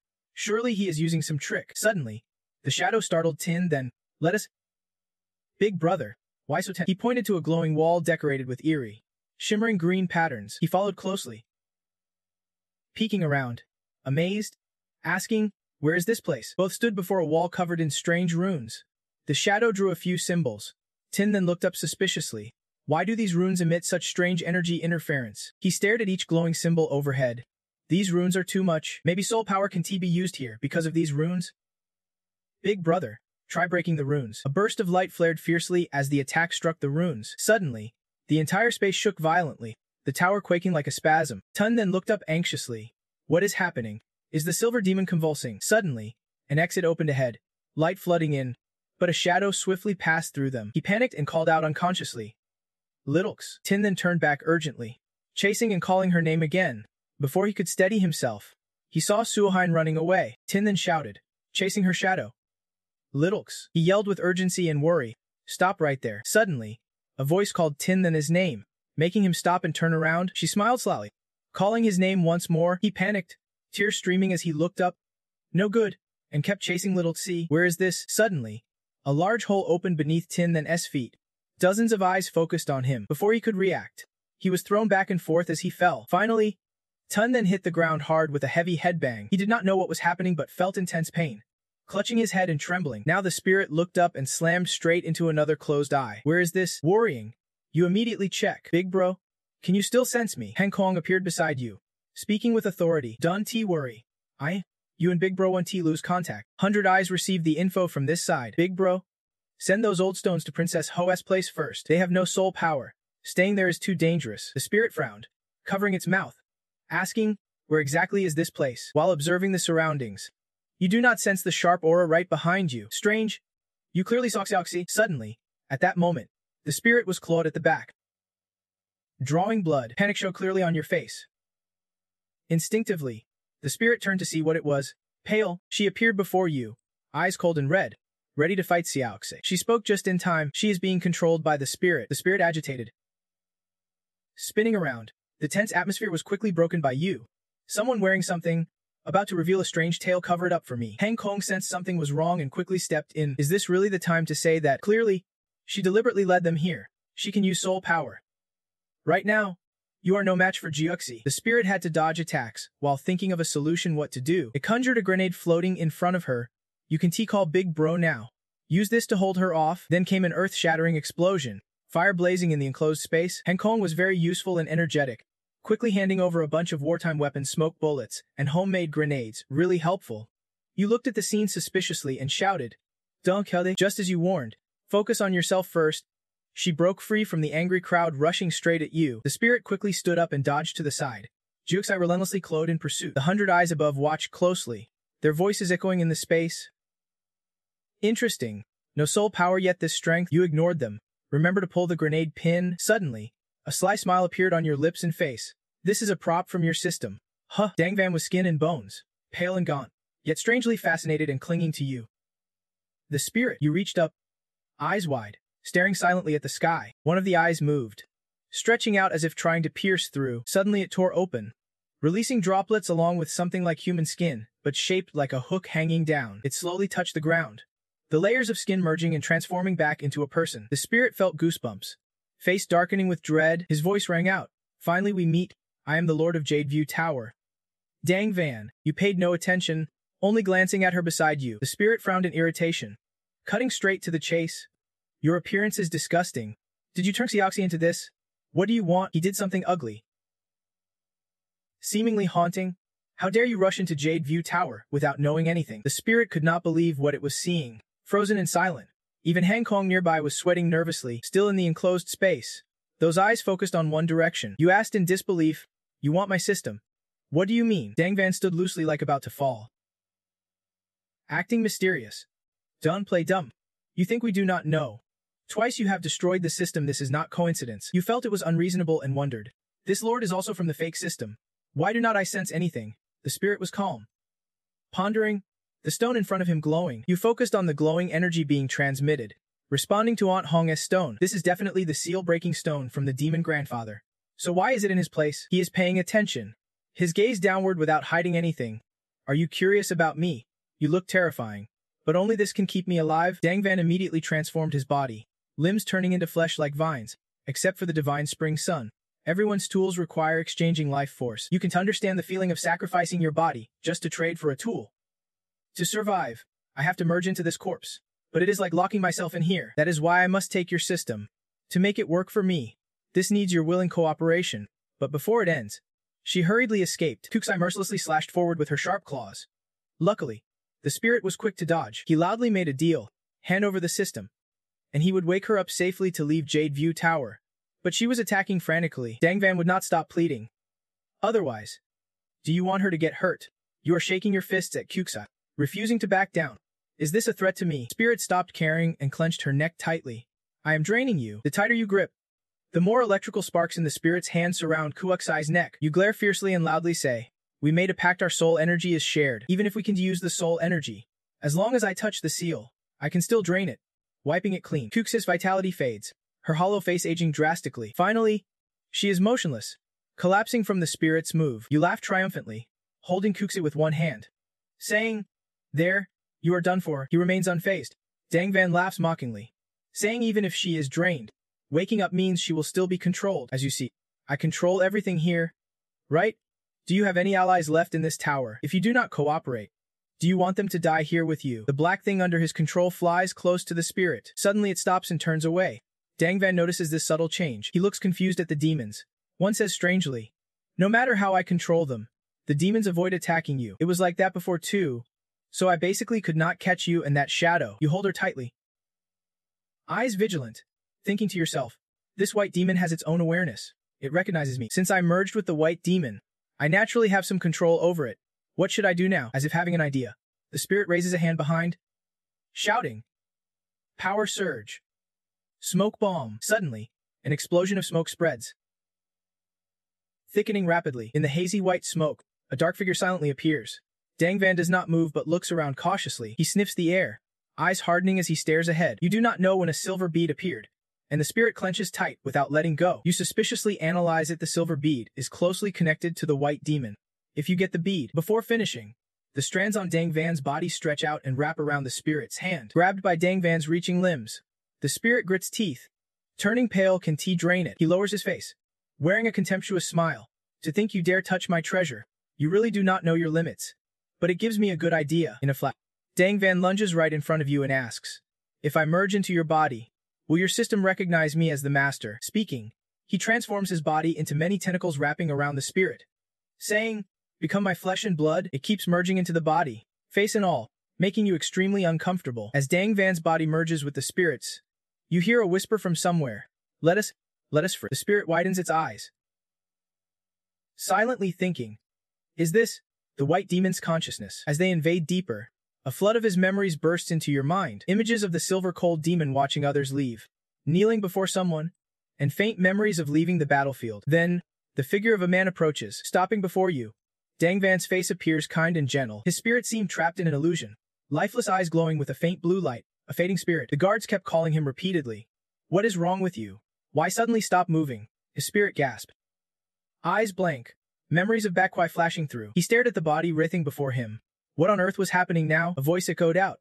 But halfway through, Bakwai hesitated, starting to resist his control. Dang Van gritted his teeth, glaring at his body. Swallow him whole for me.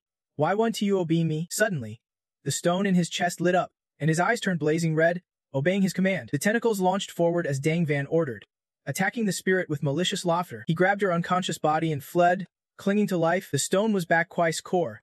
Holding it in his hand meant total control. As he recalled the seals flashing in his mind. Bakwai had just transmitted a lot of information to him. The runes we saw earlier were the control formation he used on the stone. He ran while tightening the grip on his arm, a grim snarl escaping. The previous formation could not be destroyed because he had a twin formation as well. Both formations had to be attacked simultaneously to be broken. The guard quickly asked, "Where's the other formation then?" The answer was clear, it was inside his body. Meanwhile, at Thenla, a lavish meal was served, and someone called out, "Master." Lamquai stepped back, mistaking N2 for someone else.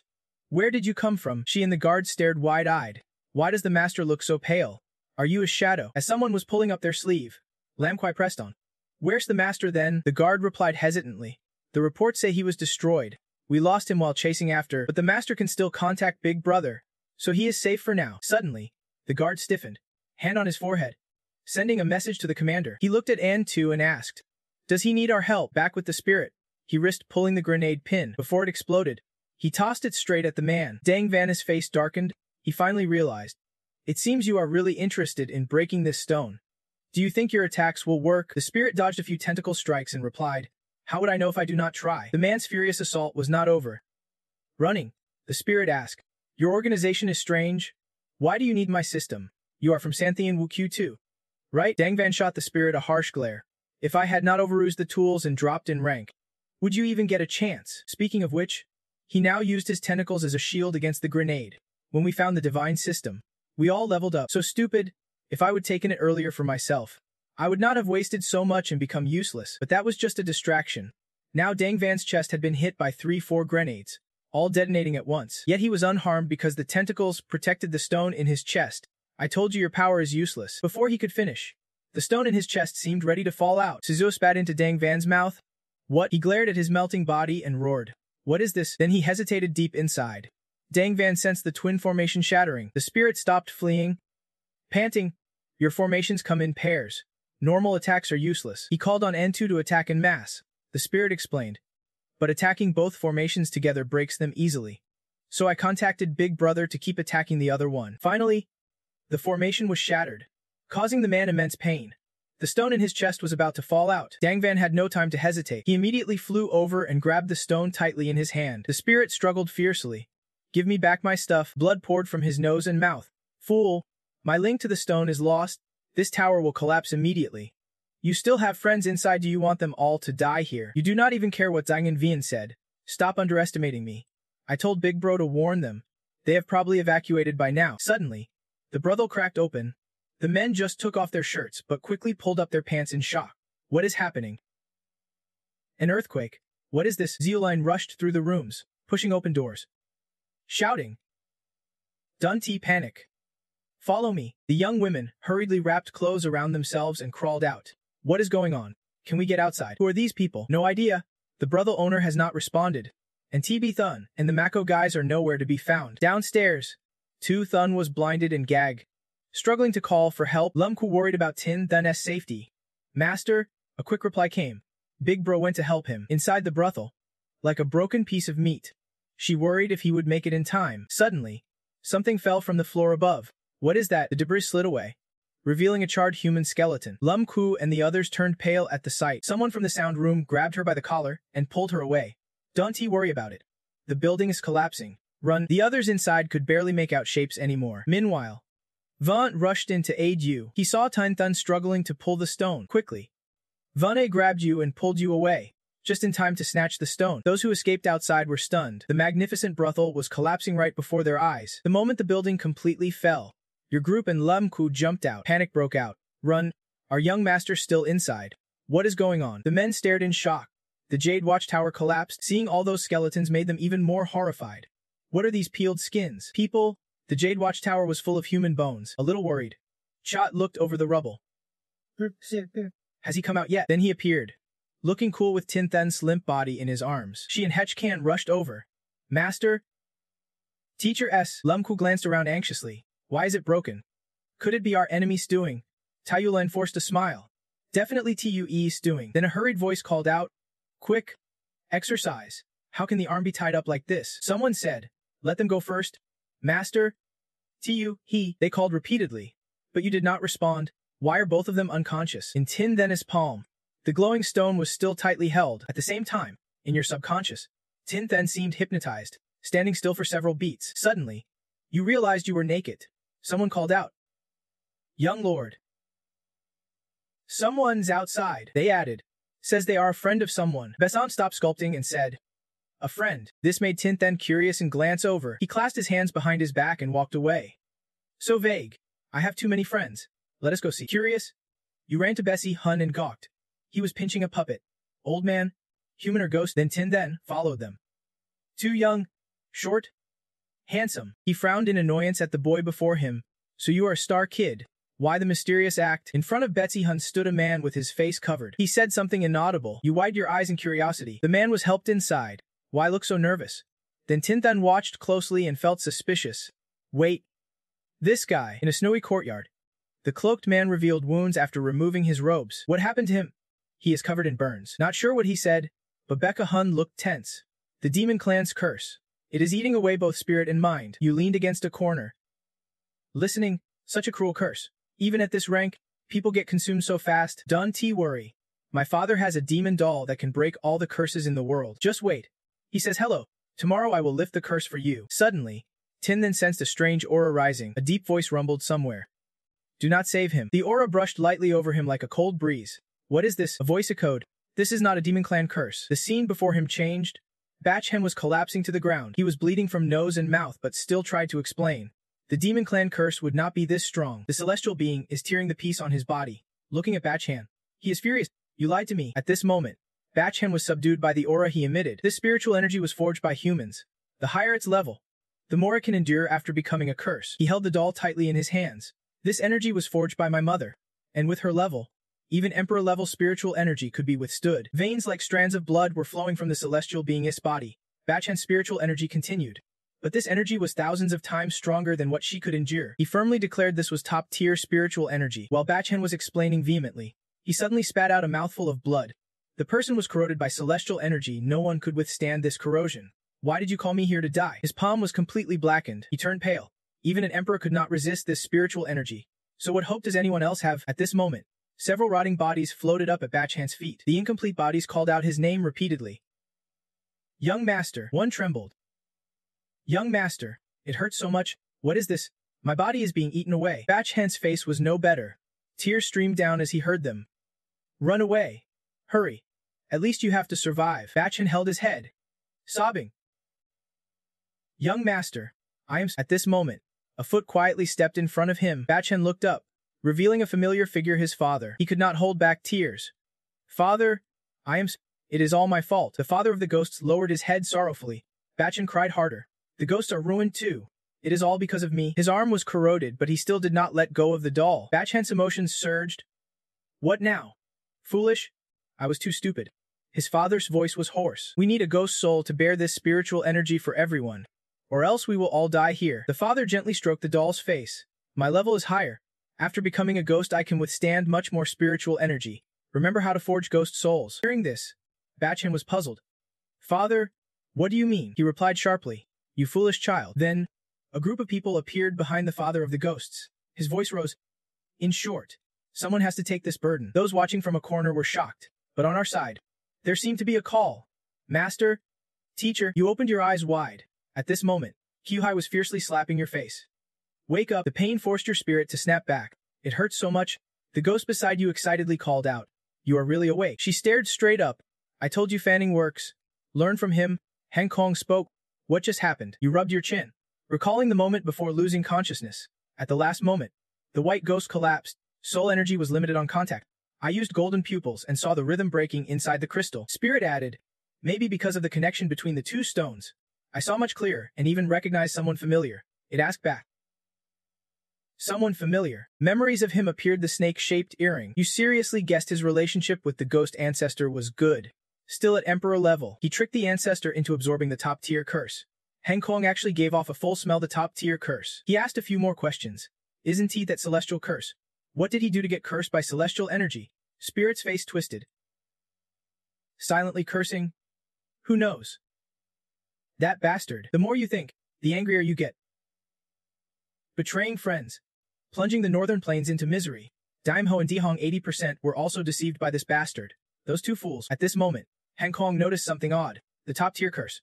At least over 500 years ago, celestial energy still existed in this world. What happened to the snake-shaped earring later? Emperor level. Maybe it was not completely meaningless. Spirit agreed with this. The strangest part, the evidence connected to that snake-shaped earring had all been deliberately erased. Even the strange points he had not noticed before now became key issues. On Mount Dela, the imposter stammered when recalling their past. Looking back, maybe they did not want to talk. If even the records could be erased, then what does their existence really mean? Han Kong was puzzled. How could that be? Who was that snake-shaped flower? And where did she suddenly grow so big? I do not even know when asked. Lam Kuai turned and softly called Spirit. Master, what about these ladies at the Green Brothel? The Green Brothel girls had nowhere to go. At 9, I was sold here. The brothel collapsed. What do we do now? Others also complained bitterly. Do we have to go to another brothel? I do not want to do this anymore. They stared wide-eyed at Spirit, who quietly asked, so what should we do? Han Kong suddenly flew over, calling out, this is not easy to solve. After gathering everyone, Spirit wanted to tear it all apart. A girl clasped her hands before Lam Kuai. Hidden one, please take us with you. Others shared the same thought. Surrounding Lam Kuai, you were born noble. Please help us. We are truly out of options. She helplessly complained. Why do they keep clinging to me? Spirit looked at the ruined green brothel and murmured. There is barely any light here. I can fit so many people to work. Han Kong smacked Spirit's head. Thinking about work again? Huh. A moment later, Spirit moved to disperse the noisy crowd. Sisters, I have an idea. Want to hear it? Scene shift, clear blue sky. An eagle spreads its wings. At that moment, the gate of the Divine Kingdom city slowly opened a crack. Then it swung wide open as a figure leisurely walked in. Han's shadow moved silently. Inside the room, someone was already waiting. Van Luck respectfully called out. Honored one, the celestial being announced. The Liu Dangyun system has disappeared. Han touched the dark screen image. This was the third time the system vanished. Van Luck pursed his lips and replied confidently. This time it is definitely not a coincidence.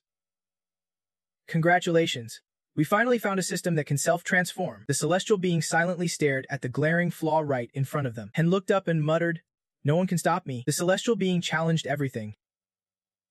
Heaven's way. 5 years have passed. Yet the lock to break the deadlock still shows no sign of us. Han leaned forward and replied sharply, while golden light sparked in the celestial being's eyes.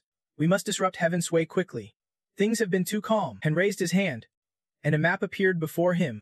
His finger traced across it. Then he stopped at Ralam. Here, I will give you all a surprise. Meanwhile, at the demon market, people were drawn by loud voices. Honored guests, do not miss this. Someone enthusiastically invited. The brand new Jade Emperor Tower just opened. Buy one, get one. A few curious people wondered, what is this? Didn't Jade Hope Tower just close a few days ago?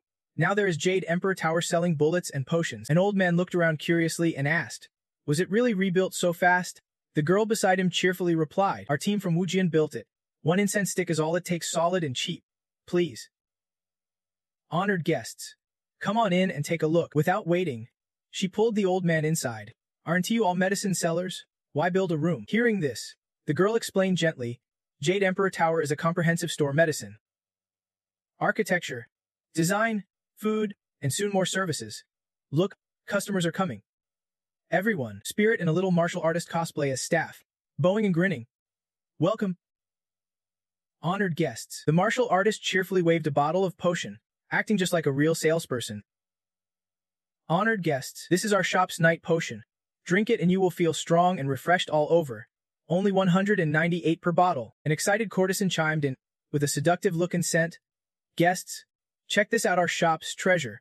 Just spray twice before action, and your gun 1T drop with the beauty pitching. Lustful men eagerly threw money at her, all scrambling to get it. Yes, yes, buy. Give me 10 bottles. I want 100 suffer. Thousands suffer. But none as much as the Ingen, feeling like this poor soul was growing extra heads and arms, yet still pressured. Can you hurry up and pay? Please. Flustered, he stammered back. Okay, because the courtesan insisted. A little rough but teaching some sales skills. You have to show a bit more. That is how this potion sells. He turned pale and flatly refused. A gentleman does not do that. The sale went on bustling. But the Engen was drained more and more. Watching this, Tin then smiled smugly. Clearly a genius. Anyone seeing the crowded marketplace thought about how the big clans, pressure sealed off all other channels. The pills could not sell elsewhere.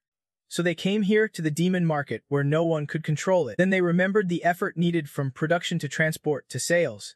It took a huge workforce. Just as Endinity Vungu reopened for business. And since the sisters here all had a knack for trade. Meanwhile, Zeoline was carefully guiding buyers, recommending they try the super strong Emperor Hone Lu tonic. Then they saw Chivi inviting some men. Hey V, why are you still in women's clothes? He honestly answered.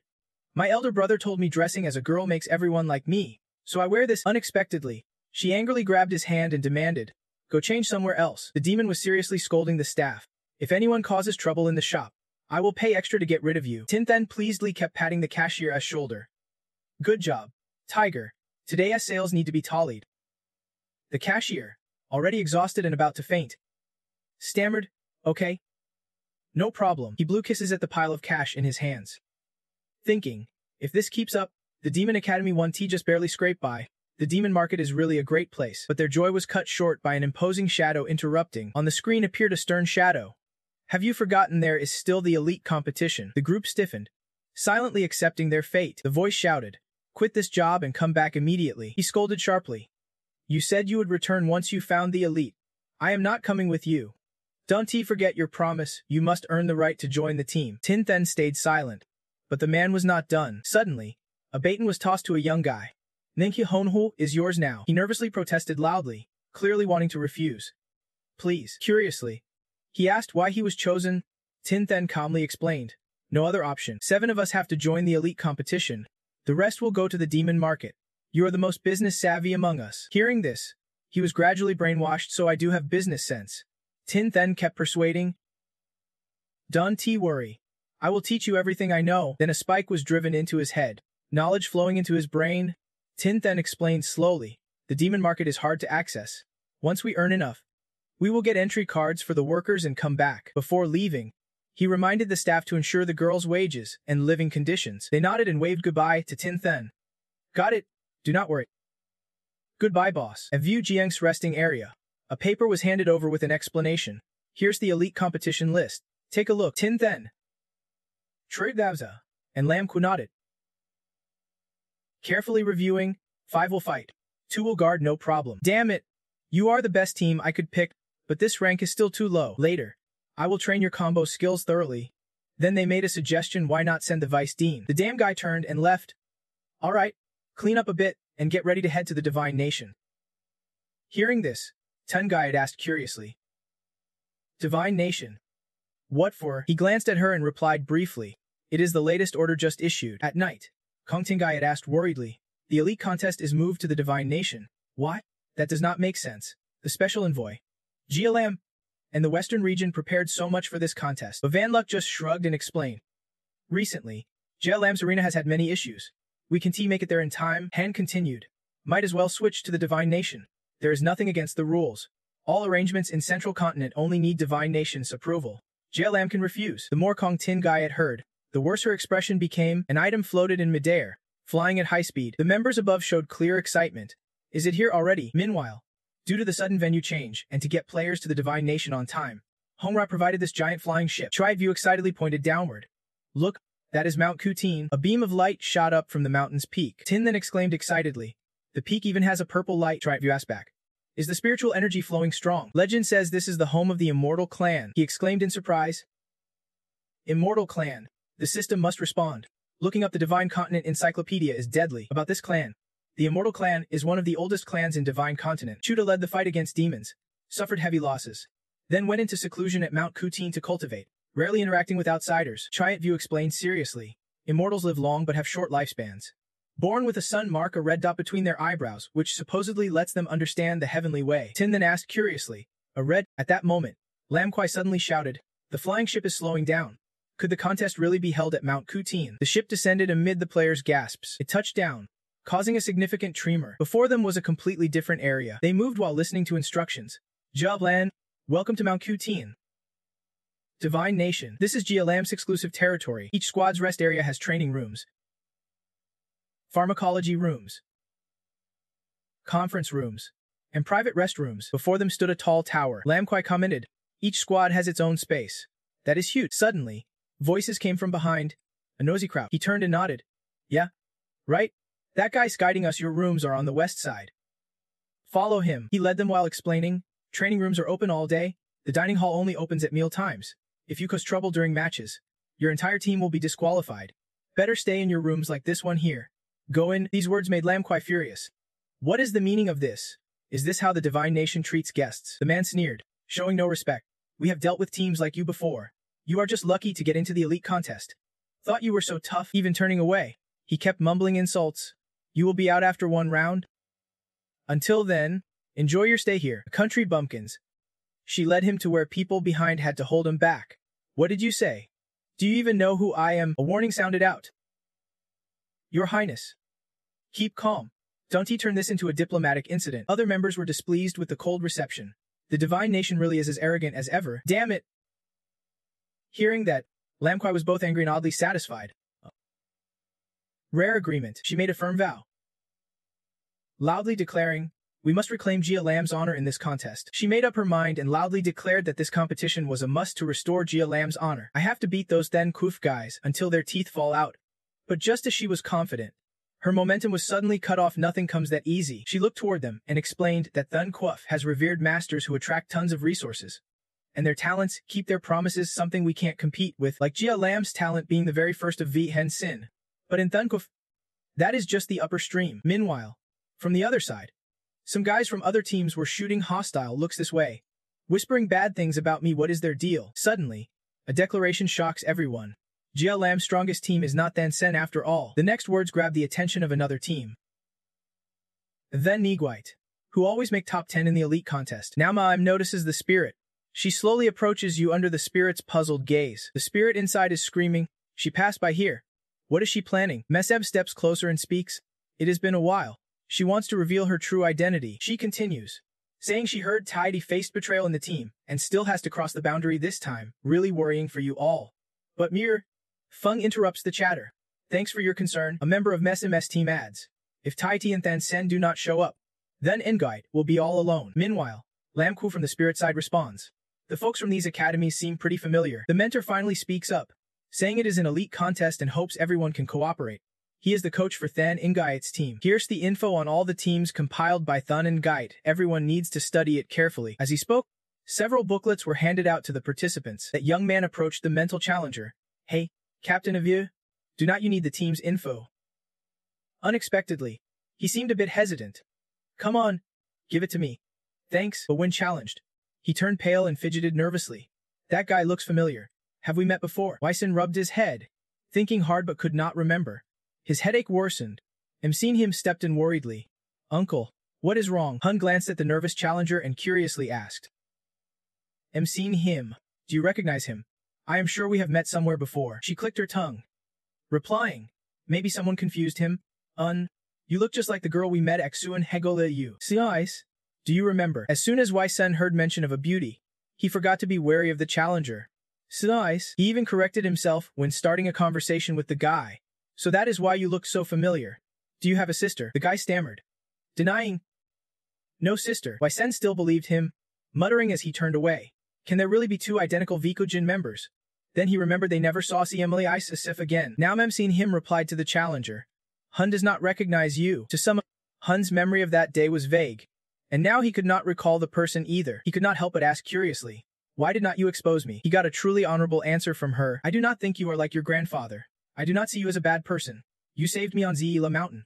I am not the type to repay kindness with hatred. Suddenly, seeing him turn to ask the challenger about harming Henan later.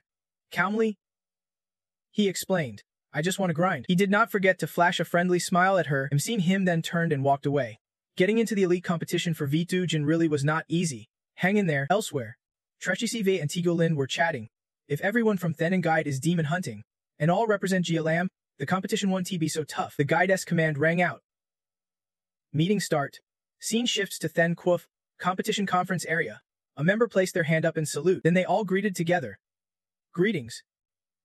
Contestants, the coach addressed the lost team members slowly. All right. Have you finished the assignment? A team member replied, you told us to study the teams. And we have finished, Zialse added. As top students of Then Quoth, we definitely won to underestimate the enemy. She handed over a stack of papers and explained. Of course. I trust you, but some team's info is still incomplete. Zialse took the papers, studying intently and muttered, Jin imposters? Definitely. Their team's technical info was lacking. Security was tight. But their rank was so low, do we really need to care? The coach explained. Their teamwork and tactics are not bad. They usually use the weak to beat the strong, especially that mental specialist. She pointed to a page and frankly requested. They want your consideration. Meanwhile, the mental team was reading, struggling to memorize the words the average skill level of the Then Quoth team. They stared at the text like it was alien. How do they expect to fight like this? A fighter read the info aloud. Lowest rank is 1-star martial sect. We are clearly a tier below them. Kyuhu kept commenting. Also, the rules and conditions are all against us. As they read through the competition rules, the content included. The elite competition has 3 rounds. The first round location is Xingtin Men Chu Yu Thin. Each team sends 5 members in the cave to find symbolic items. Time limit is 3 days. Any team meeting 2 conditions within time passes. 1. At least 4 members reach the final point. 2. Have at least 1 symbolic item. Then there was an exclamation about the illustration below. Who drew this? Once again, Spirit spoke up.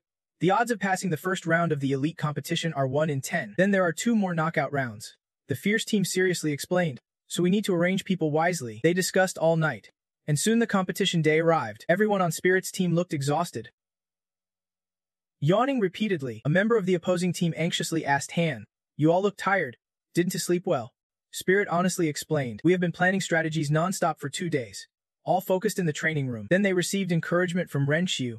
Don't stress too much. Teams from the same country will try to cooperate in the first round. But the kind offer was met with sarcasm. Questioning why they still cared about others. The strongman jeered. Looks like this year's fake tough guys are preparing for a big fall.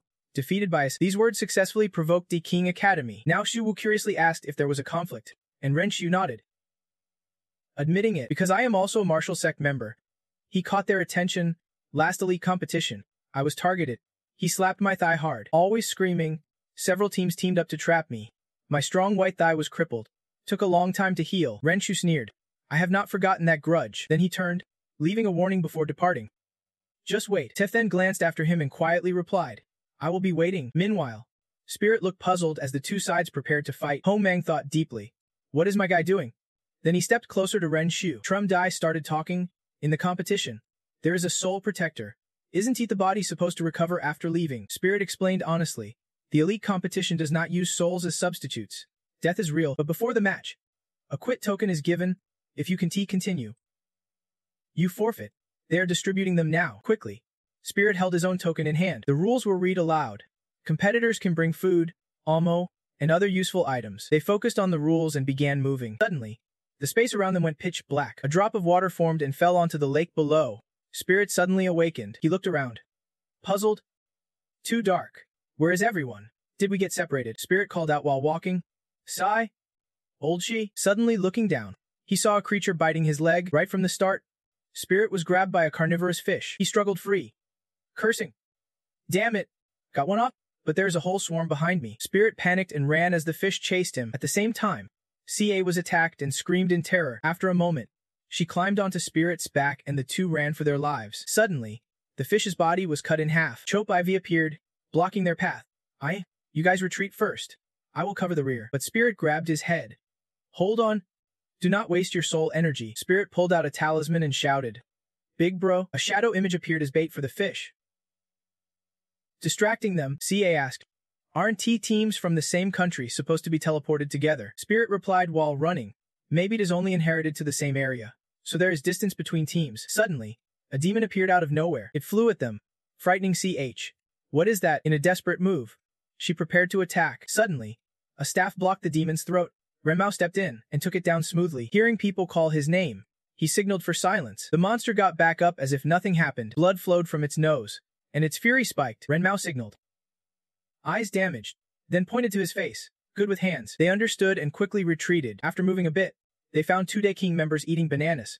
Hey, guys. Come here. Sit here. Spirit teased. You are way too polite. Soon, the whole group joined in, and Renmao explained that in the dark cave, the monster's eyesight was poor, but their hearing was very sharp. Don't make too much noise. Continue eat. Remember the rules. Chong Hong not allowed to bring food.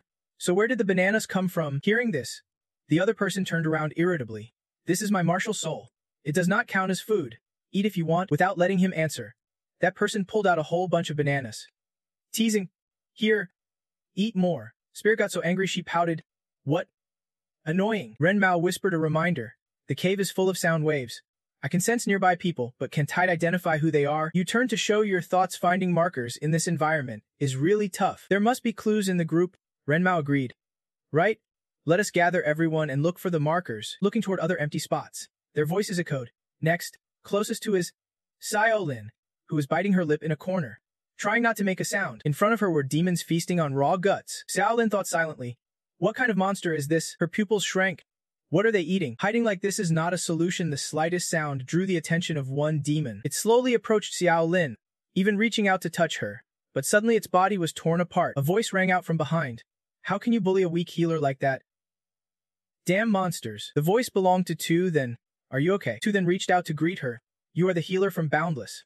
Right? Lu Yuan. Tu Then, don't worry. I have the dignity of a gentleman. I won't harm a healer. But just as Tu Then finished speaking, more demons rushed in, countless of them surrounding them. Dali observed the surroundings, furrowing his brow. At the same time, a radiant glow enveloped Tu Then's body, repelling the monsters. The loud noise immediately caught the attention of nearby people. Lemieux instantly grew alert. What is that sound? She did not hesitate and rushed over quickly. It seemed a fight had already broken out. Let us check it out. Hope it is not a trap. While moving, she sensed someone trying to attack her from behind. Lemieux quickly ducked to avoid the strike. She reacted fast and spun around to strike at her attacker. As she turned, Lemieux clearly saw her attacker was a Q-high. The hiding group quickly warned, we are on the same team. Wrong target. Wrong target. Sorry. It is too dark to see clearly. Had to act first. Lemieux did not blame them. It is Did you hear that noise over there? You nodded. Of course. Let us go check it out together. The group quickly reached a cave. Now, the monsters lay scattered on the ground, showing no signs of life. Spirit easily guessed from the scene that a fierce battle had just taken place. You moved closer to observe. What kind of demons are these? Suddenly, a voice echoed in the darkness. Doctor, sir. Dingling was relieved. So it is really everyone. She could not hide her joy. That is great. You are surprised too. Aling urged as everyone finally saw the surrounding monsters. Monsters are all around Mew. She was not afraid. Instead, she reassured the others. Don't be scared. They are not dangerous. Don't be afraid. They are not a threat. Spirit asked curiously. What happened here just now? Why was there such a loud commotion? Xiaoling honestly said she was Lo Yuan from the Divine Kingdom. At that moment, Tu Then condensed magic between 2 fingers. With just one wave, he could shatter the monsters. He sneered disdainfully. You heretics dared to resist. Now watch me destroy you all. Nearby, Xiaoling found a cave where small demons were hiding. They seemed very scared, their bodies trembling nonstop. She was a bit surprised by their behavior. These monsters seem afraid of me. Xiaoling gently approached the demons. Though they looked strange, they actually bore no ill will toward humans at that time. I just wanted to confirm the source of the sound, not to attack. Spirit understood everything, so it was just making a big deal out of it. But did Tu Then really cause the extermination of the 3 clans? She shook her head sadly. At that moment, Heng Kong made a new discovery. The body structure of these monsters was not like demons. Instead, they resembled humans who had lived in caves for years. Spirit found it strange. How could humans live in caves? Heng Kong was not sure. How would I know? Maybe they lived there to avoid chaos. He silently observed the monsters in front of him. Spirit curiously asked again. Right? Shui says. What about the people from the Lost Garden? Xiaoling did not hide anything. They massacred here and then left. He sat down to watch the small demons in front of him. Sensing something was off, Renmao carefully warned. Let us get out of here first. Do not stay too long. There was a big commotion just now. We are definitely not the only ones paying attention. From this side, Delai's angry voice rang out. "Tu then, weren't you supposed to catch that girl? Why retreat right after the fight?" He urged impatiently. "Don't talk nonsense. Get rid of the scent on your body. I just thought of a better way. Though the mission is to destroy everything, try not to dirty your hands. The Divine Kingdom has detailed info on each arena. Does anyone remember what the most dangerous thing in the fairy cave is?" Deli frowned. Pondering, "What do you mean?" Tu then smiled slyly. "With such a big commotion just now, it must have noticed." Just as he predicted, a loud noise came from Spirit's group side. They all spun around to look. He immediately recognized that the 100-eyed horse Maggot loved the scent of demon holes the most. Tu then stood in a corner, full of satisfaction, ready to sweep them all up in one go. Spirit saw the monster recoil a few steps in fear. The worm was huge. Akong raised his hand and began casting magic, only activating the incense sword formation. Countless peeled bananas flew fast toward the 100-eyed horse Maggot, causing it to scream in pain. After a while, strange arms appeared on the 100-eyed horse Maggot's body. Akong panicked and shouted, "Too fast. The incense sword formation is not effective. This monster's at least Martial King level." Renmao saw things were bad and quickly retreated. "Good. If you can win. Run." Spirit beside him also sighed. So decisive, the 100-eyed horse Maggot charged at the group, who scattered in a frenzy. Xiaoling protected the small demons while anxiously watching the creature. But soon, its body stopped moving. Spirit used magic to block it. Ambushing the breast of the Murning House right before him, he stood in front of Xiaoling, strong oppressing the weak. Nearby Dathan looked shocked and exclaimed, "This kid's really strong." But Spirit also shouted, "Help, I am almost out of energy. Help me." "Use all your strength to pry its mouth open," Spirit shouted loudly. Old stone. Quickly, a streak of light appeared, and a martial artist charged with a weapon. He used all his strength to pin the weapon into the 100-eyed horse Maggot's body. But no matter what, it could not penetrate. The martial artist anxiously said, "This is not good. The gap in power is too big. I can hurt it." At that moment, the 100-eyed horse Maggot struggled with all its might. Spirit saw him get thrown hard to the ground and worriedly shouted, "Old stone." But before he could recover, he was hit the same way. Seeing Spirit refuse to give up, a golden orb appeared from its throat. The 100-eyed horse Maggot spat the secretion straight into his face. The martial artist underneath shouted, "Suoxing." Spirit was now trying to spit all the mucus out of his mouth and even kept coughing it back at the creature. "Enough already. You think everyone knows how to spit?" he seriously thought. "Even with an attribute counter, there is no way to hurt its weakest eye." Suddenly, a figure rushes in fast. The figure carries weapons, darting swiftly over the 100-eyed mantis larva. Wherever he moves, he strikes immediately. The figure thrusts his spear straight and hard into it, piercing right through. Next, Ziethan throws all his strength into rushing to support Grand Warrior Ji. They coordinate perfectly. The power flows from him into the spear. It sinks deep into the body of the 100-eyed mantis larva. It writhes violently in pain. The spirit easily spots a golden lump in its throat. You seem to realize it, the barrier. So that is what it is. The spirit loudly tells teammates to keep poking the eyes on its back to temporarily break the defense of the Great Eyeball. Lamamashi joins the fight, taking advantage of the moment to attack the Great Eyeball.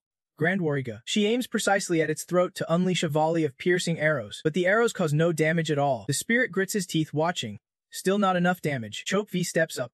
Grabbing the bow while Masaisa was about to shoot, he uses spiritual power to change the arrow's color, coating it. Lamunfa nods and continues aiming at the 100-eyed mantis larva as countless arrows fly in, yet the damage is still not significant against the larvae. Chope frowns, judging it is still not deep enough. The figure stays silent, unsure of what to do next. As everyone hits a dead end, the spirit suddenly lets go. He kicks to drive the arrow deeper in, pushing it inside. The spirit lands right at its core, using all his strength to drive it deeper. Deeper, all the way in. Suddenly, the larva snaps its mouth shut. Vep panics, readying his weapon. Shouting fiercely, it seems ready to fight to the death against the 100-eyed mantis larva, but it is too exhausted to care, just attacking here and there. Seeing it about to fall forward, he rushes over to block with his weapon. His weapon is starting to crack under the strain. Soon, the heavy bodies of the 100-eyed mantis larva collapse to the ground. Nearby comrades shout, "Hey, they are closing in." When they get there, they see its body twisting awkwardly. A section of the larva's body seems like something trying to break free. A fist bursts out, piercing through. Ziethan and the others widen their eyes in shock. The spirit comes out lamenting, "Just die already." You grab a buffalo to help along with Chope V. The worm's dead. Nearby comrades ask, "Everyone okay?" He sighed in relief and explained, "I thought the shining sword was crushed, but thanks to elder brother Su, we managed to tear open the belly of that worm in an instant." He recalled the tense moment. Still shaken, Bloodman curiously eyed the talisman in his hand. This was the key item. Spirit smiled and replied, "Luck was definitely on our side. At that moment, I directly poked its eyeball, swallowing it down with the rest. Inside its body, I kept attacking, and soon it could no longer resist. The eyeball turned to liquid, revealing the talisman inside. Dingling anxiously treated a minor injury. Thankfully no major damage yet.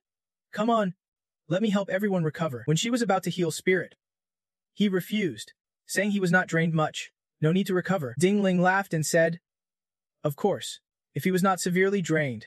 Otherwise I would be already used my healing power. Spirit suddenly remembered and hurried to ask him. Hey, Bloodman stepped forward and said, you got the talisman so quickly, lucky indeed. He felt Spirit's wary gaze and reassured. Don't worry.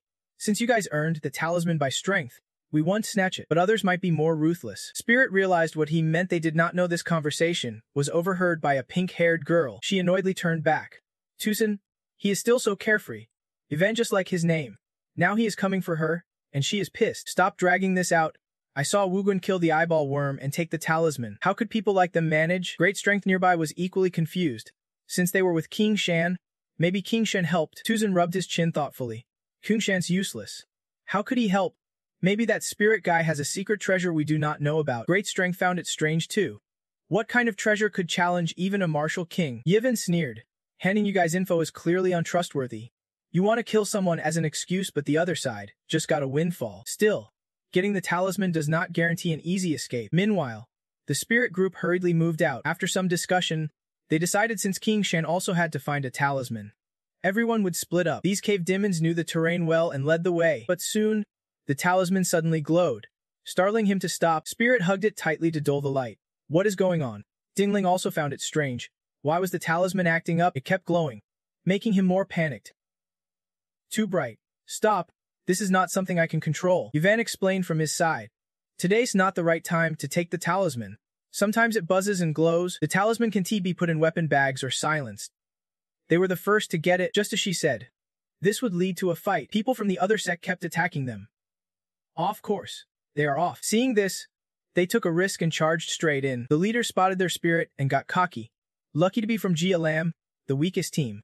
Watch me crush them all. Spirit frowned, watching their moves carefully. He gathered his strength in his arm and punched the opponent's stomach. The man flew back several meters. The others watched stunned. Kahai also ready to attack anytime. Weren't they supposed to be weak? Spirit did not hesitate. Turned and told the group to leave quickly, heading for the exit. No stopping. Ahead, a group blocked their way. Talisman thieves. Just as someone healed a sword wound, he braced himself and shouted, Big bro? Block them. The others rushed for the item. Where are you going? Leave the talisman. Spirit quickly pulled out a charm. Locking eyes with the opponents as he began casting a spell, the charm quickly took effect. The one behind, seeing no reaction from his comrade, urged him on. Get up. What are you doing just standing there? But that guy swung his sword back and cursed. Don't you dare harm my love. The enchanted man shouted loudly. I will fight for love. Don't he touch him. My love, I will stop the junior disciple. Spirit ran fast on all fours. Thank you. My love, luckily. This guy is blinded by love. Hen Kong sighed. What a fool. You made a helpless face. Don't he say that, taking advantage of this moment, hurry to the exit. Come here. Everyone get on board. Lamu does not understand. We have to use this method. Kyuhei confidently lifted Tiulin. See? Hand her over to me. Spirit snapped his fingers to boost his power. Spirit and Kyuhei sped forward, moving like flying immortals, rushing ahead like kings. You quickly spotted the distant exit, but Spirit panicked. So many caves. Which one is the way out? Someone from the cave pointed. The third door on the left. You grabbed Lemus and Tixitis' hands. They were the ones. Spirit used all his strength to strike. The two were thrown far away. Go head first. They dashed through the escape door. Spirit gratefully said, This is the door. Thank you, Kyuhei. Hurry up. You go in first. Then I will feel safe. She was exhausted. Complaining. You run too fast. Suddenly, something appeared behind you as you were not paying attention. Take the token. A powerful strike fell. Kyuhei and Tiulin watched in horror. From afar came a voice. How long have you been waiting? Spirit, caught off guard, fell unconscious. Ivan and his gang had ambushed them. Defending the cave entrance was clearly the best strategy. The two shouted anxiously. Spirit, suddenly, countless beams of light shot toward them. Tiulin quickly raised a shield. Careful, Tuthan praised. The doctor has a shield that is amazing support. Looks like she is a 4-star martial master. This beauty is really wasted down here. I did not want to fight the doctor. Tiulin kept holding the shield to resist. He flew fast toward her but was a bit held back. Kyuhei could not stand it and quickly kicked. Stay a bit away. Then was furious. You little brat. Take this, and aimed at her. Before he could strike, he was stopped by Spirit, who protected Kyuhei. Tuthan panicked, shouting, What is going on? His leg was grabbed and yanked hard. Spirit woke up from the hit and yanked his leg, slamming his face down. Ivan, watching, panicked. Impossible. Attack him. Spirit rushed forward with fierce determination. He exploded with power, blocking the beast's counterattack. Spirit's face looked terrible at that moment. The beast was not easy to defeat. It struck back, but he kept fighting. Kyuhai worriedly ran over. Spirit, are you okay? I am. He replied. Hey, why are there so many of you now? Han Kong said. He is dead. Yulin. Step up, let me heal him. Suddenly, many beams of light attacked from afar. She reacted quickly, raising a shield. Careful, Tu then shouted angrily. You bastard. How dare you touch my face? Ivan behind also spoke up. This one's stronger than I thought. Let us fight, Han Kong warned. Be careful, even though he has strong flame arts. They all have higher realms than him. Spirit fearlessly charged. Let us see who is tougher. He gathered all his strength to attack. A wave of energy rushed toward him, but that power passed through without causing damage. He was surprised. Nullified. What kind of treasure is this? Ivan angrily muttered. Don't just stare at him. Weaklings get bullied easily. Meanwhile, Yulin was still struggling against their attacks, even under attack. Spirit worried. Shuita, she and the beast attacked you relentlessly. Yet you still had time to mind others' business. Just then, Yulin's shield shattered into pieces. Siua rushed forward to block. Careful and steady, she aimed at their assault formation, unable to stay calm. She raised her hand and gathered her power into a glowing sphere. He charged straight at Yaivan, a single strike blasting the wall behind her, holding a blue sphere. The spirit wielded the mystical artifact, the heavenly mechanism cannon. Ivan panicked, hair flying, angrily shouting, how many treasures does this brat even have? Taking advantage of their distraction, he quickly carried Siu Ench and Tigu Lin to escape. He led them through the exit gate and into the forest. Then shouted, not letting him escape. Dante let him get away. The spirit turned around, gathering power, and yelled, get lost. She cried out anxiously. Be careful, but he would not back down. Dante think we are the only ones with treasures. Hung Seeing hurriedly dragged the spirit through the escape gate. A loud explosion echoed from Tithen's assault team. Outside, sunlight blazed fiercely. Many contestants gathered in one spot, the waiting area for the competition. Lam Kue's face tightened, struggling to hold back. She was furious. It has been so long. Why have not Master and the others come out yet? Teng Lei calculated. It is not that long. They can be that fast already. Lam Kuo lost patience. This endless waiting outside is torture. A contestant shouted. Someone's out already. That quick? Did they get the token? She excitedly ran over. Trigdavza, are you alright? Was it smooth? House Master. Did he get the token? He quickly replied. We got the token. Sefhine pushed us out. He should be out any second now. Suddenly, two people appeared from behind. Tigerlin held Siu tightly and flew out. Trite V called out in shock. Alin, see war? Why are you two injured? She angrily explained. The Lefevin ambushed us at the exit. Satine Sen pushed us out. I do not know how he is doing now. There was noise at the exit gate. Everyone turned with worried faces. A trail of fresh blood appeared first. The spirit stumbled out, barely conscious. Trite V shouted in panic. Asehine. Lamqua was also alarmed. Master, everyone help the spirit up. Shouting. So much blood. Doctor, hurry. The spirit muttered soothingly. Don't worry. That is not my blood. Inside the water arena, the Lesivine members panicked. Hey. Sethan, what is going on? Didn't he just betray them with a device? Why is he still getting beaten like that? Ivan knelt beside him in fear. Wake up. Do not. If you have the martial rank, even if you get hit, you won't die that easily. Zilc spoke up. Did you see what happened? That spirit guy is off. He can take over our devices. Among the gathered contestants, the medics were treating Cun later. One said, he is not seriously hurt. He will wake up soon. The spirit replied relieved. Thanks. The medics then left. If anyone needs treatment, contact us quickly. Lamku happily said, that is great. Hagukan is safe. But the spirit noticed something else. Why have not the Lefvian people come out yet? Hung Sepin recounted. That is when I charged in, I swallowed his main device and took advantage of his injury to snatch his system. Although very fast, his comrade still saw it happen. He was startled. Do the other three also have systems? Yes. He replied. And in just moments, I felt they were hiding it deeply. The spirit felt uneasy. All three have systems. That can be a coincidence. This Lefen guy. Hung Sepin crossed his arms confidently. There are 10 of them. I will take all 10. Meanwhile, their group was being watched by others. One of them frowned. On what basis? They are the first group to get out. They were from Lefi Vin. Tumshu worried. What happened to Vin Titi Then? Jin Venin beside him said. He is almost badly injured. That spirit is not simple. Tumachu turned to discuss. 80% it is due to carelessness. He is reckless and just not fit to be captain. Still, I still highly value the spear's next mission. We have to perform perfectly. But Jin Ven did not respond. Meanwhile, in another room, someone rushed in to report, "Sir, the people from Leffy Vian lost the first match." Ven Lost beside him asked, "What do you think about this? Sending those guys out is like sending them to their deaths. Why not send the spirit directly?" Then calmly read his book. But the words about the Grand Master's decision startled him. What is the Grand Master planning? He issued a vague warning. Whatever the Grand Master wants to do, do not interfere. Has Jia Lam's side arranged everything properly? The subordinate quickly reported, "Everything's arranged and ready, sir." He smiled with satisfaction. Very good. The Divine Realm brings him many benefits. He should return the favor somehow. Elsewhere, in Jia Lam's imperial palace, a man hurried in. The supervisors quickly clasped hands and greeted. "Your Highness, the second prince." The messenger reported. "The second prince has arrived." Feng Jit stepped forward to greet. "Father," she frowned, thinking, could that scent be from the Valley of Repentance? He feigned excitement. "Isn't it because you miss father?" The emperor sighed. "You are really thoughtful.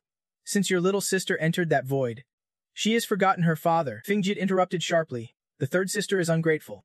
Let us not mention her." "Father, please look. This is the snack I ordered the kitchen to prepare. Very delicious. Father, I specially brought it for you to enjoy back at the examination grounds." Someone gasped. "We can go straight into the third gate." The judge confirmed. "Yes, the team that takes first place gets the chance to advance directly." Chut V was thrilled. "Let us head straight into the Sword Valley." But their spirits sensed a hostile glare. They turned back to reassure. Got it. Got it. I will find a way into the Valley of Repentance." The judge opened the path. "You may enter now." The spirit wanted to ask more. "Do we have to enter so early? The other teams are still competing on the second floor." The judge calmly answered, "It is. They will catch up soon enough." This attitude made them a little tense, so the spirit led the way in first. Inside was the Sword Valley, once home to the legendary swords, hiding countless almighty treasures that every successor desired. Weapons were scattered everywhere. The group cautiously advanced. They reminded their friends, "Be careful. Once the team behind enters, it might get messy." Chut V could not hide his excitement. So many treasures. All great swords. Lamko was calmer. This place was once the Sword Valley after all. The Sword Valley's Chentepsiv sword sealed a passage to the demon world.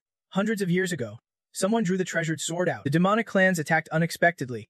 Over 10,000 disciples died gruesomely. This was the start of the war with Chua Tu. They say the treasures here can awaken powers and choose their own masters. Suddenly, a sword shot out, causing panic. "Brother, watch out." It landed right in front of the spirit, then happily spun around. Lamko explained, "The weapon has chosen its master." "Master, it wants to follow you." Hearing this, they were happy. "It wants to follow me. That proves my innate talent." Suddenly someone exclaimed, "So many swords." It was Chai V, surrounded by a pile of weapons. "Dunty push. Do not crowd." Chutta hurriedly dodged the weapons.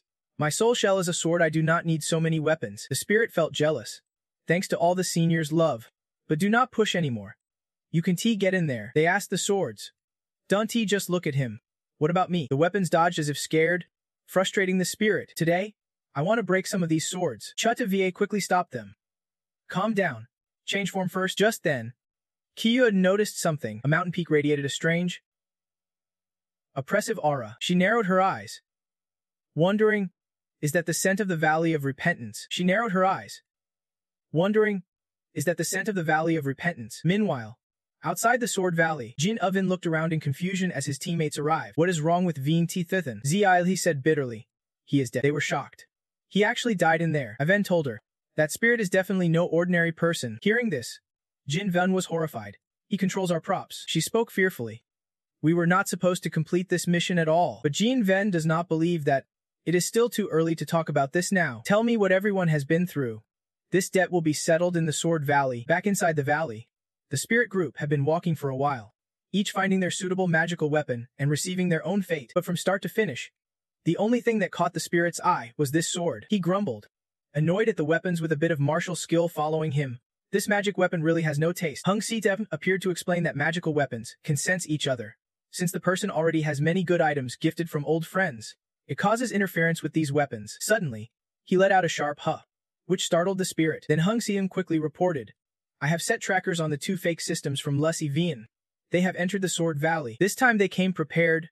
It will definitely be harder to deal with. First, we need to find a place to hide for now." The spirit looked around anxiously, wondering where to hide in this place. Looking at his eyes, he already had a plan.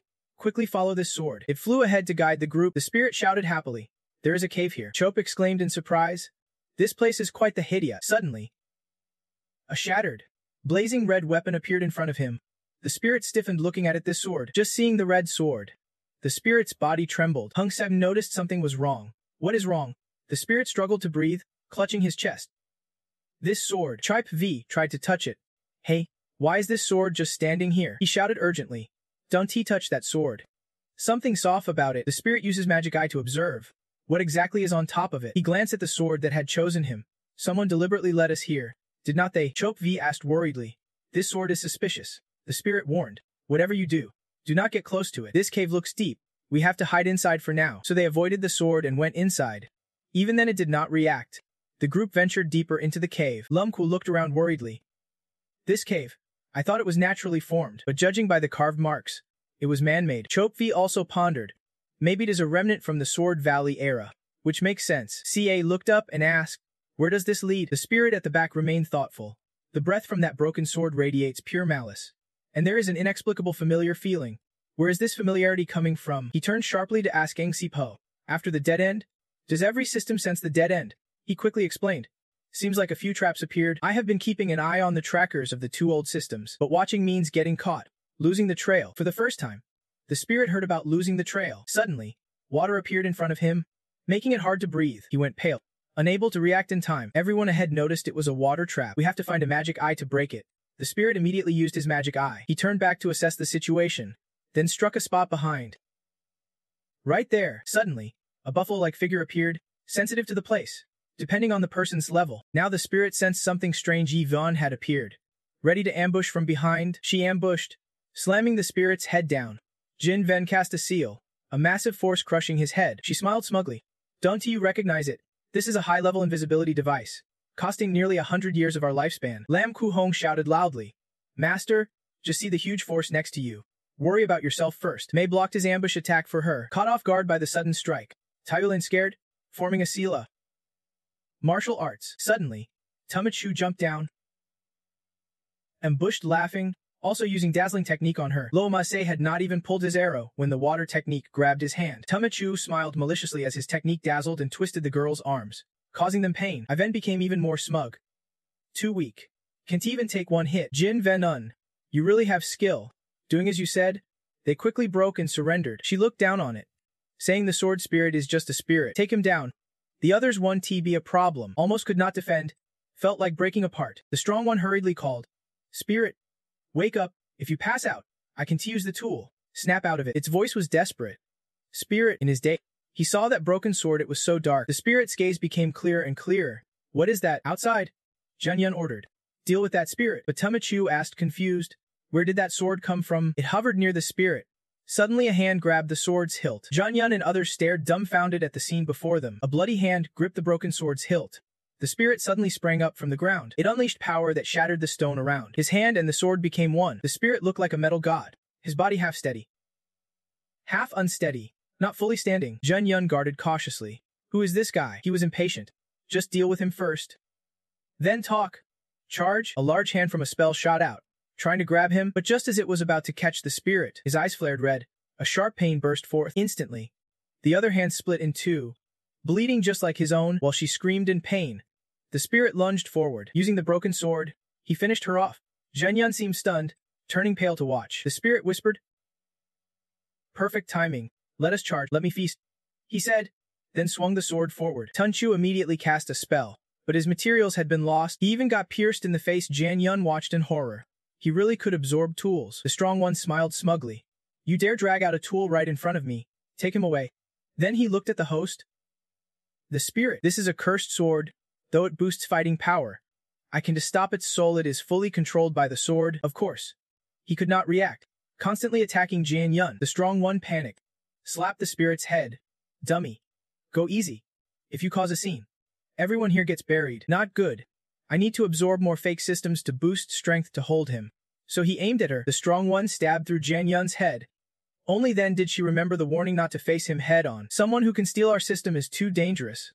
Hasn't he the higher-ups checked him yet? In her final look, Junyun seemed to understand. Before death, She thought maybe they had set her up, then completely collapsed at the spirit's feet. He coldly looked at her.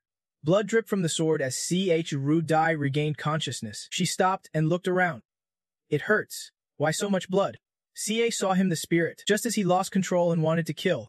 The strong one reached out. He grabbed him. Stop. Don't break the sword. How dare you steal my master? Forced the spirit and the sword to release. Let go. The weapon fell. The pressure gradually faded. The spirit's red eyes slowly changed. Ca watched in shock as he collapsed.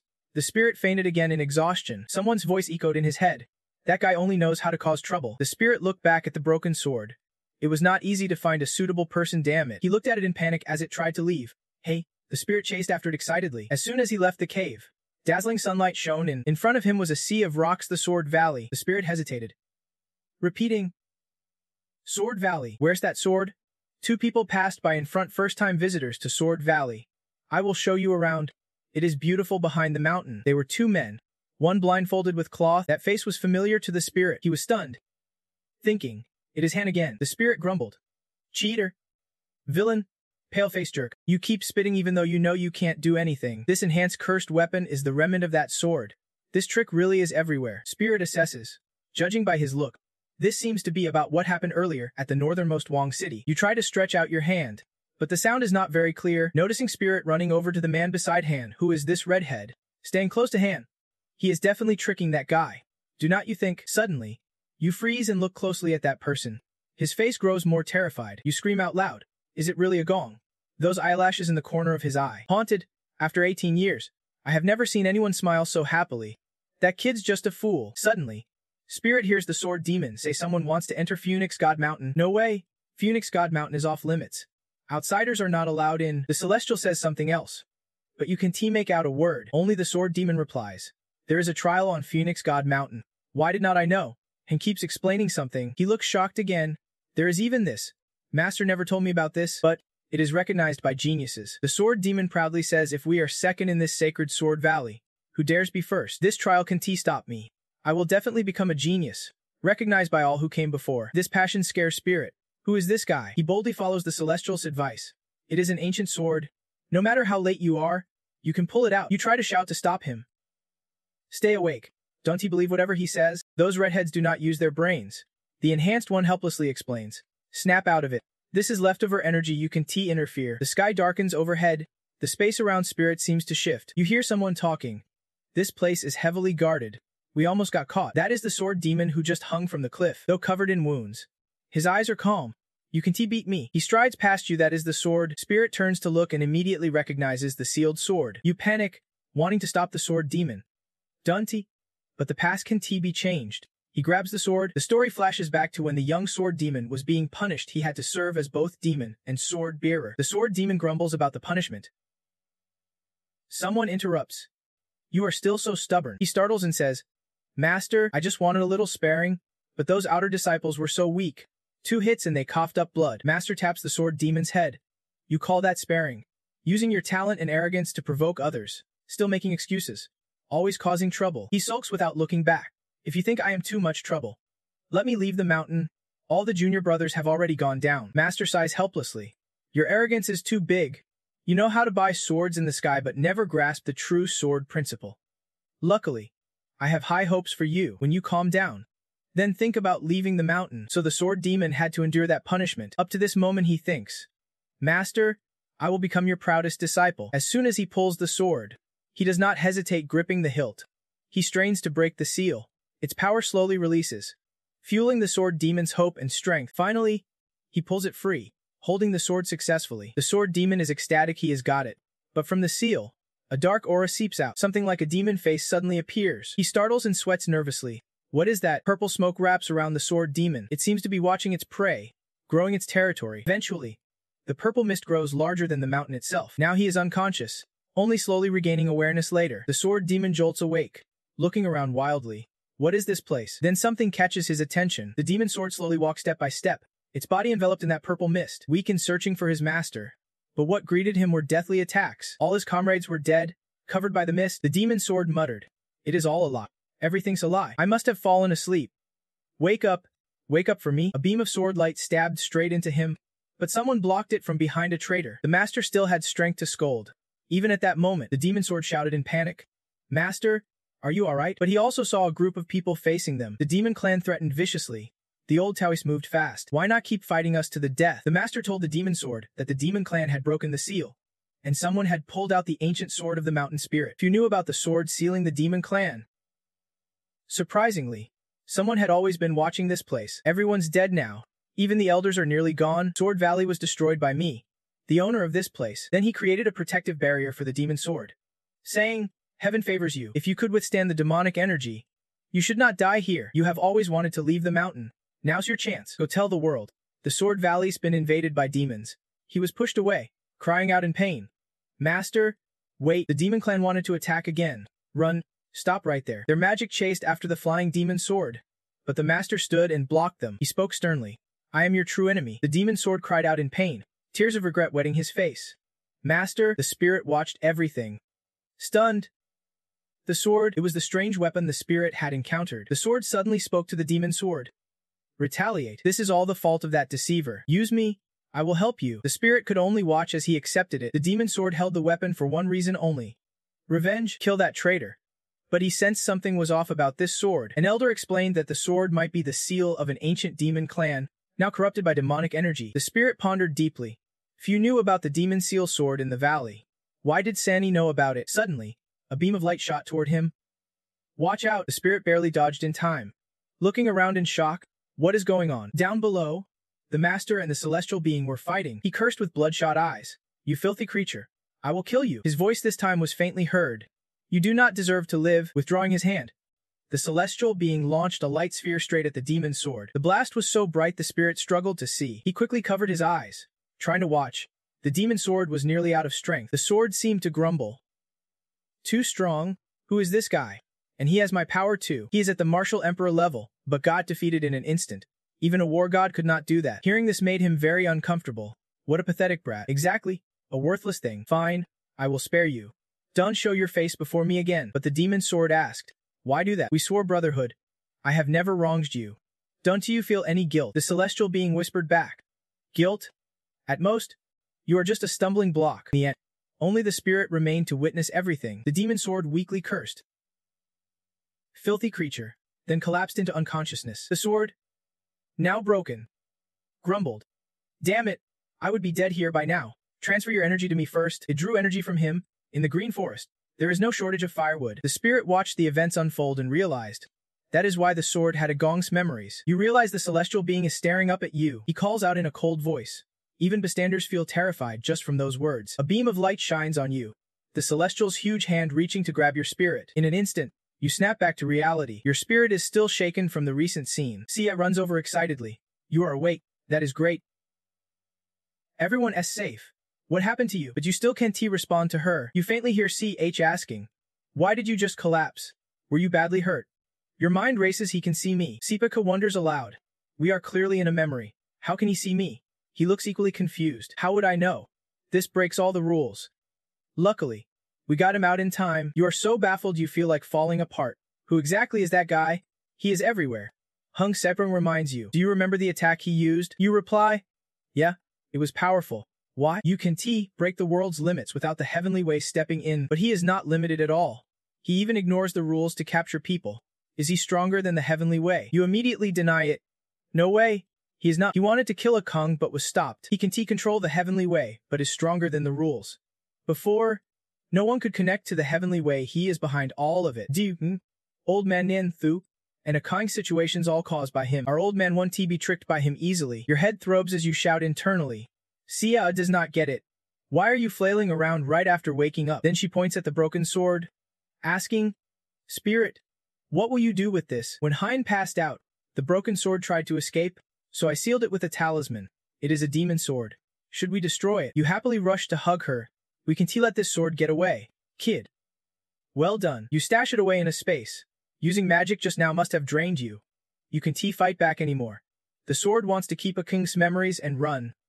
Dream on. Then you turn to your unconscious comrade. Asks, "What do we do now?" Sunlight floods the golden rice fields being harvested. Set against the Sword Valley and rugged cliffs, a group appears. Discussing. Les Vin got there first. Why no contact with us? The Then Quoc scouts are still talking. They are all from Then Quoc should help each other.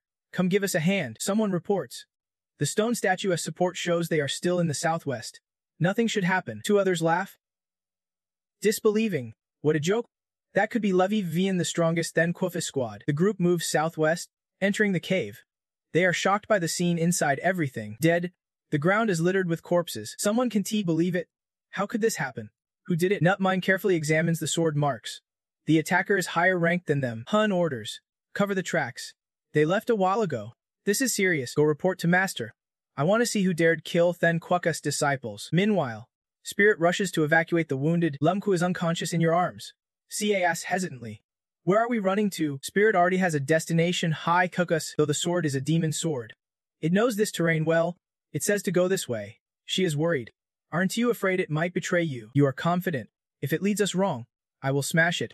It won't dare lie. The priority is to get there quickly. The group behind will keep coming in, then we are in trouble. Spirit focuses on a path beside you. Next. This way. A narrow gap just wide enough for one person appears between 2 cliffs. You decide to take that route. Sia hesitates. This gap's too narrow. How can everyone get through? You estimate one person squeezing through should be possible. Then the spirit ordered them to hide somewhere nearby and keep an eye on everyone. I will scout ahead through the narrow path first. Be careful going alone inside the narrow path. This corner is freezing. Ahead is the Repentance Valley barrier. You better switch to alert mode. Kyuhee, sit quietly inside the cave. She waited anxiously, sighing, wondering when he would return. Kyuhee did not notice someone outside the cave door watching her coldly, observing her every move. Lamquai finally woke up. The spirit noticed the gap was getting narrower and narrower as he went deeper. It made it hard for him to move even a little further. The spirit sighed, in pain and regretful, thinking he should have brought little Hai along. Hankong teased, saying half an hour had passed, and still no sign of the others. He was very jealous and admired those who could pass through everything. He was curious. The deeper he went, the narrower it got, and he could not see the other end. Did he have to keep going forward? Oh right. There were strange patterns on the cliff wall. Did you notice them? The spirit was surprised he had not paid attention until now. Hankong was stunned. The patterns were obvious, yet he did not notice. He recalled, no, these patterns were demon beast seals.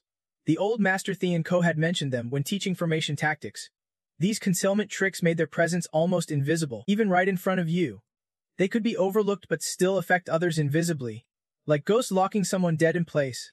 The spirit lightly touched the cliff wall. He realized the gap was not getting narrower deeper in, nor was it as long as he imagined. It was because the seal was affecting him, trapping him here for a while. These seal patterns are hard to notice. Luckily someone else is here. Hankong wondered how could they break this formation. The spirit had an idea. It was simple, just draw over it again. He did not believe it. Could it really be that simple? He answered that these seals were not advanced formations, just quite effective. This gap could not fit 2 people at once. Even with many together, it would be easy to get stuck.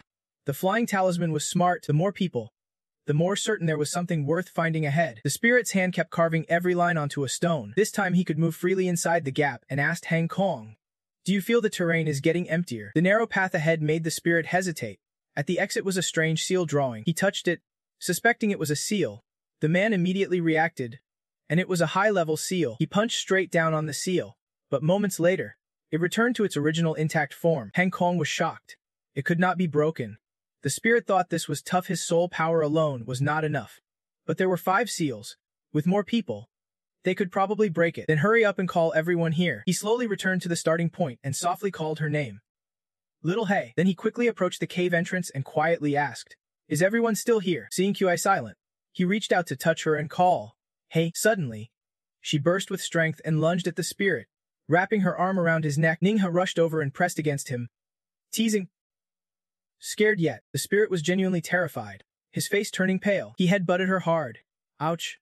You little troublemaker. The hidden people in the bushes saw this and shouted, get up, you brat. By the time they rushed over, Ningha's head was badly bruised. Natmun began to use magic, sending power rushing up from the ground. Someone grabbed the spirit's ankle tightly. The spirit was pulled down under the deep soil layer. Meanwhile, his hand did not forget to squeeze the girl's neck beside him. Ningha's neck stretched so the spirit could successfully throw her, hooking her onto a wooden branch on the cliff wall. Thanks to that, you finally managed to lift your aching legs out of the mud. The spirit admired the old man who saved his life. His body really is extraordinary. Feng Lam could not stand it anymore and charged forward.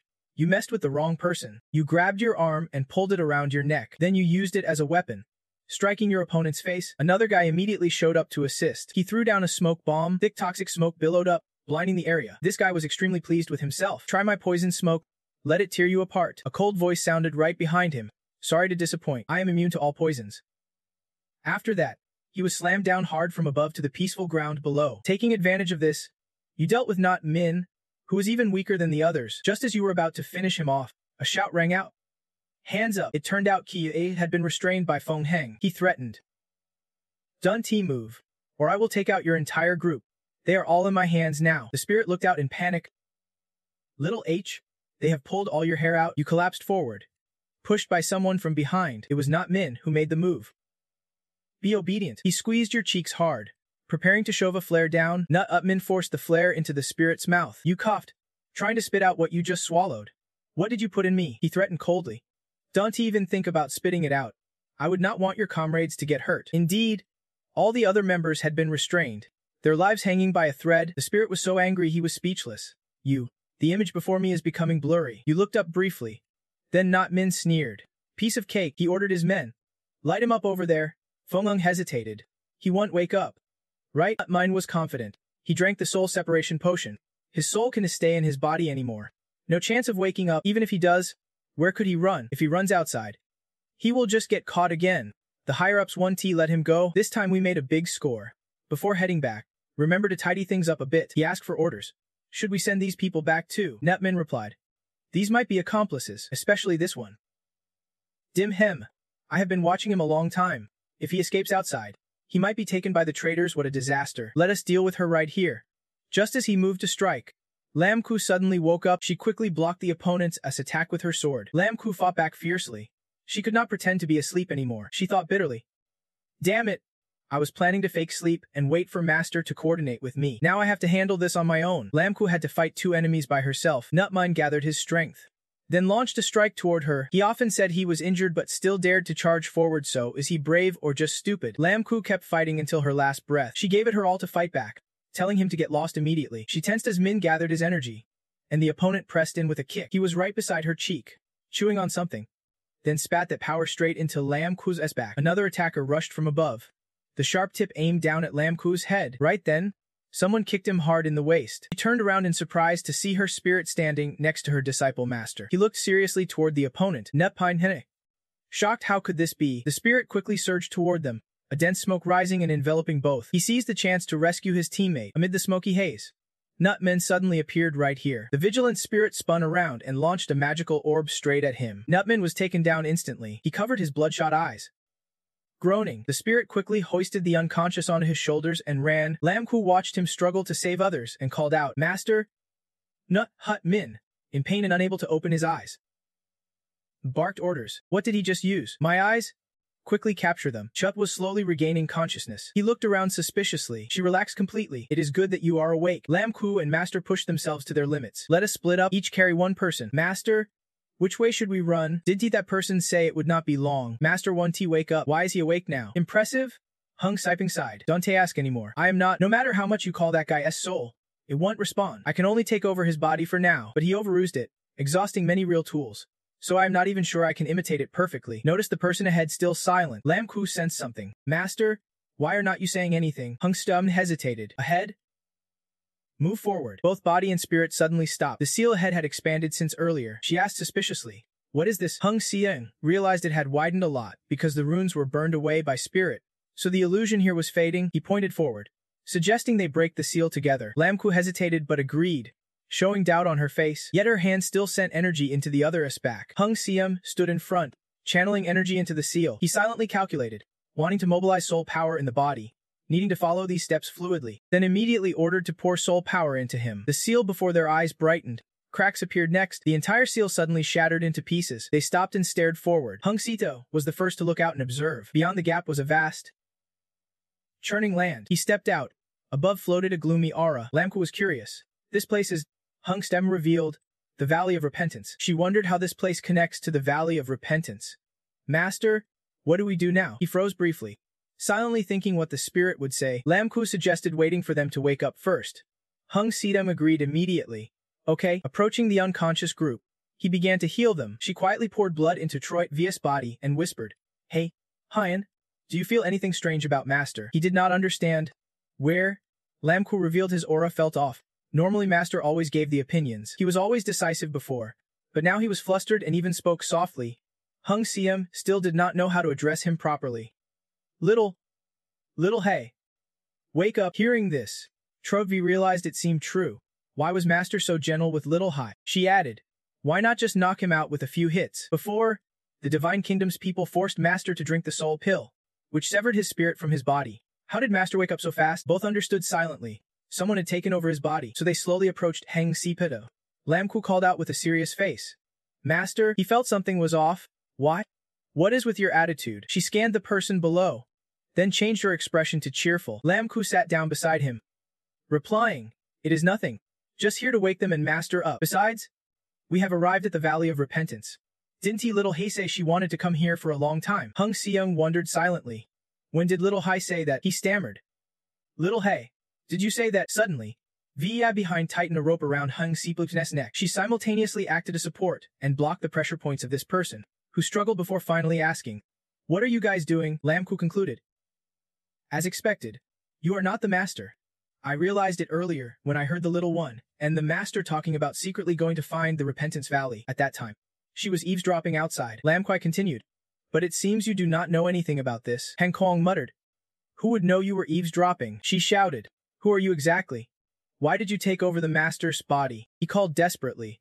Spirit, wake up quickly. How do I explain this? Why did I get found out so fast? Q-Hai woke up at the shouting.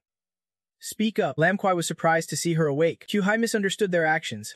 What is going on? Why is everyone acting like this? She quickly denied it. It is not like that. Later, they released Hang Kong.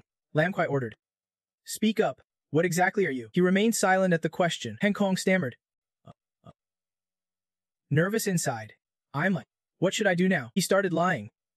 Actually, the spirit has two personalities. I am the other personality, a divine spirit. She got furious and almost kicked him, but managed to hold back. Don't lied to me like a kid. Give back our Master's soul now. Heng Kong could only burst into tears. I told you, I am not lying. Suddenly he sensed danger. This is bad. The pursuers are coming. Then he shouted a warning. Watch out. That whole group is closing in. Lam Kwai cursed angrily. Damn lost souls. Nahat Min, with bloodshot eyes, ordered. Don't let them escape. Blinded by the glare, Heng Kong crawled on the ground like a scared dog. His collar got suddenly pulled up. Lam Kwai directly lifted him up and left. Stop crawling. Run properly. The group behind hurriedly chased, aiming to catch the spirit first. Behind the two, explosions erupted one after another. She pulled Heng Kong's collar and ran desperately. I can fight them alone. You saved us last time, so let us assume you mean well. Take them down for me. He heard this and was terrified.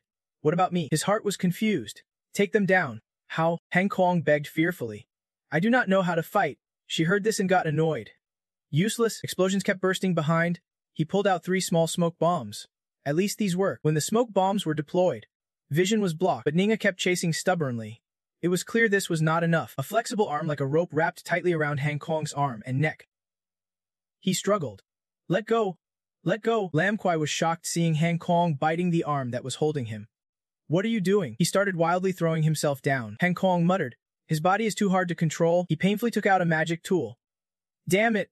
Such a valuable item wasted here. Ningha glared fiercely at the floating object. The mind-altering device activated. Her body lost control and wildly swung at her own team. Nahatman angrily asked, what is wrong with her? Heng Kwai curiously said, did you do something? Heng Kong breathed a sigh of relief. Luckily these guys do not have systems, so they can T-dodge my device. The pursuer was right behind. Gunfire erupted from Lam Kwai's weapon, and she immediately pulled Heng Kong away. He panicked, yelling, I am scared of heights. Lam Kwai warned seriously, no messing around. Yet the enemy king closed in on Heng Kong. Thanks to your little trick, I am going to take your life. He angrily pulled out a device. Just clean this up. However, the man dodged, and the device went straight at him. The enemy king said proudly, though I do not know what you planned, I want to fall for your tricks. Heng Kong cursed. Damn, this device is rare. What a waste. The chase remained intense. Loud shouts called out, keep after them. On the ground, Q-Hai was also struggling to escape. She cried tears, wondering why there was still someone chasing her. Feng Lam chased behind. In the chaos, some might escape. That little brat. Feng Lam is harming the world again, though hit by attacks. She kept running forward with determination. Waves of power kept striking from behind. He cautiously followed the trail she left behind. The narrow stone wall beside forced Feng Lam to dodge. In a pitch-black rock crevice, she hid inside. She thought quietly. Lost him now. This terrain is complicated. He probably can catch up. Carefully looking around, She felt confused. Where exactly was this place? She touched the wall to feel it. This side was too dark. She wiped away the thick dust covering it. Suddenly, a face appeared inside the wall. Fearful. She covered her mouth to avoid making a sound. Panic filled her mind. What was that? Why was there a person inside the wall? It was a demon from the Sin Repentance Valley. This was the prison for criminals of Sin Repentance Valley. Meanwhile, Lam Ku and the others pushed into the fog's center. Beams of light constantly firing. The beams grazed Hing Seping's body, causing him to grunt in pain. She scolded. Why let yourself get hurt so much? Don't ruin Master's body. He was frustrated. I tried to dodge. Lam Ku suggested. Use those things to disrupt their moves. Hung Seping replied sadly. We have thrown them all away. The more she heard, the more annoyed she became. So useless. Quietly calculating, she thought, I can take this. Fighting these guys will waste all my gear. Meanwhile, Nutmin started blocking hidden weapons. Each blast aimed straight at them. Lam Ku struggled to dodge. Then from behind, he launched a hidden weapon that hit her back. There is the chance. Both quickly prepared to fall. Hung Seping grabbed his teammate's foot and steadied the gear. He aimed carefully, then threw them down below. Thanks to that, both landed more softly. Cushioned by the shield leaves, he was stunned. What is this? Just then, Nutmine caught up. Hung Seping immediately grabbed the person and ran, facing backward as the enemy closed in. Stop! He threw a dart straight at him. Stop right there. They were very close to the cave entrance. Hung Seping pulled out a new tool, multiple shield leaves. Then he threw them straight at the charging Nutmin. He glared darkly at the fleeing figure, watching them disappear behind the shimmering shield leaves. Shocked, Nutmin, confused. He wondered, what is that? When Hung Seping was lifted back, Lam Ku gasped sharply. He hurriedly helped her sit on a rock, asking, Are you okay? Why did you stop and vomit? Why stop and vomit? Black-faced. She warned, You hit my stomach. Stupid. Master really can take this. Move ahead, we have to split those guys up. Lam Ku looked around, puzzled. Where is this? Hung Seping carefully scanned the area. No idea. There are even lights. Someone put them here. Just touching the wall. He was shocked. This wall was too smooth. Wiping away thick dust, Hung Seping's face appeared. Her face showed panic too. He grew more confused. Why is she inside? Seeing her mouth move silently, Hung Seping did not understand. What is she saying? Speak clearly. CA asked anxiously. Are you locked in there? Their people were searching every corner for them. Nutmin swallowed his anger. That damn bastard. Why is he so sneaky? He let them escape again. Feng Hung patted his shoulder to comfort him. Don't lose hope. The old king is searching outside. We will look inside. They can escape. Hun doubted. This place is complicated. Only ghosts know when we will find them. Suddenly seeing familiar faces behind a rock, they were all stunned. Nutmine was terrified. It was the old king. He panicked and asked, Why are you all in here? Then he pointed toward Feng Lam, saying he had planned to leave but ran into this guy instead. Seeing his dark circles, they wondered, what is wrong with him? Why does he look so exhausted? Feng Lam muttered, That is it. I was chasing that pesky demon and wanted to leave after a while, but the exit behind had somehow turned into a rock. Now I am stuck here. Blinded, I vaguely remember this has something to do with the Sword Scatter Valley. This is the Repentance Valley built by nobles over 100 years ago. It is a mountain cave used to imprison demons, and we accidentally got caught in their trap. Over at Han Kong's side, everyone's face was serious, worried about how to deal with this. This is a place you can enter but can't get out of. The cliff remains stubbornly intact. Lam Kuai angrily cursed. So frustrating. She punched the wall hard, but it was useless. No way out. The whole area is covered by a barrier. We can escape as long as the barrier holds. It is a sealed circle only in. No out. Han Kong thought silently. This is strange. No matter what I try, it won't break. He still held hope. Maybe we can find another way. He tried touching the rock wall, planning to destroy the entire barrier. But if he did that, all his stored gear would be gone. He took out some tools, deconstruction materials. Lam Kuai asked curiously, What are you doing? What is that in your hand? Han Kong silently began using the tools. Then he struck the rock wall directly. Chunks of stone cracked, and a small hole appeared, pulling out the sheep. Lam Kuai ran while asking, What did you do? She warned, This place is about to collapse. Get back. The old kin side saw the hole too.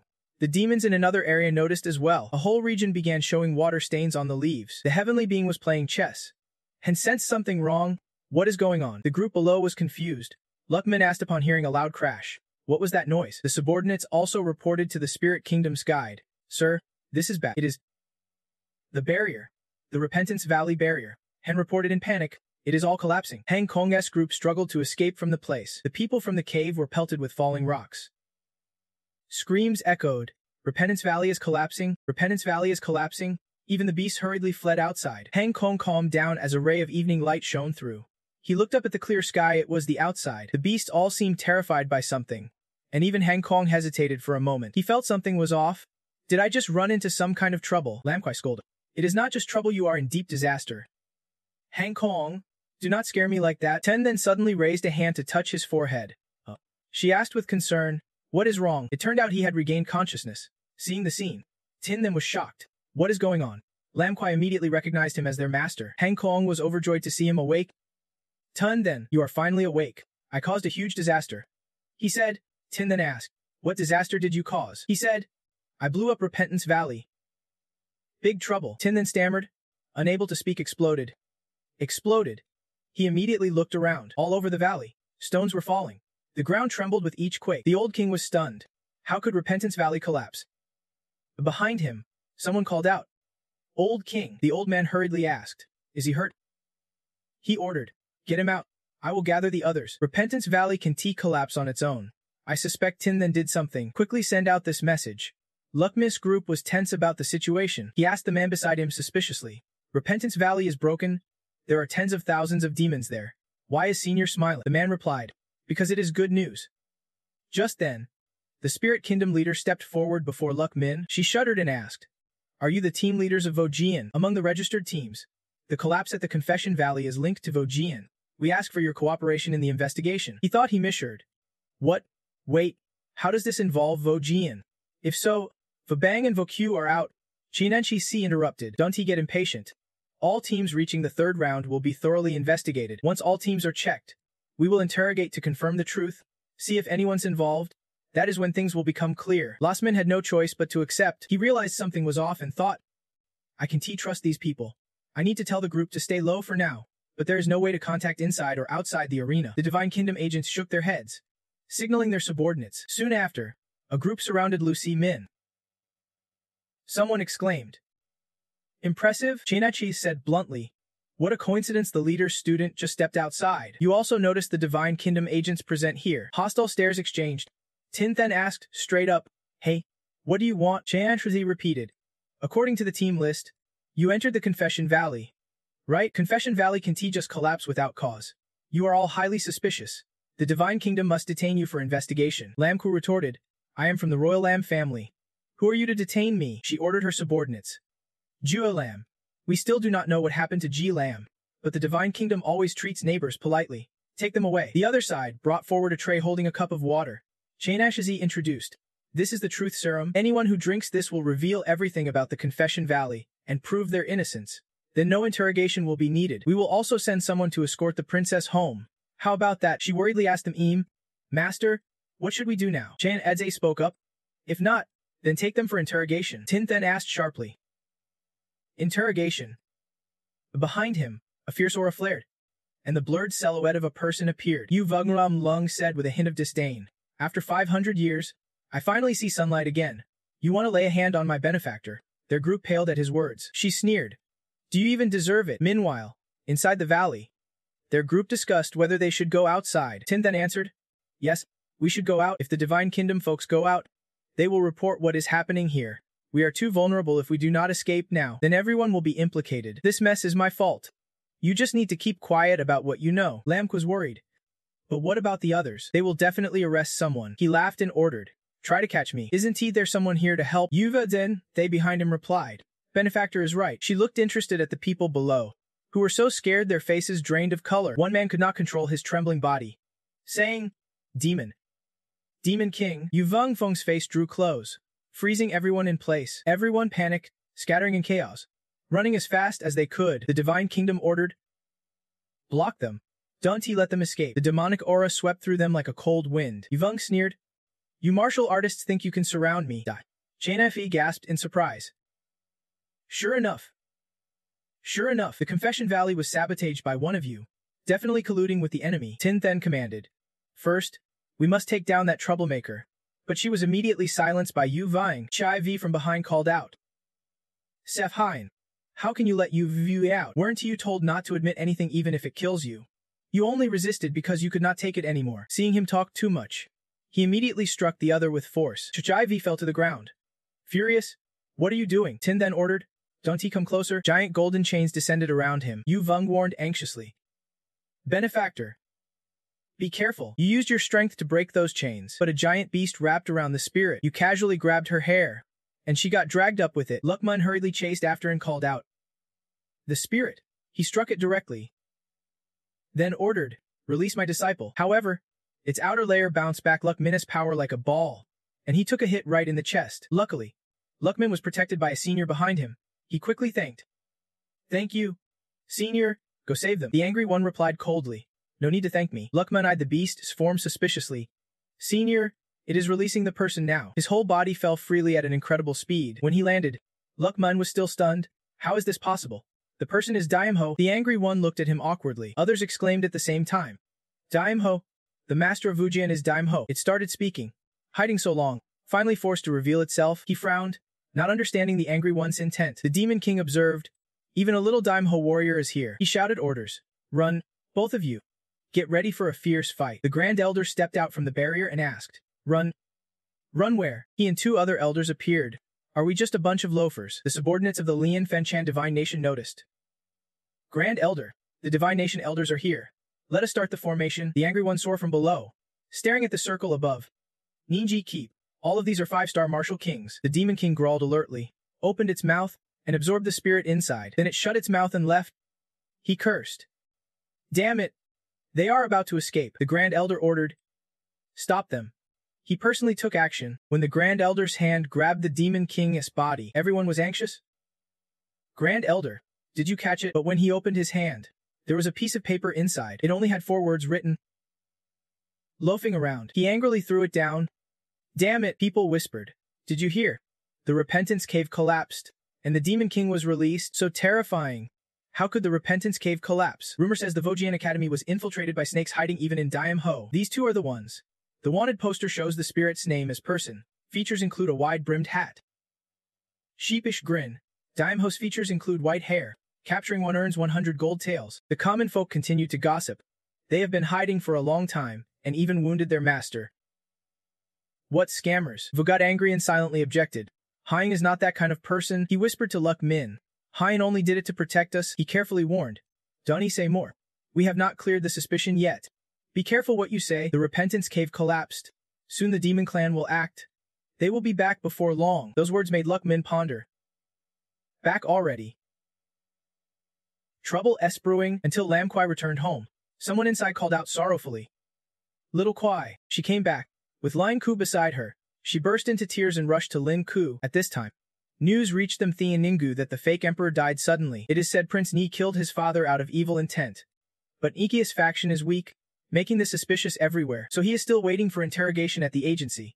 The fake emperor will definitely face a big storm. Thingu quietly smiled upon hearing this good news, praising his subordinates. "Well done." Van Luck, however, was not so relaxed and sneered. "You are rather polite yourself." The Repentance Cave collapsed. The spirit escaped. Clearly, the monk intended for us to seize him, but this brat colluded with the Demon King. Thingu remained calm. "Why rush? The Repentance Cave's collapse will throw the world into chaos, and that is exactly what we want." The spirit escaped. "Tell me, where could he hide?" He guessed. "The fake emperor," he said absent-mindedly. "The battlefield is only this big." Spirit. "Poor sacrifice." You stared confusedly at the land before you. Your spirit asked the Demon King, "Where is this?" She suddenly collapsed. Powerless. You worriedly asked, "Great Demon King, what is wrong with you?" Her whole body trembled, unable to answer. The Demon King was weak from hunger, so now she kept devouring food. You warned gently. "Slow down. Eat slowly." Sika looked on, drooling so delicious. After feasting, her spirit lifted as she praised. "So good. Thank you. Benefactor, I was imprisoned so long, and just now I used all my strength in that tense moment. That is why." "Let your benefactor laugh it off?" You cautiously asked. "It is nothing. But where exactly did the Demon King teleport us to?" They stood in a wild, silent wasteland. She suddenly raised her voice, startling them. "Of course this is my territory. 500 years ago, when humans besieged us, I ordered my subordinates to ambush here. Where are you all? Come out. Your king has returned." But after a while, nothing happened. The Demon King panicked. "Where are my subordinates?" I sighed. Sure enough, the Demon King's mind is messed up. She looked around anxiously, trying to find them. "Where are my subordinates?" He revealed that, because of the battle involving that uncle, the demon tribe's energy was severely depleted, and her tribe, the Dim, suffered the worst losses. Unable to continue leading, Sasa Feng led a rebellion, rallied the demon tribe for multiple counterattacks, and was appointed as the new Demon King. Unfortunately, the great cause was lost, and during an ambush, the Demon King was seriously wounded. Later, news came that she was captured. The Demon King was gone, and this was how things ended. Her head ached the most. It seemed her subordinates were all dead. Vev continued, and this place might be where she was ambushed before. Vengtin Geek, in Manchu. Manchu used to be a dense, remote forest with few visitors. After the demon tribe's defeat, humans came here to Central Plains. Great Sword segment. Secret Pearl. Vengtin Geek, there is a barrier around this place. You can enter, but can leave. It became a prison for the demon tribe. Why teleport us here? This place is not safe either. The Divine Kingdom's people could still track us through many seals. Your spirit decided we must leave quickly. The four started to depart unbeknownst to them. Someone silently watched from the cliff behind. The two glanced at each other quietly to exchange opinions. Elsewhere, someone calmly wrote palm techniques. Before him was a huge artifact. The two observers returned with news. Chun V. From the Earthly Secrets Pavilion. Reporting. Master Ancestor. Ein said coldly. Dare to hurry and report. Don't you see I am in a trance? He hesitated. Master Ancestor. There is an intruder at Vevington Jiek Tu Dim Hafe. Hearing this, he showed no change in expression. No emotion. Still in the deserted Manchu, your spirit's group found a safe place to rest. The whole group landed cautiously. Azan has assessed the surroundings. This place is pretty good. Forest cover makes hiding easier. Upon hearing they needed to tidy up a bit, you looked beside and said, flying with the Martial Emperor is really exciting. He looked at the snake on your chest and asked, Demon King, how is she? Your spirit replied, she is asleep. She suddenly fainted on the way, scared me to death. But now she looks better. At that time, to get us here, she used up too much energy and still bore the demon seal. Let her rest a bit. Azza understood silently. So from now on, we can only rely on ourselves, he muttered, unsure how powerful the seal keepers in Manchu were. You were surprised to hear that name, seal keepers. Azi Edred revealed they were the ones maintaining the seal's operation. Man is so vast. Of course someone has to maintain the seal. The Divine Kingdom founded the Seal Keeper organization, recruiting cultivators from various countries. After the Great War, the demon race was sealed in West Vietchu, and the demon tribe was driven to Manchu. The seals in Manchu only allow entry, no exit. Demons and the outside world cannot connect. The seal keeper guards the seal day and night without rest, responsible for keeping Manchu stable inside. Once they detect any resistance, they strike immediately, scattering the demon tribe to pieces. Thanks to this, humans have ruled for so long. It is frustrating to see the anger in their eyes. Why blame me? It is not my doing. To some, Manchu has been sealed for years. No one knows what is going on inside. We have to hide and maintain our strength. You are just a Grand Martial Master. If they send more people, we won't stop them. He silently complained. Strong guy. You swallowed so many systems. Yet I am still just a Grand Martial Master. Level me up already. Then he argued back. Hey. Answer me. Strong guy. Nervous? He explained shyly. Maybe swallowing so many systems gave me illusions. No big deal. I will level you up now. You have got the power of a 4-star martial sect. You just got the martial sect rank. I guarantee with your skills and the few tools I have, your fighting ability could even rival a martial emperor. Don't rush. The demon suddenly sensed danger nearby. Both looked toward the source and asked, who is there? Discovered. The other fled immediately. The spirit quickly gave chase but then stopped. You gradually closed in, but the other speed was too fast. In a flash, they vanished. The demon chased from behind, shouting, wait for me. It froze when it saw the scene ahead. The demon was still stunned. Before him was a small demon tribe village. The Yang tribe's Huang fears trouble and chases me. Chasing me. This demon. Dim Hef. Why is there a Dim Havi here? He wondered. Wasn't he Dim Ha wiped out? Hurry. Tell the village chief. The spirit caught up, panting. Old man, you are too fast. He looked around village. People and the opposing Yang tribe was shocked to see them. A scream rang out. Someone's here. Are you the seal keeper? Don't he kill me? The village chief stepped forward to calm them. All right. Why the panic? Maybe the seal keeper really will be called here soon. The others clung to the village chief like he was their anchor. He asked bluntly. You came from outside. Dim Hev. Long time no see. The noblest species. The demon proudly replied. And still very noble now. The village chief thought. Now, the demon tribe is just a bunch of scoundrels. Come into the village. If you do not want the seal keeper to find out, they exchanged glances to reconsider. The group entered the village and offered a plate of sweet potatoes to their guests. The chief said, there is nothing valuable here. Please eat what you can. The demon silently complained. What kind of burnt food is this? Not as good as my roasted potatoes. The spirit asked about their situation. Neighbors, do you usually eat this? The land here does not look so barren. The village chief explained. Our Yang tribe originally lived on the grasslands, but were trapped in the forest. We only know farming, but 8 parts of the harvest must be handed to the seal keeper, and the remaining 2 parts are taxed heavily. You were furious hearing this? Ridiculous. Is this feudal landlord era? Neighbors, are not you going to rise up and fight back? He replied despondently. Fight back? How? The Yang tribe is peaceful and weak. Few are strong enough to fight. Besides, we have no reason left to fight back. The spirit froze, feeling unable to move. What? Chains suddenly appeared, wrapping around him. The spirit realized he was trapped. The village chief said sadly, Please forgive us. We just want to survive. When we saw you, we reported to the seal keeper already. His men have arrived too. 2 Yang tribe members knelt down desperately. The seal keeper looked arrogant, like an ant beneath his feet. A Yang tribesman joyfully called out, Great Lord! Seal keeper. The village chief knelt and reported, We cooperated to catch those people. Can we get a reward of some demon souls? Surely Chakfeng agrees. Of course he can. Hentai threw down a few spirit pills. Take them. The entire Yang clan's eyes lit up with joy seeing the pills. Spirit pills. Finally spirit pills. Mine. This is mine. My son needs it to save his life. The group of armored warriors watched them scramble over a small gain, spirited afar, watching their scuffle. Get lost. This is mine. You doubt it? Spirit pills. The pill guy explained it is a medicine that helps with paralysis and pain, made from a herb called spirit grass. Once used, it is addictive for life, impossible to quit. The Yang clan collapsed right after taking the spirit pills. Spirit angrily shouted, Isn't this drugs? This bunch is worthless. The pill guy confidently claimed that if they control the demon clan with these pills, the demon clan in Manhwa will surely bow down.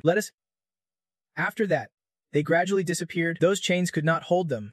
All 3 were teleported back to Manhwa. He reminded them he left paper soldiers in the forest before, but before they could react, it is time to retreat. Suddenly, a loud voice shouted, Retreat. Retreat where? The 3 froze, gradually turning invisible. Don't move. Spirit nervously thought, How come they are chasing so fast? The pill guy immediately thought. His hand slowly rose. Then he slashed straight through the illusionary mist covering their bodies. Another armored warrior coldly said, They broke free. Very capable. All 3 immediately became alert. Watching the opponent arrogantly hovered in the valley. He already knew their background. That person was none other than Vohongba. The pill guy immediately stood in front to protect the other 2. Lamon casually snapped his fingers. You are here. The 3 were instantly hit by an invisible force. Their bodies stiffened. Soon after, a wall formed around them into a circle. Then it sealed shut, blocking every exit. Suddenly, a faint streak of light appeared outside. The 3 spirit group members found a way out. A giant golden talisman hovered above the pill guy's head. Chakfeng must have just arrived. Turns out it was here. And slammed that palm seal down, crushing them. He immediately stopped it with his bare hands. The pill guy alone stood firm, defending so his comrades could safely retreat. The talisman instantly shattered into pieces. The armored warriors were amazed by this scene. The pill guy quickly counted, 2 Vahong, 4 Vuvong, Senza 1 T-scape now. Another rough guy shouted, You are pretty smart after all, so surrender quickly. Confess your crimes. He ignored this guy completely, just sneered coldly. Don't underestimate the last hair of the royal clan. After that, the spirit was surrounded by a shield. Try touching it. Spirit loudly called out, Hey, pill guy warned. As long as I am alive, this barrier 1T disappear. Hide well.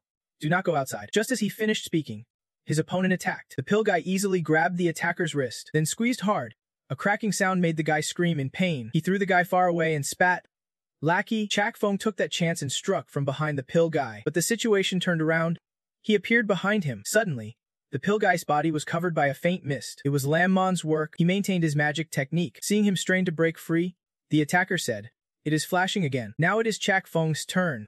Let us see what you plan to do. Before the opponent could finish drawing the seal, the pill guy hit him straight in the face with his tail. Lammon noticed this tail. Spirit inside cheered. Well done. There is definitely a dangerous aura nearby behind them. He quickly turned and attacked the ambush behind him. He is in close combat and still has the nerve to beg. I am not great at hand-to-hand fighting. Another guy behind coordinates to throw a blinding rope, tightly wrapping around the demon's body. Dunnat is tasked with holding it back so the others can rush in. But the guy is pulled backward. The demon grabs the rope with strength, pulling his opponent toward him. He pulls the man in and then knees him straight in the head. Lammon senses losing control, struggling to maintain his magic. The demon finally turns to deal with this troublesome guy. He activates a magic bullet, while behind him a group spins the rope into a circle, instantly hitting several of them. The guy's head crashes like a weapon right into his comrade's chest, but the magic seal has formed, appearing just behind the demon. He swings his arm, smashing the seal into fragments. A streak of red. Yet from the shattered seal, strange red fragments emerge. They form a special rune stuck to his arm, surprising the demon.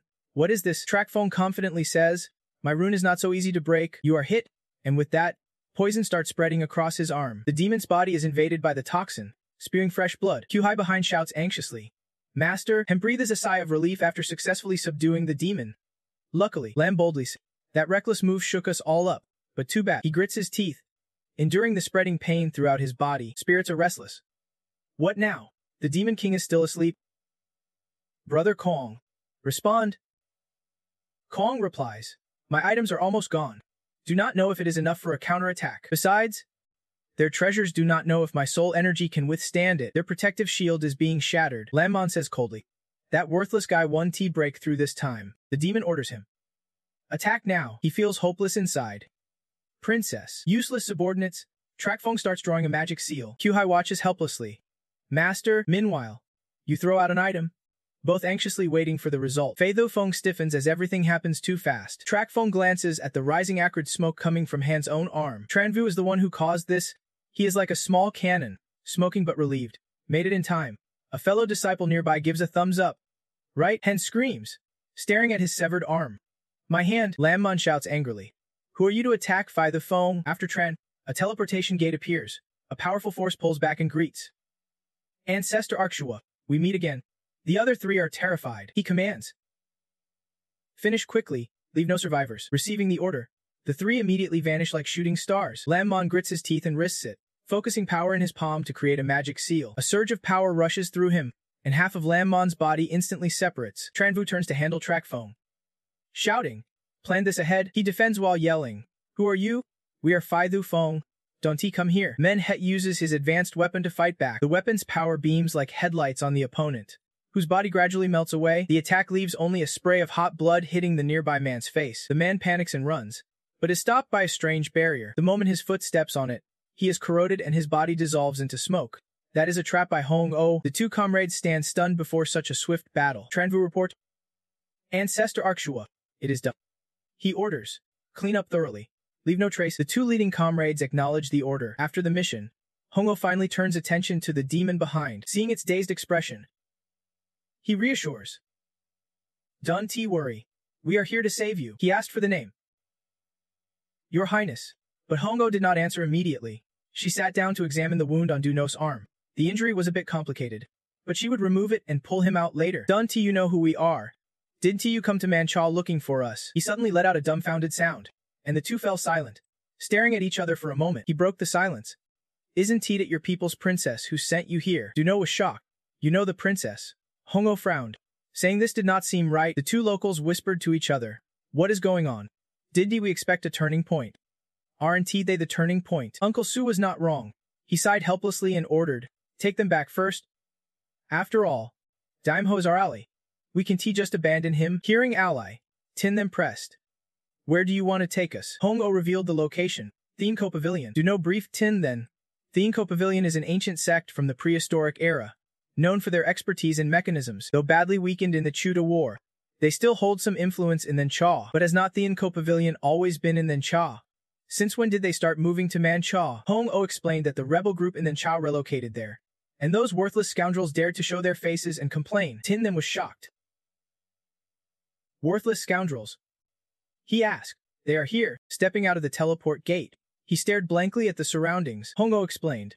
Our movements must stay secret. This path erased your memories, so do not worry. Look around, this is the real Theenko Pavilion. Since its founding, Theenko Pavilion has been in Mancha. It never left. The pavilion appeared majestic before the group. It was so tall he had to look up. The tower's huge. Q glanced around and judged. The climate here is great. I thought Mancha was all ruins. Duno warned sternly. That is just a disguise. Mancha is not usually this vibrant. Tranvu chimed in from behind. We are human after all. We can live forever without sunlight. But what about the mountains and forests outside? They are just as strong and full of energy. We have lived here since childhood and never traveled out. He wondered. You have been here since childhood. He revealed the backstory. We are the youngest disciples of Theenko Pavilion. When we entered, Mancha was already sealed off, no new disciples could be accepted, and our numbers keep shrinking. Tin then confirmed. That is true, no one else has appeared until now. Tranvu spread his hand. Of course not. Soon, the two of us, and Uncle Su, only 5 of us total. The news shocked him. 5 people left, he admitted painfully. Yes, we have lost too many. Inside, Tin then assessed. It is too dark in the tower. Suddenly, Hongo recalled. You said then Cha has another Theenko Pavilion. What does it look like? Duno hesitated. They are good with mechanisms but lack talent. It is about to collapse. He suddenly laughed. They hold most of the power in the pavilion. Yet they are still pathetic. No wonder. The other Theanco pavilion's pride is not their mechanisms. Hongingo snapped her fingers, and a green aura appeared. It began spreading through the dark space around them. A massive artifact hovered in the air. He thought, it is the understanding of Heavenly Tao. Though Heavenly Tao has problems and can't reveal much. Recently we have calculated a hexagram signaling a change of fate. Tindan was amazed by this display. Once, Tindan curiously asked, Theanco, what are you doing? He was holding two heavenly artifacts. Theanco thought, reading the hexagram. He wondered, do I have to do it inside my chicken coop? He joked, I am reading Heavenly Tao. Predicting the future our secret technique. Want to learn? Tindan immediately stomped into the chicken coop, rejecting him harshly. No thanks. I have to raise chickens, do not take my coop. Theanco pointed at the chicken you were holding, and just figured out that tomorrow, your Anhong would be eating this chicken. Spirit's face flushed red. What? Then hurriedly went to find Anhong to settle the bill. He stood behind calmly and said, scaring everyone there, the kid is smart, but this trick won't work even if he studies. Theanco became gloomy. He cruelly crushed the fortune-telling orb in his hand. Everything turned into fine dust. Theanco coldly said, the heavenly path is dead now. Before him was a floating orb, and he silently confirmed it was correct. This orb was like the one Theanco Zaza used for fortune-telling. These people must share a common origin with Zaza. But earlier, he mentioned a traitor. Could it be connected to Theanco Zaza? Better to investigate first. Spirit shifted the topic. Senior, you said we were sent by Princess Diam Ho. What is really going on? Hongo was curious. This kid. Who are you? Why are you messing with Diam Ho like that? Duno shielded him from behind and answered. His name is Spirit, raised by our princess's clan. He is trustworthy. I am Royal Guard of the Diam Ho clan, he said with a grunt. A Royal Guard, good. While we are at it, let me check your condition. Come, I will treat your wounds. Tranvu took on the task of arranging lodging for Spirit and Q Hai. Follow me to your resting place. Quickly, the two quietly followed him down a dim hallway barely lit by wall sconces. Q Hai sensed something. I get the feeling they do not trust us much, though she whispered. Tranvu still heard her. Being here in Mancha this long, we have to be careful, don't mind it. He said, there are plenty of members in Theanco, but with such strict bans, people tend to rebel. Some self-destruct. Some flee. Some betray. Become informants.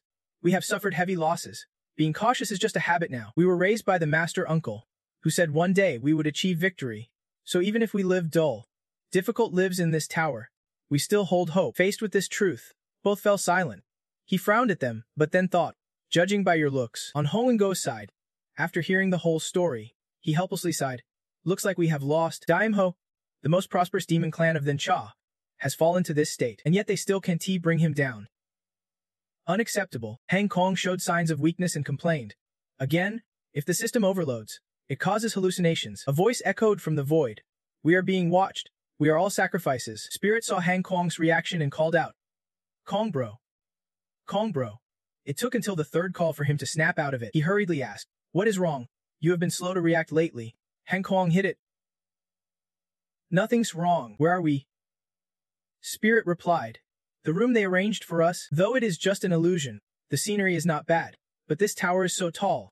Such illusions must take a lot of effort. They seem to be more cautious with us. How can we learn more about Theanco? Seeing him tense, Hang Kong asked, what is wrong? Spirit sensed a subtle movement breaking the illusion. In the secret chamber where Duno was talking to Hong Nungo, he said sadly.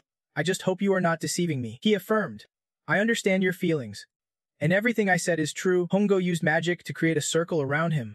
I know you are telling the truth. I am not stupid. Duno thought in horror. True spell.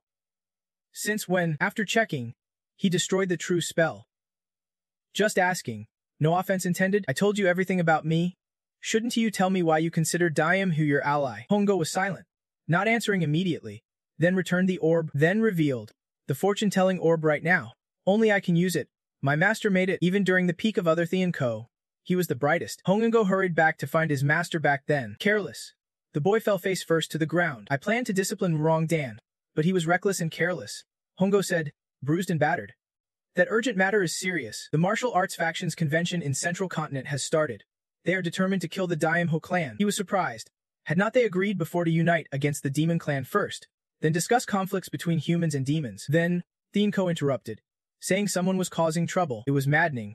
No reasoning worked. They even said I was bewitched by the Diam Ho clan. He was so furious he swore on his life. Damn that bastard. From now on, Do not send me as Thean Coast's representative. I refuse to be allied with that worthless bunch. Hong Yingo, still young, imitated the insult and called them a worthless bunch. Tintu was about to smack his junior brother. Saying no cursing aloud, he decided humans and demons must not fight. They would hold another convention to negotiate sending Thean Su this time. Thean Ko wondered why he was not going, since he had a great reputation across Thean Cha, respected by all sects east and west. Tintu had his own troubles. It was not that he did not want to go. He showed them a divination orb in his hand. A sad voice replied, "It is not that I want to go. I can tea." Tintu revealed that not long ago. He checked his palm and got a warning that danger lies within the sect. Thean Ko asked suspiciously, "Danger? What kind of danger inside the sect?" He answered, "Who knows? The heavenly path is always vague but never wrong. During this time, I still have influence in the sect, so things are relatively stable. Do you have anything to say?" He avoided Tintu's gaze. "Senior brother, you know about me and Dae Hongma. She is Princess Hongmai of the Daimho clan, a good sister to me. When brothers are in trouble, how can I just stand by?" He looked uneasy. "What bad thing have you done now?" Thean Ko showed a fiery bowl to his senior brother. Flames roared high as the shadow of a coughing figure knelt, lamenting. "Damn it! That short jerk even dared to use the bowl to trap the princess." The two disciples froze in disbelief. Thean Ko pointed at the woman beside him and whispered, "She told me to bring her here." A formation suddenly formed beneath him. It turned into a cube enclosing the group inside. Hyungo was so tense he was sweating. Thean Ko stammered, Senior brother, no need for so many layers. I was careful when arriving. Created an outer barrier no one can get in." Tintu coldly ordered, "And Neil, I know you two are close, but this is war. The one who brought the demon princess here wants Thean Ko to bear the crime of colluding with the enemy." Both fell silent listening to his lecture. Ongmai was the first to kneel, saying, "If I kneel, then so do I. Forced him to bring me here. Punish me as you wish, but please save the demon clan." The humans at the front refused to retreat no matter what, claiming they wanted to settle things with the princess, but caused all kinds of trouble. West is the demon clan, east is the human clan. The demon clan faces both sides and can't hold out any longer. The human leaders are narrow-minded frogs at the bottom of a well, hoping to wipe us out under this pretense. If humans and demons go to war, only the demon clan benefits. Please, stand up and negotiate peace for us. After hearing this, Tintu could only sigh. He turned around and said, "Your Highness, please rise. I cannot accept a tear from you. Let us talk inside." With Tintu's approval, both visibly relaxed. Inside the room, Hongo was busy taking notes. Tintu then spoke. "We roughly know the situation on the human side. How does the demon clan react to peace talks?" Ongmai hesitated a little.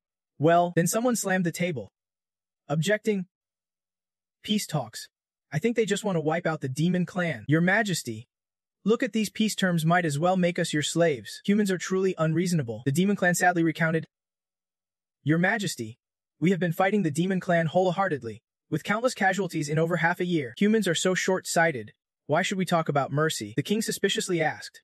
"What do you mean?" The demon tribe replied, "Why do not we give the demon clan a way out, so they strike directly at central continent? Instead of living a divided life, better that they all suffer with us. If it fails, we can just stand aside and watch whoever benefits is still unknown." Hongmai informed them that this proposal was quickly rejected by the deputy king's mansion. "But I can sense all departments hesitating about this.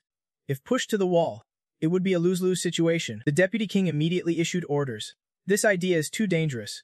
It simply can't be carried out." Thean Ko nodded in agreement to follow the decision. He politely turned to Hongmai, saying, "Princess Dinha, please return first. I will handle the peace talks as quickly as possible. The demon tribe will have to compromise eventually." She clasped her hands in salute. "Rest assured." "Thank you, sir." Hongmai is deeply grateful. Thean Ko whispered proudly. "I told you my senior brother would help." She replied this way, "You owe me a big favor. I will repay you by taking care of your handsome senior brother for life. Why are you so short?" Unlike their cheerful mood, the deputy king looked somewhat sad. He spoke to Hong Yungo, who was hugging a stack of books below. "When the head goes wrong, the tail suffers. Go find your two senior uncles, Thean Shu and Thean Tun. I have important matters to discuss. Also, prepare to travel far. You will accompany me to the peace talks." The boy hesitated. "But I still have to study." The deputy king gently ruffled Hong Yungo's hair. "You are my eldest disciple. You need to learn more outside. The heavier your burden, the more it is worth it." The boy vaguely guessed his master's meaning, so Hongo became determined. "I understand. I will prepare right away." Alone now, the deputy king grew even more worried and restless. Looking ahead at his disciple, he thought, "That foolish Thean Ko still dares to bring Princess Daimho here. Besides cultivation, I have hardly disciplined them enough." Thinking of Thean Shu and Thean Tun, he felt helpless. This won't he do? Too much headache. I can handle everything if something happens to me. The deputy king began to cast a divination. As soon as he grabbed the divination orb, it suddenly stirred violently. The orb grew enormous, and he focused his gaze on it. The orb expanded, revealing a celestial eye in the center. The deputy king called out, "Heavenly Way, I want to know the fate of Theanco 100 years from now." The orb slowly calculated his fortune. A deep voice echoed, "There is a successor." His heart lifted with excitement. There is a successor. The divination was auspicious. The deputy king hurriedly asked, "Will the peace talks with the demon tribe succeed?" The orb replied, "Talks? Success?"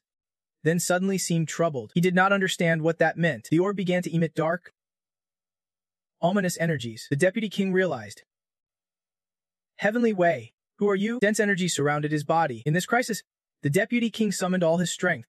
"You are not the Heavenly Way." He fought back with all his might against the strange force. A thunderous explosion erupted. Countless fragments scattered through the air. The celestial being was gravely injured. Frowning, he said, "That was close, but the fate manipulator was detected immediately. I should have destroyed you all from the start." The deputy king frowned, thoughtful after that ordeal. He could not guess who it was, who could interfere in his conversation with Heavenly Way. The orb was badly damaged. He was stunned.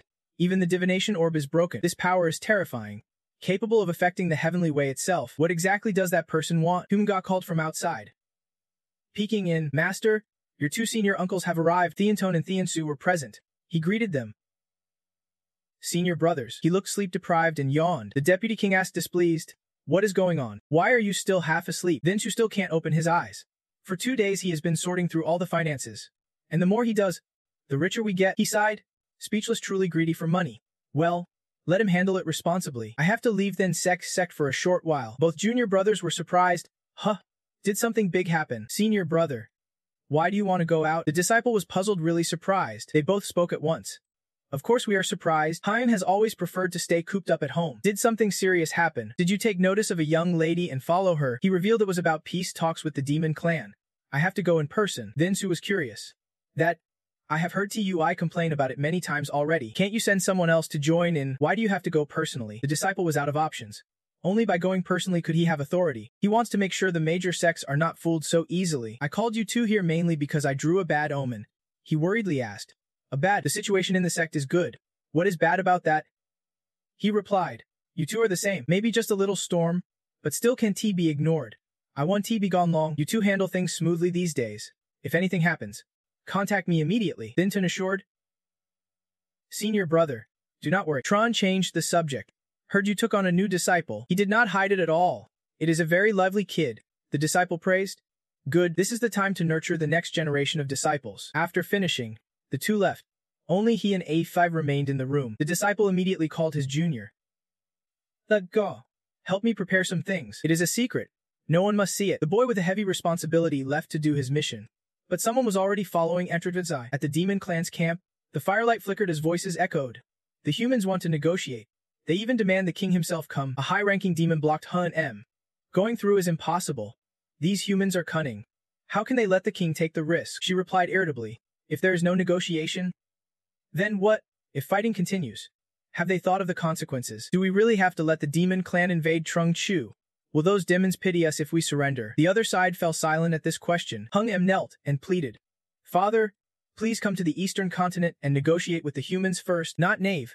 But I dare to ask because this negotiation is led by the disciple of Thin Sei Sectus leader. Everyone knows the disciple belongs to the peace faction of humans, and he is well respected among the major sects. This time he appears in person to ensure the talks go smoothly. In this peace negotiation, clans from all major sects will participate. Father, you are a martial emperor, no small fry. If anyone can do it, is this?" Hung M looked at the king pleadingly. "Father, he must make the decision." The king stood calmly and said, "The disciple, I met him once. He truly is a wise young man." He paused here, silently making his choice. Then he ordered, "Prepare everything. I will go negotiate personally." This decision came because the king trusts the disciple. Thun Van Dutting in Trung Chu was bustling. The sect leader had also arrived. SN Aning took the chance to broaden his horizon. So many people here. Then Shad noticed his eager expression and realized, "This is your first time leaving the sect, is not?" The boy answered, "Yes." "Senior brother." The disciple looked around at the scene. "It has been a long time since I came to Vena Dangak City. It is much more prosperous than before." He was teaching his senior brother Evan Zi. Vendong has long been the richest city in Trung Chu, so people often go out for fun. I have become an old-timer already. Someone recognized him. That is the disciple of the Inchur sect. Is not. Ho Trung was the one sent to welcome them, her attitude extremely respectful, known for a long time at a Ho. The Trunning family of Loxi Thean Mun greeted the immortal lord as he arrived at the Nung Nun. He clasped his hands in salute, thanking the young lady.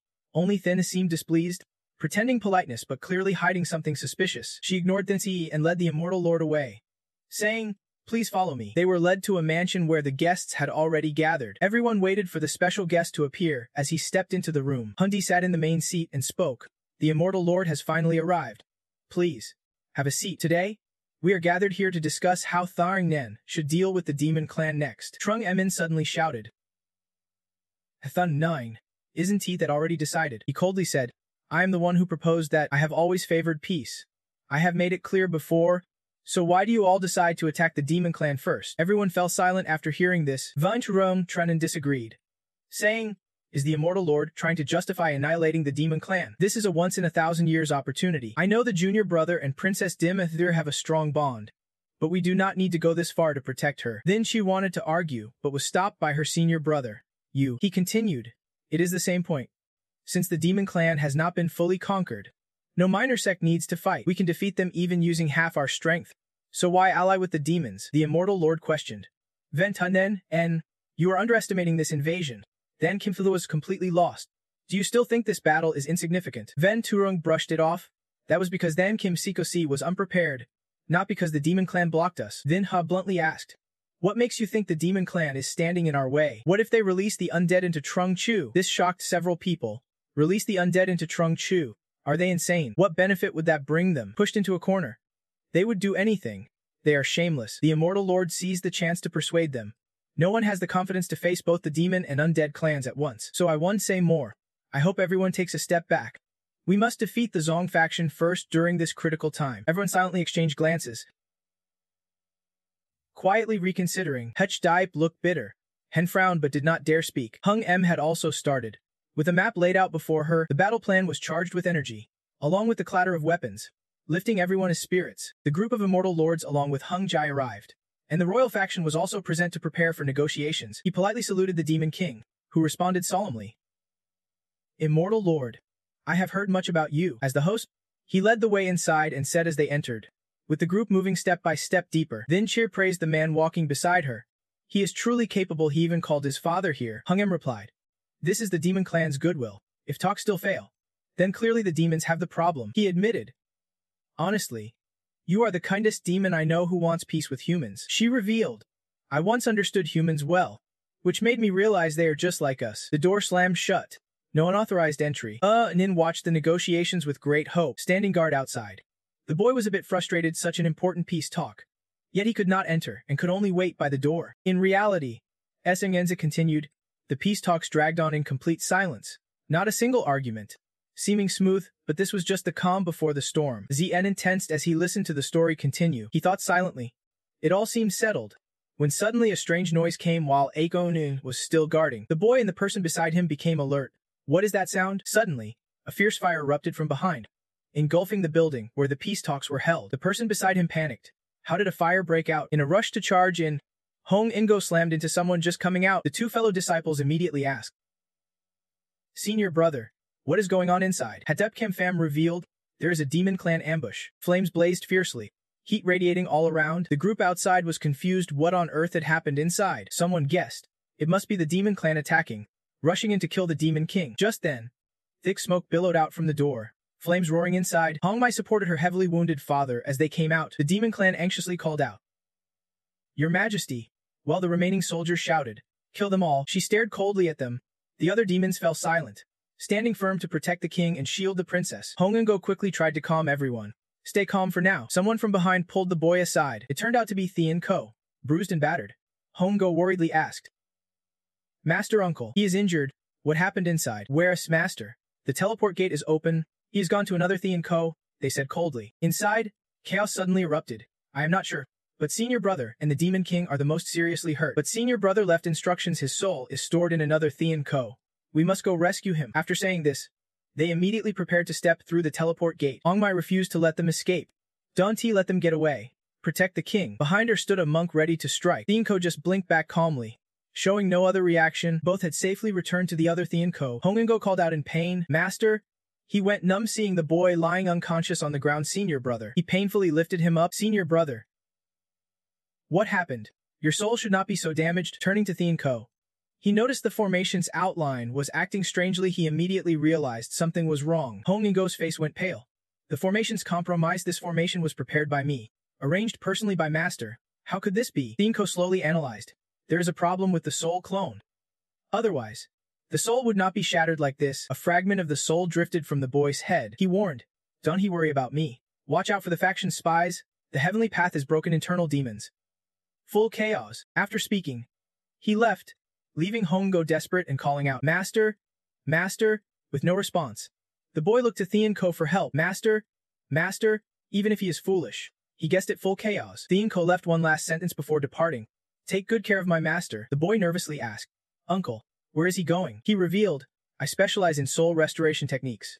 Maybe I can find a way to heal senior brother's soul. I will set up a barrier here. Don't let anyone in. Wait for my return." Hongingo took on the heavy responsibility of guarding the boy. In another room of the Tianko pavilion, Tiansu stared at a paper in his hand.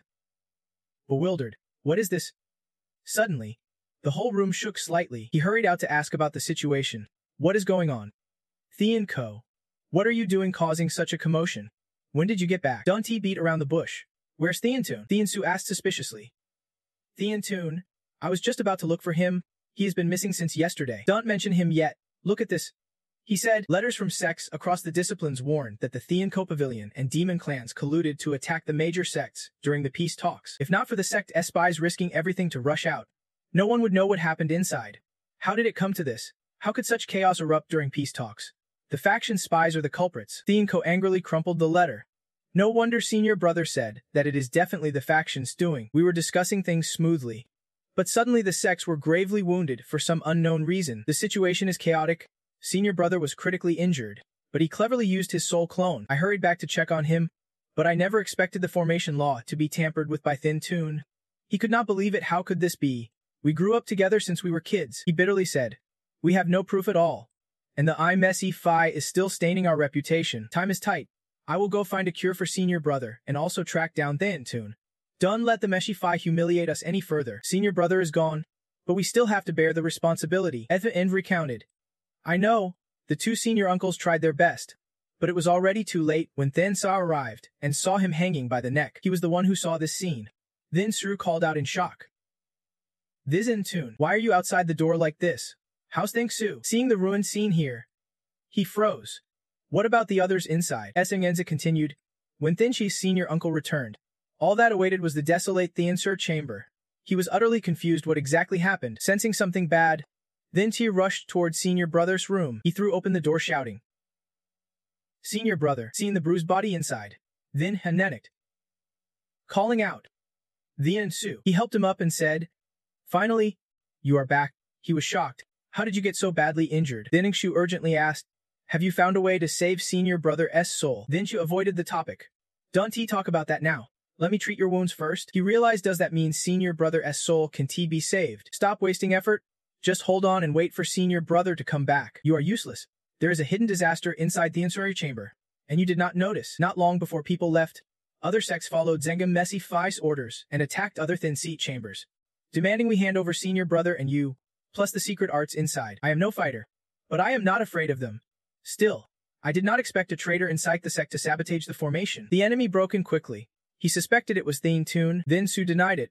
It was senior brother's apprentice. Thin Chai was stunned. What? He continued. Senior brother's formation might have been made by him too. No one knows when he took control of Thin Toon. He needed time to sort the facts. Wait. Senior brother's apprentice. I have met him before. He managed to control Thin Toon. He helplessly answered. That is why I warned you to be careful. There is definitely a master backing him. Using Thin Toon's control. That is how they broke the great formation. Stormed inside the chamber, saying if we do not resist, we want to lose our lives. Those who resisted were killed, and the rest were taken away. He asked. Taken away? Taken where? Thin Su sighed helplessly. I do not know. They said they want to build another Thin Cedra to expose the human rebels. Coincidentally, the strongest strategists of Thin Cedra chamber were not present. The enemy just charged in. All this was planned. Someone wants to destroy Thin C's chamber. At this point, he burst into tears. Senior brother. Senior brother was right. Then Chi chamber is doomed. I am truly, I could not stop it. He comforted his junior. Stop talking. Let me tend your wounds. Then Su seemed near death. Speaking drained his energy. I can't hold on any longer. Protect senior brother and his disciples. Behind the mountain is the sect, plus the secret arts of the Intentra chamber. That kid is injured. Hurry. Senior brother. Then he closed his eyes and passed away. Then Tutter was shell-shocked. Unable to accept that heartbreaking truth, he held his junior tightly, reluctant to let go. Following the memories, Essengenza continued. Later, then Su senior uncle found me. Because then Su senior uncle left quickly. Many rare items in the library were not looted.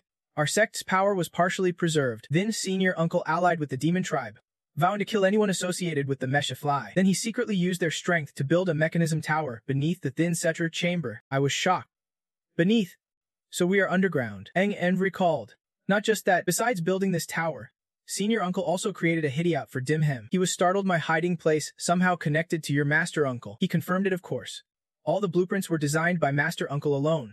He helped with every mechanism he knew, but this ruined master uncle's honor, turning him into an outcast in many eyes. I was still young then. Master uncle taught me the secret heavenly mechanism techniques. While he went after the one disrupting us from behind. Later, the demon clan was scattered. The Dim He tribe wiped out. But Master Uncle and Princess Dimhem He still held considerable power. Quietly searching for the truth, the brat was impatient to know more what happened next. Enza calmly asked again. What happened after that? He refused, saying he did not want to talk about it. Our spirit spy outside was discovered. Enza shifted outside, staring intently at him. He angrily slammed his spirit down onto the floor. You have been moved inside the room, Eng remarked. You sneaky little brat. Spirit met spirit eye to eye. The atmosphere a bit tense. He thought, did not I use a concealment tool? So why was I still discovered? Hung Sung explained. He is just too sharp. I told you not to come near the last piece of my concealment tool. His voice was icy cold. How much have you heard? Spirit hurriedly explained. Junior, do not misunderstand. I am just curious about past events. I am only curious about what happened back then. Ezza flatly retorted. What happened then has nothing to do with you. At your rank, you could even hide informants in the casket. I would never believe you are not hiding something strange. His hand ached as he cast a spell. He could not hold on to his memories any longer. Feeling the situation was dire, he gritted his teeth and endured. The tool was pulled out to handle this emergency. While Edrin turned to stone in the vines, he broke into a sweat. Incredulous. The heavenly mechanism orb, invented by Master Uncle, how do you have it? Spirit seized the chance to negotiate. Can I explain slowly? After hearing the full story, the anger subsided. And he said it another way. You were raised by the Heavenly Mechanism clan and Her Highness the Princess next time. Ev added, Master Uncle, and the others have always been sealed on Mount Zi-La. He still angrily questioned why you did not speak earlier. You answered that you had to keep collecting the sealing stones. The fewer people who know about this, the better. Besides, I only recently learned about their story. Both felt Spirit was right, no argument. You continued. From what you told me, the tumultuous peace talks, the internal chaos in Heavenly Mechanism, and the actions of the sect leaders all probably caused by one person. That white-haired man had a close relationship with Hung Di, and was linked to the destruction of the Dim A tribe. Later, somehow, he tricked Huoyin into freeing the demon clan through a keying. He even exploited Grandpa's addiction to remove a curse placed on himself. During the peace talks, Hung Seeing wondered how you knew this involved the white-haired man. Spirit confidently said, it was instinct, I understood. Guessed it was you analyzed clearly. My instincts are usually spot on. Hung Dai insisted on the peace talks. Do you think the white-haired man was manipulating it? He is ruthless, like he is deceiving us. If he can cause so much disaster, he is definitely capable of masterminding the peace talks' downfall. But we still need proof. We must find new clues about the sealing stones and heavenly mechanism. Grandpa. You turned to Heching Yang and asked, Senior, you said earlier that heavenly mechanism Grandpa still had some influence. What happened next? He replied, then one day, Uncle told me the time had come and to be ready. I obeyed and waited for news, ready to act anytime. But soon after, Manchu was sealed, and I had little contact with the outside world. I could not believe Uncle was dead, did not expect he was sealed instead. What kind of seal confines him to just one place? To sum up, the urgent task now is to find the wind-breaking stone. I want to hide it within a certain range. I can sense the wind-breaking stone. Actually, I wanted you to slip away quietly, because I sensed the wind-breaking stone vibrating, which shocked me. The wind-breaking stone is vibrating, meaning the ancient wind-breaking stones embedded in the stars. How could that be? Why did not I notice? You revealed something. The wind-breaking stone and acceptance might be closely connected. Maybe that is why it was formed. Let us head east to check it out. The three of them, led by Hiv, moved toward the spiritual checkpoint, carefully observing the rotten wooden spirit wall nearby. He thought silently, this old building must be the first one built here. His spirit stared intently at the room ahead, Sure, it was right inside. Fa asked clearly. Are you sure this is the room? He confirmed. Yes. No mistake. His attitude seemed strange, especially gloomy. Finally, Aseta decided to fling the door wide open and step inside. What he saw shocked his spirit. The Sei has always wanted to gather the Master's soul fragments. He begged for help, but they accused him of betraying the clan and drove him away before healing the soul fragments.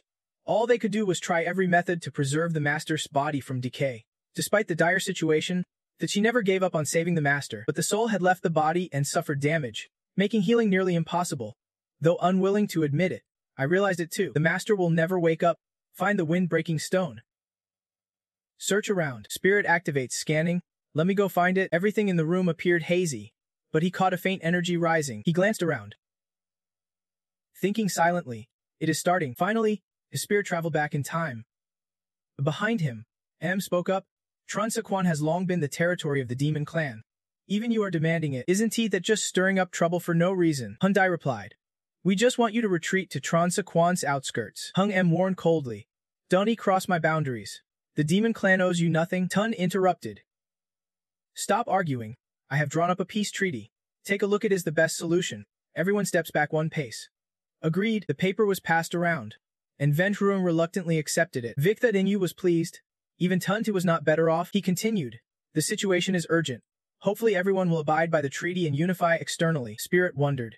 Is not this peace talk quite beneficial? He was standing next to Hetch Dippy at the time. Huntime was quiet, looking like he was hugging some kind of plan. Spirit glanced briefly at everyone in the room. Something felt off.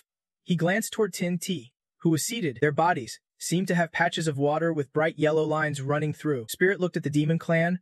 Father and son Hing M were in the same state. Sweat poured down his face like rain, and sharp cracking sounds echoed. Countless yellow shards scattered through the air. Confused, he stood in the room witnessing all this chaos. Tunti's brothers started coughing blood, while Hung M and his father felt their strength drain. Then Triusi spat fresh blood, worriedly looking at his senior brother beside him. A terrified scream echoed. Why is this happening? Even Spirit was affected, letting out a low growl. His whole spirit was pulled backward by a strange force. He fell hard to the ground. Shocking, he helped him up and asked, what is wrong? Electricity ran through his body. He gritted his teeth and endured. Hung stubborn warned. His soul's been injured. Luckily I pulled him out in time. Spirit panicked.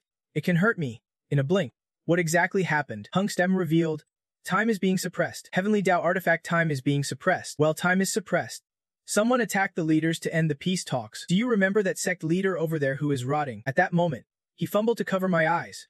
Then things happened. With a fearful mind, he could use the time stop artifact afterward. Heng Kong denied it was not him. When the artifact took effect, he stood still and got injured too. You realized it, so he's just a pawn. Heng Kong added. Exactly. Only the one with white hair can harm a person's soul even in memories. Time stop is a divine artifact that interferes with fate. Only a system that has ascended to godhood can create it. Plus, its usage range is limited, so how can he use it so naturally? Spirit bitterly realized that soon, he could use the artifact again. Must have time traveled too. That has to be it. Which is why he could act like a villain behind the scenes. Heng Kong immediately rebutted. Impossible. He does not have a system. If someone in this world time traveled and ascended to godhood, the divine overlord would have records. Besides, his actions disrupt fate. His system would forcibly suppress their powers. You wonder, could that system be helping the enemy? It replied. No way.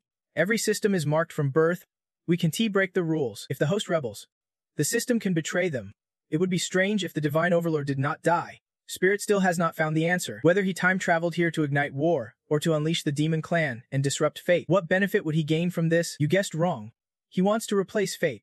Heng Kong revealed if he ascends to godhood immediately, evil could overwhelm fate. Spirit angrily shouted. So what does he really want? Just to cause trouble, it concluded. How would I know? In short, if you find a time stop stone later, do not enter the memory right away. If he is in that memory, ignoring the rules completely, I can guarantee your safety. You do not believe it, though he is scary. If he totally ignored the rules, killing the whole Red Clan would not be hard. That white-haired guy does not need to overstep limits. But the Red Clan and others were only sealed, not killed. Is it fate or something else binding him? Heng Kong gave you a satisfying answer. It is fate. Hongo anxiously called out. Hey kid, are you okay? What happened just now? You reassured them. Nothing to worry about. Where's the time stop stone? He lowered his eyes and said, You mean this? The time stop stone fit in the palm.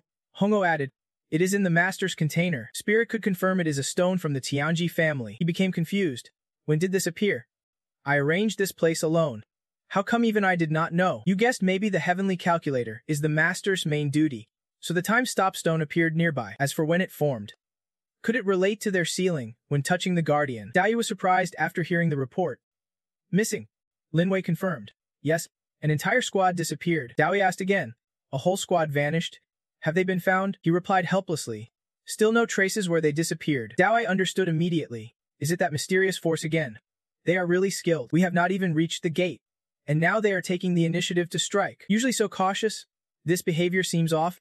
Chufai, it is to cover the prisoners who escaped from Zhengzhou here. We have investigated that mysterious force for so long with no clues. Now they are giving us leads willingly. Good. Linwei requests instructions. What should we do next? Dao Yu was not in a hurry. Those escaped prisoners won't stay still long. They will act soon. Let us wait and see what they plan. The spirit side. Several time-stop stones were laid out on the table. You explained these are the current time-stop stones. 2 are still missing. The one with white hair is the most important figure, though now vanished without a trace. He has an unfathomable connection between Han and the divine nation. To grasp Han's true purpose, we must find the clues left from that year. What happened to that fated hint? Hong Ngo replied that nearly all leads were hunted down by the Master's disciples. But slowly, some have shifted. To find clues from back then, we could also investigate the traitors within the Celestial Secret Sect. The disciples of the Celestial Master are extremely strange. Han and I are from the same generation. Yet some even turned traitor. But I can recall Han's exact appearance. My impression of Han is that he was silent and reserved.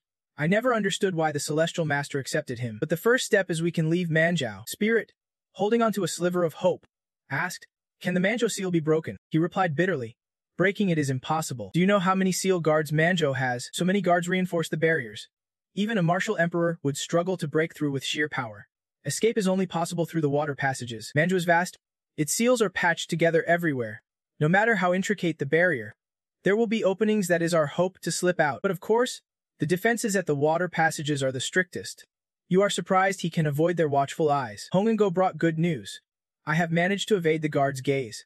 All I can say is it is worth trying. Just then, Zhenwu rushed in, panicked, reporting, "Master, the enemy has already taken action." The seal guards started investigating across all of Manzhou. At that moment, Spirit and Kuhi were hiding behind a tree, assessing the situation ahead. A picture of an incredibly handsome guy was shown. Ning Xiaochako was asked if he had met him. The dog tribe immediately denied it. Never. Seeing this, she threatened loudly, "If you dare cover for him, you will be killed without question," frightening the beast tribe deeply. Meanwhile, Spirit and Hong Go witnessed everything. Then he commented, "Looks like their move stirred up trouble. But this investigation is really naive." Next, Hong Go declared, "We do not need to worry about them. Follow me." He glanced at the 2 disciples and ordered, "You 2 stay behind." This shocked them, and they sighed. They expressed their wish. "Master, please take us with you." Hong Go explained, "We are just testing our luck. No guarantee of success. And there is risk of exposure. You 2 guard us well and provide backup from afar." Realizing it was impossible to go, the disciples reluctantly agreed with gloomy faces. At this point, he raised the question, how to reach the weak spot in the ceiling network. He answered, "Teleportation formation." Hearing this, Spirit was surprised and asked, "Teleportation formation? Isn't Manzhou's seal supposed to block formations like that?" Hong Ngo replied skeptically, "I have spent ages researching how to bypass the teleportation ban. Now short-range teleportation is possible, though it is still unstable," emphasizing the key point. He stressed, "It is unstable." Looking at the magical orb, Spirit anxiously hoped he would not be sent somewhere unfamiliar. He reassured, "But the pressure on your body will be heavy." Hongo held the magic staff between 2 fingers. Then the tip of the staff slowly dissolved, revealing a magic circle. He led the way. The light emitted was so bright Spirit had to close his eyes tightly. When Spirit barely opened his eyes, he found himself alone in a strange place and immediately shouted, "Senior!" At that moment, Spirit assessed the surroundings while vomiting. "Where on earth have I been sent?" He held his head and shut his eyes tightly. Thankful but ignoring the spear pointed right at him, his headache was unbearable. A loud voice demanded, "Who are you?" Instantly, Spirit dropped to his knees, still dripping vomit. Spirit was stunned and weak in the legs. Replacing him, a man smirked and guessed, "Annealing is definitely quicker. Could it be the one who was teleported here?" Then, just as he tried to stand, he vomited again. Who could have known? Dathan immediately dodged and replied, "I have seen this many times before." He added that the old immortal had done several experiments. People who came here vomited, felt dizzy, and their legs went weak.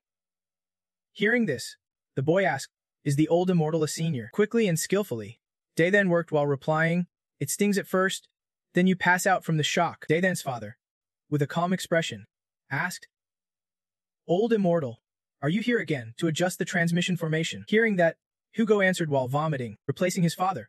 He gave a serious assessment and ordered, "This is exhausting. Every time we come here, it is vomiting and dizziness. Daithan, get a basin for the Old Immortal." At this moment, Kyuhai, also part of the vomiting group, spoke up, "Where is your spirit?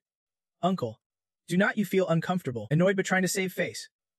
He replied, "I can hold it, even though I am about to puke from my mouth and nose." Suddenly, he stepped in shouting, "Dad, I caught someone." Dathan carried the boy, sighing. Sure enough, the Old Immortal is here. This person must have come with the others afterward. Then he decisively threw the spirit straight down. The man looked puzzled. "Why did not you come to our spot?" Which made the boy very dissatisfied. I was about to ask him. Seeing everyone like that, her face said it all. Words failed her. Back to the main issue. His father suspected? Everyone wants to leave Mancha. But the area is under investigation. Kumingo seriously said they must focus their energy. But while they investigate, they will try to escape through the formation's gap. Then he wondered, "Any news from our spies yet?" Dathan's father asked suspiciously, "From that little one." Meanwhile, at the guard post in Hotin village, the guards were numerous, and Gothan was there. He then asked, "What are you doing? We have to investigate Hotin village soon. Get ready." Hearing this, the boy obeyed. Yes. Then Ningoktan watched the guards' figures walk away. Feeling a little worried, he glanced at a nearby rock and poked at it with his hand. More precisely, Ngoktan withdrew a magic circle from his finger. Eventually, it turned into a tattoo on his index finger. Looking at the tattoo, Ngoktan was deep in thought. Meanwhile, at Hotin village, a grown man ordered, "Come out here. Every room must be checked." His companion remarked, "Is all of Hotin here?" On the other side, the spirits watched everything unfold through a magic orb. They thought that during the investigation, the guards' attention on the formation's gap would lessen. "This is the perfect chance for us to act, and your group will pass through the dirt path." Looking at what was in front of him, Hungo confirmed, "That is the formation's gap." Now the spirit questioned, "Do we have to go over there?" Then he assessed the situation ahead. The spirit concluded, "There is no hiding anywhere. All sides are secured. It is tough." The man immediately encouraged, "But our spy has info and will coordinate with us." Meanwhile, elsewhere, the tattoo on his hand slowly glowed. Instantly, Ngoktan clenched his fist to hide it. Not knowing what he saw, a guard suddenly shivered. It turned out a mysterious force in front of them pushed the machine away. Immediately, he angrily warned, "Ambush. Be careful, it is an ambush." Hearing this, they panicked and could not react in time. What? Seeing the scene, the boy looked suspicious. Huingo stretched out his hand. Invisible determination. No contact. Hard to detect. Step carefully. Watch for traps. Follow me. The spirits followed closely behind him. Huingo led and spotted someone. Instantly, he passed by the man like a gust of wind. When everyone passed successfully, the man suspiciously turned around but saw nothing. Suddenly, Hugo stopped. A strange puddle appeared a trap. He commanded, "Follow me." Then the group followed in a zigzag pattern, perfectly avoiding the strange puddles. Walking, his mind analyzed, "The layout of traps here is real." He felt the escape path seemed prepared just for us. Suddenly, Ung Sidung appeared with a warning. "Spirit, something's off here." He stopped, urging caution, making him react instinctively. Spirit's body lost balance, as if about to fall. He felt himself fading away. Confused, asking, "What is wrong?" Sensing something amiss, N quickly turned around. He grabbed Spirit's hand, but it was too late. Spirit vanished. All that was left was a puff of dust in his clenched fist, thrilling him. Then a few sparks flashed, and Spirit reappeared in the System S space. He seriously doubted his surroundings, questioning everything. Then Spirit turned and asked curiously, "Seep Ka?" Suddenly, someone spoke up, "Nice to meet you." At the same time, a strange man appeared, softly calling, "Spirit." Spirit and the Guardian shook hands, but Spirit immediately stepped back, alert. Then Spirit nervously asked, "Who are you?" The man calmly said, "Don't be tense. We are not enemies. Met the teeth them. You and the Guardian are my subordinates. It took a lot of effort to get you here. You must know what kind of person I am, right?" Spirit heard this and immediately looked back at Si Pung. Then he cautiously asked the man, pretending to be the System, imprisoning Sipka, "What do you want?" The Guardian put a hand to his mouth and calmly said, "I just want you to behave a bit. Do not ruin the space I painstakingly arranged. Fooling you is hard, so I will keep it brief." Suddenly, the man asked sharply, "The Demon King is beside you, is not?" Spirit was startled hearing this. Then the Guardian boldly demanded, "Hand her over to me." Spirit gasped. "What?" The man's expression stayed blank as he twitched his fingers and squinted. "Have you realized? Behind the Divine Kingdom, there are many strong forces. They are extremely powerful, spread across the divine continent. Then a line of words slowly appeared. Spirit was horrified and stammered. 333. People. The guardian pulled up the scarf at his neck and gently said, I have many allies. Though my rank is high, many are even stronger. You alone can handle them. Spirit nervously wiped sweat and questioned. You want to conquer you. Why should I trust you? The man showed no emotion. Speaking evenly, I risked being discovered by hand to find you. That is a big sign of goodwill. I need your help. Then the guardian bowed slightly and confided. I was raised by demons. The demon tribe now suffers injustice in Man Continent, enduring humiliation and restrictions. The demon king must return to revive the demon realm. Spirit hesitated. So you are fighting for the demon tribe? Before he could finish, the man cut in sharply. This world has become unbalanced under the divine kingdom's control.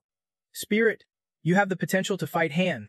Maybe you are the last hope. Spirit's expression grew more confused the more he listened. Then the guardian raised his hand, and tiny sounds appeared on his fingertips while the man calmly continued. I can't explain everything clearly because of Han's restrictions, but since we are working together, I should give you a gift. Suddenly, a small cube appeared as the guardian explained. When you get close to my allies, it will glow. First, strengthen your system. Although suspicious, Spirit reached out and accepted the ally token. After explaining everything, the man calmly said, I have no reason to deceive you. Right? Spirit stayed silent. Then Spirit removed his cloak, and a red serpent flew out. He furrowed his brow and asked, The demon king is still asleep. How do you plan to wake her? The guardian took the snake, then smiled softly. Easy enough. Then he looked at the snake's condition in his palm and said, First, let us break the demon's seal on her. Waking her up won't be a problem. I can do my best to fully restore her. Next, the guardian looked up and suggested. Many still blame the prison of regret. The man's situation is dire, and very few know about this yet. But Trungshu is already in chaos. The demon tribe has broken free from their seals, and the Manchushu situation will soon flip danger turning into opportunity. Suddenly, Tinthen frowned, looked at him, and sweat broke out. He asked, Earlier you said, I was the last hope. What do you mean? The Feng slowly raised 2 fingers and said, Then it depends on your system. All right, the time has come. It is time to end this. After hearing that, you frowned in confusion and said, Henta seriously warned, about our cooperation do not tell anyone. At the same time, Tinthen saw the body being transported and shouted in surprise.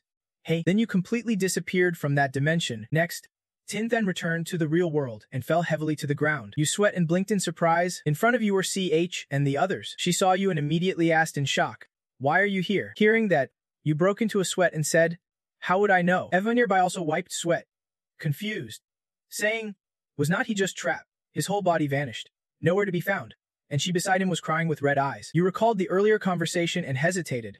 Then you decided to keep it secret, pointed to your head, sweating, and said, Memory's gone. I do not know what happened just now.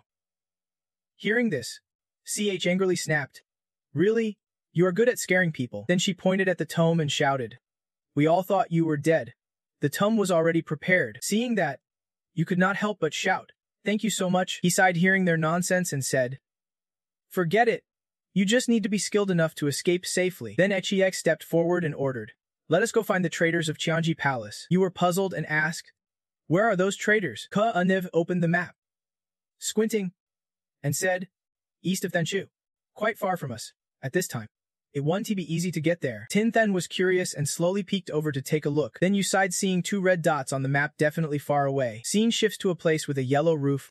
The pavilion's pillars are neatly built. On the ground, countless scattered food items lie around. At the same time, an image of Lamku appeared looking miserable. Her legs were chained, losing all freedom. At that moment, the door was suddenly opened. A palace maid carried a tray of food and called out, Your Highness. She tilted her head, sighed at the chaotic scene, and said, Skipping meals again. Then the maid approached Lam Ku, worried, and warned, You have not drunk a drop of water these past few days. Even cultivators might not endure it. But she ignored those words. Next, the maid asked confusedly, His Majesty is your brother. He cares for you so much. Why make things difficult for him? Lam Ku exclaimed. Your Highness, she sneered and muttered. Has he really become His Majesty? The maid heard this and frowned, asking, The late Emperor's will clearly states the Crown Prince is the Great Prince. If he is not His Majesty, then who is? Lam Ku showed her glowing wrist and sarcastically said, So much effort wasted on forging that will. Do they take me for a fool?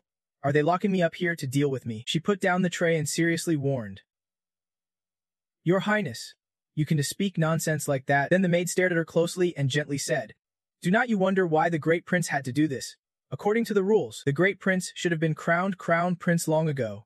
But he lost his cultivation talent and has no support within the palace. The late emperor let the second prince form factions and oppose the great prince. The current situation is forced upon him. The former emperor let the two princes form factions. The eldest prince now leads. And the current situation is all because they forced it this way. She spoke through gritted teeth, angry. The palace maids never stop fighting for the throne is a matter of survival. Imprisoning people is to make them think carefully. In this jealous power play, His Majesty is so busy he is worn down. Then she asked sharply, "You are His Majesty's only close kin. You will help him, right?" Meanwhile, Lam Ku kept her head bowed. Silent, then the palace maid slammed the door shut, leaving Lam Ku alone in the cold room. Lam Ku rested her head on her pillow, surrounded by a warped space, and murmured softly, "Master." The scene shifted to the sea, where waves crashed fiercely. A boat floated on the water, with people moving about on deck above. At the same time, Ungin stood near the ship's side, gazing out to sea. Suddenly, he turned and warned, "Put your hat on tight." CH immediately obeyed without protest. Then Ungin warned, "Our orders have been spread everywhere, even before reaching Trung Chu. Be extra careful." He then turned to her and asked, "How's your spirit?" CH grinned and replied, "You mean my stomach." At that moment, a miserable image appeared of him lying flat on the bed. "Seasick," and she said, still throwing up. He felt like a non-stop stream of nausea and wondered, "Why am I this seasick? I never got dizzy on planes before." Then he struggled to crawl and muttered, "This sucks. I need some water." Suddenly a voice said, "Jilan is in trouble." Hearing this, he snapped alert and steadied himself. Someone nearby began explaining, "The old emperor suddenly died of unknown causes. Rumor says the second prince poisoned him. But luckily the old emperor left a will naming the eldest prince heir." Another person immediately questioned, "Didn't the old emperor favor his younger son? Why suddenly choose the eldest?" The man quickly explained, "There are many rumors here. The clans say the eldest prince is cursed, but no proof has been found. The second prince even escaped prison, allying with major clans to seize the throne. Not to mention the bloodthirsty neighboring states, always lurking like hungry tigers." He continued, "Jilun is a northern powerhouse. If it falls into chaos, Trung Chu will be thrown into turmoil." The listener excitedly said, "Turmoil sounds good, I love some action." Then he added, "I am already stocking up on supplies. I will head to Jilun first to make some profit." Meanwhile, after hearing the story, 4 people gathered in a room. Suddenly a voice asked, "Have you heard about Jilun?" A serious voice announced, "The clans have turned their backs on the new emperor. War is about to break out." CH, sweating nervously, added, "The princess is involved too. I heard she took a big hammer and caused chaos." Then she disappeared, only to show up days later at the palace, trying to attack the eldest prince. Seems she has been locked up now. He covered his face, sighed deeply with frustration. Then he looked up, puzzled, asking, "I wonder how HK Vith and Luthech are doing now. All the major clans are already in turmoil. How did the eldest prince become the new emperor? The old emperor loved him so much." Glanced over and reminded, "Guessing 1T help. Besides, we can intervene.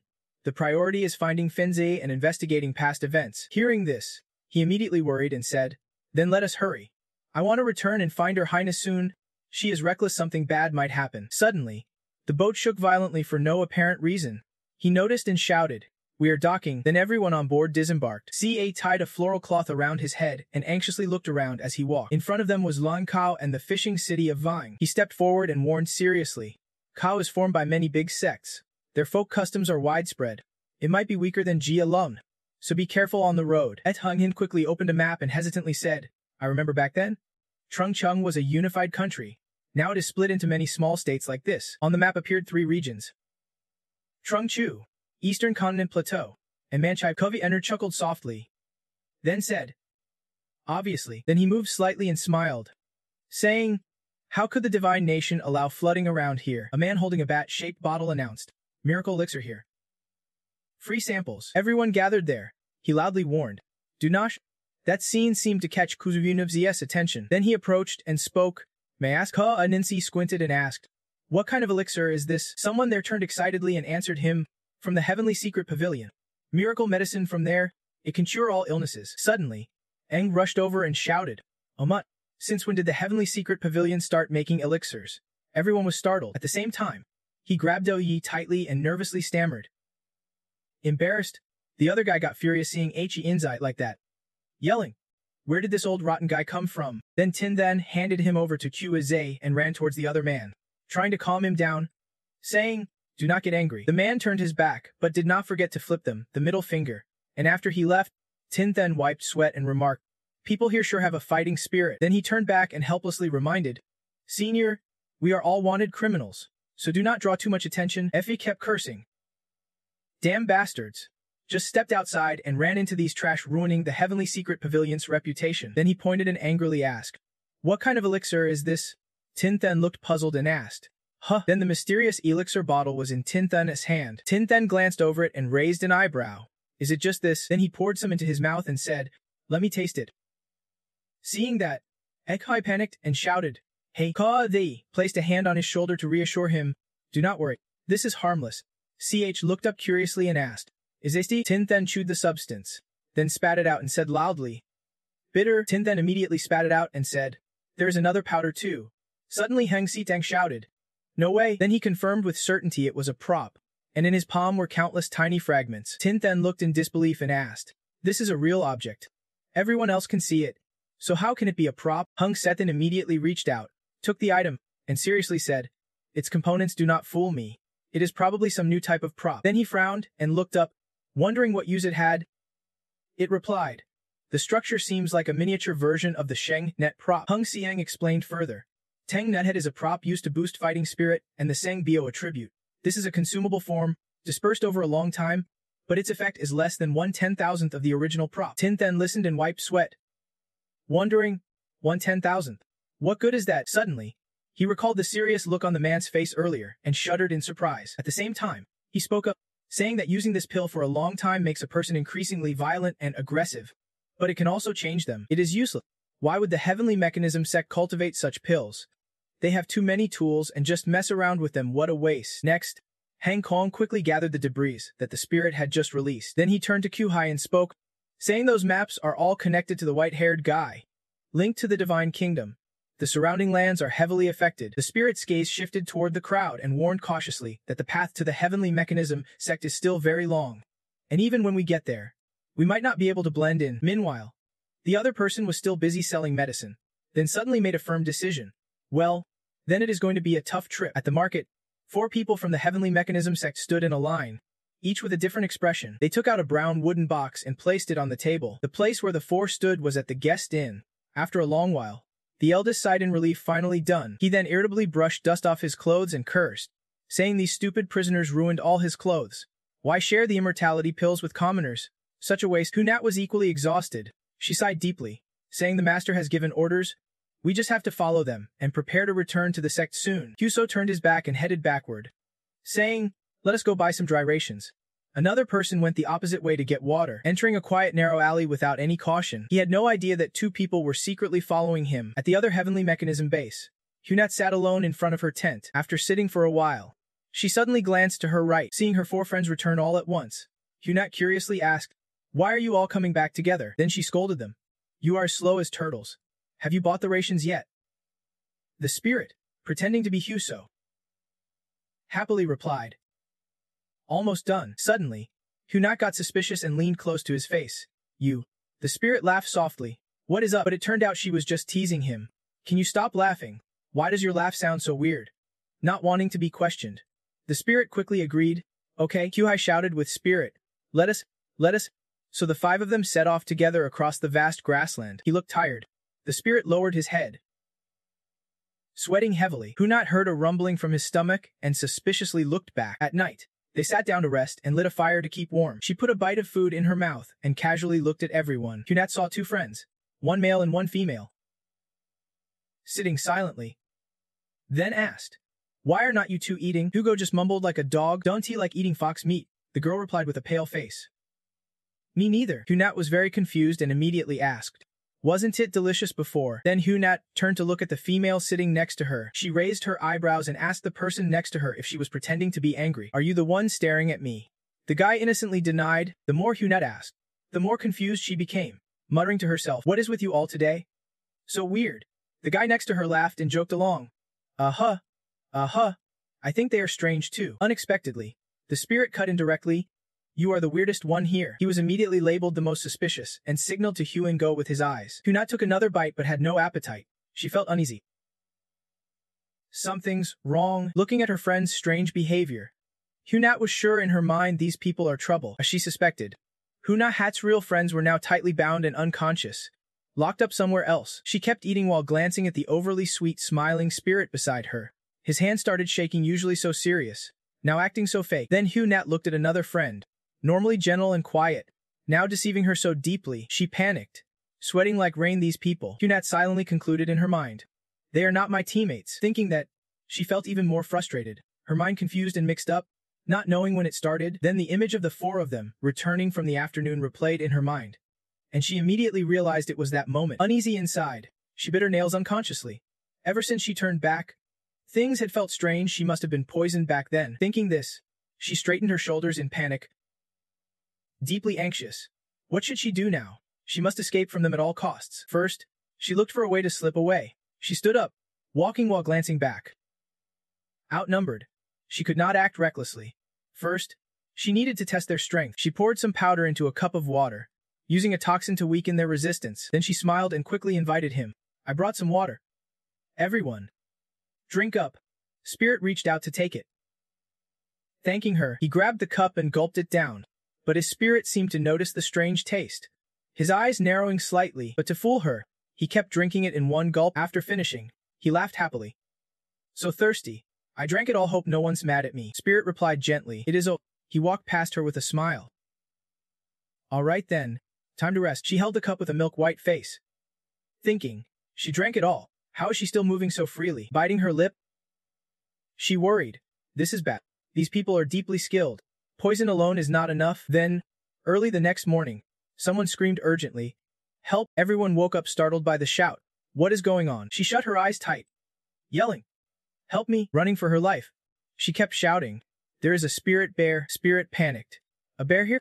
Even the cooks, scared stiff. Don't bring it this way. She sneaked a quiet laugh. Scared already, confident, she said. This spirit bear was suppressed by the sect master's mechanism.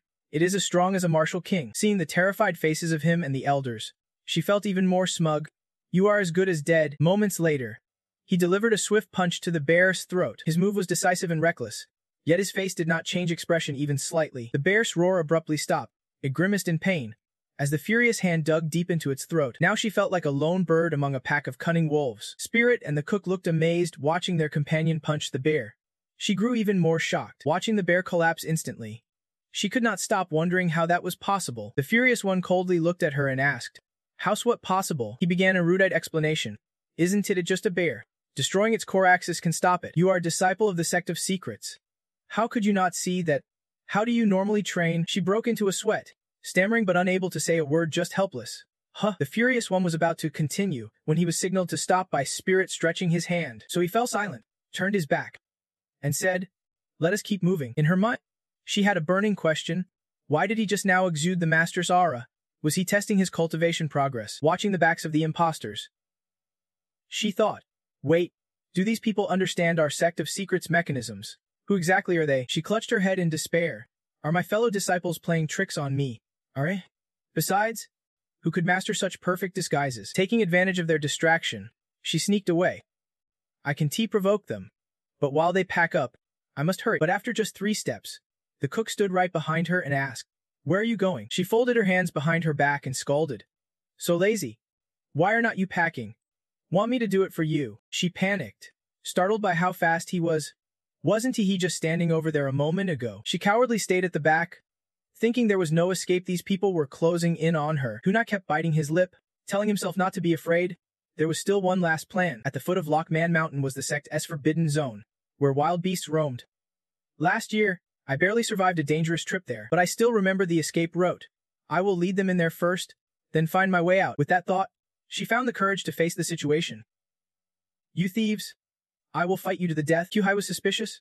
The fog is so thick, are we really heading back to the sect? Hunat scanned ahead and recalled, right up ahead is the nest of the poisonous spiders. There were traps set by the spiders above, just one wrong step would trigger them. Thinking quickly, she pretended to bend down, loosening her thick rope. You guys go ahead. The others, unaware, kept moving forward. Hunat silently urged herself, hurry, I need to run fast. Their footsteps remained steady as they advanced. At that moment, she wished for only one thing, step on. But Huingo seemed to sense something. His eyes flashed sharply. Suddenly, a soft golden light glowed beneath his feet. as if protecting him. The others were the same, stepping calmly without triggering anything, like Hunat hoped. She fiddled with the rope for over 10 minutes with no reaction, then glanced up. Hunat's mouth twisted in disbelief as she muttered, "Huh." Sweat poured down her panicked face as she approached the spider nest. What is going on? Nothing. Triggering. Seconds later, to double-check her memory, she tiptoed to the trap's edge.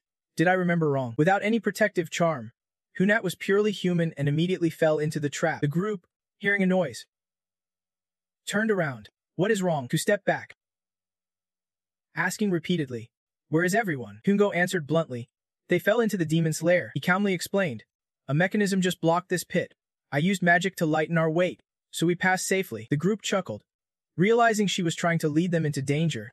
Serves her right. Q stopped her just in time. If she died, no one would guide us. Hearing this, Q sighed. Then I guess I have to go down and look for them. Hold on. Just then, the whole group felt as if controlled from afar. Their bodies went limp and were pulled back instantly. From above, two Chinji sect members shouted, "Don't go in there. You idiots, that is the sect's forbidden zone. Why do you insist on entering?" After that, they threw a magic chain into the trap and yelled, "Get out of the way." Huling gritted her teeth, pulling up the person below as the chain wrapped tightly around her ankle. Hunuak was quickly helped up by teammates. The big sister exhaled in relief. "Glad I arrived just in time." She hugged the teammate now tangled in spider silk. "Where are you guys from?" Ku suddenly made up his mind when asked, silently thinking, "Tien, not just..." The others were uneasy too. "What Qian? How would I know? Our sect never had anything to do with any Qian." Huling, annoyed, accidentally revealed, "Stop stammering. Xiu sect or Qinsuan sect." Q thought happily. So that is how they split up?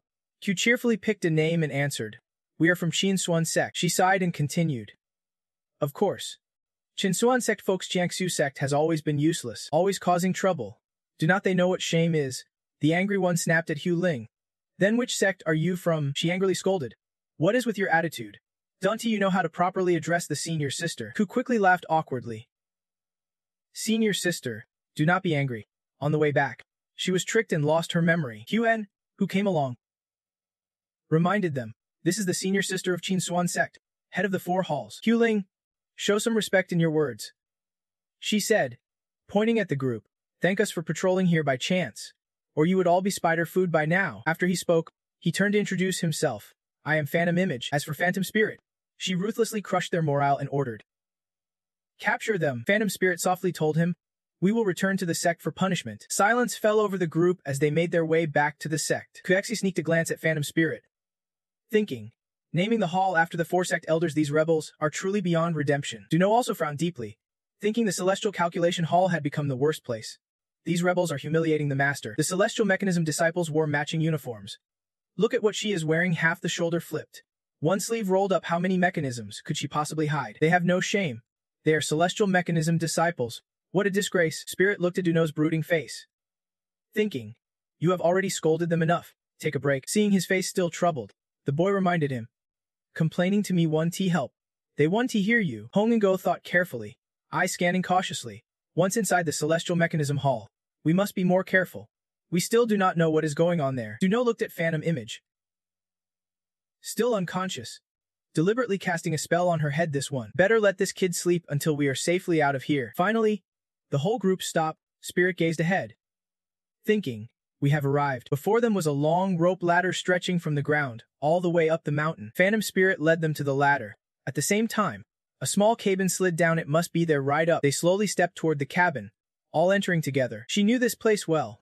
Pressing the glowing staff, it seemed like a pass to allow them to ascend. Phantom Spirit placed the small staff into one of 4 holes. Immediately, the small cabin lit up, startling a few of them. With each passing second, it glowed brighter and stronger. Then it shot upward with a whoosh, screams echoing from below to above. The 2 girls in the fake group screamed the loudest.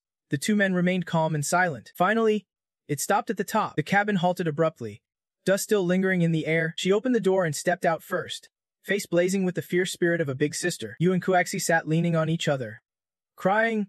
Ahead of you now was a small street. Phantom Spirit waited for them. Once everyone was out, she scolded, so noisy. Are you summoning ghosts or what? Phantom Spirit glanced at Spirit, who still looked dazed. This was her first time using the Ascension platform. You laughed awkwardly. Sorry, says, I am scared of heights. The man beside you continued to scowl whenever she spoke, muttering about this bunch of trash. He silently despised it, The ascension platform should be perfectly made quiet. Steady, celestial mechanism disciples are scholarly. Even the platform should not fail like this. Duno's face remained grim after a while. Spirit reminded him. Senior, let us go in first. Walking down this narrow path, the fake group was surprised. Isn't the celestial mechanism hall supposed to be very poor? It actually looks quite large. Previously, these rebels had taken all the celestial mechanism's major assets. This must be a back entrance, a small path usually used by the inner sect. Seeing Phantom Spirit, a member sweeping hurriedly bowed. Senior sister. She suddenly stopped and looked back. That is right. All members of the fake group immediately froze. Phantom Spirit looked at them sternly. You broke into the Forbidden Zone and entered the Celestial Calculation Hall to receive punishment. After punishment, you will be spared. You were extremely scared. Spirit pleaded. Please. Senior sister. Do not. She leaned on her crutch. What? You want me to take you there? I do not want to either. That place is a total dump. Cursed to death. Hurry back to accept punishment. Or punish yourselves right here. You had no choice but to obey helplessly. Yes, madam. Spirit panicked. Wondering silently. Where's the Celestial Calculation Hall anyway? Duno behind advised. Go ahead. Do not look around. Maybe you will find it. Then, a voice called out. Phantom number. Hey. Phantom number. A rough hand slapped Spirit's shoulder. A young guy wearing glasses came over and tapped his shoulder, asking why he was not responding. Spirit was dazed for a moment, wondering if this body was cursed or what. Then he had to laugh it off, saying it was just nonsense, teasing with a smirk. But laughter really hurt. The man then seriously asked why they were not supposed to come down the mountain to distribute medicine, why they broke the rules, why the weak ones were unconscious, and why they ran into the restricted area. Just distributing medicine on the mountain could break the rules. Really? After talking, he looked frustrated and helpless, saying to hurry back and accept punishment. What a disgrace. But Spirit held back a smile and agreed immediately. Inside the Heavenly Calculation Hall, the whole group stood frozen, looking like they would seen something strange. Spirit could only say 2 words. Too messy. Hyun then said, why stand outside the door? Come in. Spirit walked in, offering advice. The door's all worn down like this. We should fix it sometime. He turned and replied briefly. Fixing costs money too. Ideally, each of the 4 places had its own strengths. But since its founding, the Heavenly Calculation Hall was arranged to find answers over hundreds of years. We still can't predict or truly understand the heavenly way. Funds have been shrinking. People long ago left for the other 3 places to join them. Forget about fixing the Heavenly Calculation Hall. Anyone wise could see the secrets are fading. Life is getting tougher. Where's the money going to come from? You and Duno continued exchanging thoughts via telepathy, turning sand into gold. Intelligence networks. How do we classify it? Wasn't it different before? Uncle Changsu loves alchemy. Uncle Changquan knows about intelligence gathering. But those are their personal hobbies. The Heavenly Calculation Hall disciples focus mainly on mechanical arts, with divination as secondary. Now the disciples do not trust the council. Even the seat of honor can be kept. They are thinking about making money. Can this still be called a sect? They began their punishment. The 4 had serious expressions, plugging their noses any way they could, trying not to vomit.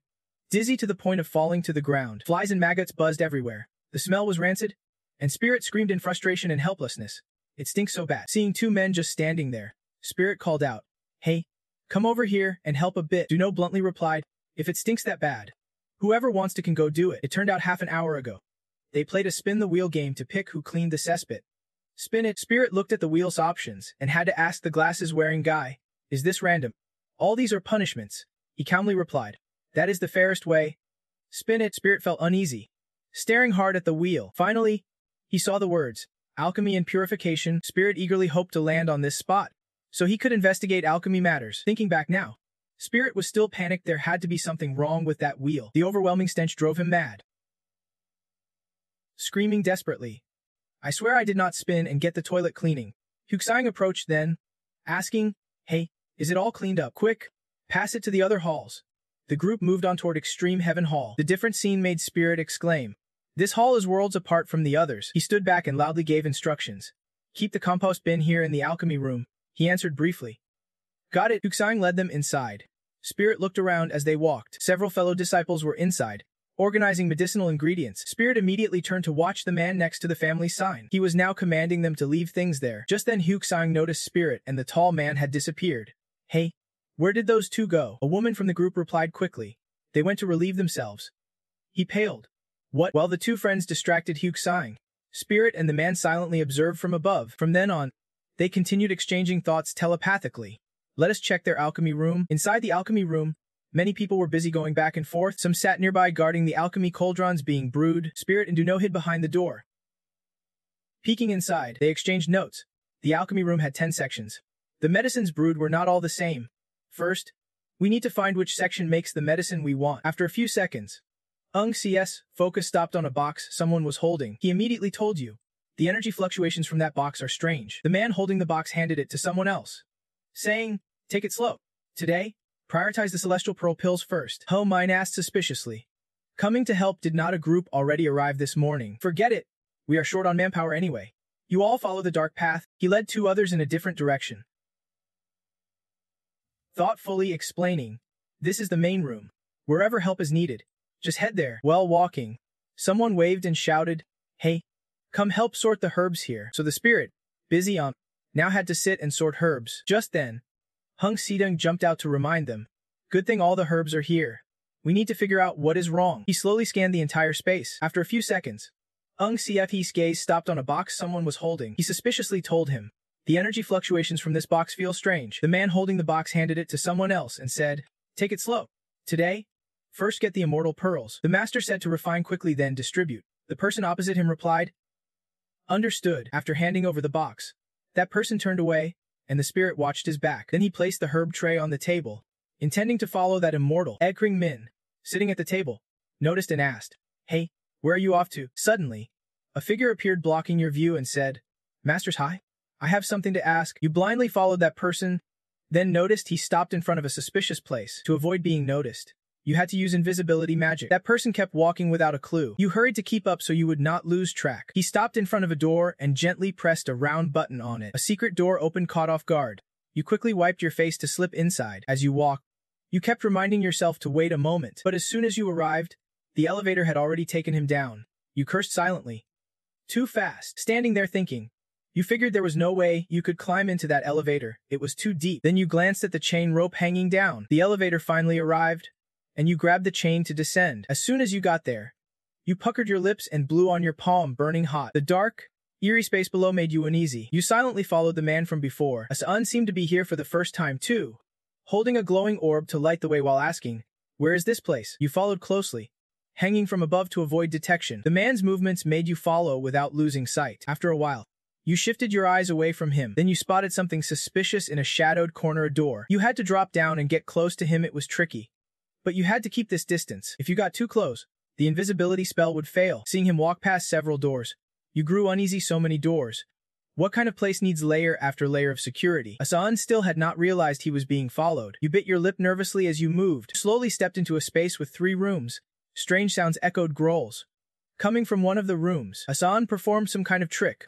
A soft blue light flickered. After that, you heard nothing and whispered, all quiet. He entered the earlier room, and you cautiously followed. You noticed long black iron bars behind the door. Immediately, you thought, a cage? Suddenly, a man appeared, shouting angrily and fiercely. Then others locked inside rushed out, yelling and banging on the cage bars. They seemed to have lost their minds, bloodshot, wild-eyed. Your eyes widened in shock. Are these all people inside that cage? Just then, Ephes suddenly appeared behind you and asked, what a coincidence running into me. You are brave to come here. You startled and turned. Senior, why are you here? He answered calmly. People can be here, but I can. You wondered why he was not wearing his mask. Andrew replied, it is time, and I do not need it right now. Then both of you looked at the people inside the cage. What happened to them? And Eve explained, they are affected because their spiritual energy is too strong. The device they are influenced by the same violent effect. They were used for drug testing, losing consciousness from the overdose. Besides, the device seeps into their bodies little by little, so I can interfere. Come on, let us check the other rooms. You approached another cage, wondering why it was so quiet here with so many people locked up. It quickly analyzed for you. Correct. These people are affected by a different device. A tox. This device is chronic, used to torture victims to death like a deadly disease. You furrowed your brows in chill. Why are they testing such horrors? The senior accompanying you could not hide his fear either. Few left alive in this room. So cruel. Are those imposters planning to spread poison to the people? I am brewing this strange, chaotic potion, and it is deadly. How could this possibly benefit them? Spirit listened to Hung Yungo, then fell into deep thought. The others at the door whispered among themselves before heading into the innermost room to take a look. This room seemed to be the alchemy lab, with pipes releasing a faint mist of the potion. The liquid inside crystallized into small chunks and dropped into a container below. Standing by the pipe was an old man with shoulder-length platinum hair. Examining things carefully, the man who had been observing earlier entered and called out. "Master," he reported, "today's batch of pills is finished, sir. Once done, they will be sent down the mountain immediately." The old man lightly raised a test stick, inspecting it as he replied, "So the pills have been effective these past years, right?" The spirit bowed slightly and answered, "Yes, Master." The old man then spoke slowly, "That is enough. From tomorrow, change the pills to target the disease." The spirit bowed again. "Understood," he continued. "No need to prolong the distribution of the current pills. Supply steadily. The northern regions follow the same." After speaking, he ordered, "You may leave now." But the spirit lingered. "Master, there is one more thing." Heaven's calculation sect. A failing disciple. A senior disciple requests to revoke his title. The old man repeated the words slowly. Heaven's calculation sect. Indeed, understanding the heavenly way was never easy, no matter how many years passed. Then revoke it. Just send a notice and inform the whole sect. He heard this and respectfully clasped his hands. Yes, then he quietly stepped out and carefully closed the door behind him. Hatchdape stood still, watching the alchemy process closely. Each small pill dropped into the container. His face was calm but carried a dangerous edge. Suddenly, someone appeared behind Hatchdip. It was Yu and Hung Nungo, both rushing forward to attack, but as master, he was not someone easily taken down. Hatchdeep's hand brushed the spirit's face, tearing off his mask. Seeing the true face beneath, the old man was slightly startled. The spirit quickly launched a glowing sphere to attack. Hatchdeep easily dodged and taunted, "You really think you can hurt me? Yet you came here yourself? Who gave you that courage?" At the same time, your teammate silently attacked from behind. Hung Nungo summoned a sword of light and struck the old man. The brilliant strike shocked the spirit, whose face paled as the light faded. He nervously glanced back, but he did not expect Hatchdeep to be standing right before him, accusing him. Seventh disciple of the Heavenly Secret Sect, direct descendant of the Heavenly Calculation Sect's heir, Hung Nungo. Today, everything is exposed.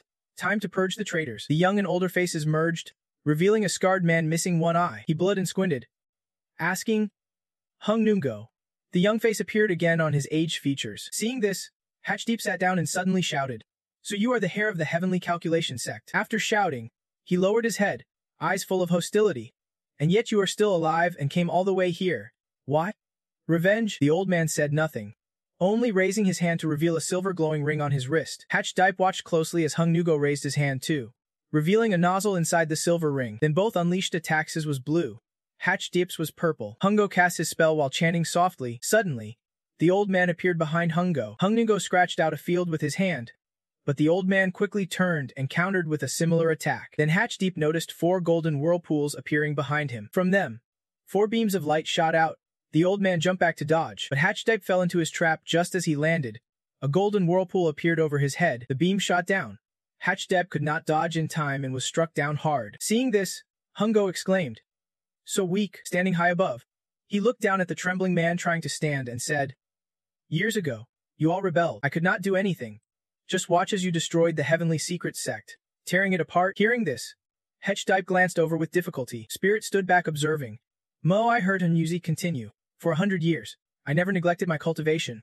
Also, I could one day personally kill my enemy." Saying this, his foot stomped on the handman's head. "Furious? And yet you repay my efforts like this? Despicable." Ezan Onions used Hatchdeep's head as a footrest, propping his hand on his knee and leaning down. "You worthless scum? How could you have destroyed the Heavenly Secret Sect back then?" The handman's face pressed against the ground, but he struggled to lift his head, replying, "Destroyed it.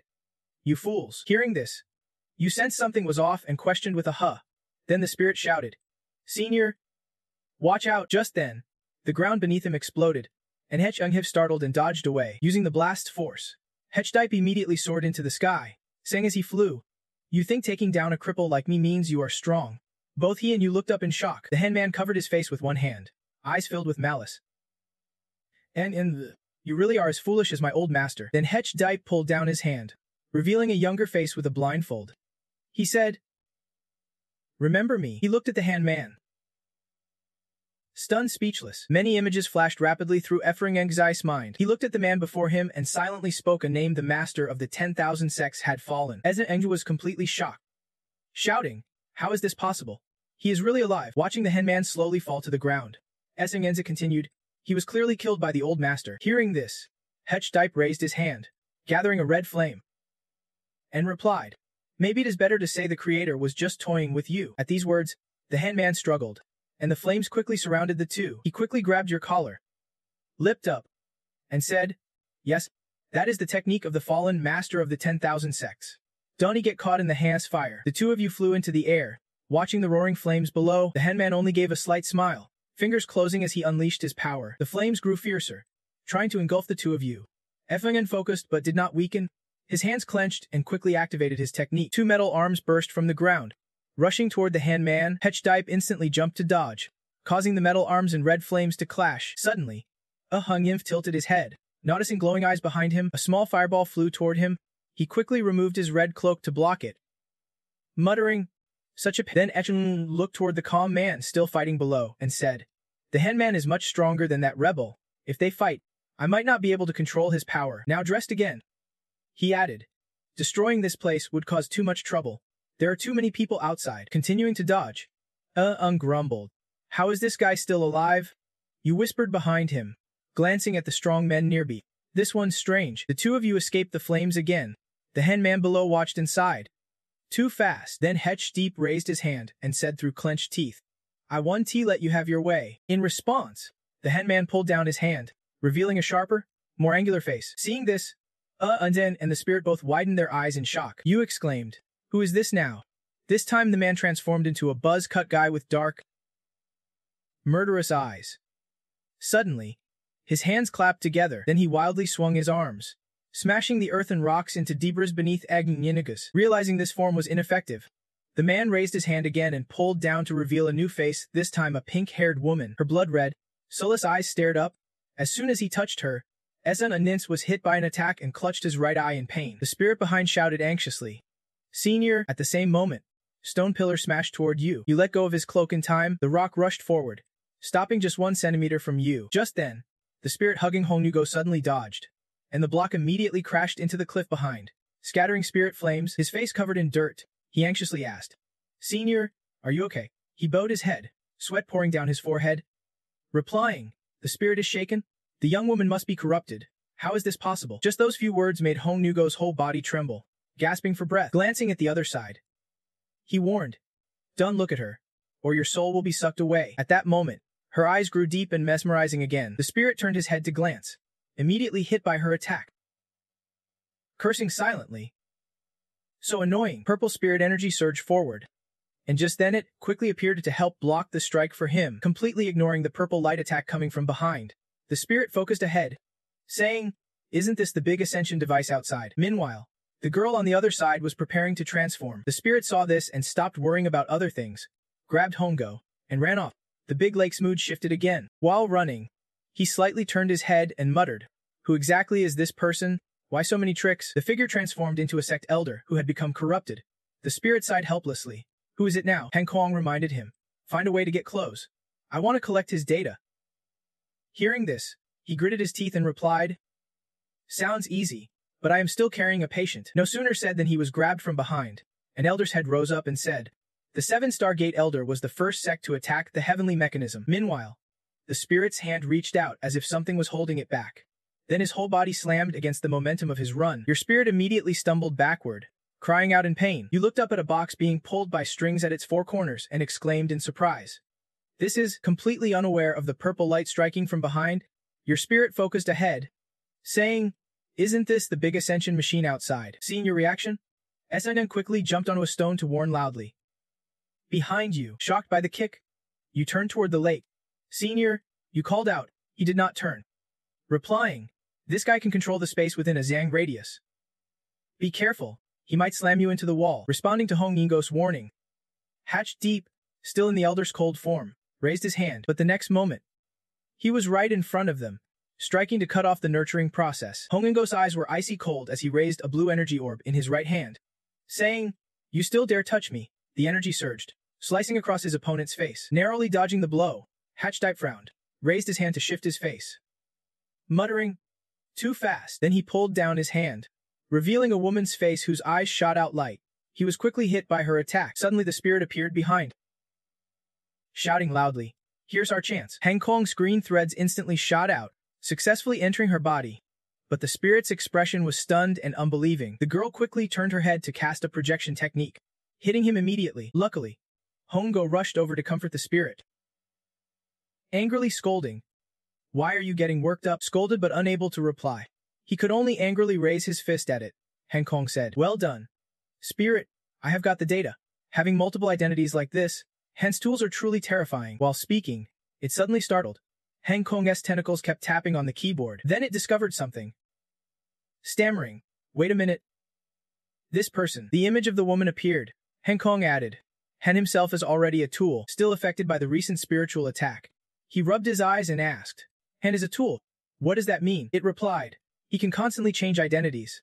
I thought there was some secret tool I did not know about." At this point, the image appeared again. Then Hankong continued, "But the data shows this is a warehouse of humanoid tools." The spirit did not believe it and asked, "Tools with autonomous consciousness. Then how do we fight? Can someone absorb it?" Embarrassed, it answered, "The structure is too complex. I can absorb it." But the scene shifted to Hong Nugo lowering his eyes, thinking, "Hard to handle. The identity changes too fast. This young woman is really troublesome." At that moment, a hand rested on his shoulder, calling, "Senior." Seeing Hongo turn away, he was bruised and sweating, weakly saying, "I have a way to subdue him. Please cooperate a bit." On the other side, she was covering her eyes with her hands. When she removed them, her eyes were bloodshot red, veins bulging on her face. He immediately shouted, "Close your eyes." Right after, Hatch Diet returned to his youthful form. Red flames spouted.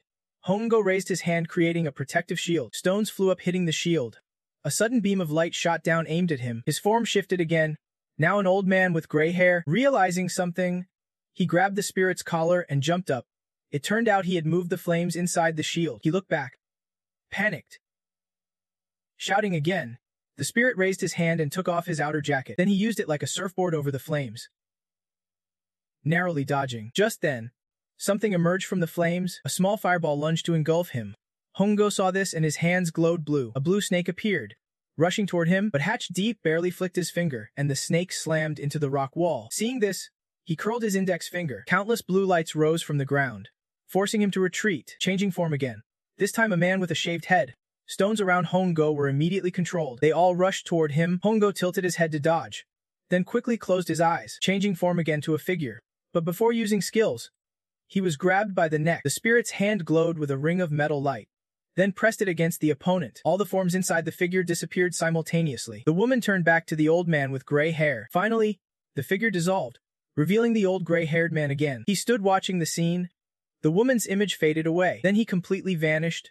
His body shrank and convulsed. From behind, he immediately sensed danger. Suddenly, the spirit was thrown into the air, crying out in pain. Seeing this, Hong Ngo quickly reached out to catch him from behind. The spirit urgently asked Hang Kong, "What is going on? Can the escape trick only be used once?" Hearing this, he immediately replied, "Did not expect it to be so strong. Dunash, we have got experience now. Let me try again." Meanwhile, Hadep was furious. Panting heavily, his fingers glowed with purple characters, shimmering intensely. "Hat, what are you doing?" Seeing this, he immediately stepped in front of him, this time without grabbing the collar. Hongingo had no choice but to grab the tail of the spirit's hair, pulling him up, saying, "Faster, so you can dodge his attack." His body transformed into the form of a monk. Rocks and earth again slammed toward the two. They flew fast but targeted him. He was led to dodge. Hongingo shouted loudly, leaning forward to dive down. The masked man appeared again. The flames roared and lunged forward. On their path, he stretched out a shield, but something red approached from behind. It smashed the shield, hitting the spirit's back. Hongingo immediately turned, shouting his name. His hand with purple characters reached out again. The shield shattered instantly. He fell straight to the ground, but the surrounding earth and stones slowly floated up. Hongingo immediately looked up, worried as the spirit was lifted by the earth and stones. He was carried away by the debris, then fell into the red flames. Seeing this, he smiled and looked at the old man, saying, "Next is the person." The flames swirled as the Nam opened his big fan. It was blocked again by the shield. Hongingo pressed 2 fingers. The blue snake was called back, using its body to slam into the rocks. It kept moving, smashing all obstacles. Hadip looked up, muttering, "Why resist anymore? That brat is already dead. We are sure to win." He just stayed silent after hearing that, but his right eye flashed sharply through the rubble. Facing the enemy's attack, Hongingo boldly counterattacked to try to subdue him. The opponent refused to back down and countered, landing a solid kick on him. Hat Diep seemed to sense something and turned his head around. Thanks to the smooth teamwork of Huongo and Tin, then, Hang Kong got the chance to extract the control core from the humanoid prop. It spun fiercely for a moment before pulling it out. Instantly, he was thrown into violent shaking. Now you have subdued the sect leader. Muok Dang. Hattype still shook wildly, screaming non-stop. Not stopping there, Hang Kong struck his body again, causing him intense pain. Though exhausted, he stayed alert, observing the situation. The humanoid prop lost control under attack, revealing 3 distinct layers. In the end, they were completely expelled from the master monk's body. His mouth hung open, his spirit seemingly severely damaged. A jade slowly emerged from Hat Dip's body after losing its owner. The humanoid prop fell to the ground and rolled around. Hongo quietly knelt down, staring intently at it. He reached out to touch the humanoid prop, seemingly having made a decision in his heart. From the sea of flames, Tin then appeared wearing only underwear, looking dejected as he met with Hong Nungo, his senior. His face was marred by several unpleasant burn marks. You just leave me like this. If I had not wrapped myself in cloth, I would be burned to death. He then turned to praise Tin. Then if he could survive being burned. It shows you have got some guts too. The prop you gave me, I can't see its exact form, but judging by its effect, this prop is pretty useful. He looked curiously at the glowing orb, wondering what it was. After showing it to Hang Kong, he was stunned and said the data was really massive. Hang Kong's tentacles kept fiddling with the prop. In front of him, countless data and images flashed vividly. Electric sparks crackled continuously around Hang Kong, and he muttered in shock. This is... Hang Kong's strange attitude made Tin then ask out loud, "What is wrong?" Without explaining further, he hurriedly cut the connection, saying, "This huge data needs time to digest. I am disconnecting first." Before he could ask more, Tin then's eyes dimmed and went dark. Immediately after, he and Hongo rushed out of there, gritting their teeth and charging forward. Watching the powerful earth tremors erupt, Tin then was terrified. Nene Kongka. The large cracks had spread all the way up to the stone ceiling above them. He looked up urgently and warned, "It is over, the cave's collapsing too much." Hongo panicked and dashed off like the wind. "This place is about to collapse, run." The entire Thean Kokak was violently shaking because of this. The Kuhei group also sensed the danger. Hulin and Huen looked around in shock. Huvian shouted loudly. Earthquake. Cracks in the ground caused everyone in Thean Kokak to panic and scramble for an escape. Someone could not hold back and screamed, "Run!" Earthquake. In the end, Thean Kokak could not hold up and completely collapsed. Amid the rubble, they faintly heard some growling sounds. Terrified, they all froze and looked back. What is that rumbling? It turned out the underground prison was destroyed, and the imprisoned monsters were suddenly released. All of them fled in fear, trying to escape. The disciples of Thean Kokak fought as they retreated, shouting, "What are these things?" Someone yelled loudly, "Kill them!" But the girl behind hurriedly stopped him. "Stop, wait, are not they wearing Thean Kokak's clothes?" On the other side, a figure appeared with only a few strands of hair visible on his head. She worriedly voiced her guess. "I think he is Senior A Trung, who went missing." Before she could react, he charged forward, attacking fellow disciples fiercely. Mei quickly slashed a streak of light at Echi Trung, who collapsed. It turned out Echi Lin was the one who struck. "Why are you just standing there?" she urgently ordered. "They are all unconscious. Finish them off." Someone on the other side shouted, "Stop standing there." Esseline spared the nearest life and urgently commanded, "Go find Master quickly." As she turned, she bumped into your spirit, who said quietly, "No need to search." After hearing this, she just stood there stunned, stammering, "Well, what? They are gone, right? Was it smooth?" Your spirit firmly grabbed your friend's hand and pulled him away. "Let us escape while it is chaotic." All disciples of the Heavenly Mechanism sect abandoned everything, focusing on one thing only: running fast. Amid the panic, Onion looked toward the distance, silently watching. Behind, fierce flames engulfed the building, consuming everything around. Suddenly, amid the chaos and thick smoke, a black sphere with a blue glowing edge appeared, radiating strange power. At the same time, a group from the Heavenly Mechanism sect, including Yit, ran out of the chaos. Faces tense, the sphere shot forward quickly, leaving a blue trail behind. One of them suddenly exclaimed in alarm, "It is burning again." His face changed color as he hurriedly ran, shouting, "The east side is on fire again. Put it out." Eslen shouted furiously, "Why is it burning again?" Amid the chaos, she lunged to grab someone trying to flee, yelling, "Fight the fire. Don't run." Yet amidst the sea of flames and thick smoke, your spirit wanted to add more fire from a hidden corner. "The alchemy room is about to collapse. The senior must be dead inside. Run. There is nothing left to save." Hearing this, some began to waver, footsteps faltering as they prepared to flee. The Phantom refuses to give up, shouting behind, "Stop right there." Amidst the blazing sea of fire, the Phantom's eyes gleamed coldly with determination. He spoke quietly again, "Let us." Scene shifts to a vast snowy mountain pass. On the pure white ground, the celestial being walks calmly through the snow-covered land. He presses his lips, a smile both mysterious and cold. The celestial being whispers to himself, yet he can swallow another piece from the heavenly chessboard. Impressive? You really are the strongest system I have ever seen. He looks up at the sky and sighs, truly grateful for the gift you gave me. Finally, the celestial being presses his lips, his sharp gaze fixed on the snowy, cloudy sky, uttering two powerful words. Heavenly Tao. The misty space is filled with falling snow, cold winds howling and carrying white snow dust. Just then, elsewhere, Hang Kong's signal blinks repeatedly. It gradually stabilizes, hovering and sending out weak signals. Spirit anxiously looks toward Hang Kong. Are you okay? Its voice sounds a bit surprised. Why are you here? You respond gently. We have left Heavenly Mechanism Pavilion and are on our way back. Everyone is resting, so I came to visit you. Spirit sits cross-legged in the virtual space, looking at Hang Kong floating ahead. You ask again, what do you mean by that? It calmly explains. I swallowed a collection of props, so I had to accept their memories. Some things went beyond my expectations. Could it be that this world also has fake systems, with many props not following the usual rules? Spirit hears this and grows a little worried. The more Hang Kong talks, the more sweat it breaks out. I always thought only systems could create props, but in those memories, I discovered who made them. It was a white-haired man, a blurry image that gradually became clear, none other than the celestial being. The image changes. The celestial being smiles lightly, a smile that feels dangerous. Spirit looks up anxiously. Did he make the props himself? At that moment, Hang Kong's voice explains all those people we met before, even though they used props freely. Props are also created by the system inside the body. No one can make props themselves unless the celestial being has swallowed his own system. You open your eyes wide, mouth twitching in disbelief. Swallow the system. Then Spirit panics and steps back, eyes fixed on it.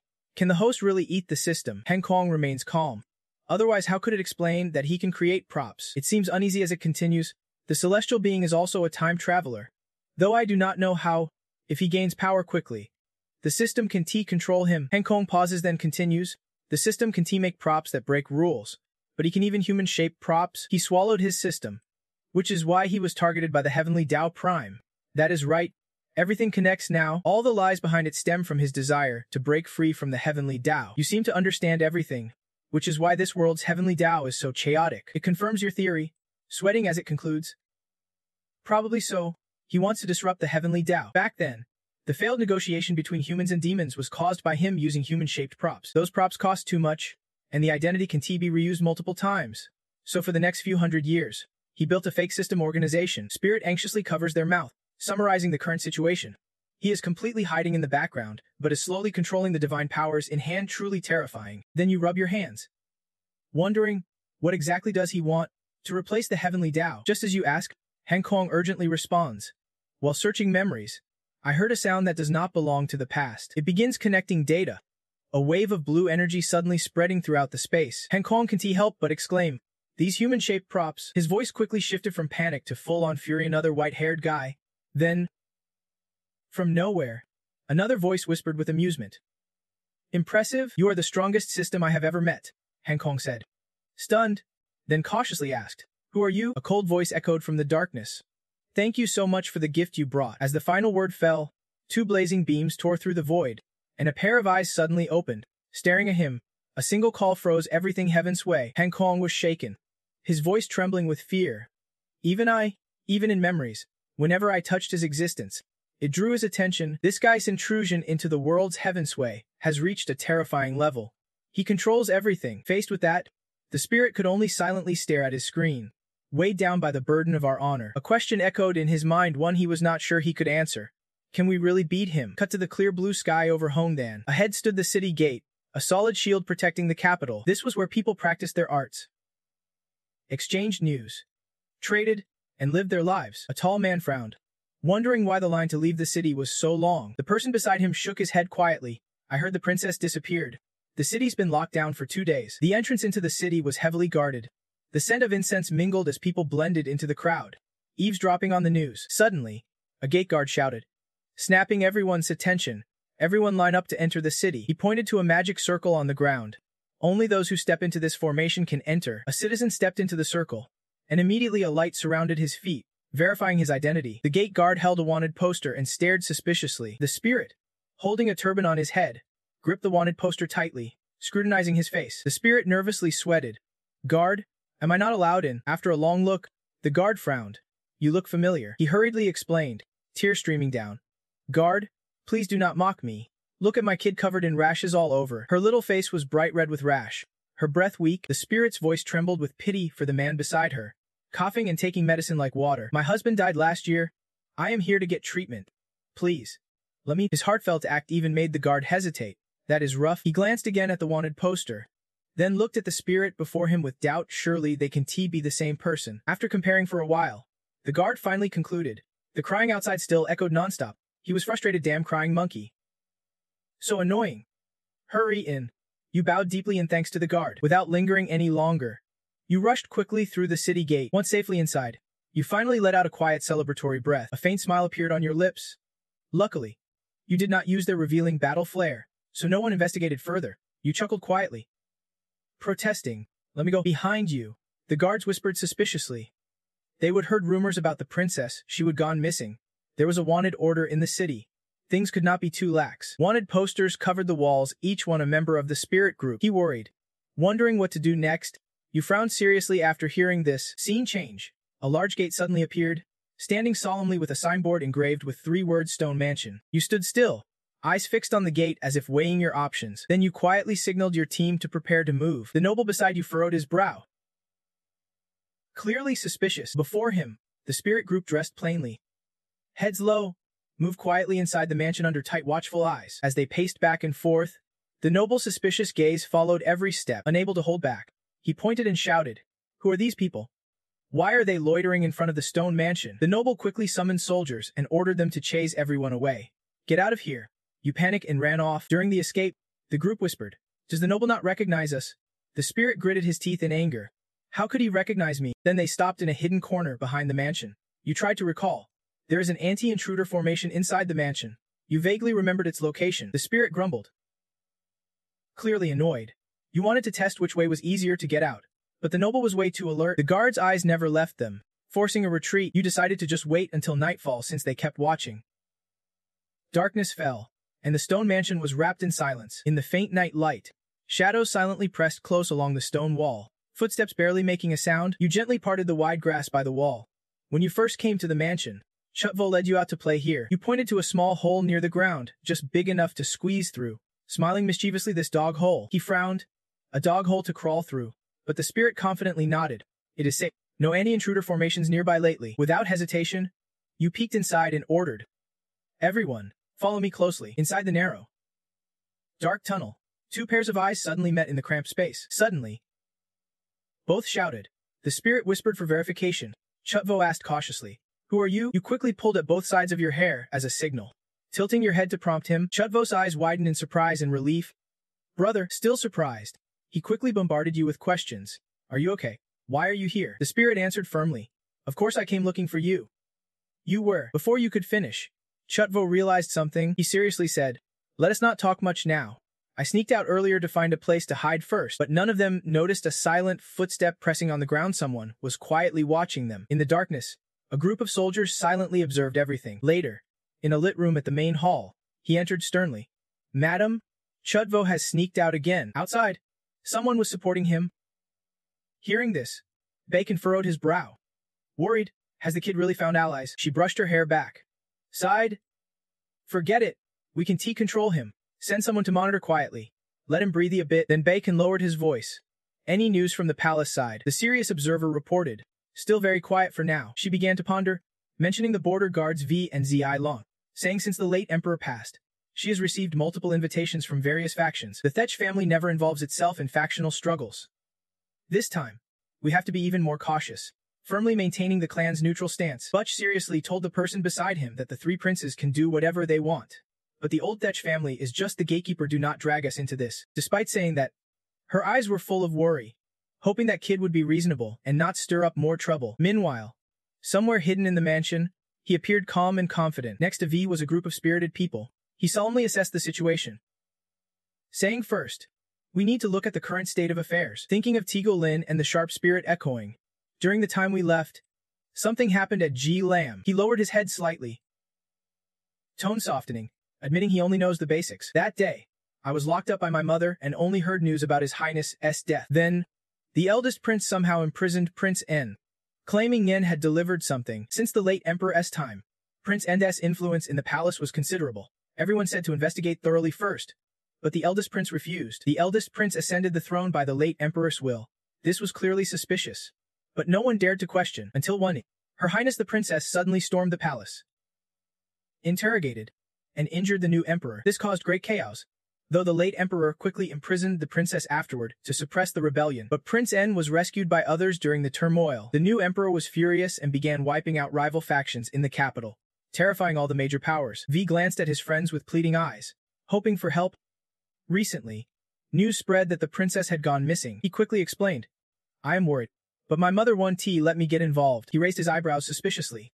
The princess missing, where could she have gone? V shook his head, answering sadly, I do not know about that. Suddenly, he stepped forward, eyes determined, asking if everyone was searching for her and to take him along. Tin then stared at V coldly, his voice sharp.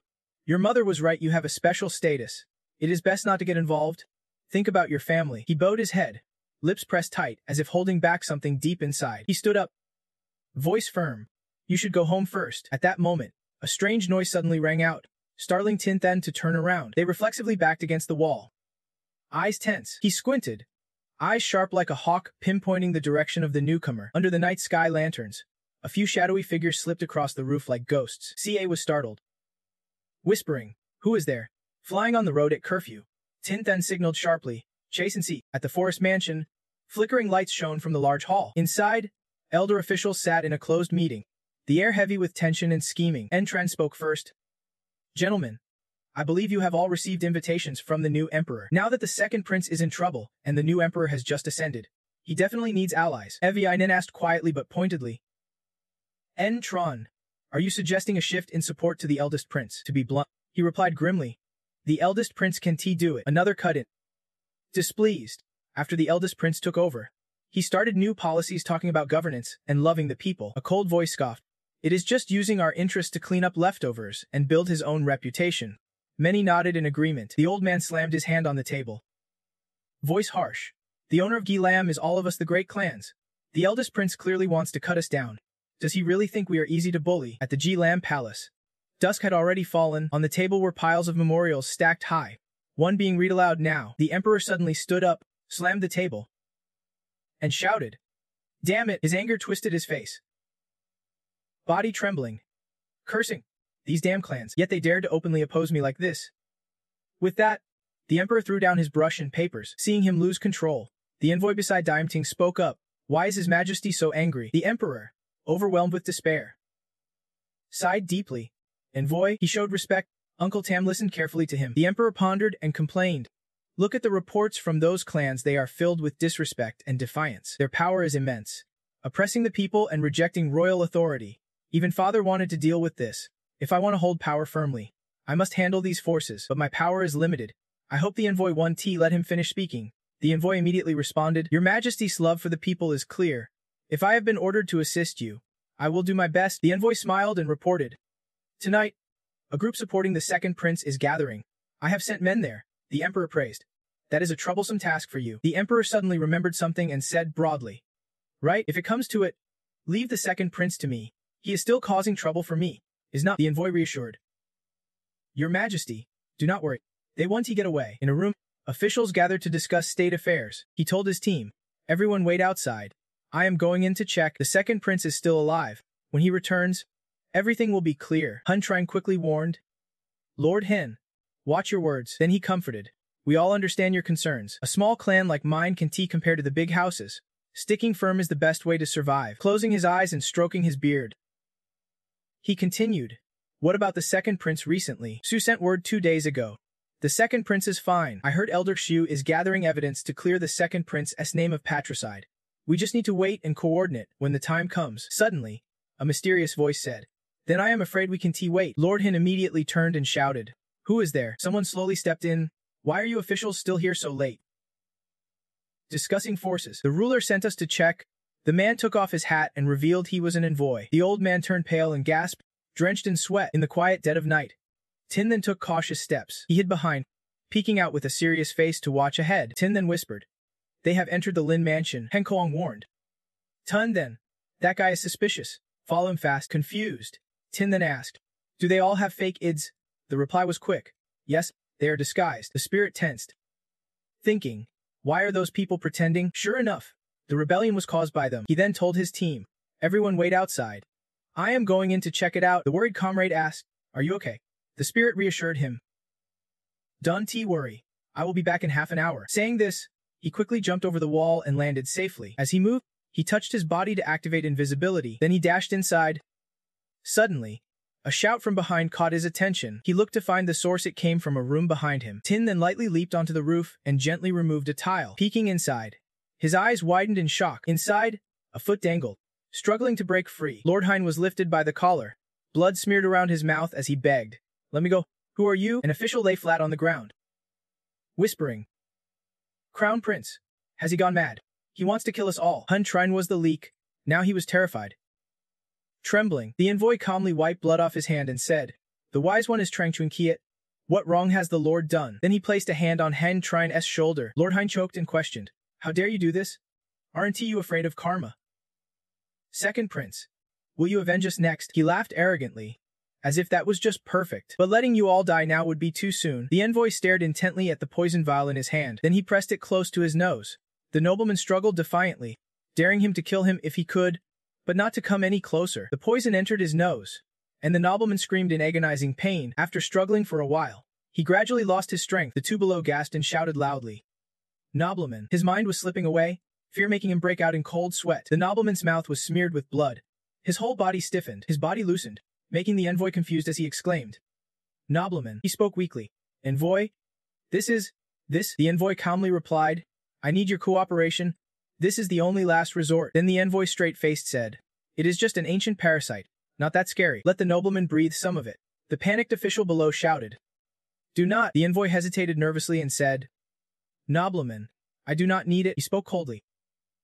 "One nobleman. Thanks for today's intel. We will take good care of you." Outside, the sky poured rain with thunder crashing down. Inside the room, someone stepped out, cloaked head to toe. It was the nobleman, walking like a puppet, eyes tightly shut. A carriage sped through the dragon rainstorm. The carriage curtain was whipped up by the wind. The nobleman sat silently inside. A servant sneaked into the carriage, skillfully slipping his hand inside. Quickly, the servant pulled the stiff nobleman's body out. Then he dropped him on an open patch of ground. Confused, "What is going on?" A voice immediately replied, "I sealed his 8 energy points." Tin then looked at him thoughtfully. The nobleman's body suddenly trembled with a light cough. Tin then sat down to check. Black gas rose from his nostrils. The nobleman's eyes rolled, blood vessels bulging. Hang Kong used his tubes to trap that strange black substance. He brought it before Tin then for inspection. Tin then examined it curiously. "What kind of tool is this?" Hang Kong quickly warned. "Don't touch it. It is an ancient parasite." Tin then asked again, "Is it really an ancient parasite?" He explained swiftly. "It is part of the tool's components. But many beneficial parasites are combined and inseparable. With the tool, the parasites can completely erode the host's consciousness. Once removed, the host will die." Tin then expressed unease. "That guy must be sent from the divine kingdom. No wonder the great prince's power suddenly rose so easily. They want to control the imposter." Tin then clenched his teeth angrily. "Those scoundrels. What do they want to do now?" "They are using the great prince to control the imposter." Suddenly, an idea struck him. Tin then pondered. The princess suddenly stormed into the palace and harmed the new emperor. "I was thinking too simply," Kue said gravely. "Tun then. What should we do with this body?" He turned to ask, "Does anyone have a tool to control him? We can let him call me master." Heng Kong snapped. "I do not have the habit of letting him call anyone master." Tin then spoke seriously. "We can keep these puppets. They are all dead and attract too much attention. I will take all their parasites out and temporarily replace them with your tools." He thought for a moment and replied, "Good idea, but that will drain my tool's power. Give him a basic version." After speaking, Heng Kong implanted a small orb into the nobleman's body. Then he suddenly sat up. She fearfully hid behind him. The nobleman turned his head, blood dripping from his nose. Tin then immediately said, "Go home and wait for orders." The nobleman left as commanded. Tin then frankly commented, "He does not look like a living person." He replied, "Just take him back and wipe him up a bit." Careful and clear instructions. Then the old man and I will take action. Everyone else find a safe place and hide. Old she? You should go home. Chudvo looked at you pitifully, sincerely advising, "But looking at me like that won't help." You helplessly stepped aside. "Maybe you should escape with them first." He suddenly exclaimed happily, "Fine. Not going home is fine." Spirit's face darkened as he asked, "Do these people have tracking devices on them?" Heng Kong immediately confirmed. You quickly ordered, "It must be done before dawn." Spirit looked up anxiously, thinking, the crown prince, maybe he really killed Emperor La. That is why the princess is resisting him. People are cruel. Is not he afraid of being controlled by the divine kingdom? We have to find the princess quickly. You suddenly noticed the carriage below. At this moment, Duno caught up with Spirit. They exchanged a meaningful glance. He quickly jumped down from the carriage. Duno could not hide his surprise, clearly showing it on his face. He panicked and hurried after the carriage. Duno thought, this is bad. There is an ambush and a protective formation on the carriage. He was instantly restrained by glowing blue chains and could not resist. Spirit was extremely tense and hurriedly wiped off the sweat. Spirit grabbed Duno's shirt and shouted, wipe it off. Suddenly, what you saw amazed you. A circle appeared around them, and the two bodies instantly vanished in a cloud of smoke. They felt themselves falling freely somewhere. Both landed and looked inside the carriage in confusion. A foot suddenly stepped behind them, accompanied by a voice. I knew someone would come for Lord Trun. Spirit and the man immediately turned around in surprise. Xiaoling glanced at you secretly, stunned for a moment. Then Xiaoling hurriedly said, why are you here? Spirit immediately brightened and said, Before you could say more, Hien Diet raised his hand to shield her. He frowned seriously. I remember you now. You are the one conspiring with the demon clan Spirit.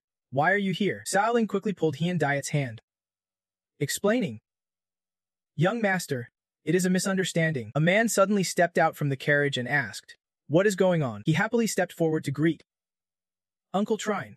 The man was surprised and exclaimed, Hien Diet. He quickly explained, the new emperor nearby was suspicious, wanted to investigate, so I placed a protective formation on the carriage to be cautious. Duno silently glanced toward them, planning something. As expected, he immediately slammed Lord Trine's head to the ground. Hien Diet was shocked and shouted angrily, what are you doing? She also panicked and yelled, Allah. You quickly stepped forward, explaining loudly, we mean no harm. But Lord Trine has already been subdued by the Crown Prince. He lay stiff and unconscious on the ground, eyes vacant like a soulless man. Hearing Spirit's words, he anxiously asked, what? You slowly calmed down and softly suggested, maybe we should talk a bit. Lord Trine's body was stiff, twitching violently, veins bulging in his wide eyes. Meanwhile, after hearing Spirit's explanation, Hien Diet looked surprised. Uncle was possessed by a neck parasite. He could not believe it, sat down beside Lord Trine, and said, how is this possible? It can control his consciousness but nothing else. What kind of parasite is this? You answered seriously. It does not fully control consciousness but slows him down a lot. His memories are getting fuzzy. Someone noticed his face looked strange, not like a living person. Should I remove the parasite so you can see? After a while, the parasite was removed. Meanwhile, Lord Trine's face remained pale. Hien Diet anxiously called, Uncle Trine, holding the creature. Spirit said, I can use some tricks to put it back later to avoid alerting anyone. Seeing this, he suggested, can I take a look? Just as Hien Diet reached to touch it, you quickly warned, don't touch it directly. Suddenly, Taiyulen remembered something. Master Ses, why did you suddenly come back? Tin then revealed some reasons. Outside, we have been through a lot. I heard Lam had some trouble, so we need to hurry back. Her Highness the Princess is missing too. Nobody knows what is going on now. Hearing this, cold sweat began to drip down her face. He is really curious. Our thief family knows medicine well, but we have never seen this kind of ancient collar before. What kind of person is the new Emperor's subordinate to use such tricks? You must regret telling me this. I do not know much either. Have not heard anything related to this. Seeing your relationship with Tron, could it be that the thief family is also loyal to the second prince? Both Hien Diet and Tu Lin suddenly froze like stone. He coughed and awkwardly warned, watch your words. Among the four great families, only the Xut and Las clans support the second prince. The Thaki and Thech clans remain neutral and do not get involved in the struggle. Hien Diet emphasized that what we are doing is actually carrying the burden for the elders in the family. Realizing he would spoken out of turn, Tin then softened and said, forgive me for speaking bluntly. It is better not to get involved in this. He then revealed sad news. The thief family does not take sides, only loyal to Lem. Since the previous emperor passed, everything has been unpredictable. I know the new emperor wants to eliminate factions and strengthen royal authority, but he is too hasty and lacks a clear plan, not enough manpower, and he refuses to use noble family sons. The east faces floods, the south is plagued by locusts. Commoners handle these crises. Things slow down more and more, but the common people are not at fault. Now, to gain loyalty, he is even resorting to this kind of thing. The more he talks about this person, the angrier he gets. The new emperor's tactics are not those of a wise ruler. If he keeps this up, the previous emperor was loved and taught to be a wise ruler. If the second prince becomes emperor instead, she feels those around her have gone too far. She warns. Little uncle, watch your words. Han Zit immediately turned to scold. You teaching me? 2 days. You told Thechra to be more honest and not help the bad guys. Being called out made Tu Lin blush. Why mention a V now? While those two argued loudly, you were lost in thought. Later, Tin then asked, do you know where the second prince is? He immediately shook his head. Our power has limits, but we can be sure the second prince is still safe. After all, Sut and Lhasa are the top families with strong protection for the prince, so you secretly worry, but it is not certain. But she spoke again. There is one more thing. Tai Yulin's hand clenched the skirt tightly, then looked up and asked, Old master, are you sure no one's around? I swear, Notice, after confirming safety, she mustered all her courage to reveal the truth. Master says? Actually, Her Highness the Princess is hiding with me. Even Hianzi was shocked when he heard this. He looked at her in astonishment. With you? Are you joking? Finally, Tai Yulin spoke out her worry. Little uncle, now that you are an ally, you have to keep this secret. Master says, you will find a way. Right at this moment, Tin Then was still shaken by the shocking news. He frowned and asked again, With you? Why did not you say so earlier? How is she? Why is she with you? Tai Yulin hesitated. Well, actually, she began to recount the whole story. Maybe you have heard? The Crown Prince succeeded. That day, Hun Knight was very upset. Yes, he actually ascended the throne as emperor. Everyone around was outraged. No power. No influence. Yet he made it this far. He asked blankly. Is the second prince still in custody? Then a staff slammed the ground with a demand for silence. NC Eding loudly declared, I called you here today to talk about this. In the chaotic school, the great families tended to pick sides. But the thief family remained loyal only to Jivilum. We can't get caught up in this battle. Don't take sides and do not drag your families into it. Got it? The dejected group replied in unison. Yes, night had fallen, and Tai Yulin was now in the study room. Suddenly, the window made a noise that caught her attention. As she opened the door, she saw a familiar face Avi peeking in like a thief. Or rather, Lin, Taigolin asked nervously. It is so late. Why are you here? Didn't the matriarch already confine you? Trutvi looked uneasy and said, I could not hold it in. Tonight I overheard the elder and Nzung urgently discussing something. The princess got injured by the new emperor. She said. Shocking Lin. What? Taigolin always thought the prince and princess had a good relationship. Why would this happen? He confirmed firmly, adding even more. The news is worth its weight in gold. But it has been suppressed yet still leaked out. They say she disappeared after being hurt by the new emperor. And now no one knows where she is. The princess was not hurt by the emperor. Taigolin quickly interrupted Trut V. Please, do not spread rumors. Suddenly, she saw something. A light appeared in her palm. She focused and sent a secret message from V. Kujin. The words on her hand read, Meet at Ton Leju in 3 days. Taigolin was confused. Ton Lei all. Seeing her strange expression, he asked, What is wrong? She immediately denied it. Nothing. Taigolin felt these matters should not be told to a V, so she sought a way to say goodbye. I got it. I will handle it. You go home first. Hearing that, Trutfi felt relieved and left, but Taigolin had another worry sending secret messages inside the academy. This message method had long been forgotten, used only for testing. Only a few of us can use it. That is why it troubled her even more. At that moment, she sent the message to me. Taigolin hesitated should she go. It was already dark and crowded outside. The shop owner cheerfully smiled. Inviting guests, he greeted warmly. Welcome to Ton Lei. What can I get you? Disguised as a man, Taigolin ordered. I need a private room. The owner quickly replied. Right away. Actually, she was very nervous but finally came.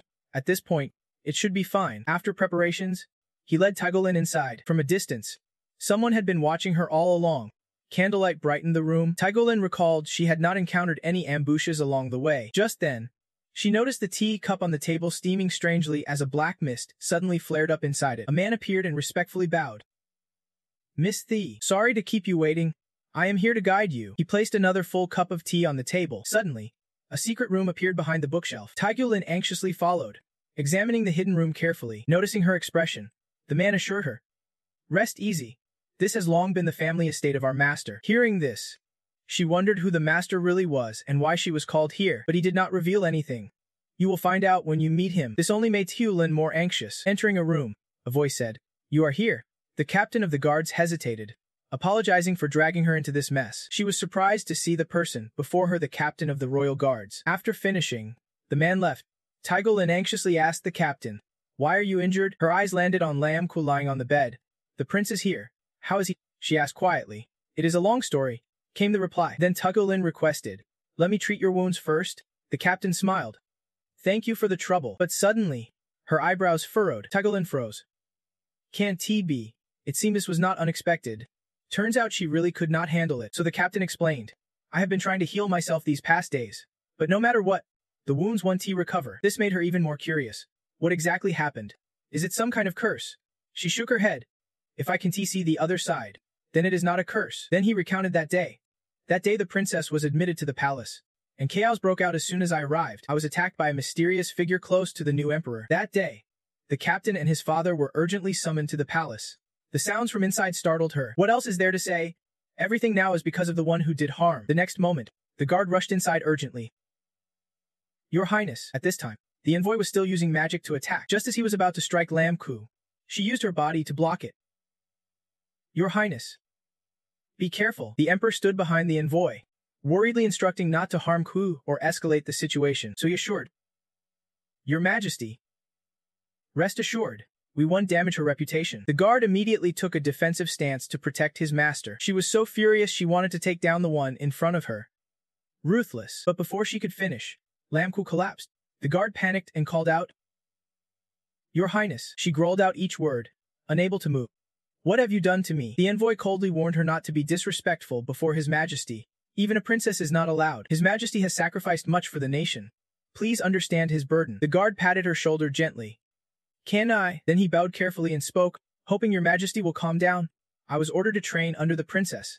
No disrespect intended. The new emperor does not want to make a scene. Only forbids urging the princess. The guard explained the situation then. Hechrai is the head of the guards. Though small, he has been absorbed by the new emperor's forces. Though angry, he can harm us, but Hechrai's group are loyal to the princess, left by the former emperor. My father somehow got the princess out, but there is no way to wake her, and she knows exactly why it must be that demon's doing. The guard looked at Lam Ku with guilt, saying officially my father sent me here to recuperate, but really to care for the princess. There is little else we can do. She was desperate, and turned to Tigulin for help. Sorry, I can only ask you, has the water sect ever found a cure for the princess? She shook her head. No cure. But the method looks familiar. Maybe Master Sif has a way. On the way, Tigulin explained that Hechra was under strict watch by the new emperor. For safety, I brought them here. She is weak from old wounds and growing weaker. The medicine I have can only keep her alive. I am placing all hope on Spirit. Only Master Sif can help now. Upon entering, he saw Lam Ku and the guard unconscious on the bed. Spirit rushed over, shouting, She, Princess. Tigulin just wanted to know one thing. Is there a cure? Suddenly the tension melted, of course. It was a trick. The head guard was hit by a poison, the princess by a tranquilizer. I have treated them, but the head guard is too weak and needs rest to wake. Then he spoke up about the situation. The henchmen near the crown prince infiltrated the divine kingdom. The chaos in the Lam family was indeed caused by them. Lam Ku slowly opened her heavy eyes. Tigolin saw this and was overjoyed she was awake. Spirit hurriedly asked Han, How are you feeling? Her vision was still blurry. Lam Ku groaned and said, Master. Moments later she burst into tears, which startled him. Why are you crying? What is wrong? Lam Ku wiped her tears. Confused. Why are you here? Weren't you? Spirit calmed her gently. Do not worry me like that. I am Bao. Then he asked about the royal family what really happened. She did not reveal anything but asked instead, I am hungry. Give me something to eat. So Lam Ku was served a steaming bowl of food. While eating, she told everything Big Brother let demons control the divine kingdom. He betrayed the late emperor and played dirty with Feng Jit. Spirit was shocked Big Brother was controlled. Lam Ku bit her lip.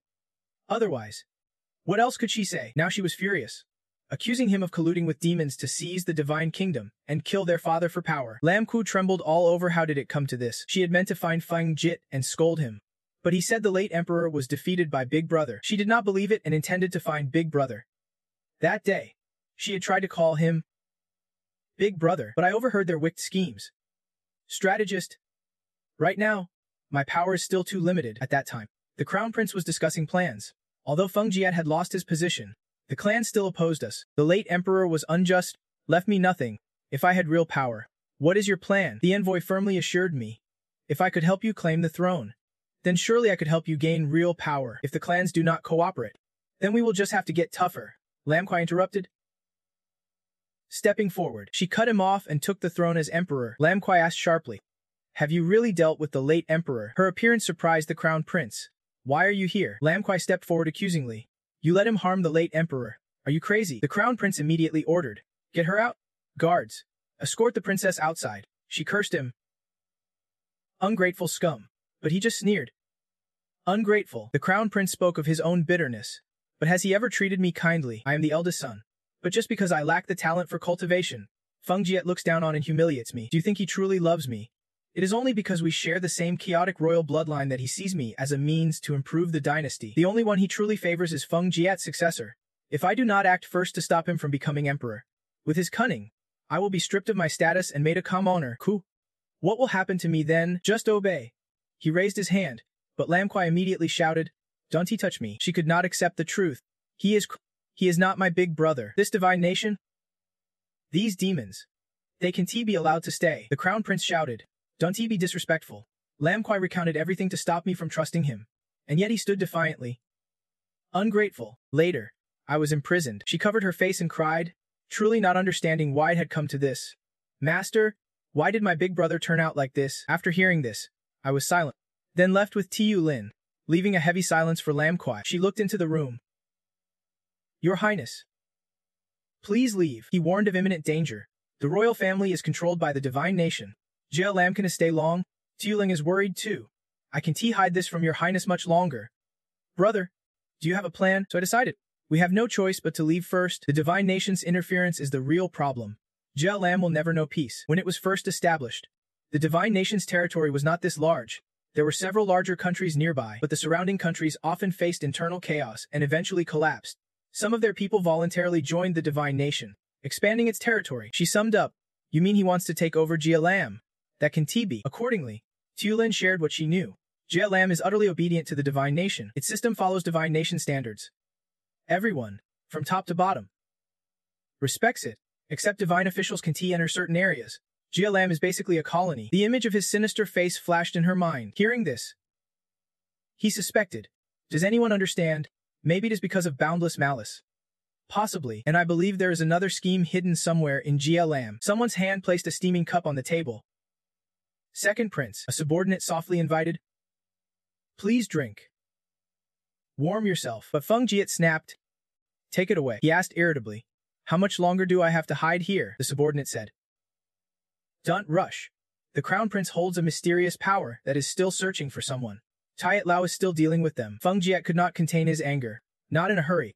I have been stuck in this cursed place too long.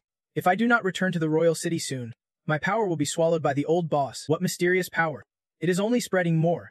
At best, the fish dies and the net breaks. I have to deal with him. That rat must be wiped out by my own hands. So the subordinate respectfully reported. I will tell Tiat Lao to speed things up. Then he left into the snowy cold. The subordinate slowly stepped inside and gently touched a wooden panel on the wall. The subordinate glanced around and called out, Great Ren. Your Excellency. The envoy suddenly appeared right behind him. There was no one else around here. The subordinate immediately reported. Your Excellency. As expected, the second prince can't hold back anymore. I will quickly sever their connection. He denied it. Who wants you to start a fight? I want you to act fast and have Zhenshuan take charge. The subordinate hesitated while reporting. Zhenshuan is too careful and calm. He is trying to avoid internal conflict in Jia Lam. Even the envoy exclaimed about that fake guy. Finally, he instructed. You just need to keep provoking him until he lashes out. I will send you more backup. The subordinate obeyed. Understood. Suddenly, he spoke again. Zhenshuan is getting older. It is understandable if he causes some trouble. Right? Meanwhile, in Jia, the imperial city, someone is shouting echoed. Let me go. Don't you know who I am? Let me go. Because the young master of Xingra is being held. Listen up. Do you know who my parents are? Xingra won't let this go. The guards arrogantly replied. Don't worry. Young master, we only dare to arrest people like this because something happened to Xingra. Young master Xingra did not expect this. He could only shout hoarsely. Let me go. Let me go. Two nearby people sighed and muttered. Things have been unstable lately. This is a new house already. Seeing these big cultivation clans struggling financially was somewhat satisfying. I heard they are all on the second prince's side. The second prince killed the king and his father deserved it. Those rebels. They even report others for rewards. And it is not small. The disguised figure named Dialin was also sitting in that tavern. Hearing this, she spoke. Thy is now under investigation too. The current situation made her anxious. She could not hide it for long, but all the different methods could not guarantee getting his highness out safely. What should she do? Even her expression had to show the heavy burden she felt. Now the imperial city was more chaotic than ever. Witnessing this scene, Laxo exclaimed, the imperial city is truly in chaos. Laxo was really fed up. They are arresting people everywhere. Feng Em, who was behind, asked, have you sent the message yet? She confirmed but still questioned. Sent it already. Sent everything possible. Will this work? She had planned this all along. Quan Le Ku and the others had decent relations. If they wanted to find her, They would have to see if they had any news. A man passing by stared at Laxo and then blushed. She shouted at the man, "What are you staring at? Never seen a pretty girl before," Fengam reminded her. "Don't he do anything to draw attention? We are here to find Lam Ku. Be discreet. You should find a jacket to cover up." Laxo sighed in frustration. "Got it." So annoying. Someone's gossip caught her attention. Really? People come thousands of miles just to see if Lam Ku is alive. It is like searching for a needle in a haystack. I think coming here was pointless. Then Fengam turned toward that direction. Seeing this, she panicked. Where is he going? Spirit was tense and thinking hard. What do we do now? Just then she peeked out and called, "So Gongzi." He immediately pulled his hood down. "You have got the wrong person." Confirming this person, Fengam pulled his hood down. It really was him. Seeing this familiar face shocked both the spirit and Tiu Lin. "Fengam," she smiled brightly.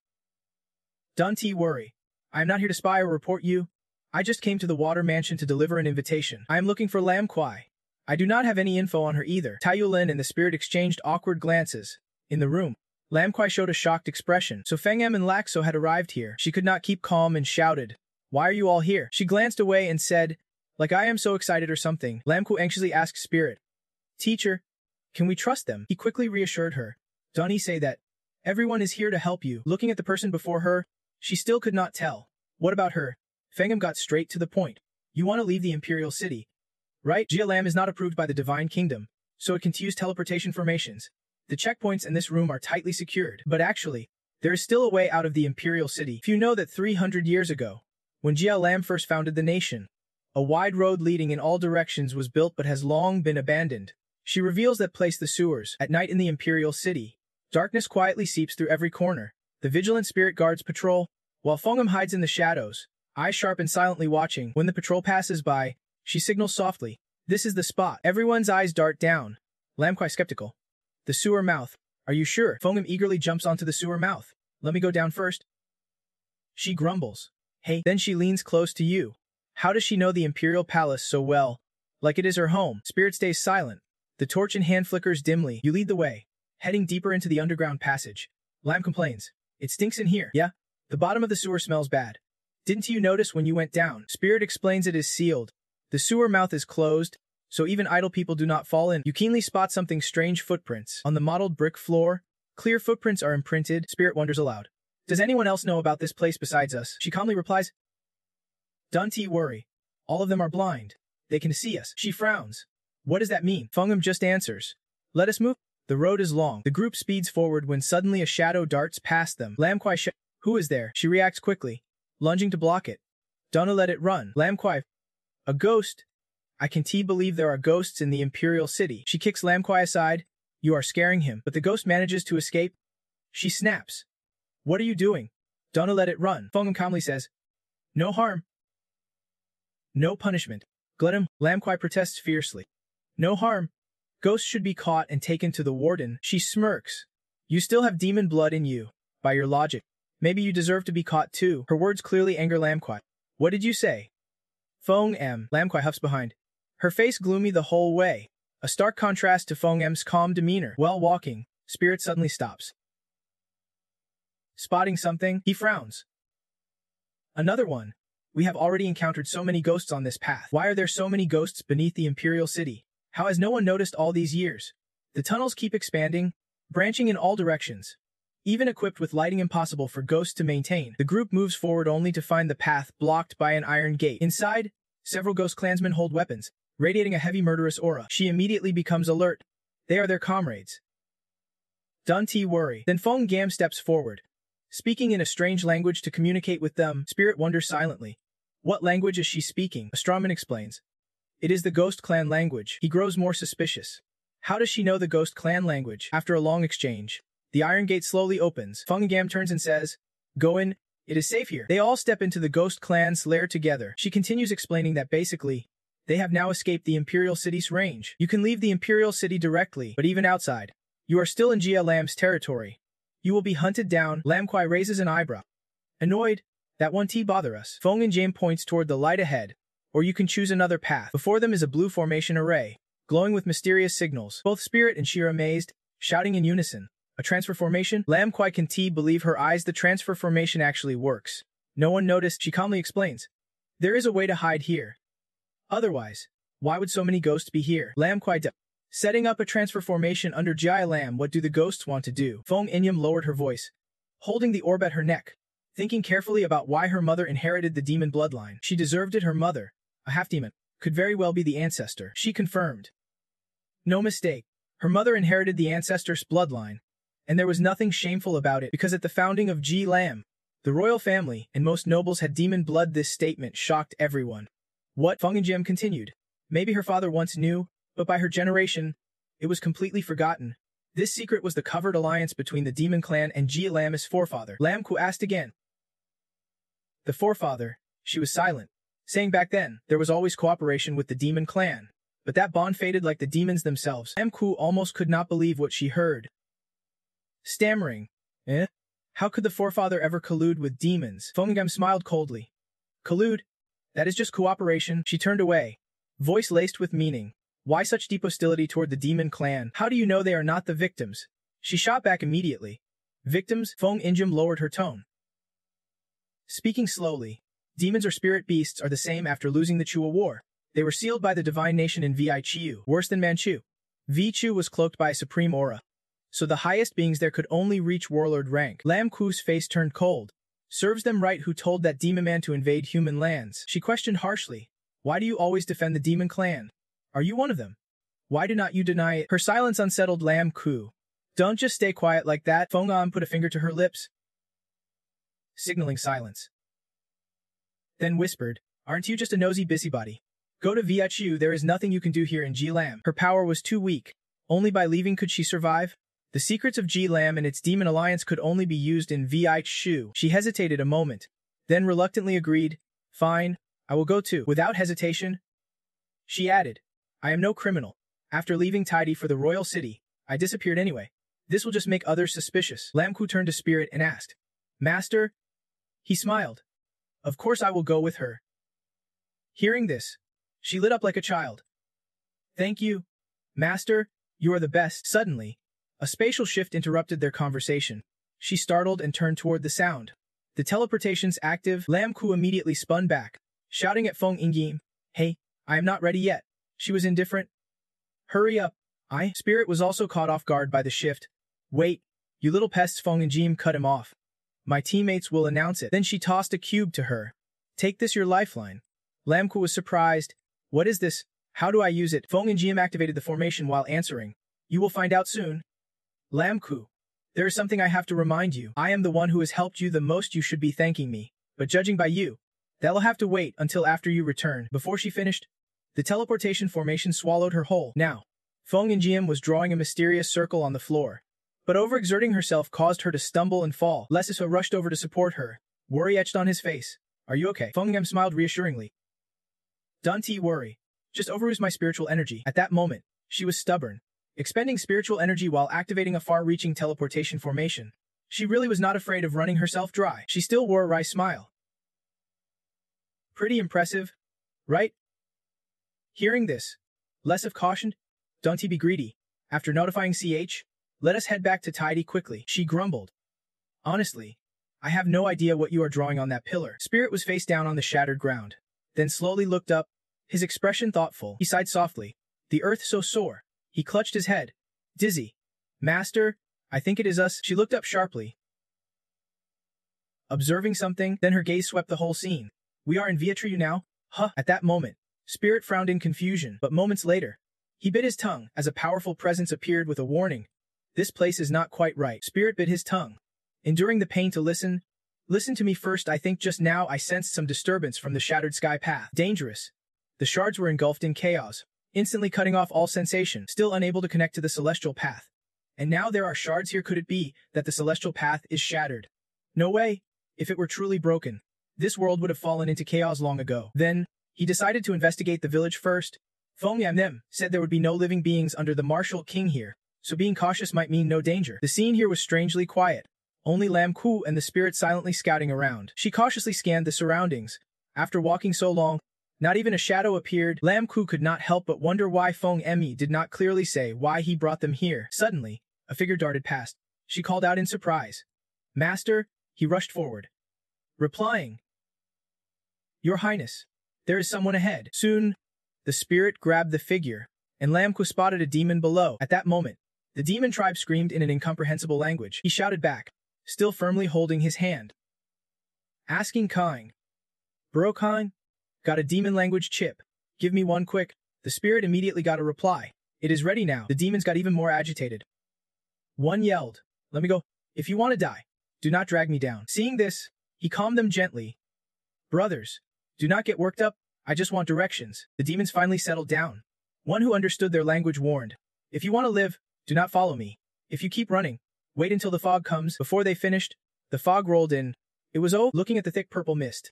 The spirit felt a strange, indescribable emotion rise. Lam Ku and he searched through the purple fog. Many demons were closing in on them from all sides. They twisted and distorted as they moved slowly forward. Suddenly, one of them lunged to attack the spirit. Luckily, he reacted quickly and blocked the blow. The spirit focused his power, his eyes blazing with fire. Then he punched the demon hard in return. The strike sent the demon flying, smoke billowing around it. The demon got a hole punched right through it and collapsed unconscious. But soon after, the demon woke up, its wound healing rapidly. It growled loudly, its face twisted in disgust. The spirit was shocked by the fast recovery. What the? Meanwhile, she was fighting too. Constantly cursing. Disgusting things. Lam Ku gripped her weapon tightly. Get lost. You freak. The demon who was injured just moments ago had already healed. Then it charged at her to attack. He rushed out to strike it. Warning. Your Highness. Be careful. The spirit assessed the strange situation. These monsters are weird. Let us break through their encirclement first. The demons who had confronted them earlier were displeased. Thinking. So strong. They must have been saved. He took a risk. Run to the right. I know where the safe spot is. Please follow me. Before he finished, he grabbed a demon by the throat. They quickly ran out as ordered by the spirit. Run. Unexpectedly, many demons awaited them ahead. Lam Ku quickly stepped forward, blocking with her hammer. Let me clear the way. Along the way, one fought to clear the path while the other carried a demon on his back. The one on his back directed them. Turn left behind the house with the rat and tree. The three ran with all their strength, demons chasing close behind. He kept fighting back, wondering why monsters were everywhere. The spirit asked, how much farther? The demons honestly replied, turn right. Run straight. It is very close. After a tough run, the three reached a house. She quickly opened the door. Everyone seized every moment. As soon as they got inside, they shut the door to block the demons outside. Both Lam Ku and he were exhausted, panting heavily. At that moment, the spirit noticed the large Buddha statue in front of him. Sitting down, the spirit pondered deeply, observing the Buddha's gentle expression and the floral pattern on its forehead. Upon entering, the spirit was stunned to see the Buddha statue. He stood there, puzzled, wondering why it was placed here. Suddenly, the demon on his back fainted. The spirit panicked. Brother, what is wrong? Lam Ku could not hold on and fainted. You catch her. Your Highness. Panic started to spread. What is going on? Suddenly, a demon clan funeral opened the gates from inside. Too coincidental. Then a powerful demon clan sneaked in here. One demon was terrified, shouting, it is human. Even the demon with the tuft of hair froze. So scary. It has been years since we last saw humans. These demons, no matter what, they would not steal our food. Right? It is not just food, they say they even eat demon flesh and drink demon blood. You overheard their talk and felt uneasy. Spirit lifted her up and turned back to plead. Fellow clansmen, we mean no harm. We only ask for help. But these ones were cowardly. Look, he is coming this way. Suddenly, a voice rang out. Everyone, stay calm. Humans, according to E's knowledge, they have been in the mist too long. I will possess the body. The demon with the tuft was delighted. Presiding Lord. Lord Theat calmly reassured. If she can enter the temple, she is not a threat. Then he asked about their history. Humans, why are you here in Demon Continent? You stammered, quickly thinking of an excuse. This situation. Spirit immediately made up a story.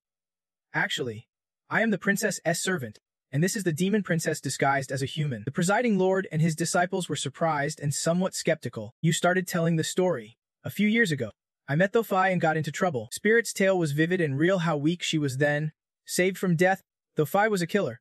Bandits were ruthless, using poison and attacks no cure could fix. In that crisis, suddenly a beautiful young lady descended from the sky. The serious yet captivating face of Lam Ku appeared. You continued. Later, I learned she was a royal bastard of the demon clan. That year, Her Highness the Princess was betrayed by a villain. Chased everywhere, on the run, she accidentally stepped on an ancient teleportation formation and entered human territory, saving me. After finishing, Spirit's face flushed. showing determination. Since that day, I swore to follow your highness to death. Now, we want to return to Demon City and reclaim everything that belongs to her highness. The disciples listened and showed confusion. They wondered, a demon princess? Never heard of that. Could she be a hidden royal member? You feared inside. It is exposed. The Lord's expression hardened. Speaking solemnly, humans. Before Buddha, there is no hiding, whether demon or not. A test will reveal it. As he spoke, the Lord raised his hand to cast a test spell on her. Lord Theot probed her veins and seemed to find something. After careful examination, the Lord was astonished.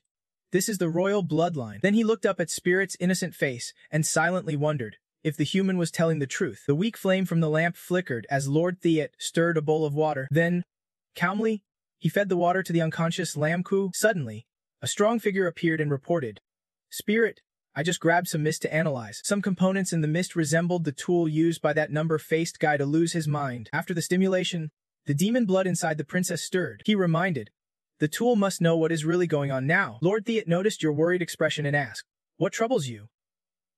Young master, he gently reassured you, my disciple will use this water to calm and purge evil. By tomorrow, your highness will awaken. Don't worry too much. Spirit immediately stood and asked about the village. Thank you. Lord presiding, what happened here? Why are so many villagers going mad? The Lord sighed, thinking about it. Not just the village, every Buffalo King is like this. Legend says centuries ago, a demon opened a mist valley for personal reasons, and the mist seems to spread from that crack. Normally, demons staying too long in the mist lose their minds and risk turning into evil spirits. Buddha calmed the Buffalo King's golden body and suppressed the mist inside the mountain pass. You stroked your chin thoughtfully, but every so often, the mist breaks free from the seal and spreads outside. Lord Theot's dry cough interrupted your thoughts. He could not hold back and coughed up blood. Panicked Spirit.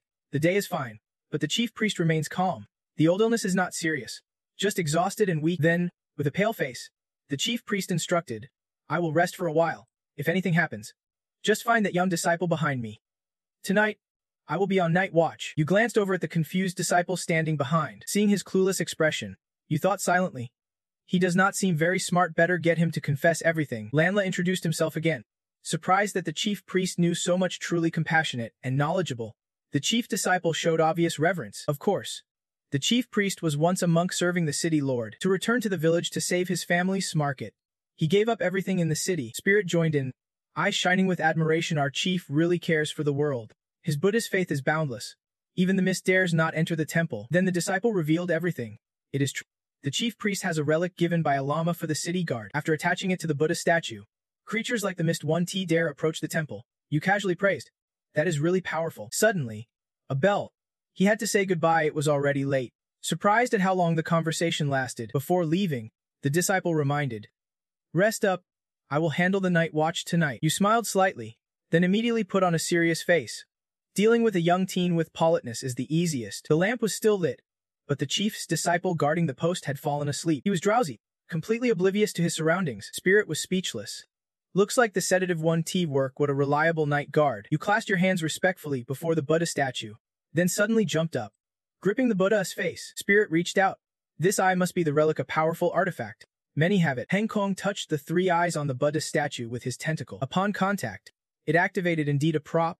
The relic decays and absorbs life energy, and the one absorbing it is the chief priest. You recalled the chief priest's dry cough and sensed something was wrong. Spirit held on and asked, can I take out the life energy absorber?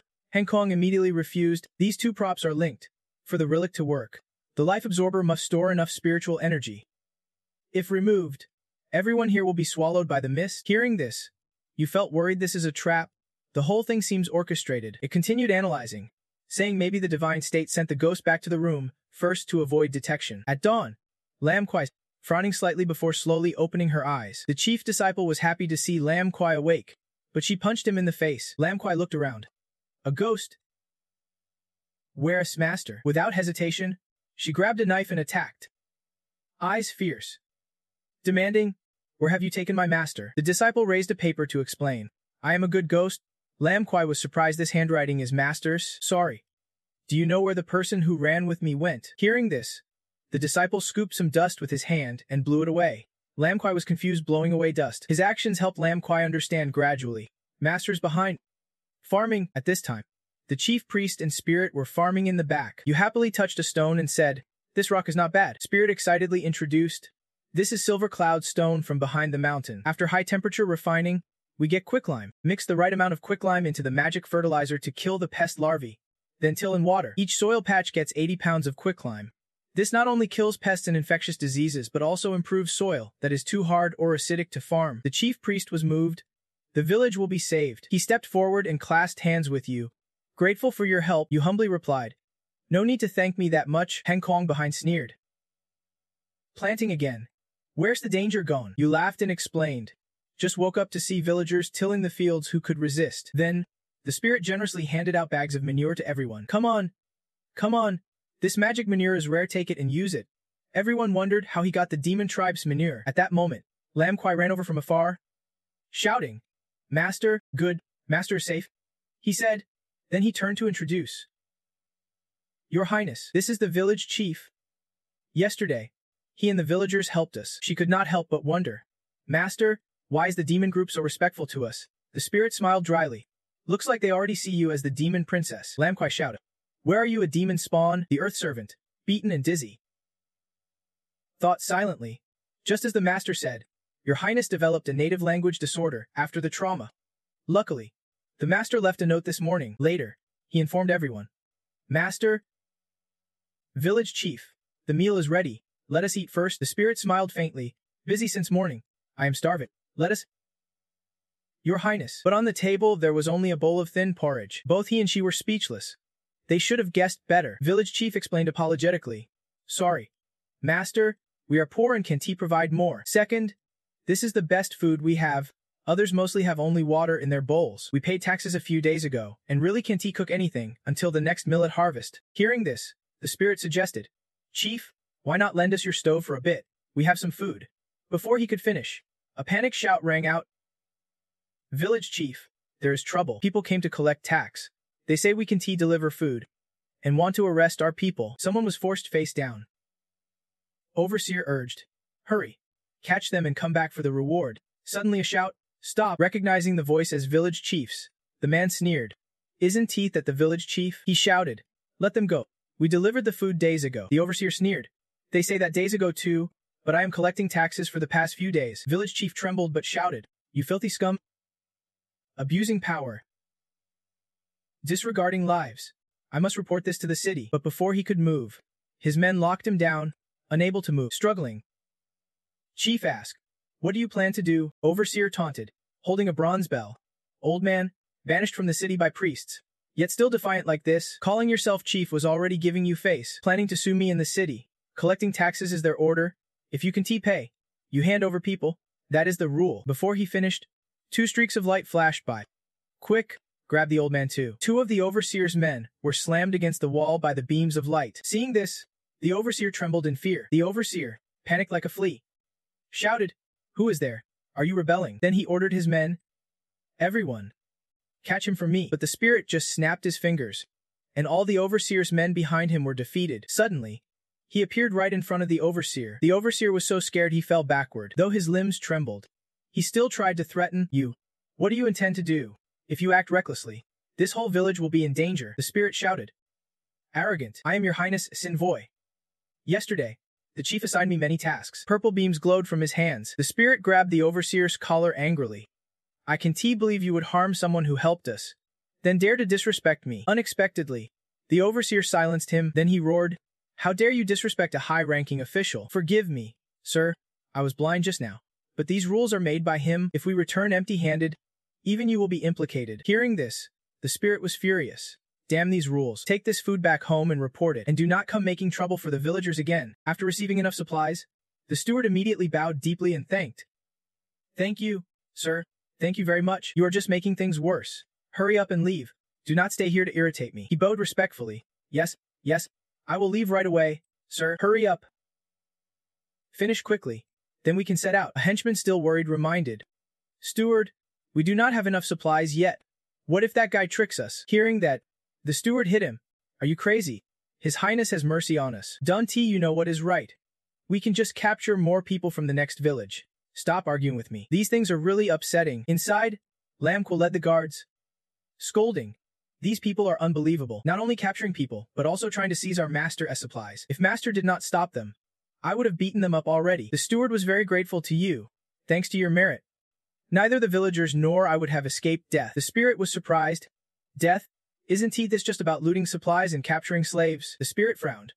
Puzzled, the fog just lifted, and they are already sending people to collect taxes. The steward sighed deeply, eyes filled with doubt. They are not just here to capture slaves.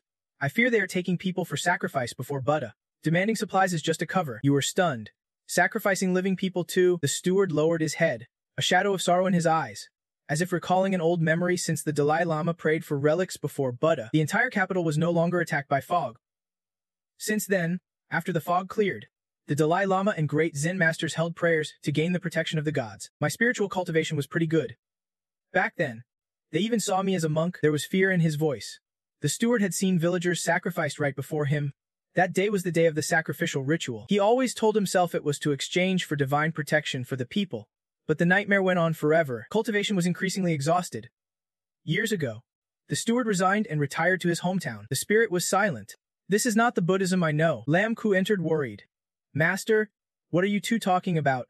You look terrible. You tilted your head and whispered a few words. She immediately narrowed her eyes. Lam Ku exploded, banging the table. I swear, if this happened in Old Lam, they would be burned alive for sure. The spirit was also angry. If that is the case, why not lead the villagers somewhere else to reclaim land? He shook his head helplessly. It won to help, the steward sadly explained. The monks and Zen masters in the city sense the relic's location. Anyone who flees faces an even worse fate. The cultivation resources are mostly controlled by nobles and sects within the city. We have no power to resist. Just then, Hung Sium's voice rang out, activating a mission to help the princess enter the city and grow stronger. You coldly glanced at him. You really do not know how to read the situation. Hung Stem retorted. Don't argue. Mission spawn automatically. After all, the martial hero is not for nothing. The spirit ignored him and asked, Steward, we want to enter the city to investigate. Can you guide us? He was serious. The city gates are heavily guarded. Outsiders can enter, but in a month, there might be a tournament to select demon peaks within the city. With your strength, you could join an outer city sect to gain entry and participate. Our two villages have the demon sect as favor in Old Lam's inner city. Dim Hug was startled hearing the news. What? The spirit and princess are coming to Wuchral. She was so angry. Why did not they bring us along? The black-haired guy cried. Does His Highness not need us anymore? Fongam gently explained. The outer defenses are strict. They could only send those two ahead. At the same time, teleporting more would exceed my limits. Hearing this, Eng praised. Noah's got skills. She even broke through Wuchraw's restrictions. She humbly replied, You flatter me, sir. Wuchraw's restrictions are tough. Only teleporting to the city's ancient stronghold will succeed. With your strength, I can teleport you there. The rest are ordinary members. If they get lost now, it might implicate their relatives. The ancient formation has not been maintained for years, so the exact transmission point can't be determined clearly. This time, the risk will be very high. A gentle breeze brushed past, seemingly reminding, Little Tub, only me can go ahead this time. Listen carefully. Daimho slowly opened her eyes, lying on the cold ground. The atmosphere thick and gloomy. Daimho jumped up, eyes filled with confusion. Is this Wuchuro? The fog is so thick. A memory of her senior sister's words flashed through her mind. She said they could only go to Wutraju and had to find the spiritual family there. She did not even know how her brother was doing now. Suddenly, something approached that startled her. From the mist appeared staggering ghostly figures. Their bloodshot eyes glowed with murderous intent. As if ready to devour the prey before them, they charged forward. At that moment, a huge object crashed straight into the leading blue ghost tribe, knocking it down. The roar of an engine echoed as a giant crane truck rushed in, scattering the ghost tribe. In just moments, the scene turned eerily desolate. Heavy footsteps echoed. Drawing closer to Daim Ho, she opened her eyes wide, amazed at the figure approaching. Cut to a long, rugged mountain path with moss-covered steps. A few figures climbing sparsely. Lam Quaixan walked beside him, while Tin then closely examined a wooden token in his hand. The words from the Iron Master the day before echoed in his mind. This is the recommendation token from their village. Hundreds of miles north, atop the mountains, is the Sisma sect. Tin then can use this token to enter the sect. He clasped his hands together respectfully, thanking the host. The stern face of that man still lingered in his mind.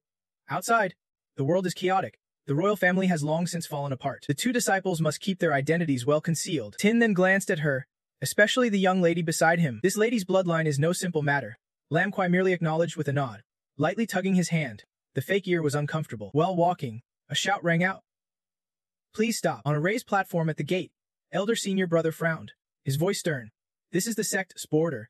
Our side does not allow close approach. Tin then stepped forward, smiling gently, holding out the token. Sir, we come to join the sect.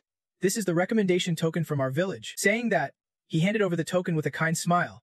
It bore a single engraved character. Elder senior brother flipped the token back and forth. Inspecting it, he gave a suspicious gaze, scrutinizing them carefully. Are you really from the village? You do not look the part at all. Could this token be fake? Tindan was surprised but forced a smile. How could that be? He appeared pitiful, eyes glistening. Explaining, I was born with a defect in my eyes. The position of my double eyelids is unusual. It is hard to explain to anyone. If you insist on seeing, then I will cause the gatekeeper some distress. The surrounding crowd murmured. Isn't he that the gatekeeper? What are they doing? So weird. Making the gatekeeper nervous and scared. Elder senior brother's face flushed red as he quickly backed off. All right. Proceed with the sect entry check then. Then. Thank you for your understanding. The two walked inside. He smiled slyly and glanced sideways, trying to hide his slight worry. At the Sisima sect square, the crowd gathered like ants. Tindan and Lam Kwai quickly moved forward to eavesdrop. A ticket checker loudly reminded, please line up properly. If the line moves, everyone must reorganize. He glanced around, unable to help but think, even from the same village, there is such a huge difference. She twitched in worry. Too many ghost tribes. Tathang stood at the end of the line and curiously asked, you two look strange. Just arrived. Tindan calmly replied, excuse me. Senior, he held a paper and patiently explained, there is a rank test today. Register over there and line up. Tathang walked ahead, coldly reminding, remember to perform well during the test. Within the sect, strength determines your living quality.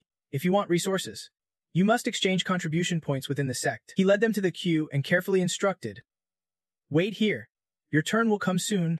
I have other matters to attend to. He smiled brightly. Grateful. All right. Thank you for the guidance. Senior, Tathang replied calmly. No need for thanks. He smirked and suggested, also, just call me Brother Lu. I just turned 18 this year. It is hard not to be angry when seeing someone with a pale, silver face at such a young age. Struggling to speak, he respectfully addressed senior brother. The crowd near the square widened their eyes in excitement. Look, the blue iron is going up to check now. Those nearby could not help but ask curiously, is she really famous? She is the young genius of our clan's generation. Someone explained thoughtfully. I heard she used to be in the royal family, but was expelled for offending the Zen master. Blue Iron calmly placed his hand on the stone tablet to confirm his rank. Instantly, words appeared on the tablet, and the crowd erupted in cheers, shouting nonstop. Truly a top martial master. So strong, just half a step from martial sect and already terrifying. Their eyes gleamed with longing and admiration. No wonder he is the talent of this generation. He forced a smile, thinking, why does this sound like a cliché from a leveling up story? The host loudly announced, next up, Then. He quickly jumped onto the stage and ran toward the stone tablet. The crowd murmured in curiosity. They would never seen him before. Must be a new disciple. The professional guide instructed, put your hand on it. This tablet will reveal your rank. Tin then immediately placed his hand on the stone. Waiting, words appeared on the tablet as dark as his life. 1-star martial sect. The crowd gasped in shock. Whoa, martial sect rank. How is that possible? So talented. He widened his eyes excitedly and suggested, genius, quickly give the new talent a gift aptitude test. When it was Lam Kwai's turn, higher level words appeared. The entire audience exploded again. Another peak martial master with a royal grade martial soul. The guide happily announced, let us welcome these two new geniuses joining our sect. The crowd roared. So strong. This time, our sect will rise again, Heng Kong exclaimed emotionally. That is exactly how it feels. He grinned proudly and arrogantly stepped onto the stage. Revered by all, I have waited for this day a long time. Heng Kong wept emotionally. This kingdom really is an amazing place. Lam Kwai suddenly noticed Blue Iron. Both locked eyes in the middle. He waved his hands excitedly and shouted, see that? That lady looks at us definitely like someone already. Heng Kong kept spinning a story. Hurry and complete your mission to win over the demon maiden. Act like the male lead, and bring her into your harem. His glaring face was too much enough already. An elder approached from behind, happily muttering, I never expected to welcome two geniuses like this. He smiled warmly and gratefully. This truly is an honor for the sect. Everyone called out in surprise. Great Elder. He cheerfully introduced himself. Welcome the two young prodigies joining our sect. I am the Great Elder of the Extreme Demon Sect. He turned calmly and invited, follow me. Today, I will take you to get acquainted with the sect. The Great Elder spoke calmly and widely. Our Extreme Demon Sect lies in the southeast mountain range of Wu continent. Hundreds of years ago, a prince founded this place, leaving behind rich heritage. The two were led to another place. Tin then raised his head, attentively listening.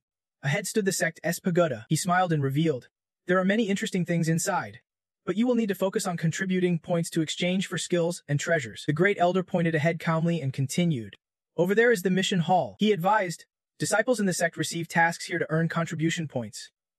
Right now, there are not any good missions left. Tomorrow, come a little earlier. Suddenly, someone called from afar, Grandpa. The Great Elder rubbed his granddaughter's head and smiled brightly. Oh heavens. Outside you have to call me Great Elder. The though happily replied, I know, Grandpa. He looked up with concern and said, sorry for embarrassing you too. This is my granddaughter. She helps at the mission hall. Tin then waved cheerfully and denied. No way, your granddaughter is adorable. And the Great Elder is also a kind and approachable person. The girl smiled proudly and boasted. You two have good eyes. Our grandpa is a great man. Many new disciples in the past had no contribution points and could only pay for food and lodging. The Thu proudly revealed. Grandpa used his own money to help some new disciples advance their funds. Many disciples in the sect have received favors from Grandpa, and everyone respects him deeply for his kindness. Greetings, Great Elder. He smiled warmly, rubbing his granddaughter's head, explaining that it is natural for elders to care for their disciples. The little girl pouted, retorting that other elders were not nearly as kind. He generously spread his arms wide, saying that since they had crossed mountains and rivers, they must be tired. He would already paid for their meals and lodging for a week. The elder sincerely suggested they rest early today. He clasped hands in gratitude, thanking the senior elder sincerely. Feeling awkward kneeling, Lam Ku quickly mimicked the gesture of gratitude. Watching her slow movements, he glanced down, thinking he should get a language chip for his highness. Then the two were led to a luxurious courtyard. A member of the demon tribe calmly introduced it as the residence for elite disciples. Lam Ku honestly thanked his senior brother for guiding him. He responded modestly, saying it was all the senior elder's instructions. He squinted and pointed ahead, saying, Your Highness, that is your room. Rest well today. Heng Kong quickly inserted the chip into Lam Ku's head. She smiled brightly and agreed. All right, Master. Lam Ku strode into the room, facing a soft bed with private curtains. He happily lay down, praising, This is nice. It has been a long time since I slept on a soft bed like this. He agreed enthusiastically. I also think this sect is pretty good. Exactly what I expected, Heng Kong confidently assured. The senior elder is truly a good man. The host will definitely shine bright here. Despite Lam Ku frowning in thought, Heng Kong kept rambling. There is more hope every day. That evening, he knocked politely at a door, then slowly entered and announced, Miss Thua, Zaza's new medicine is ready. At that moment, Thong Thu sat on the bed, biting her lip. The elder smiled softly and asked, What is wrong? Dear granddaughter, is someone bullying you? Tell Zaza. She will stand up for you. The girl quickly wiped her tears and explained.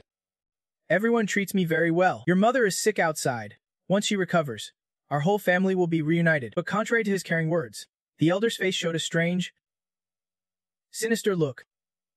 Soon enough, early morning, the command hall was already crowded with waiting people. Lam Ku anxiously looked around while yawning and frowning. Another line to wait in. She hurriedly leaned close and whispered, Master, I slept and suddenly found myself understanding the demon language. He smiled brightly and encouraged, A stranger in a foreign land learning the language quickly is only natural. Besides, your highness has talent and clarity. Lam Ku happily replied, So that is how it is. The demon tribe members excitedly shouted. Look, tasks here are worth 6,000 contribution points. So many. The wall lists all activities. Clean the latrine, 3 points per day. Sweep away ghost, 6,000 points. Guard the main gate, 400 points per month. They buzzed anxiously, saying the sweep task is high level. Without enough strength, it is dead. Better to guard the gate. Easy job. High pay. They said.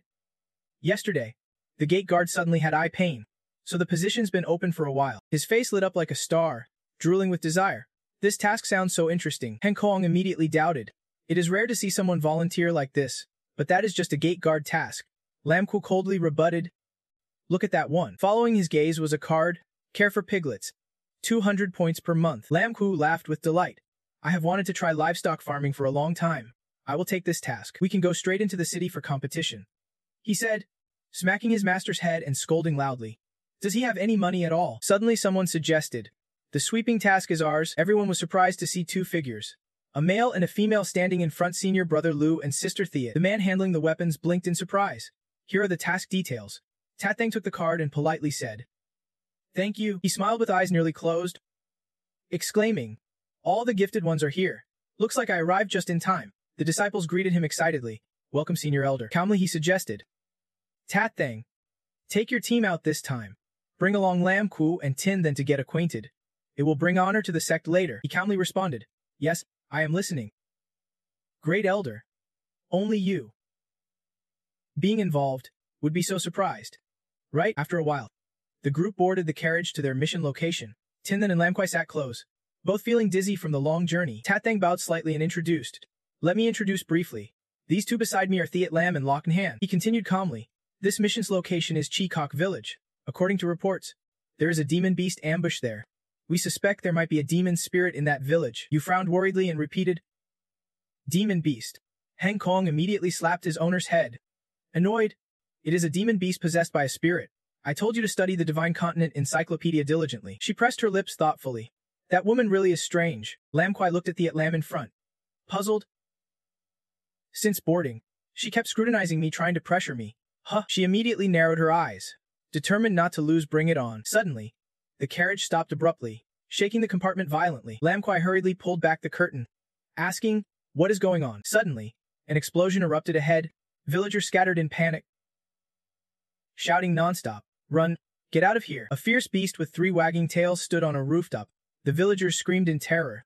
The demon beast is attacking the village again. It bared its eyes and growled fiercely, drooling nonstop. The people of Cheekok village trembled in fear, their bodies shaking uncontrollably. The demon beast bared its teeth and stared at the prey ahead, then opened its mouth wide and lunged at the villagers. Just when it expected a tasty meal, it was suddenly trapped by ropes binding its limbs, neck, and belly tightly. It turned out Tat then used the Grand Martial Master's technique, quickly casting a net move that made the demon beast howl in pain. It collapsed to the ground, mouth wide open, screaming in agony. While Tat Thing was tormenting the beast, a figure swiftly darted by. Thiet Lam grabbed her sickle and leapt high. Within seconds, she beheaded the creature with a single slash, then calmly landed. Lam Kwai and Tinthan's eyes widened in awe. That was an amazing combo. Lock Nan calmly appeared from the carriage, smirking with disdain. Such a weak demon beast, yet it dares to cause chaos here. Now you know our strength, right? He sneered arrogantly. Junior brother, this fangirl is really lucky. No matter how many want in, no one can join our team. By the way, just call me Brother Locke. She raised her brow, whispering, Master, who is he? So weird. He rolled his eyes, pretending to guess. Probably not too smart. Don't you mind him? Your Highness, Locke pointed at himself arrogantly. I am an official member of the strongest squad in the demon sect. Brother here will take good care of you both. Suddenly, another demon beast surfaced from underground. It sensed the danger nearby, and its face instantly twisted with fear. Lockhand turned back, eyes wide with terror, just as a fist lunged forward and smashed straight into the cold 9-tailed demon's face. He clenched his teeth, watching it fly up from the blow. He gasped in shock. So strong. What is going on? Isn't he a new disciple? Tathang stood calmly behind and spoke. Lock Nahan, were not you at the sect headquarters yesterday? These two's level, once a martial sect prodigy, the other a grand martial master, he said with surprise. What? Another genius. Lochnan held his face, wincing, and I am still the weakest in the team. I was just about to brag a bit to the new demon. He quickly bowed apologetically. So embarrassing. If this spreads through the sect, I will be a laughingstock. Thanks for saving a loser like me.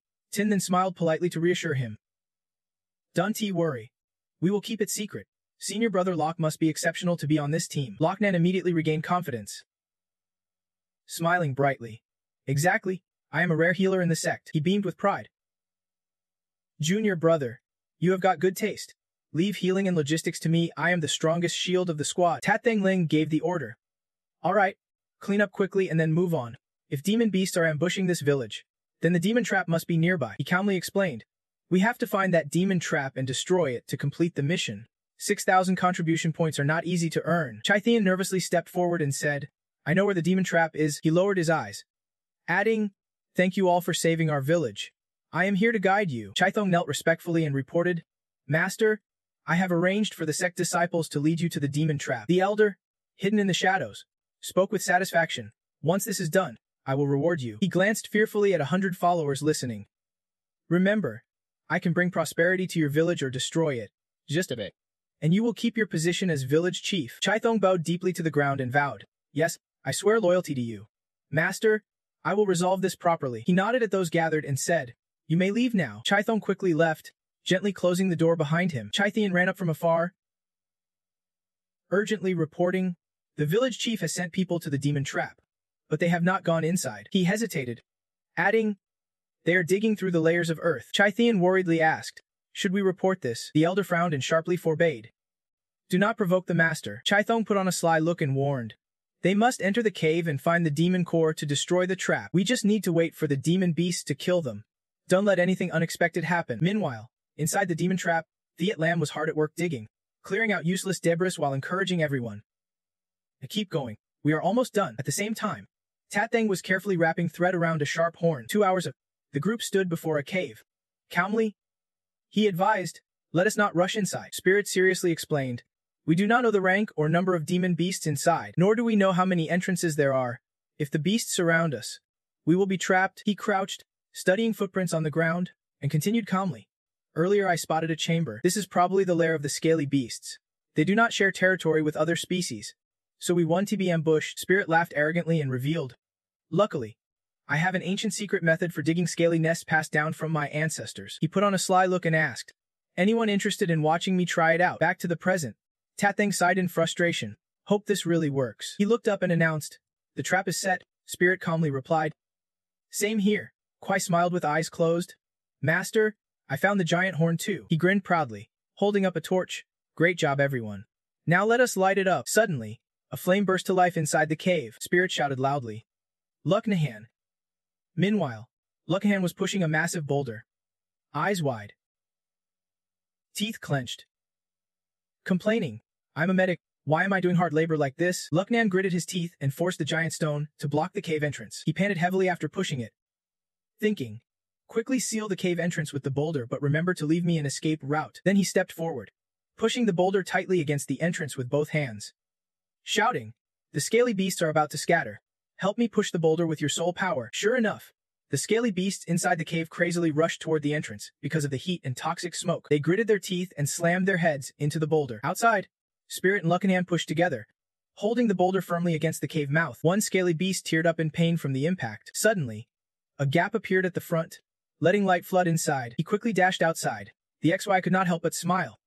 Satisfied, he urgently called out, Thit Lam. Immediately, a slash was made, and its head was severed from its body. The XY opened its mouth wide in painful agony in the dark. Lam Ku charged from the front with a hammer and slammed it back into the cave. Thit Lam and she happily took on the next XY. The spirit bowed his head, grinning wickedly as the boulder endured a series of fierce attacks. Lam Ku ran over, eyes full of worry. He carefully examined and guessed, there must be XY leader commanding this rock can to hold much longer. The spirit quickly ordered, Your Highness and senior sister, hurry to set traps outside. The two of us will follow behind to execute stage 2 of the plan. He turned back to the shop, loudly instructing, 6 men, listen to my command. 1, 2. The boulder officially shattered. The XI inside growled and charged outside. The spirit spun around in terror and ran. Ahead appeared a trap the team had prepared. He grabbed the collar of one of the 6 men. Both jumped to avoid the trap and the pursuing XY. The spirit landed hard on his knees. He slammed his chin painfully against the ground. The XY slowly stepped into the dangerous trap. The first one stepped on it and felt the ground give way beneath him. They immediately fell into the pit below. The pit was lined with sharp spikes that pierced the XY beasts,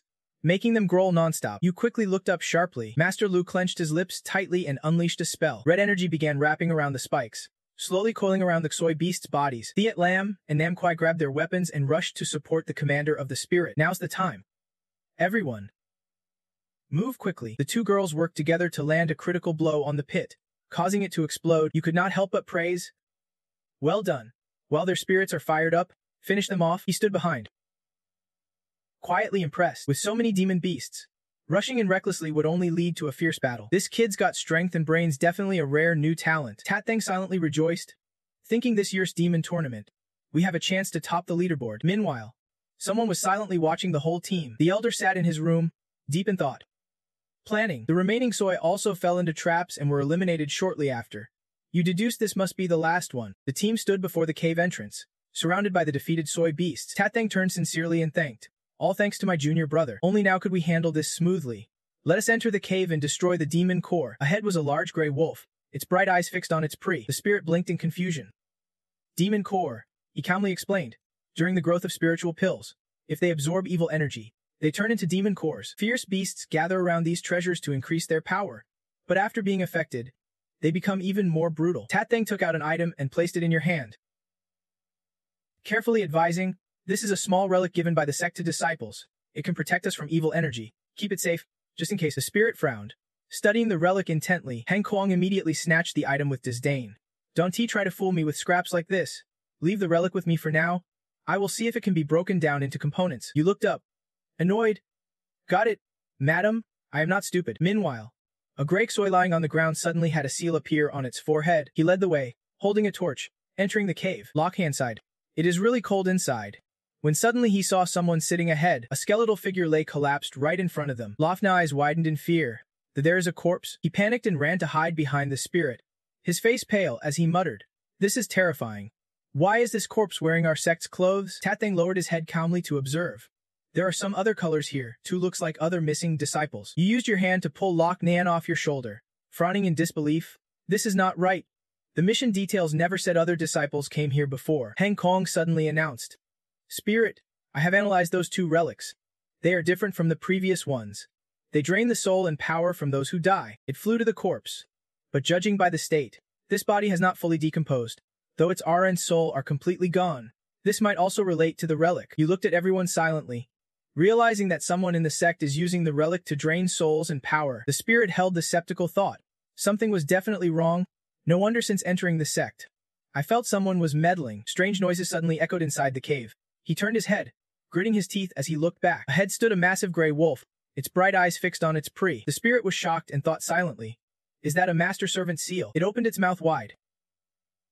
Growling threats. He spun around and shouted orders. Run. That spirit beast is at least king level. Lochnahan chased close behind. Shouting. This mission's tough. How is this demon beast so smart? It even knows how to set traps. The spirit's eyes hurriedly confirmed. It has a master-slave seal on its head. Someone's controlling it. You urgently ordered. Run inside first, then we will figure out what to do. The whole team quickly moved forward. Secretly relieved inside, there was a faint light ahead. Hope at last. He pulled out a token and hurriedly said, if we keep going like this, we will lose track inside the cave. Everyone, hold hands tight. Trust me. I will get us all back safely. Everyone quickly followed, moving in sync. Suddenly, another hand grabbed Lochnahan's arm. He turned, frowning hesitantly. Hey, who are you? Suddenly, everyone was yanked at breakneck speed. Lochnahan panicked. Oh no. Tathang led the group flying toward the lighted exit. While the wolf was closing in, the wolf planted its paws, ready to snatch the spirit's illusion. Mouth wide open, legs spread. Meanwhile, Tathang was pulling the group through a smaller hole. Ahead was a dead end. He looked worried. We are done for. As soon as he said that, Tathang slammed his face against the stone wall, blood spurting from his nose. The team was immediately separated, hands slipping inside the narrow path. He frowned in fear. What kind of hellish cave is this? Just as they were about to fall hard, a red thread caught them. Holding his nose in pain, he asked anxiously, is everyone okay? Lochnan squeezed his hand in relief. We are fine. Senior Liu is trustworthy. He lowered his eyes regretfully. Unfortunately, the stranger who saved us could not escape. He was a good man. We need to honor him. No sooner said than done. 3 men from the evil sect placed a wooden memorial plaque for the stranger on the stone slab. Hands clasped. They all said in unison, thank you, stranger. The spirit chuckled. That is just my skill. Suddenly, strange sounds came from above. He looked up to observe. The spirit seriously guessed. There are clear signs of human modifications here. Maybe there is another way out. Let us move forward and check. The team quickly ventured deeper. It was like a maze. They carefully turned down another path. He suddenly widened his eyes in surprise. Ahead was blocked. The spirit was stunned. A stone door. He and Lochnan immediately tried to push it, but nothing changed. The spirit shouted angrily. Damn it! It won't budge, Lam Kwai calmly said. Master, there is a knob here. She quickly turned the knob clockwise, and the door slowly lifted open. Everyone's eyes widened in awe. Whoa! It looks like the resting place of some forgotten academy. They stood tall and asked, where exactly are we? Stepping forward cautiously. No one could believe it. They never heard of any other relics here. Lam Kwai looked up at the stone guardian statue in front. She gasped in awe. That statue is huge. Lam Kwai suddenly stepped on a differently colored tile. Her whole body dropped into a mysterious pit. The spirit frowned in panic. Your Highness. The tile quickly slid back, and the statue seemed activated. Their eyes glowing bright red. Small gun barrels appeared from their mouths, shooting a volley of arrows as a defense mechanism. Everyone was stunned by the relic's mysteries. Lam Kwai fell into a strange black pit and painfully pushed herself up. She rubbed her head, frowning. Too dark. Where is this? Then she glanced sideways, thinking. The survival rune on the needle is glowing. A glowing cube appeared in her hand. Lam Kwai asked, this is what Kong Fong Jam gave me. The stone gradually gave off tiny light sparks. A magical formation suddenly activated.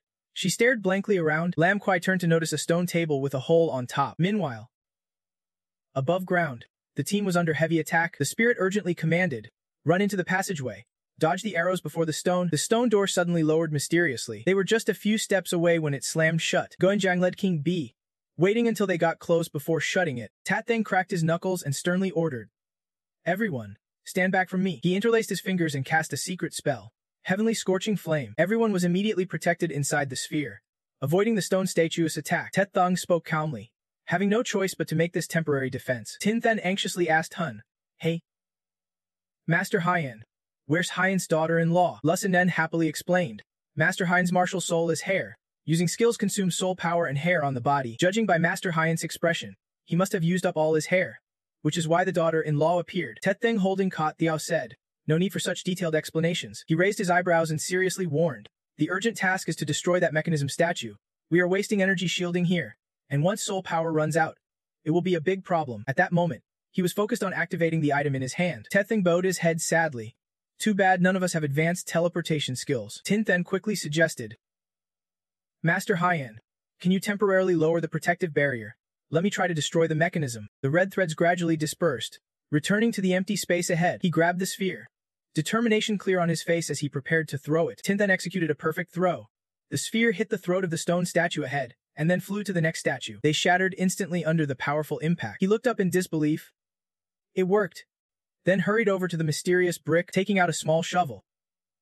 He thought, "Earlier, Your Highness stepped on this brick." Tin Then knelt down and exerted force to break the brick. Thit Lam rushed over to help. Together with the shovel and sickle, they struck the stubborn brick. He glared angrily and scolded, "Seriously, what is this brick made of?" Tin Then touched the brick carefully, analyzing it. Attacking with soul power only got absorbed by the ground beneath, wasting effort without effect. He worried silently, wondering how Your Highness is doing right now. Tin Then suddenly realized, right, the voice transmission talisman from before still works. Underground, Lam Ku held a stone before a stone table. She touched it, thinking, this is demonic script writing instructions on how to open the mechanism. Lam Ku bit her lip, amazed she could not only understand the demon language after just a few days in the demon realm, but also read their script, just like Master said, understand at a glance. The voice transmission talisman in her hand suddenly glowed, and a voice came through. Beep beep. Your Highness, can you hear me? She widened her eyes happily and called out, Master. Tin Then excitedly asked Hen. Great, the voice transmission talisman still works. Your Highness, are you alright? Any danger? Lam Ku replied calmly. I seem to have fallen into a secret chamber with a formation. There is a stone platform here with instructions on entering and opening the main door leading to the archery range. She reasoned calmly. Also, when I fell, the stone you enchanted for me kept glowing constantly. This stone is almost as big as the mechanism's lock. It is probably the key to opening the door, he warned seriously. Be careful. If you trigger a trap by mistake, it could be dangerous. Lam Ku smiled confidently. Don't worry. Master, I want to activate the mechanism recklessly. Just as she finished speaking, the stone was mysteriously pulled into the lock. Within seconds, it fit perfectly onto the mechanism's lock. She looked confused. I have not even done anything yet. What is going on? Strange symbols appeared on the surrounding stone pillars, and the ground began to shift. Lam Ku gasped in shock. It is a teleportation formation. Within seconds, her body vanished. Tin Then, getting no reply, worriedly asked, Your Highness, are you okay? Hey, why did the voice transmission talisman stop working? Hung Sidin calmly reassured. Don't worry. I just sensed a formation activate here. Maybe the little princess triggered the mechanism, causing soul power interference with the signal. He put on his glasses, studied the screen carefully, and confidently concluded, the princess has the demon rune chip I implanted. Based on the tracking, she is currently in the underground palace's great chamber. You looked up in amazement. Koing, you are a genius. That great chamber must be the royal tomb you mentioned. The spirit speculated. There is a giant transmission talisman there. Your Highness won't be in any danger. Maybe we can even use that talisman to find another way. For now, we just need to head toward the royal tomb to meet with Your Highness. Standing nearby, Thiet Lam could not help but ask, Haiyan, what exactly is going on? You put on a skeptical face, pretending to explain. Maybe Lam Kwai was taken to the royal tomb here. I was just so worried a moment ago that I babbled nonsense. She slowly stood up and calmly suggested. Then let us set off quickly. It is rare to meet someone with the same bloodline. I do not want Sumu getting into trouble, the spirit repeated confusedly. Bloodline, Thiet Lam bluntly exposed. Cut the act. Lam Kwai is actually part of the demon royal family. Is not. We all figured it out. On the way. Hein even called Your Highness by name. It was pretty obvious. An image appeared in your mind from the journey. She continued slowly. Plus, When we were in the carriage, I gave Sumu a sharp look to ask if she was royal family. She responded with a firm look back. Laka's face lit up as he spoke. Thiet Lam's right.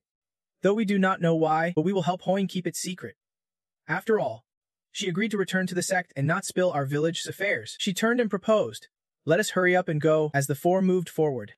Someone was watching everything from above. At this moment, Lam Kwai had been moved to the royal tomb. She looked around nervously, wondering, is this the royal tomb with the stone inscriptions? Lam Kwai picked up a stone, pondering silently.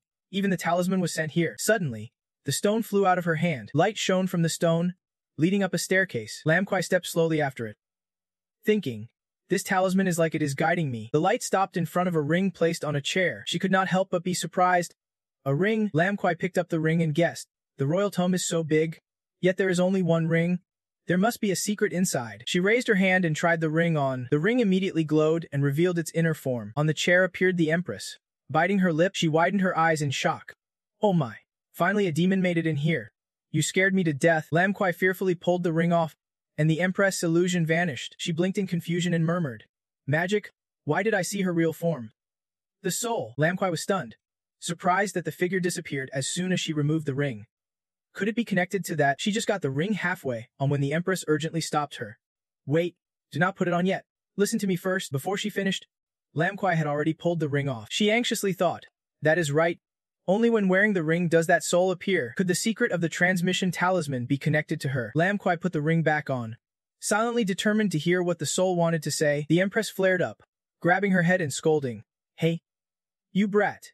At least show some respect to the demon clan. The Empress angrily scolded loudly. You have held the ring, yet put it on and take it off like a game. No respect at all.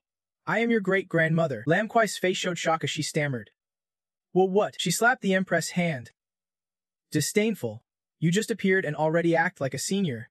Your soul really has no shame. The Empress' eyes narrowed as she sternly revealed. Lamkin, I am the true Empress here.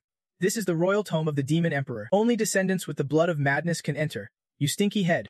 Even at home you have to bow before the ancestral hall. Hearing this, Lam Kua's face turned suspicious as she silently wondered if the mad blood her mother left was actually from the demon clan. She crossed her arms and chuckled mockingly. You are ungrateful offspring. If not for me struggling to raise you all, you would never have survived. The Empress gently sniffed and sighed. Your scent is off. She stepped closer, firmly stating, you are not from the demon clan. The Empress hurriedly stopped her. Hey, stop messing around. She raised both hands with a bright smile. A fragmented soul like me is not a threat, whether you are demon or not. Standing here, you are still my descendant. Lam Ku snapped. What do you mean sniff my pulse? My parents are clearly human. The Empress calmly explained. Human, yes. When alive, I made a pact with a small human kingdom. Their land was torn by internal strife and external enemies, so they sought the demon clan's help, offering many gifted human disciples as sacrifices. Old memories surfaced, and she continued calmly. We also tried using humans to change the demon clan's bloodline, which easily loses reason, so I sent people to form alliances with them. The Empress smiled mysteriously. Humans are fragile. Soft flesh. Unfortunately, I passed away just a few years later. She widened her eyes in surprise, recalling, not a victim. Lam Ku bit her lip, puzzled, wondering if the Jia Lam family really colluded with the demon clan. She cautiously looked up and asked, then why did you die? She chuckled awkwardly. That story, thousands of years ago, in the demon clan's main palace. Nam Deng, a scared little brat, Your Majesty Empress. He nervously reached out to sniff her nose to check. Nam Deng anxiously shouted, the Empress has died. Back to reality. Lam Ku blushed and angrily cursed. God. Shameless. She lowered her eyes. Amused? Little brat, you really do not know anything. It was not easy to end that war. I had to do my best to cultivate the deep. Suddenly serious, the Empress asked. Right? Tell me, how's the current king of the continent?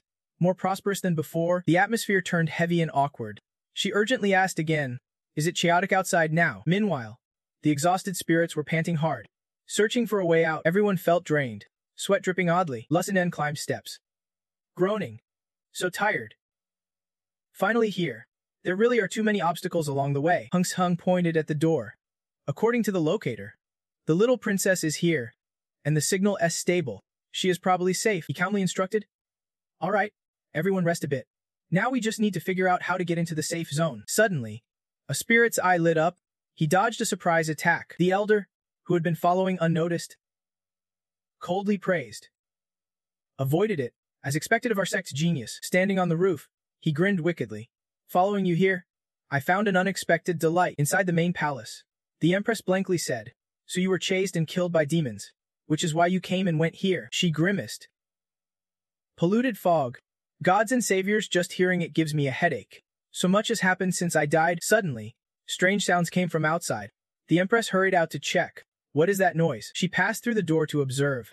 A spirit was thrown against the wall by an attack. He gritted his teeth and slid down. Readying to counterattack, the elder faced 4 people alone, slamming the ground to create a shockwave. The Empress angrily scolded. Damn it! They are trying to destroy my tome. Lam Ku clenched her fists. Worried, what is going on? She calmly replied. Outside, 4 juniors are surrounding an old man who seems unable to fight back. One has parted hair. Her eyes widened. Thinking, that is the master. Lam Ku rushed off, determined to help, but the moment she touched the door, she was pushed back. She rubbed her pain away. Muttering, how to get out, must control herself. The Empress laughed delightedly.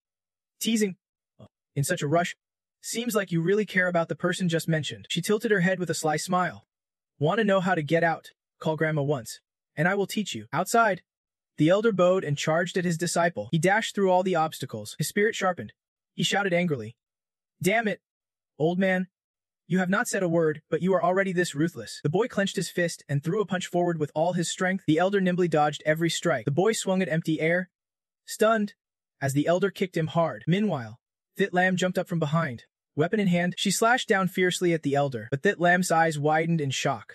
The elder had activated a defense item. The elder cruelly unleashed a blast, causing an explosion that pushed her away. Lam rushed to her teammate. Worried, my attack was blocked by some invisible force. The boy was surprised. Pondering, a tool, he must be a completed serpent star. The elder suddenly flew up high, witnessed by all. He shouted a command. Stop using the dangerous terrain as an excuse. A giant weapon appeared, its tip aimed straight at everyone below. The elder shouted, obediently become my sacrifice. The boy looked at the elder fearfully. The elder performed a secret demonic technique with his hands. The giant weapon crashed down, causing the ground to erupt in an explosion. The weapon repeatedly struck down, as if wanting to crush everything. The elder's eyes widened in surprise. Below in the pit, 4 people were protected inside a red defensive aura. He muttered in disbelief. They actually managed to block it. No wonder they are the sect's top defenders. The elder stepped closer, loudly calling out, Lo Tething. The other smiled in admiration. Senior brother is amazing. This is the elder's strongest skill. But he collapsed painfully, his body growing weak. Everyone called out worriedly. Senior brother. Lo Tething coughed up blood, struggling to speak. Great elder. The corpse in the cave and the demonic beasts are connected to you, are not they? You are the most revered person in the sect. He sank into despair, loudly accusing. Why did the elder do this? Don't you see you have disappointed your granddaughter and the disciples who trusted you? The elder was radiant in response to these words. He lowered his head and replied quietly, then sorrowfully continued. Years ago, my daughter and granddaughter went out, got caught in fog, and could not return to the sect in time. Tragically, they got lost in the mist. The elder placed a box on the floor and calmly continued. My daughter. He opened it to reveal the body of a woman turned blue, sealed by demonic magic, corroded like this. The boy's eyes widened in shock. He thought silently. Demonic. The elder recalled that painful time. Sighing heavily, I was gifted a divine treasure that could communicate with gods and heal my granddaughter. When I was at my lowest, I was fortunate to be saved by a compassionate great master. He lowered his head with a sinister look and said, now it tells me that if I sacrifice the souls of you celestial creatures, it can bring my daughter back to life. The elder declared coldly. Don't think hiding behind your protective barrier keeps you safe.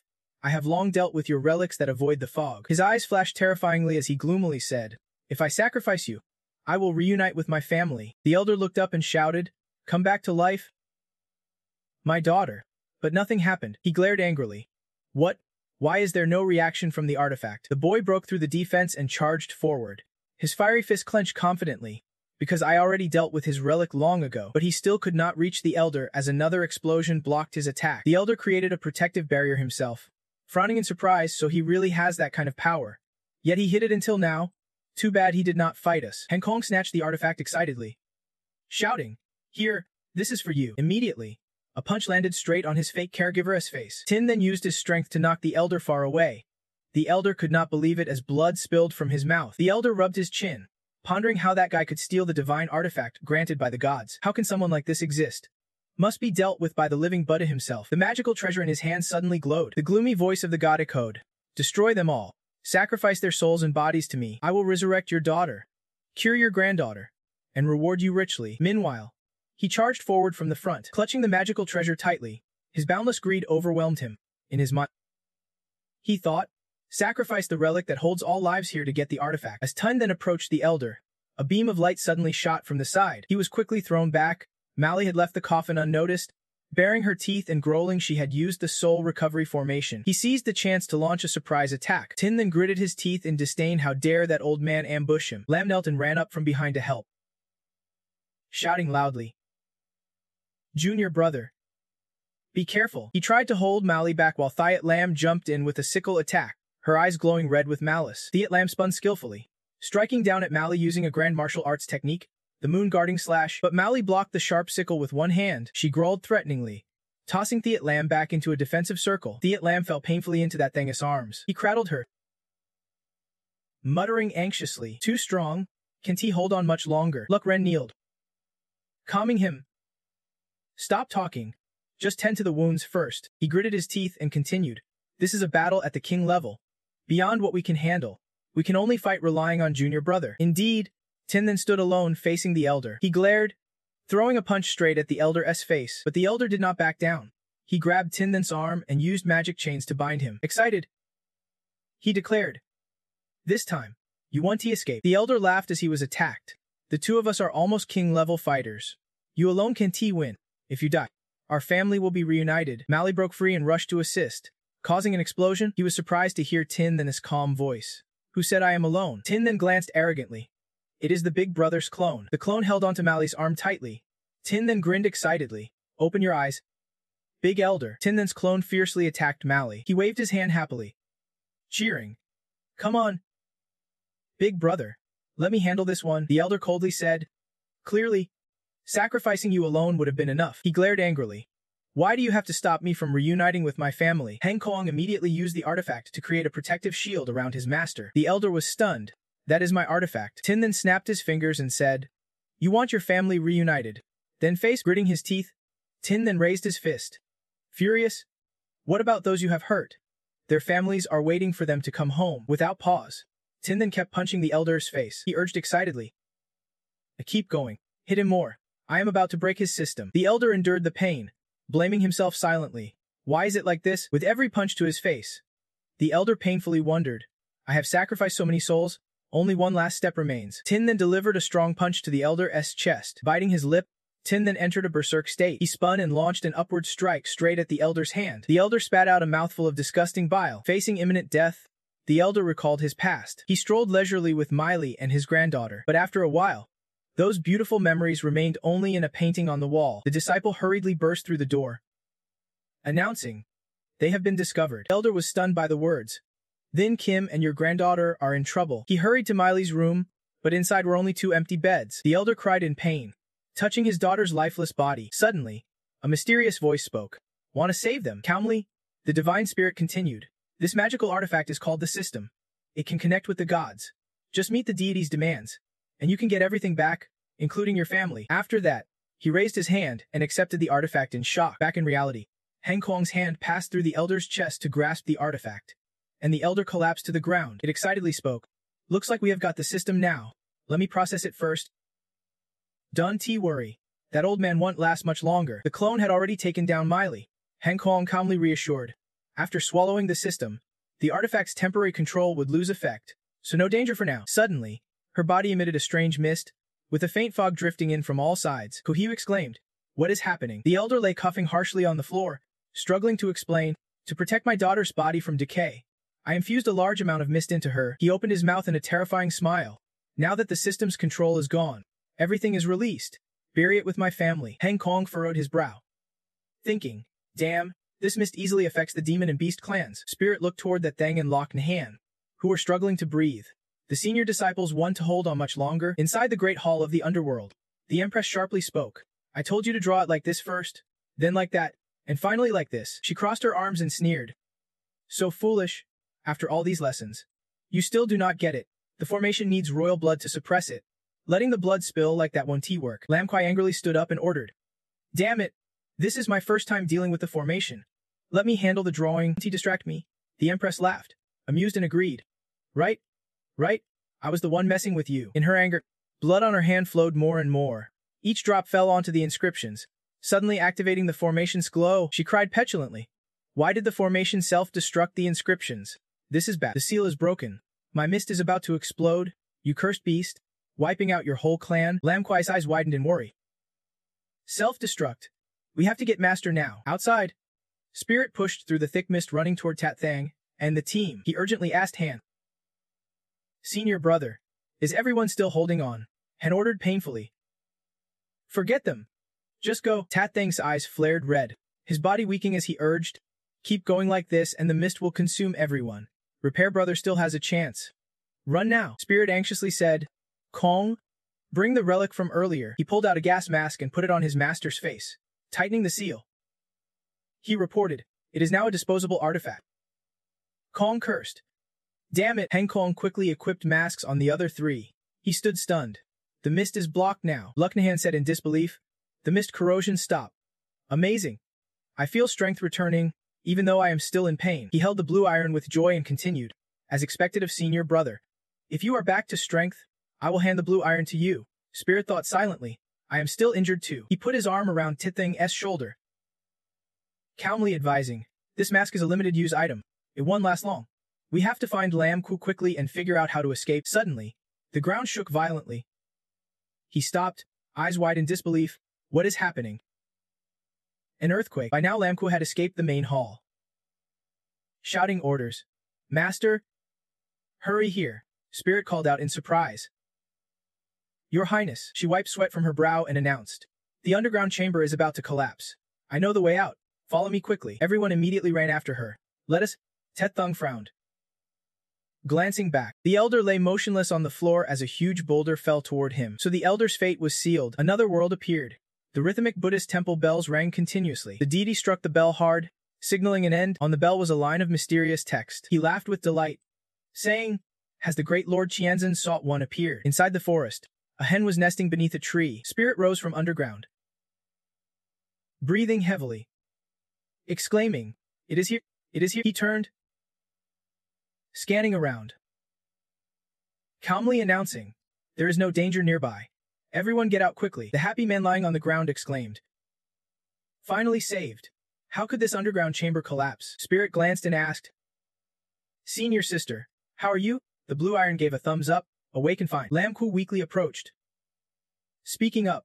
Master, actually I caused the underground chamber to collapse. He immediately placed a hand on her head. Spirit smiled brightly, praising. Well done. Your Highness, thanks to you finding the exit, we would all be dead otherwise. The journey was tough. Make sure you are safe when alone. Lam Ku happily replied, It is nothing. Master, yes, that is right. She covered her mouth and whispered, I met my great-grandmother. He widened his eyes, blushing, shouting, Mom. Spirit shook his head to regain composure. The fourth brother spoke. So that means your Highness met a female demon emperor inside. Only her descendants can enter the secret chamber and see her. Lam Ku raised her ringed finger, adding, The Empress even said she could teach me how to control my bloodline. Spirit could not help but admire how perfectly heroic this was. Suddenly an illusion emerged from the ring. The Empress spoke angrily. How dare that little girl challenge me? Aren't you afraid he will steal your chance? Lam Ku turned and scolded sharply. Nonsense. There is no mother in this world who would harm her own child. The Empress' eyes widened in shock. What? He is your mother. After resting, Tet Thing suddenly coughed and spoke gently. Junior brother. Junior sister. I want to discuss something with you too. We should not stay here long. Let us talk on the way to the sect. He smiled brightly. Agreed.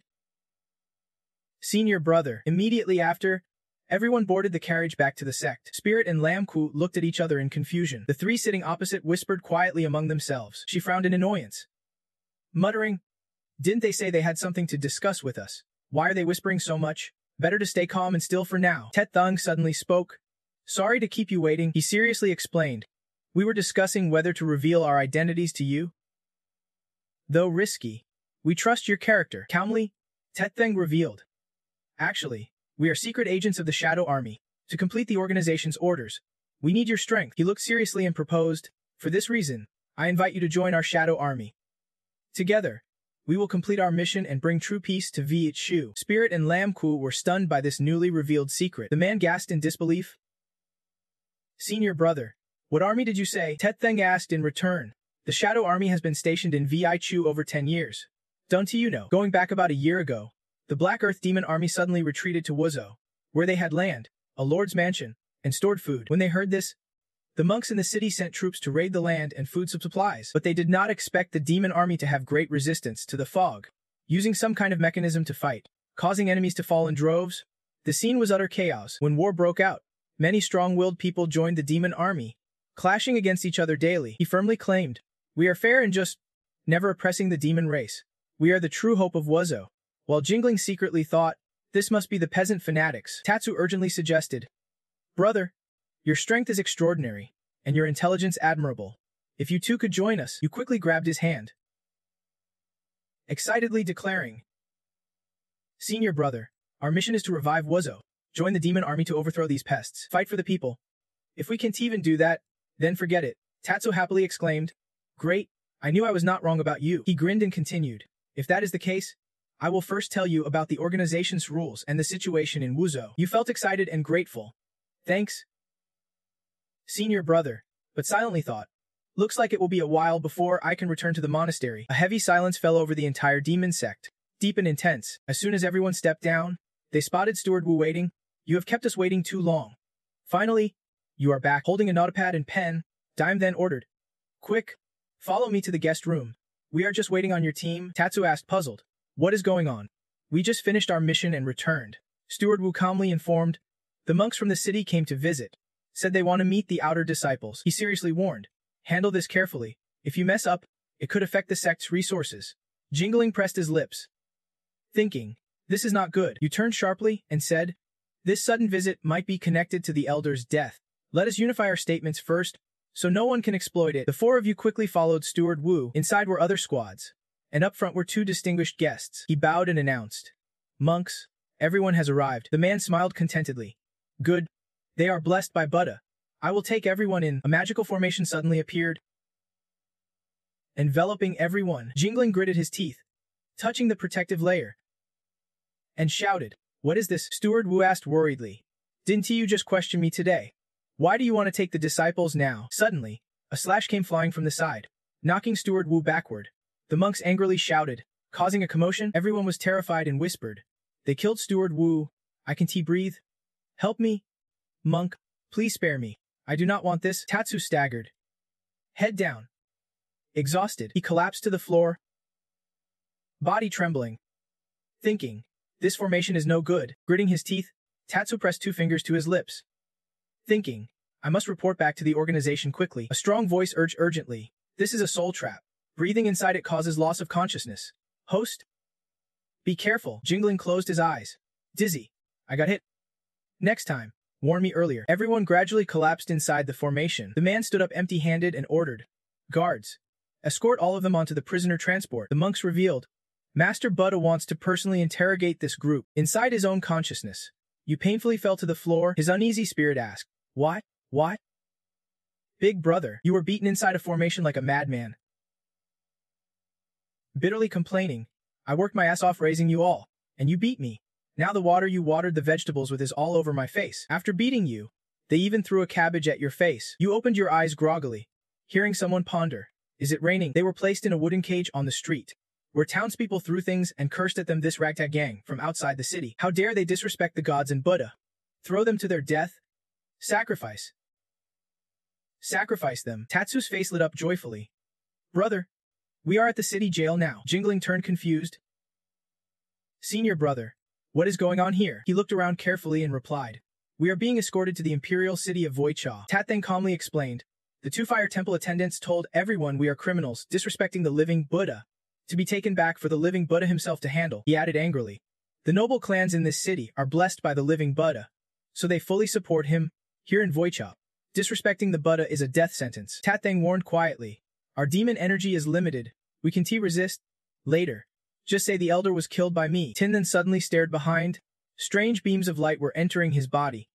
Surprised, he wondered if he could absorb demon energy. Meanwhile, a group of people wearing black headscarves appeared on a rooftop.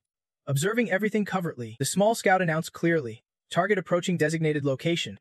Prepare to act. A magic formation suddenly appeared below the path of the two monks. The horse stepped in and was immediately restrained. Soldiers and horses exploded in an instant. A man frowned and shouted loudly, "Enemies are attacking. The Lord's horse just exploded. Counterattack. Protect the monk lord." Archers on the rooftop kept firing continuously. Soldiers were gradually defeated. Terrified civilians fled in panic. Among them, a quick man dragged a shield, ordering loudly, "Everyone hide behind me. Take down the attackers in front." She appeared suddenly, grabbed a head to restrain, then slashed the neck to kill. Tin then silently stared at the person with the headscarf in front of him. He exclaimed in shock, "Brat." Scout quickly broke the chains above the prison. Tin then stepped outside, puzzled, and asked, "Little Scout, why are you here?" She looked up hurriedly and ordered, "Later we will talk. Lead your people to follow me now." Everyone quickly fled from the soldiers. Unfortunately, someone saw them and shouted, "Someone's attacking the prisoners. Those scum are prisoners assigned by the living Buddha. Don't he let them escape." A smoke bomb with tear gas flew toward the soldiers, exploding immediately and filling the area with thick smoke. He turned back irritably and cursed, so lazy." They coughed painfully in the smoke. A man hurried over asking, "My lord, are you alright?" He frowned scared, reporting, the attackers were royal troops. 5 prisoners were freed by them. The monk angrily shouted, "Lock down the entire city. Let no one out. Tear this city apart if you have to. Find those prisoners at all costs." In the poor district, soldiers searched every corner, knocking on doors. Why have not they opened yet? He kept knocking, announcing, "The royal troops are rooting out the nest. Checking the whole city. Anyone who does not cooperate will be executed." Tun then, wearing a scarf, stepped out worried. Coming, they immediately entered to inspect, complaining arrogantly, "Damn it, why did it take so long to open? You wasted my time." He turned suspicious. Is not someone hiding inside? He tearfully protested, "My lord, I am innocent. Only me and my little daughter live here. We were just lighting a fire to cook medicine.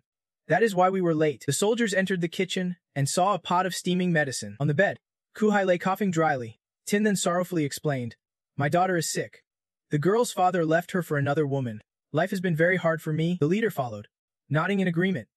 "Chief, this rundown house looks uninhabited. They do not look like the wanted figures in the notice at all. Let us do not catch diseases from these scum," and immediately turned and left, not forgetting to curse. "Damn it, check the next house." She sat up disdainfully, reminding, "Stop acting. They are gone. Close the door quickly." Scout suggested quietly, "Everyone leave. It is safe now." Tin then excitedly rushed to her side, praising, "Well done. This escape plan is so well organized. Great job." He calmed down and asked, "Right, how did you end up in Vui Cha and still manage to save us?" Scout, pale-faced and annoyed, explained, "I was lucky to meet Anong and the others as soon as I arrived in Vui Cha. Yesterday, when I heard Huan was captured, the rescue plan was all laid out by her." She handed over a paper and continued, "This is a letter Anong wrote to Haiyan." Tathang and Lam Kwai curiously approached Kong Dok, who was recovering. It had been a long time since they last met. Hearing about Huan's trouble, I really wanted to go rescue her myself at that time. Anong was focused on handling work, but was sadly tied up with military affairs in the camp. Unable to escape, he earnestly expressed that the current war was dangerous. Many compatriots had been captured by the living Buddhist army, and this place was very risky. If Huan wanted to leave, he would arrange reinforcements. Tin then frowned, reading every line carefully, wondering if Huan also intended to overthrow the living Buddhist brutal regime. All underground bases in the city could be handed over to Huan's command. "We hope she will lend us a hand?" Kyuhei curiously asked Han. Tun then, "What should we do next?" He looked up fiercely and said, "Those damn dogs dared to bully our people. Let us teach them a lesson." Inside the dungeon of Hongnan Vu Cha, Kenso was captured and tortured here. The living Buddha sneered mockingly, saying, "It has been days and no prisoner has confessed. Your prisoners really know how to keep their mouths shut." Kinso, he had one arm chopped off, his bloodied face locked inside the dungeon. The monk slowly entered to announce that the living Buddha had just received news. Today, the prisoner transport in the city was attacked by the enemy, and 5 prisoners were rescued. He held out a paper and continued, "Here is the prisoner list. Please take a look, sir." The living Buddha calmly read each name. Thiet Lam, Lok Nahan, Tathang, Lam Kwai. The last name surprised Kinso, and Tin then as well. He grinned wickedly and ordered, "How interesting. Send the message out. In 3 days, we will publicly sacrifice the prisoners to the enemy before the Buddha. Just wait and see." Inside the shabby house where the refugees had taken shelter, he lowered his eyes, looking troubled and speechless. Na crossed her arms in disbelief and asked, "Is that the director?" Atho leaned back and asked why. Tin then pursed his lips gloomily and stammered, "You guys." She calmly introduced, "She is a spy left behind by Nongke in the city. I am the leader here. They all clasped hands and checked her hair, suspiciously asking if such a young director could handle the job. Truly a greenhorn, he nervously asked. What is going on? This really is a spy. Kyuhai confidently affirmed, though she looks a bit suspicious. She is genuinely a spy. After all, it is because of you. Only someone from the Black Enemy's side would act like this. Tin then stared at them in horror, and sneered fiercely, mocking their taste. She calmly added, their master is Atho from the enemy, in charge of intelligence. He recalled his mischievous look and thought to himself, Atho? The director. Tun then covered his face in disappointment. I only taught him a few unofficial moves, but his disciple is so eager. Limak cleared his throat and reminded, let us get back to business. He was surprised and exclaimed, Limak, you came to... She coldly judged, long time no see. You must have forgotten me already. Kyuhai crossed his arms and recounted. Not long after you left, Hongdin and Lam fell into internal chaos, and Vo Jian had to shut down. Limak calmly continued. Not just, but other academies too. The situation is really unstable. Some even chose to defect. Overnight, they were wiped out. The Great Prince assassination squad is now a secret. But everyone knows it, inside the palace. Everyone is anxious and scared. Lam Kuai frowned fearfully. The unease growing inside her, she calmly revealed. Kung Fengam brought me here to pass on a message. Unless absolutely certain, do not come back. She urgently asked, what does absolutely certain mean? Lamak straightforwardly replied, it means having the power to destroy the entire enemy faction. Lam Kuai pressed her lips. Looking at Tin then, Nai urgently said, listen, if you have time. Chat later. Latest intel. The living Buddha is about to publicly sacrifice our people, including Kinso. He was surprised by this news. She calmly explained. Kinso, the logistics officer, was caught protecting villagers during retreat. This is the first time the living Buddha has captured top leaders of the Black Enemy army. Tin then lowered his head, solemnly affirming, a public sacrifice clearly means trying to flush the snake out of its hole. Naya nervously added, right? But we can just stand by. Kenso is a key leader of the Black Enemy. A public sacrifice will surely crush our morale. He asked seriously. Good. Now tell me. How do you plan to rescue him? Flashback to an earlier time. On a beautiful day. He happily admired his newly manicured nails. The nail technician blushed and praised. Your nails are really beautiful. Spirit removed his gloves with seriousness. Asking, remember the steps from before? He cheerfully promised. I remember. I will definitely practice hard. You smiled brightly and ordered. Good. Then you are in charge of opening a nail salon. Tribal nails grow fast. They need regular trimming. The nail technician could not help but ask in confusion. Spirit frowned deeply and reminded. We can just be a farming village. If we worry about food, other industries need to develop too. You are the ruler, used to an easy life. If you can do heavy work, then focus on services. The nail technician stood behind, quietly mouthing. Director, Bayan Anong has a copy too. Few in the camp can read. So discuss this with him more. The nail technician lowered his eyes, moved and thoughtful. I did not expect the director to think so far ahead. Such a deep heart. Spirit hid behind a rough expression. Thinking, with the nail salon open, I won't have to do their nails anymore. Remembering back to when a crowd lined up calling out, Master, I want a style change. Athao ran up happily to announce. Director, the literacy class has started. You replied in surprise. I am coming right now. The two walked while chatting. Spirit asked kindly. You can read quite a lot now. Right? Can you teach the beginner class yet? He shrugged happily and said, Not yet, but I have already named myself. Athao Xiunang explained. Anong and I belong to the A-script family. I want to name it Triu Atho. He looked up worried. Director, is not this name bad? Don't you like plants? Spirit hesitated. Then replied. All right, Kenso stood behind, quietly calling. Director, those truly were happy times. Xiao Ling carefully taught them the divine healing techniques. He diligently ran a nail salon. I was no longer the great king of the dark side. No longer doubting if my subordinates betrayed me. That day pulled us out of confusion, freed us from that narrow prison, and gave us a new life. Back to reality. The nail technician was exhausted after a blinding night. He was dragged outside with his arms chained and raised high. A soldier holding a letter loudly accused. Nail technician, you disrespect the living Buddha, inciting the people to rebel. Do you know your crime? He bowed his head, laughed scornfully, then arrogantly sneered. Who do you think you are? The soldier clenched his lips angrily and shouted. Begin the sacrifice. The sun slowly peeked from behind the clouds as the nail technician and his team, hands chained, were dragged outside for the crowd to see. The crowd murmured excitedly. A sacrifice to the heavens. It has been so long. I heard the blood cures all diseases. The soldier stepped forward, ready to announce. He unrolled the scroll and examined it. The soldier frowned and read aloud. The living Buddha in the sky looks down on all directions. Boundless compassion. Balancing yin and yang, another man was responsible for loosening the chains. He loudly accused. The rebel goes against heaven's mandate. Ungrateful. The spear above slowly lowers. The tall soldier continued. Immediately strip him. Reveal his true face. The nail technician raised his head to look at the approaching spear. The crowd cheered happily at the soldier's words. Drop the illusions. See the true nature. The people below licked their lips hungrily. The soldier solemnly declared the punishment. Skin him alive. Expel him from the territory. He opened his mouth wide, shouting, drain all the poisoned blood, cleanse the world. May the Buddha come quickly to receive him. Suddenly, someone rushed to the sacrifice spot. He gritted his teeth and accepted the punishment. Horrific sounds erupted as the crowd stared in shock. The soldier turned confused to see the man pulling the chains had his hand severed. Spirit frowned coldly at them, staring hard at one side of you. The soldier exclaimed in panic, "This ear, he is the technician?" Technician Spirit, you grabbed your sword and quickly charged in, cutting the chains in seconds to free everyone. The nail technician bit his lip in fear, feeling himself fall. Spirit hurried over to catch him. The nail technician bit his lip, touched, and called out, "Die, director." You suddenly changed expression, angrily threw him to the ground. Liaidong quickly caught the nail technician. Kuksai and others carried the other prisoners and escaped. The soldier holding the sword shouted angrily, trying to seize the execution ground. "But we are waiting for you." The spirit quickly stood behind him, preparing to ambush. Suddenly, a net fell from nowhere, covering his entire body. The spirit gritted his teeth, struggling to break free. The soldier turned his head and laughed scornfully. "Foolish, the new guy is the real target. This net is a gift from the living Buddha of magic. The more you struggle, the tighter it gets." He immediately stopped all movement, pursing his lips in thought. The man grabbed the kid's shirt, gleefully announcing, "I caught the spirit scout. He is right here." Suddenly, the shirt in his hand turned into an illusion. The soldier stared in disbelief as the kid's body transformed into a liquid and successfully escaped the net. The liquid gradually merged back into human form. The spirit's replica appeared, leaving everyone stunned.